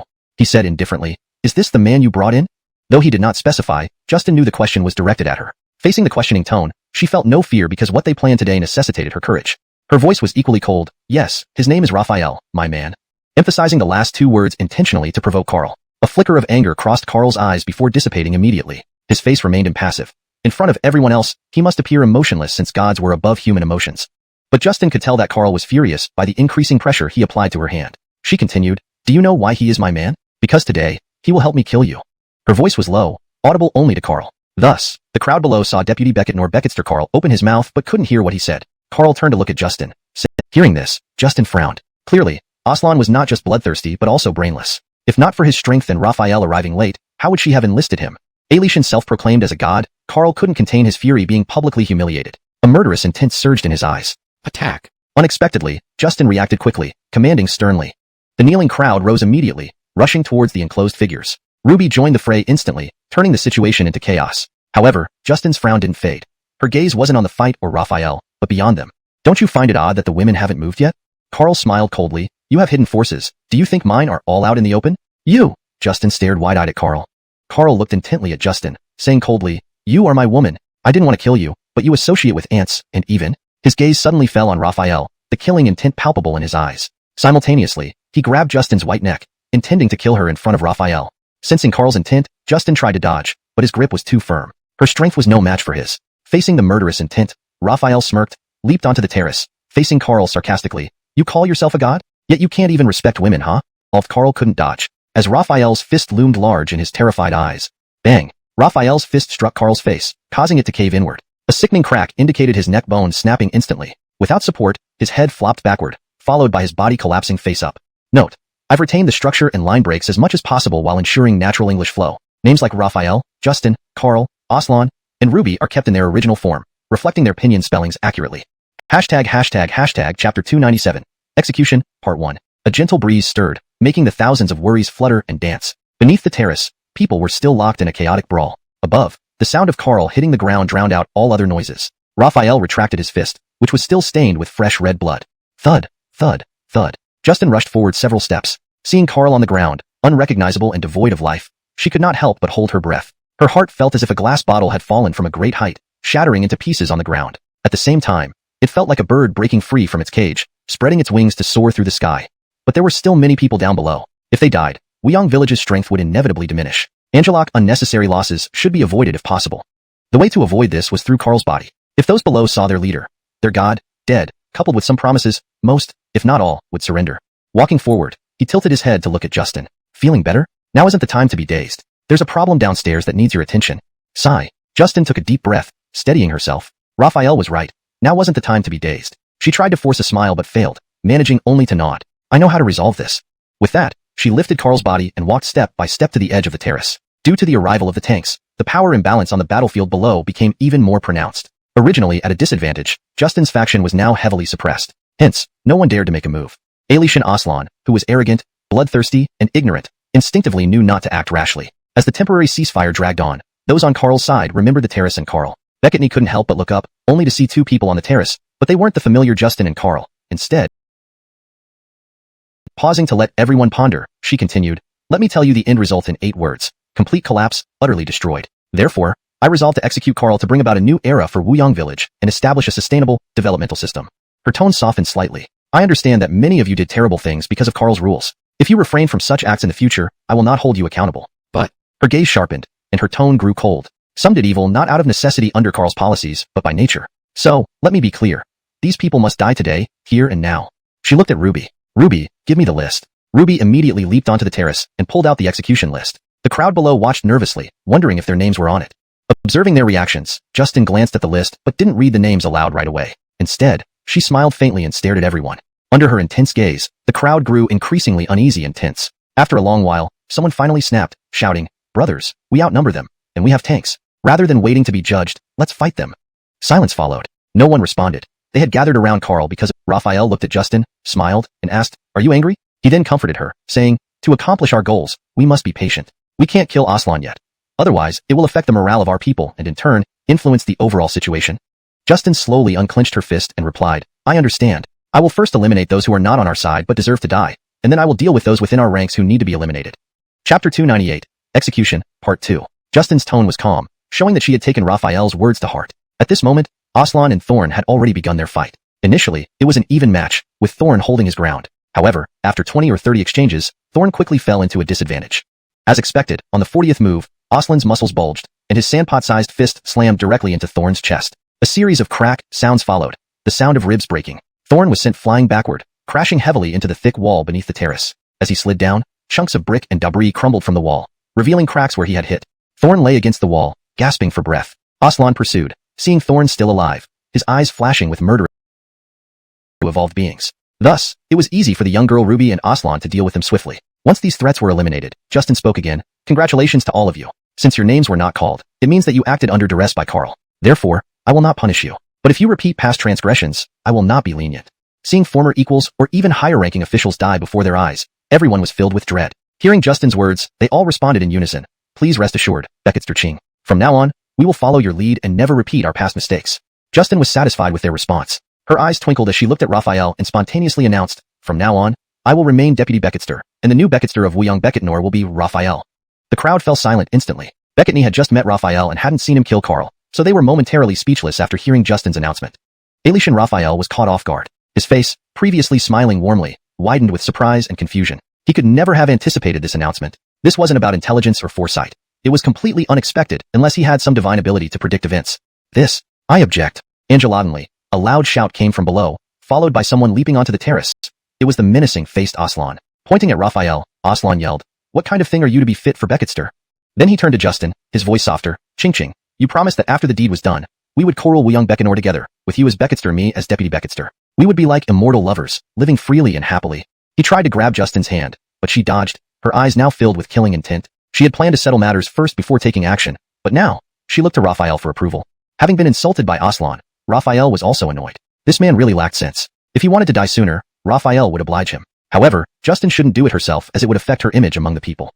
Raphael shook his head slightly, signaling Justin to hold back. She bit her lip and managed to suppress her anger. Seeing Justin dodge without reprimanding or attacking him, Aslan thought, this little wench must truly like me. With so many people around, grabbing her hand made her shy, so she dodged. Hee, let me endure for a while. Tonight, I'll show this little bitch what real manhood is. Immersed in his own fantasies, Aslan wore an expression of enjoyment, which made Justin feel utterly disgusted. If Raphael hadn't told her to hold back, how true the saying was, not recognizing the heavenly Wu mountain. He could be arrogant and condescending toward the weak, fearless against those slightly stronger, but facing Raphael, whose depth was like the unfathomable sea, he felt genuine fear and the chilling presence of impending death. I'm not a bad person, but I can't claim to be good either. For anyone who tries to kill me, I usually end up killing them. Raphael finished speaking and suddenly grinned. Aslan, horrified, tried to pull his hand back, but despite all his efforts, he couldn't move it. At this point, Raphael moved, his right palm shooting straight forward, striking Aslan's chest. Puncture. Under everyone's watchful eyes, a blood blossom appeared on Aslan's chest as a flesh palm pierced through it, stabbing his heart and emerging from his back. Aslan's expression froze in shock, the vitality in his eyes extinguishing instantly. Raphael withdrew his palm, bringing out more spurts of blood, and Aslan, now unsupported, fell straight down. Justin was no fool. Raphael had signaled her not to kill Aslan, yet he ended up doing it himself. The only reason she could think of for this behavior stirred emotions within her. She murmured silently, was it for me? Justin wasn't a fool. Raphael had asked her to hold a deep breath, her expression grew stern, and her piercing gaze swept over them. Her voice was icy cold. Is there anyone still dissatisfied? The 6 concise words clearly resonated with everyone. Hearing such a chilly tone, no one dared to raise their heads or meet Justin's gaze. Learning from Aslan's fate, none of them were foolish enough to challenge death. Moreover, they found his death fitting since Aslan's actions over the years had been despised, oppressing people based on his strength and status, often beating or berating others, making him extremely unpopular. Furthermore, calling himself Justin's man repeatedly made him seem truly foolish in their eyes. Justin didn't kill him despite this behavior, showing her magnanimity. Yet he chose to provoke someone even more formidable than Carl, inviting his own demise. Seeing that no one responded, Justin understood they were intimidated. She then declared loudly, since everyone is satisfied, let me announce again. From now on, Raphael will be the new master, while I remain the deputy. No one dared to protest or disagree. In this world where strength reigned supreme, facing such power naturally instilled awe and submission in them. A thoughtful light flickered in Raphael's eyes. Considering the current situation, he did not refuse the position of master. Once Justin announced it, she waited for Raphael's response. His silence implied acceptance. Without eating these, they would starve to death relying solely on 2 bowls of watery porridge per day, barely qualifying as food. Armed soldiers scanned the kneeling civilians, not out of fear of escape, but awaiting collapses. These emaciated people struggled to walk. Escaping was out of the question. Their primary function on hunting trips was as bait. Expecting them to fend off ferocious beasts was absurd. Time passed swiftly. The midday sun scorched the earth, causing soldiers to sweat profusely. Numerous civilians fainted from heat exposure. Soldiers dragged the unconscious into shaded areas without providing aid. Bang! A soldier tossed 2 unconscious, frail individuals into the shade like trash, wiped his forehead, and squinted against the glaring sun. Recovering his vision, he sighed, what luxury! We were told it was a festival for all, but it's only for those elite, while we suffer. He glanced at the prostrate civilians and muttered, Phaeton dreads will likely die today. Virum. Angeladonly, the roar of engines caught his attention. Several tanks descended, followed by various colored vehicles with different logos. These nobles are finally descending. Is this for the commoner worship? He thought sarcastically. The tanks entered the crowd, which dispersed. Soldiers quickly moved the unconscious civilians aside. How will I know what is most important in Wuyong village? She scanned the crowd, but no one responded. She then answered herself, what matters most in Wuyong village are its people, not just some of them, but everyone, including you, them, and us. So from now on, your daily meals will not be 2 bowls of thin rice soup that can barely be called porridge. Instead, it will be real kanji that can fill your stomachs. And this is only the beginning. Today it's kanji, tomorrow it will be rice, then rice with dishes, and eventually 3 dishes and a soup. As long as you help us build Wuyong village, this is my promise to you. The prostrate villagers gradually lifted their heads, gazing at the beautiful and noble woman. Her words were like a heavenly rain, quenching their parched hearts. For a long time, they had felt numb, but now they felt the warmth of genuine care once again. This woman did not promise them wealth and glory. Such promises would be unrealistic and hollow, hard to believe. However, she promised them changes in food, which stirred their hearts deeply. They began to trust this woman. Ailey Sherion, the sun is harsh. Please return home to rest, Justin repeated. She turned to Ruby and instructed, Ruby, take people to transport those who have fainted to the infirmary and provide them with medical treatment. The young girl Ruby accepted the order and immediately led a team to act. The act of aiding the fainting civilians touched the hearts of these go. They quickly returned to the villa on top of the hill, entering inside. As soon as they stepped into the house, Justin's stern face relaxed, and she sat casually, no longer maintaining her regal demeanor. Raphael moved to sit opposite her, watching her intently. Dressed in an exquisite phoenix crown and robe, yet lounging awkwardly, she seemed completely out of place. Sensing Raphael's gaze, Justin turned away, too embarrassed to meet his eyes. She already knew what Raphael was going to say next. Raphael pondered for a moment and asked, "Why did you announce me as the new head in front of everyone? I mentioned before that while I need Wuyang Village, I do not intend to manage it directly." Justin straightened up, remaining silent for a while, then replied, "I'll manage Wuyang Village. You will be our titular head." She bit her lip and added, "Consider it my way of thanking you." Glancing sideways at Raphael cautiously, she asked timidly, "You're not angry, are you?" Raphael smiled suddenly. "No, since you've said so, I'll accept the position." Upon hearing this, Justin beamed with joy, delighted that Raphael wasn't upset. But, Raphael interjected, "Just the title of head won't satisfy me."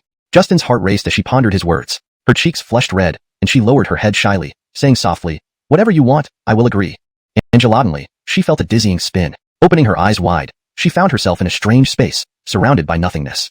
Chapter 301. Instructions. Angel surrounded by an inexplicable space, Justin looked around only to find nothing but emptiness. After a moment, she started to feel uneasy and quickly called out, "Sir, where am I?" Waiting for a bit with no response, she anxiously repeated, "Sir, sir, sir." Her voice revealed her growing anxiety. Angelotinely, blue light appeared in front of her, quickly coalescing into a massive sheet of paper. Startled by this magical transformation, she took several steps back, feeling increasingly anxious. She was about to call out again when Raphael's voice echoed. "You are currently in the agreement space. Before you is a city-state agreement. Sign it, and you will return to the normal world."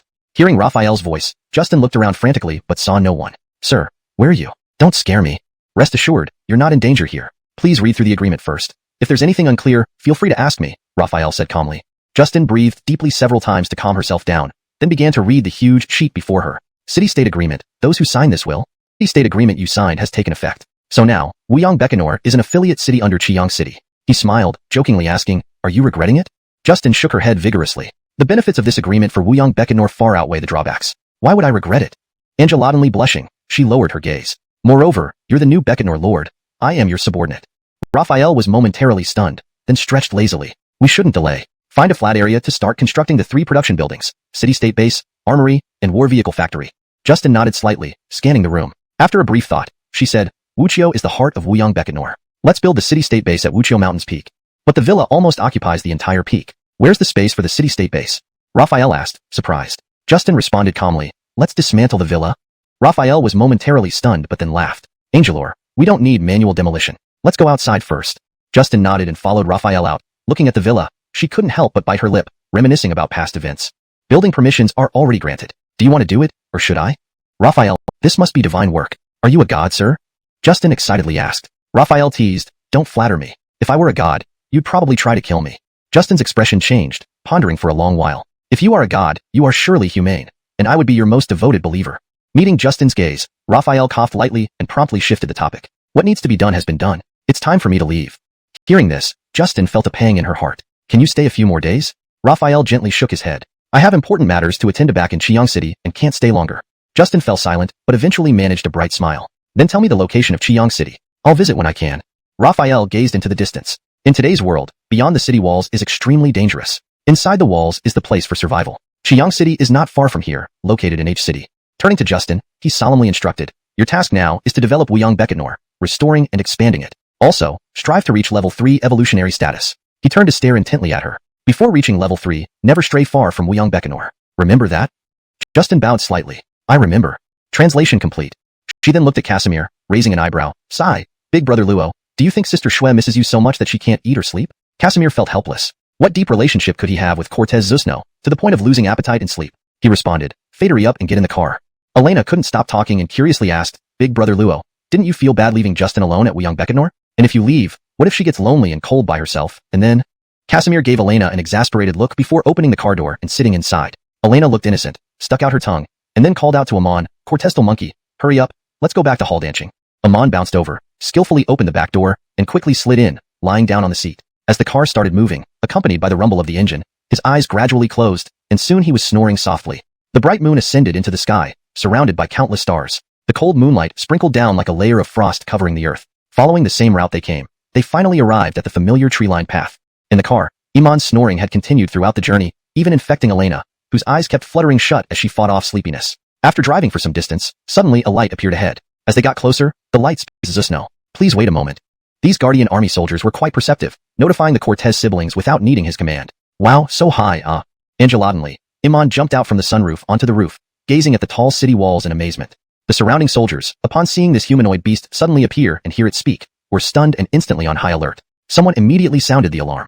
The piercing siren echoed throughout hall dancing, and all the soldiers aimed their guns at Iman in unison. At the same time, two figures rushed towards Iman at incredible speed, attacking simultaneously. Faced with these attacks from both sides, Iman retaliated with hands and feet alike. Bang bang! A powerful wave of energy swept through the area, stirring up dried branches, leaves, dust, and sand. Nearby soldiers instinctively shielded their eyes, mouths, and noses with their arms. Unable to withstand the immense force, Iman flipped backward, landing and retreating several steps to absorb the remaining impact. The attackers landed on the car roof. It was the Cortez siblings. They were puzzled as to why this humanoid beast, apparently a primate evolved from apes, would suddenly appear in hall dancing, especially since Dongjiang City had never had monkeys. Nonetheless, they needed to resolve this situation promptly to protect the citizens and soldiers. Iman felt deeply. Chapter 303, Concern. The moonlight was clear and cold, the stars twinkling brightly. Under such a beautiful night sky, the outskirts of Qiang City were littered with corpses. These bodies were human-shaped but no longer considered human, as they belonged to another species, zombies. On the sturdy, towering city walls, lights shone brightly. Under their illumination stood the vigilant guards and Tianqing soldiers, who remained on high alert without any sign of relaxation. Wearing her combat uniform, Mira looked valiant and imposing, like a divine female warrior descended from the heavens. Her expression was serious as she gazed into the darkness ahead. Angelaudinely, her eyebrows furrowed, her gaze sharpening. Holding their breath, everyone heard the dense sound of footsteps approaching, accompanied by the roars of evolved zombies. The sound was terrifying in the dark night. Mira urgently commanded, "Zombies are attacking. Prepare for battle." Her words had barely left her lips when a dense crowd of zombies appeared before them. The soldiers were already prepared, and at that moment, the heavy machine guns mounted on the walls spat out fire, bullets sweeping toward the zombies. Then came the single-soldier cannons, firing dozens of shells simultaneously, creating an awe-inspiring scene. Since yesterday, up until now, the zombie siege on the city had not ceased, with intervals of no more than 1 hour continued to advance towards Qiang City. As they neared the city's airspace, from within Qiang City and the Air Force Base, several red laser-like lines suddenly shot upwards, striking the unknown creatures and exploding upon impact. Seeing this, Mira breathed a sigh of relief. It was the anti-aircraft artillery system. In such battles, residents inside the city couldn't possibly sleep. Some brave souls got out of bed, stepping onto balconies or rooftops, watching as missiles streaked across the night sky, their hearts pounding with excitement. In the new district, where Xia Kingdom soldiers were billeted, Drake stood with his hands clasped behind his back, watching the trajectory of the missiles in the sky. He was once again awestruck, unable to fathom where Raphael had acquired such advanced anti-aircraft artillery systems. In hall dancing, at the city-state base, the table was laden with food, and Raphael, Elena, Eduardo, and the Cortez siblings sat around it. Elena's face was flushed, her eyes slightly dazed, clearly having drunk quite a bit of alcohol. Eduardo raised his glass, saying, "Brother Luo, thank you for taking care of Cortez del Rue along the way. Here's to you." Raphael smiled, about to raise his glass when suddenly his movements froze. "Cheers," Eduardo said with satisfaction. Raphael smiled but harbored other concerns in his mind. He wasn't just thinking idly, he was genuinely worried about Qiang City, which might have been attacked by the Bat Swarm. He wondered if the self-propelled anti-aircraft artillery could hold up against it. With these worries in mind, he made up his mind not to stay long in hall dancing, and decided to return to Qiang City the next day. After exchanging pleasantries and drinking several rounds, Elena, her face flushed, bid farewell to Raphael and followed Eduardo back to the residence of General Wu. The city-state base had more than 2 rooms, so the Cortez siblings arranged for Raphael to rest there. "I noticed you were distracted earlier. Is something wrong?" Cortez Shui suddenly stepped forward and asked. Raphael looked at her, smiled, and said, "Nothing." After a pause, he added, "I'll need to return to Qiang City tomorrow. Please prepare a vehicle for me." "Tomorrow?" Cortez Shui exclaimed in surprise. Beside her, the idle Cortez Halden also joined in, saying, "Commander, you've only just arrived in hall dancing. Why don't you stay a few more days?" Raphael shook his head. "I'm concerned about Qiang City. It may have encountered trouble. I must return as soon as possible. The main city has a powerful military. What kind of trouble could there be?" Odor. If left longer, the entire Qiang City would be enveloped in foul stench. Moreover, the decaying corpses would breed various bacteria, posing significant health risks if not dealt with promptly. "Xuanhuan." Someone called from behind her, and Mira turned to see Zinnia, who was also covering her mouth and nose. "Why are you here?" Mira asked. "I'm part of the guard corps. Shouldn't I come to see if I can lend a hand?" Zinnia retorted, then looked out at the widespread corpses and frowned slightly. "We need to figure out how to deal with these bodies soon, otherwise, it will cause many problems down the line." Mira turned to look outside the city wall and nodded. "You're right, but currently, the zombies' attacks are relentless, and there isn't enough time to clear the bodies." "That is true." Zinnia thought for a moment, furrowing her eyebrows. Angelaudinely, she looked southward towards the direction of the Air Force Base. "What about this? Use storm helicopters to carry gasoline and pour it over the bodies outside the city, then burn them." After pondering for a while, Mira agreed. "That's our only option for now." Having made the decision, Mira and Zinnia walked shoulder to shoulder down the steps from the city wall. Just then, a car raced up and stopped in front of them. This vehicle wasn't from Qiang City. Its style and insignia indicated it belonged to the Wasteland Military District. "Sandra Joaquin, handle this matter." "Mission accomplished," Joaquin answered. Mira put down the radio and looked at Germain. "Let's go." Germain immediately opened the door and smiled. "Please." Mira and Zinnia got into the car, with Germain taking the driver's seat. They started the engine and headed toward the temporary residence of the Wasteland Military District. Inside the military tent, Drake was engrossed in a book when the curtain at the entrance was lifted and Germain walked in. Recognizing him, Drake put the book aside and asked, "Are they here?"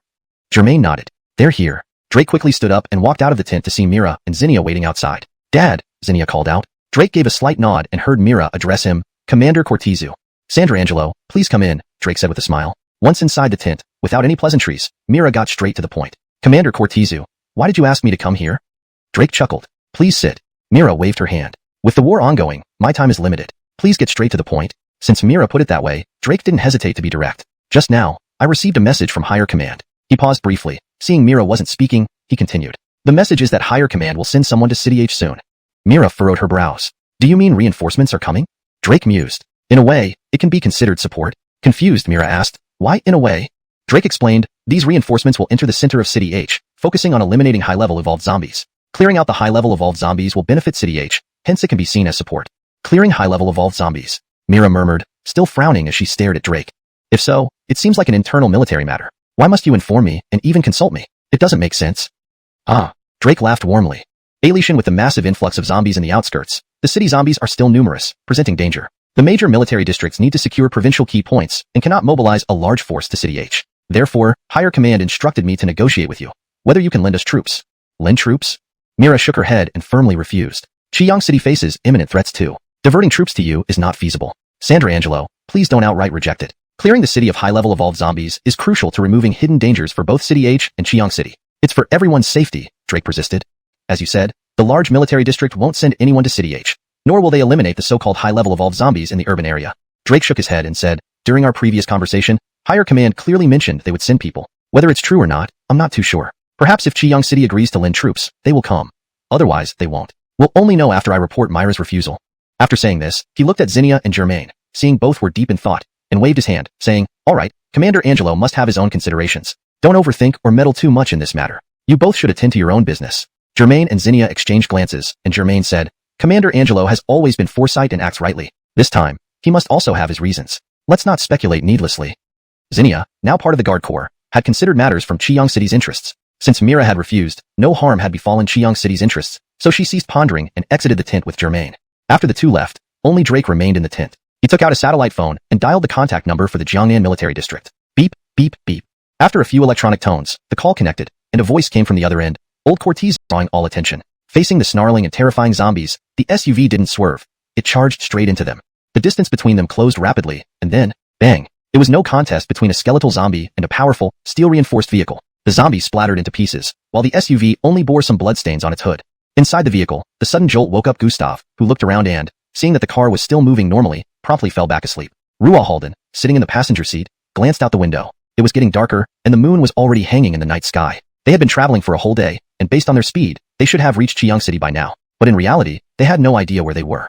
He picked up the map from the dashboard and carefully studied it again, marking his 26th time reviewing it. Alation, after so many times, he still couldn't pinpoint their exact location. Initially, he thought he could rely on the map and road signs to navigate. However, the view from a car was much different from that of an airplane. The lack of navigation and the heavily damaged road markers made it extremely difficult for them to determine their route, especially since this was a road they hadn't traveled before.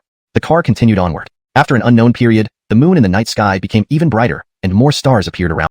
Raising his long arms over his head and slamming his fists down onto the zombie. Realizing it couldn't escape, the zombie abandoned resistance and let out a fierce roar. Roar!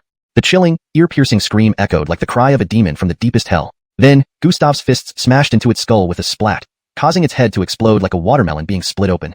Gustav picked up the dropped evolution crystal, scratching his head in excitement while letting out monkey-like chirps. Xuanhuan, however, frowned. From his extensive combat experience with zombies, he recognized that the level 2 zombie's roar was not a cry of despair but a call to its kind. Clearly, there were other zombies nearby. Lowering the window, he called out to Gustav, "Get back in the car quickly." Gustav bounced back inside, handing over the evolution crystal to Xuanhuan. "Let's go," Xuanhuan said to Amir. Amir immediately started the vehicle, feeling the engines rumble beneath him. He hit the gas, and the wheels rolled forward. But barely a moment later, cold sweat broke out on his forehead. Under the headlights, a large number of zombies appeared ahead, their dense footsteps drowning out the engine's roar. Xuanhuan remained calm. "Turn around," he commanded. Amir turned the car sharply, then more vicious. Gustav, a quasi-level 3 evolved animal, exuded a strong aura, equally tempting to zombies as human evolvers. Numerous speed zombies kept charging at them. These level 1 speed zombies posed little threat and were easily dispatched by Gustav with single punches. After a series of bloody collisions, the SUV's hood was smeared with dark, viscous zombie blood, and the windshield was riddled with cracks. Despite this, they managed to break through the swarm, though zombies still pursued them. With the gas pedal to the floor and the car reaching its top speed, the cracked windshield became a hindrance. Xuanhuan kicked it out for better visibility. As the wind rushed in, the stench of decaying blood filled the car. Covering his nose, Xuanhuan thought to himself, too rash. Chapter 306, On the Way Back to the City, Part 2. After enduring the foul stench for dozens of minutes, they finally managed to shake off the horde of zombies behind them. Raphael heaved a sigh of relief. His ears twitched as he heard the sound of water. Turning his head, he saw a small river flowing by, and it was fortuitous because they could use it to clean the car. Otherwise, no one could bear that smell all the way. He called out, "Park next to the river." Amir followed the order and immediately parked the car by the riverbank. The group got out of the car. Raphael looked up at the starry sky and exhaled deeply. Finally, he could take a break. Returning to the riverbank, he washed his hands and face, lost in thought as he gazed at the reflection of the moon in the river. Undulatingly, ripples spread across the moonlit surface of the river, and with a splash, a shadow leaped out of the water toward him. The black shadow moved incredibly fast, leaving him no time to react. Just then, Raphael flashed over, pulling him aside before kicking the shadow into the air, causing it to roll several times on the ground. Upon closer inspection, it turned out to be a tortoise as large as a calf, truly part of the global mutation. Leaping over the river, Raphael approached the barely alive tortoise and thought, "We'll have turtle meat tonight." Ah! As he prepared to kill the tortoise, a sudden gust of wind brought a piercing scream. It wasn't from Gustav, or even himself. Looking back, he saw Amir pierced through the chest by sharp claws, blood pouring down, staining the ground red.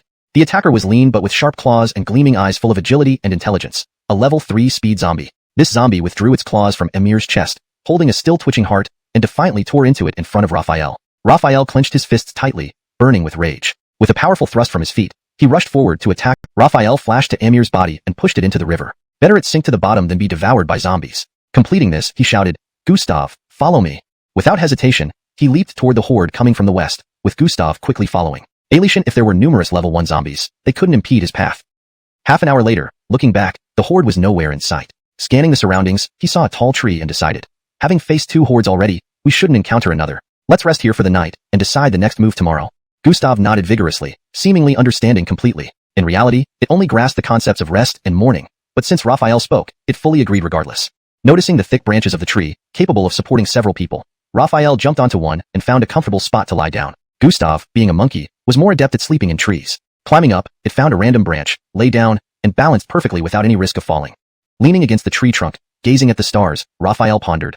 What kind of place is this? Angel surrounded by forests and no sign of skyscrapers. It must be the outskirts. But how can there be so many zombies here? Very strange. East from here should lead to the highway, and following the road will get us to Xuanhuan City quickly. Deciding, he called out, "Let's go, Gustav." Swish. Gustav leaped down from the tree, curiously inspecting the surroundings, and then bounced after Raphael heading east.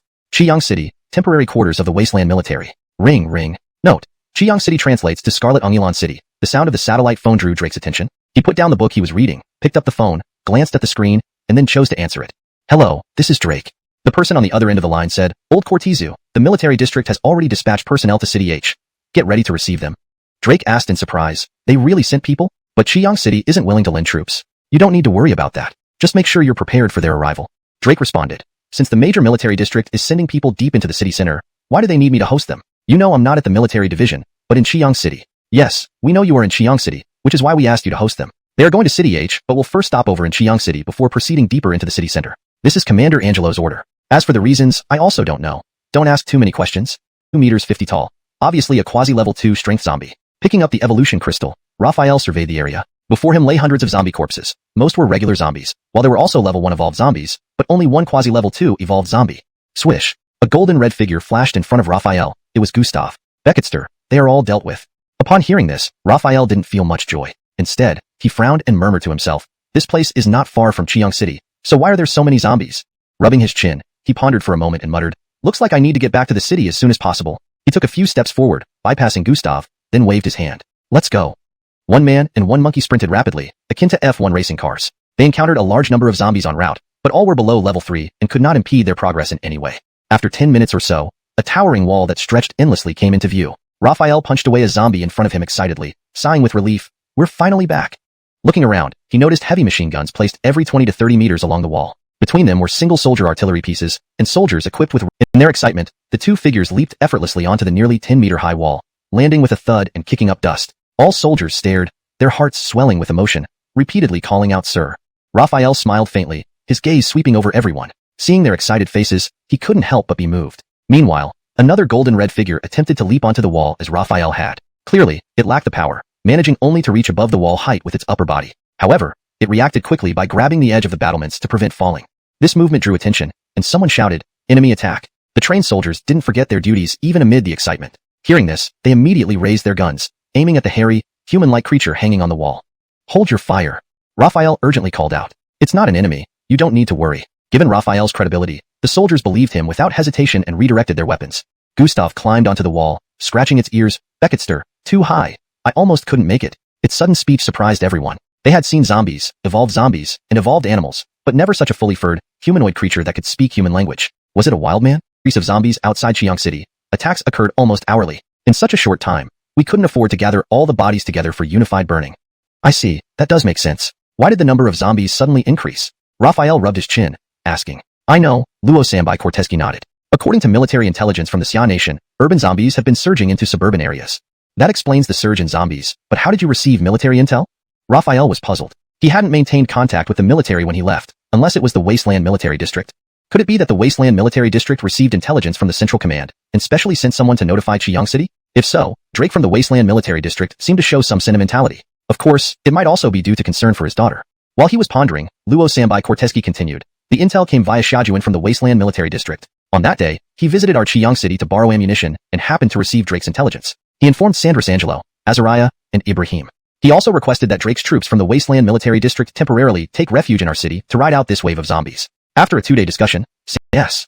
Raphael then turned to Amon and said, stay here and assist them in defense. Remember, only defend, do not attack. When zombies assault the city, you only need to be on the wall, and if any climb up, deal with them.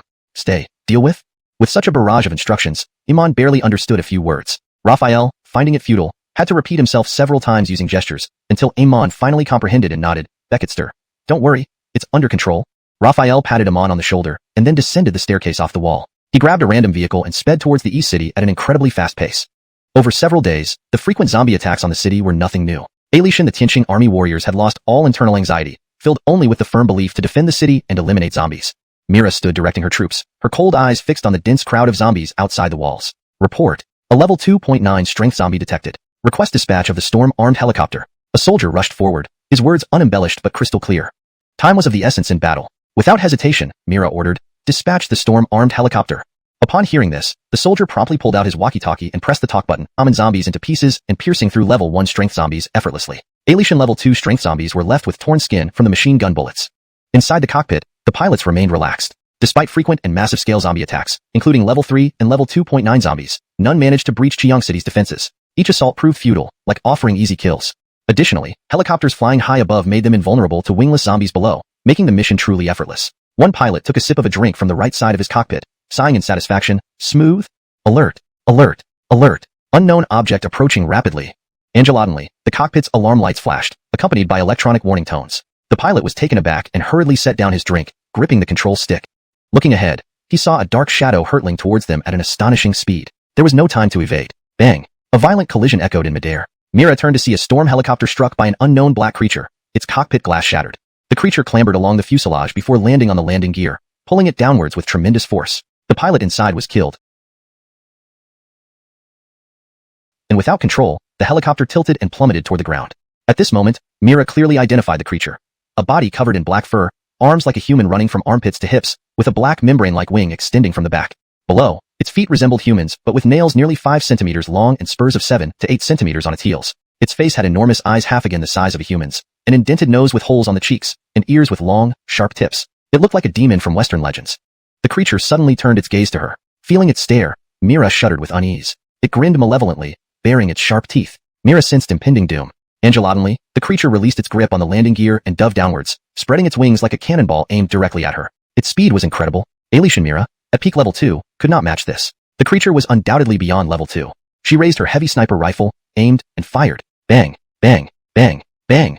Her rapid shot sounded almost like machine gun fire. In mere seconds, 10 rounds were spent. The demonic creature dodged frantically, yet Mira's marksmanship ensured it took 3 hits. 1 to the spur on its foot, breaking it, and 2 through its wings, leaving small punctures that hardly slowed it. They were all extremely excited and moved, their morale soaring high. The fatigue from days of dealing with zombies vanished in an instant. Whoosh! Another sound broke through the air, and a figure landed beside Raphael. It was Joaquin, his face filled with excitement as he saluted Raphael and exclaimed, Commander! Raphael looked down at Mira in his arms and said softly, "Good girl, but now we need you to command the soldiers during this battle." Mira sniffled a few times, then loosened her grip on Raphael, nodding obediently. "I understand." Raphael stroked Mira's head and then turned to Joaquin, examining him closely before commanding, "Don't get complacent because I'm back. Quickly go direct the battle." Joaquin straightened his posture and replied, "Yes, sir." Raphael walked swiftly up the city wall with Mira. Looking out at the scene outside the city, his gaze searched and found the strange creature amidst the corpses. The creature, after being kicked with full force, had its chest bone broken and internal organs shattered, now barely alive. Mira also noticed the creature and asked in surprise. That creature came flying in. Logically, the air defense system should have detected any airborne targets, but it didn't find it. Why is that? Raphael paused for a moment before explaining. This creature likely hid somewhere outside the city earlier and flew low before. Mira answered obediently without further pressing. As time passed, the number of zombies outside the city gradually diminished under a barrage of gunfire. Finally, after half an hour of intense defense, the remaining zombies either died or retreated, leaving the ground covered with corpses. After repelling this wave of zombies, everyone sighed in relief, able to rest once more. The current defensive formation was jointly devised by Mira and Joaquin without Raphael's participation. He didn't intervene too much since it wasn't appropriate. Thus, under the command of Mira and Joaquin, one group of warriors left the city wall to rest, replaced by another shift, ensuring that the warriors had sufficient rest to maintain high combat efficiency. Watching them manage, and learning from Mira the arrangements, Raphael felt satisfied. It seemed he would be able to delegate more responsibilities in the future, especially the city defense to Mira. After all, Xuanhuan City needed a cohesive team, and every aspect required management. He couldn't handle everything. While Mira was commanding, he jumped down from the city wall, crushed the head of the bat-like creature, and obtained a quasi-level 3 evolution crystal. Then he returned to the wall. After Mira finished handling matters, she approached Raphael with quick steps. Her bright, large eyes locked onto him, unwilling to look away for even a second. In fact, the news of Raphael's return spread like a typhoon throughout the entire Xuanhuan City. Fate and dreads of thousands of residents cheered together, and some rumors were dispelled instantly. Chapter 310. Angelo Perier's Order. At the temporary residence of the Wasteland Military Zone, Drake had already received news of Raphael's return to the city and was about to visit him when he saw a car speeding towards him. The car was unique. It had undergone comprehensive modifications, and he remembered that Mira often drove this vehicle. He felt puzzled and wondered, why is Mira here? The car soon stopped in front of him. The door opened from inside, and two people, a man and a woman, stepped out. Seeing the visitors, Drake paused for a moment before quickly approaching them with excitement, exclaiming, "Brother Luo, you're finally back." Behind him, Germain asked, "Commander Luo, where have you been for the past month?" Raphael laughed heartily, shook hands with Drake, and replied, "I went to other cities to gather some useful intelligence. I initially thought it would only take 3 to 5 days, but plans changed midway due to some incidents, and that extended my trip to a month." Drake chuckled. In this current world, dangers are everywhere. It's great that you returned safely. He gestured for them to enter, saying, "Come in. Let's talk inside the military tent." Raphael agreed readily, and they walked into the tent. Raphael frowned. Collaborate? How? Should Xuanhuan Military Zone dispatch troops to join our guard army? Drake shook his head. Most of the troops in the large military zones are needed to guard the Xuanhuan provincial capital base, which has nearly 3 million survivors. Before, the provincial capital had 17 million people, and there are over 10 million zombies. Facing such a vast number of zombies isn't easy. Also, other city bases need substantial forces, so the large military zones cannot spare any extra troops. 3 million people? Raphael's eyes lit up when Drake mentioned the population at the provincial capital base. Xuanhuan City currently had over 500,000 people, including Haldanching and Wuyang Village, totaling more than 70,000 people. There was still a huge gap to reach the 5 million required for the next upgrade of the base. A single provincial capital base with 3 million people made him eager. Drake noticed Raphael's reaction and thought, why does Brother Luo react this way to the population? Last time he came for aid, it was also for population reasons. Now, with over 500,000 people in Xuanhuan City, which would have been considered a major city in ancient times, why is he still craving for more? Raphael regained his composure, realizing he had lost control. He continued the previous topic, cleaning up City H is indeed a good idea, but since the large military zones can't send troops, cleaning up the entire city would be solely on us. That doesn't count as collaboration. Drake scratched his nose awkwardly. Our military can't deploy regular troops, but we can send special teams to collaborate. Special teams? Raphael was puzzled. Mira frowned.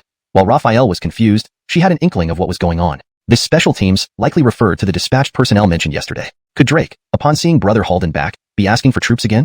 She suddenly said, Commander Cortezu, just say what you want directly without beating around the bush. Raphael looked at Mira, sensing her meaning. He glanced back at Drake, waiting for him to continue. Drake hesitated briefly before laughing. Fine. Sandra Angelo prefers straightforwardness, so I'll be direct. The military zone has already sent personnel who will arrive at Xuanhuan City today. Yesterday's request for troops was rejected outright, but since Brother Luo is back, I should bring up the troop borrowing again as per orders. Borrow troops? Raphael was puzzled. Before Drake could explain, Mira said, yesterday, Commander Cortezu asked me for troops. Secondly, your soldiers are professionals. If weapons and ammunition are lacking, we can provide them. Why borrow troops? Thirdly, if the main military district sends strong evolved individuals specifically to eliminate advanced evolved sending personnel today, these 3 Z-10s were likely from the main military district. Hashtag Chapter 311. True Intent, Part 1. The air raid siren sounded. Raphael explained the situation, and everyone stepped out of the military tent, gazing at the vast sky. He had already given instructions that the anti-aircraft guns were not to fire until the target opened fire. In less than half a minute, the hum of helicopter engines approached from the distance. As each second ticked by, the sound grew clearer. About 10 seconds later, looking northwest, 3 black dots appeared in view. The black dots gradually grew larger, their outlines becoming more distinct. Now everyone could see clearly. They were 3 Z-10 armed helicopters. Among those present, besides Raphael, Drake was the first to think that these might be visitors from the major military district, followed by Germain and Mira. Each person's expression varied. Drake showed little emotion, merely furrowing his brows before relaxing them again. It was unclear what he was thinking. Germain suddenly looked down, then redirected his gaze to the Z-10s in the sky. Mira, on the other hand, knitted her eyebrows tightly, obviously regarding the people on the helicopters as unexpected guests. Given Raphael's presence, she didn't say anything more.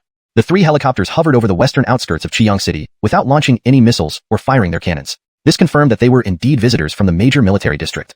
We are from the Jiangnan Military District, the Tiger Special Operations Team, here to assist in combat operations. Please allow us to land. The voice came from one of the 3 helicopters, confirming Raphael's suspicions. After a moment's thought, he turned to Mira and said, "Allow them to land." Mira naturally did not want the 3 helicopters to land, but given Raphael's orders, she had no choice but to comply. She removed her walkie-talkie and said, "Commander orders, permission granted for the other party to land."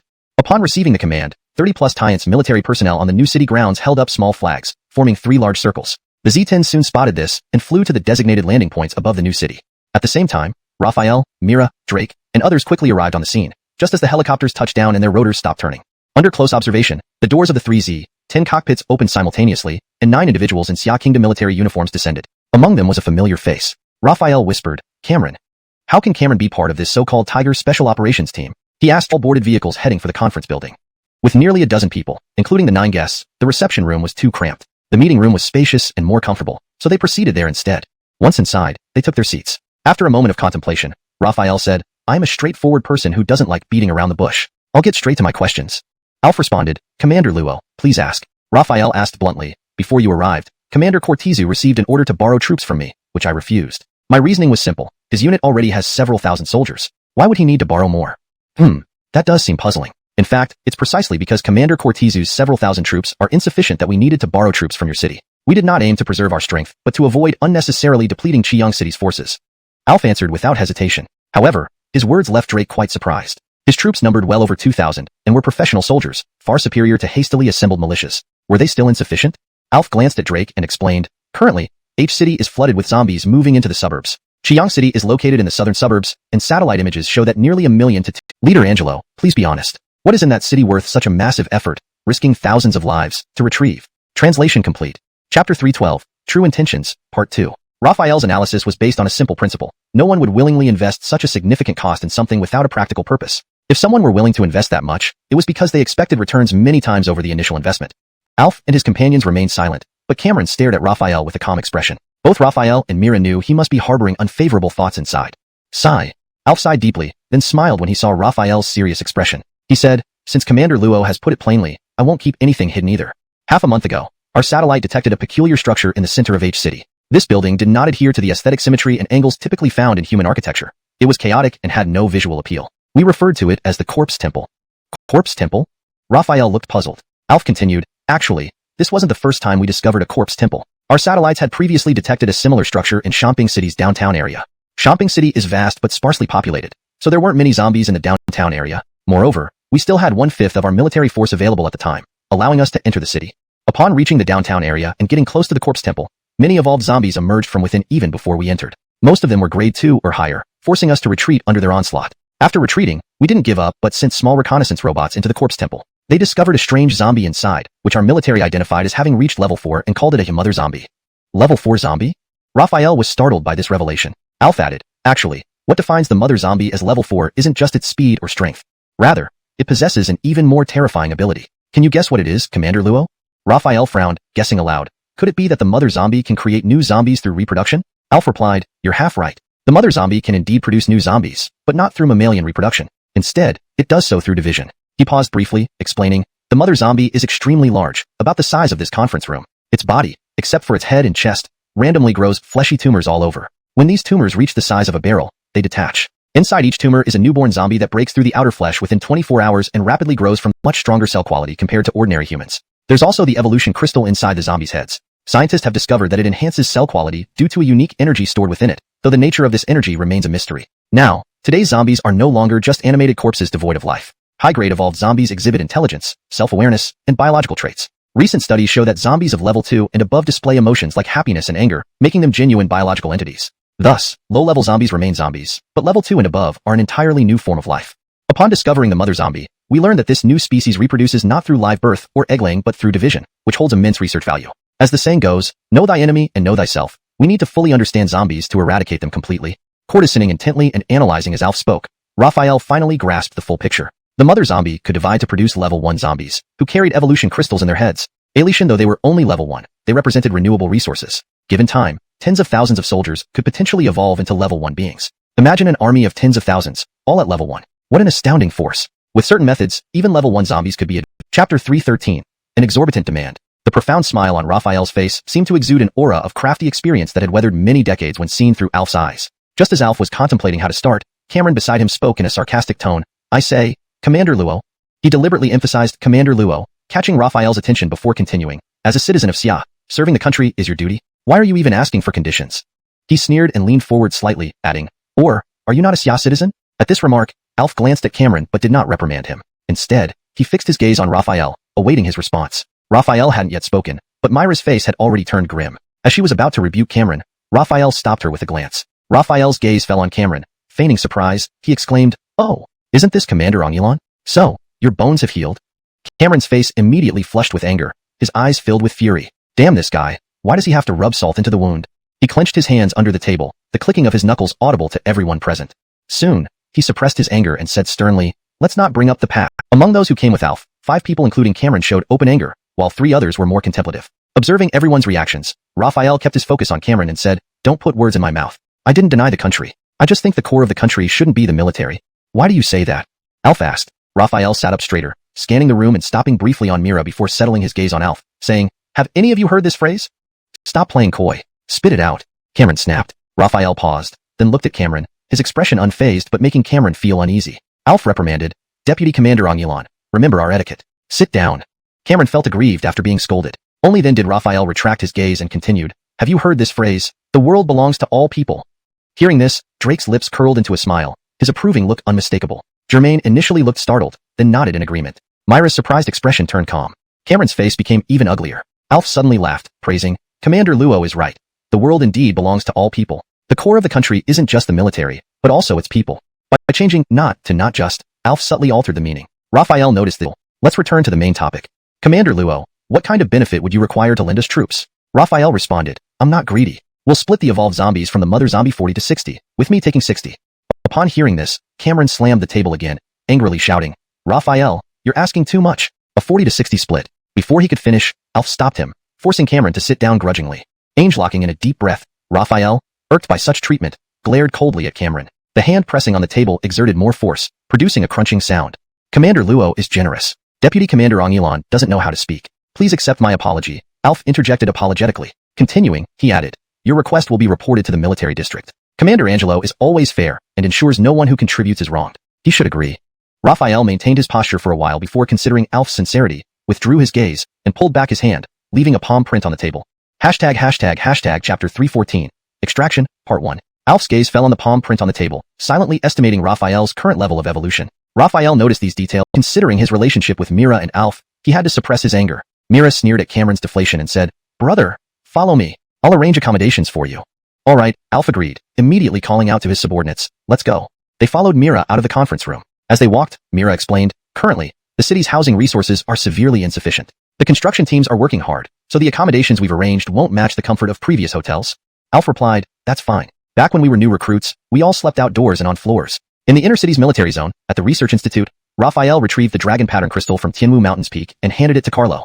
Carlo carefully examined the crystal and nodded emphatically, yes, it's indeed a dragon pattern crystal. Raphael remarked, isn't that obvious? If it weren't, why would I bring it back? Fadery up and extract the life energy from it. Carlo scratched his head awkwardly, placed the crystal on the research bench, and said, please wait a moment, sir. Then he turned into the storage room. Raphael immediately heard the sound of rummaging, which quickly ceased as Carlo carried out a machine about half a man's height. The instrument, excluding its base, was cylindrical, with a transparent material resembling glass. Extraction from dragon pattern crystal begins. Estimated time, 2 hours. Please wait. A clear voice prompt followed the beep. Raphael rubbed his nose, pondering for a while before asking Carlo, is that it? He asked this because extracting life energy from a dragon pattern crystal seemed like it should be a grand and spectacular process, but this one seemed less impressive than even a juicer. Yeah, Carlo nodded, explaining, science values precision and practicality. If it isn't necessary, we don't add flashy elements. Okay. Raphael admitted he'd been imagining too much, influenced by too many movies and TV shows. Whenever he saw high-tech instruments, he always thought they would be elaborate and magnificent. In reality, whether it was the dragon pattern crystal detector or the small-scale life energy extractor, both were simple and unadorned. In the inner city's guest dormitory building, Alf was using a satellite phone. He said, Commander, regarding the troop support, Raphael, the supreme ruler of Qiyang City, isn't entirely unwilling but demands conditions much higher than what we initially set. The person on the other end responded, Go on. Alf explained, he wants a 60-40 split of the evolutionary crystals produced by the Mother Corpse, with him taking 60% and us 40%. There was a pause on the other end before the calm voice replied, We can agree to those terms. Alf wasn't surprised at all. It revitalized the spirit and gradually dispelled physical fatigue. 1 minute later, the tender green glow reached its peak, filling the entire research facility with its radiance. Angelatinely, without warning, the light abruptly receded, and the glow that had filled the lab vanished instantly. Raphael watched the transparent part of the extractor intently. Inside it, a ping-pong ball-sized, water drop-like object floated, emitting a tender green hue. The movement gradually slowed down, coming to rest after 3 minutes. The ping-pong ball-sized green liquid appeared smooth and lustrous, much like the finest ice jade. Ding! Cortez energy extraction completed. Lost during this extraction, 16.5%. As the notification sounded, the previously seamless top of the transparent section split open, slowly lifting the extracted life energy upwards. At that moment, the round life energy mass suddenly dropped and took on a liquid form, startling Raphael for fear it would spill all over the floor. However, his worries were unfounded. The life energy was already contained within a sealed, transparent bottle. Where did this glass bottle come from? Raphael asked. Amir explained, Cortez energy extracted from the dragon pattern crystal will rapidly evaporate if exposed to air, so it needs to be stored in a container. The best container is its original crystal form, hence this bottle, and applied slight pressure. Crack! The crisp sound of breaking echoed through the lab as the pure life energy began to escape. Alishan, a quick whiff, boosted his energy immensely. Wasting it would be disgraceful, so Raphael promptly drank the entire contents of the bottle. Instantly, the life energy liquid flowed into his stomach, then exploded into a surge of power. Unlike swallowing an evolution crystal, which felt like millions of ants biting all over, this life energy from the dragon pattern crystal was pure and natural. It spread warmth like sunshine in winter and refreshing coolness like icy water in summer, leaving indescribable comfort. Simultaneously, while strengthening his body cells, Raphael felt something strange being dissolved by the life energy. His body suddenly felt lighter, likely because the dormant zombie virus inside him had been purified by the life energy. Time ticked by, and this enhancement lasted longer than any previous consumption of evolution crystals, half an hour in total. Halden Cortezing stood guard nearby, occasionally glancing at the door, knowing Raphael would be immobile during the process. He remained vigilant despite the low likelihood of disturbance. Just then, Raphael's eyelids fluttered, and he slowly opened his eyes. His appearance remained unchanged. Height, muscles, and skin color were all as usual. Pity, this dragon pattern crystal isn't from Tianwu Mountain's nurturing. It was likely Bertels, Halden Cortezing confirmed. Raphael handed over the crystals but then pulled them back, asking, which is more effective, directly consuming the evolution crystals or extracting their life energy first? Extracting the life energy first yields better results. Halden Cortezing adjusted his glasses and gestured with his right hand, explaining, studies show that only 63.2% of life energy can be absorbed when directly ingesting an evolution crystal. However, though there's a 5% to 20% chance of loss during extraction, the resulting liquid life energy can be fully absorbed by the organism. Thus, extraction is more effective. Understanding, Raphael didn't hesitate, immediately giving the 3 evolution crystals to Halden Cortezing for extraction. Halden Cortezing repeated the familiar procedure, operating the control panel and inserting the crystals into the slots. This extraction took significantly less time. 45 minutes later, 2 bottles of life energy liquid were obtained, one colorless and one light green. Amir introduced the colorless liquid, saying, this is level 2 life energy liquid, suitable for perfect level 1 evolvers and above, but below perfect level 2 evolvers. Then, he introduced the light green bottle. This is level 3 life energy liquid, suitable for perfect level 2 evolvers and above, but below perfect level 3 evolvers. Taking the 2 bottles of life after, the gates of the mobile base were tightly shut. Upon seeing Raphael, the guard on duty, who hadn't participated in the city defense, showed visible excitement despite knowing his superior had returned. He saluted, excitedly calling out, Sir. Raphael smiled and nodded, then pushed the door open and entered. Straining his ears, he heard no unfamiliar noises, indicating Mira had not yet returned. Just as he sat down and poured himself a cup of water, the sound of an engine roaring outside caught his attention. Thinking it might be Mira, he lifted his head, only to hear the guard announce, reporting to the commander, Court Lieutenant Lois requests an audience. Wangxue. Raphael's heart stirred. He hadn't seen Lois since returning. Hastily, he instructed, let her in quickly. Moments later, Lois entered with light steps. In her bright eyes, he saw boundless longing. She approached and sat down opposite him, gazing at him intently before speaking, Brother Halden, you're back? Raphael's face was warm with a gentle smile as he nodded and replied, yes, I'm back. They looked at each other for a long time until Lois broke the silence. First thing I did upon arriving was hearing that Brother Halden had returned to the city. I came specially to see you. The second matter is that my father has stroked his chin, deep in thought. Since they've agreed to my terms, I must uphold my end of the bargain. I'll lend them troops. Lois's eyes sparkled, sensing Raphael's hidden intentions. She nodded. I'll relay this to Father. Translation completed, maintaining the structure, tone, and flow of the original content while ensuring coherence with the preceding narrative. Chapter 316.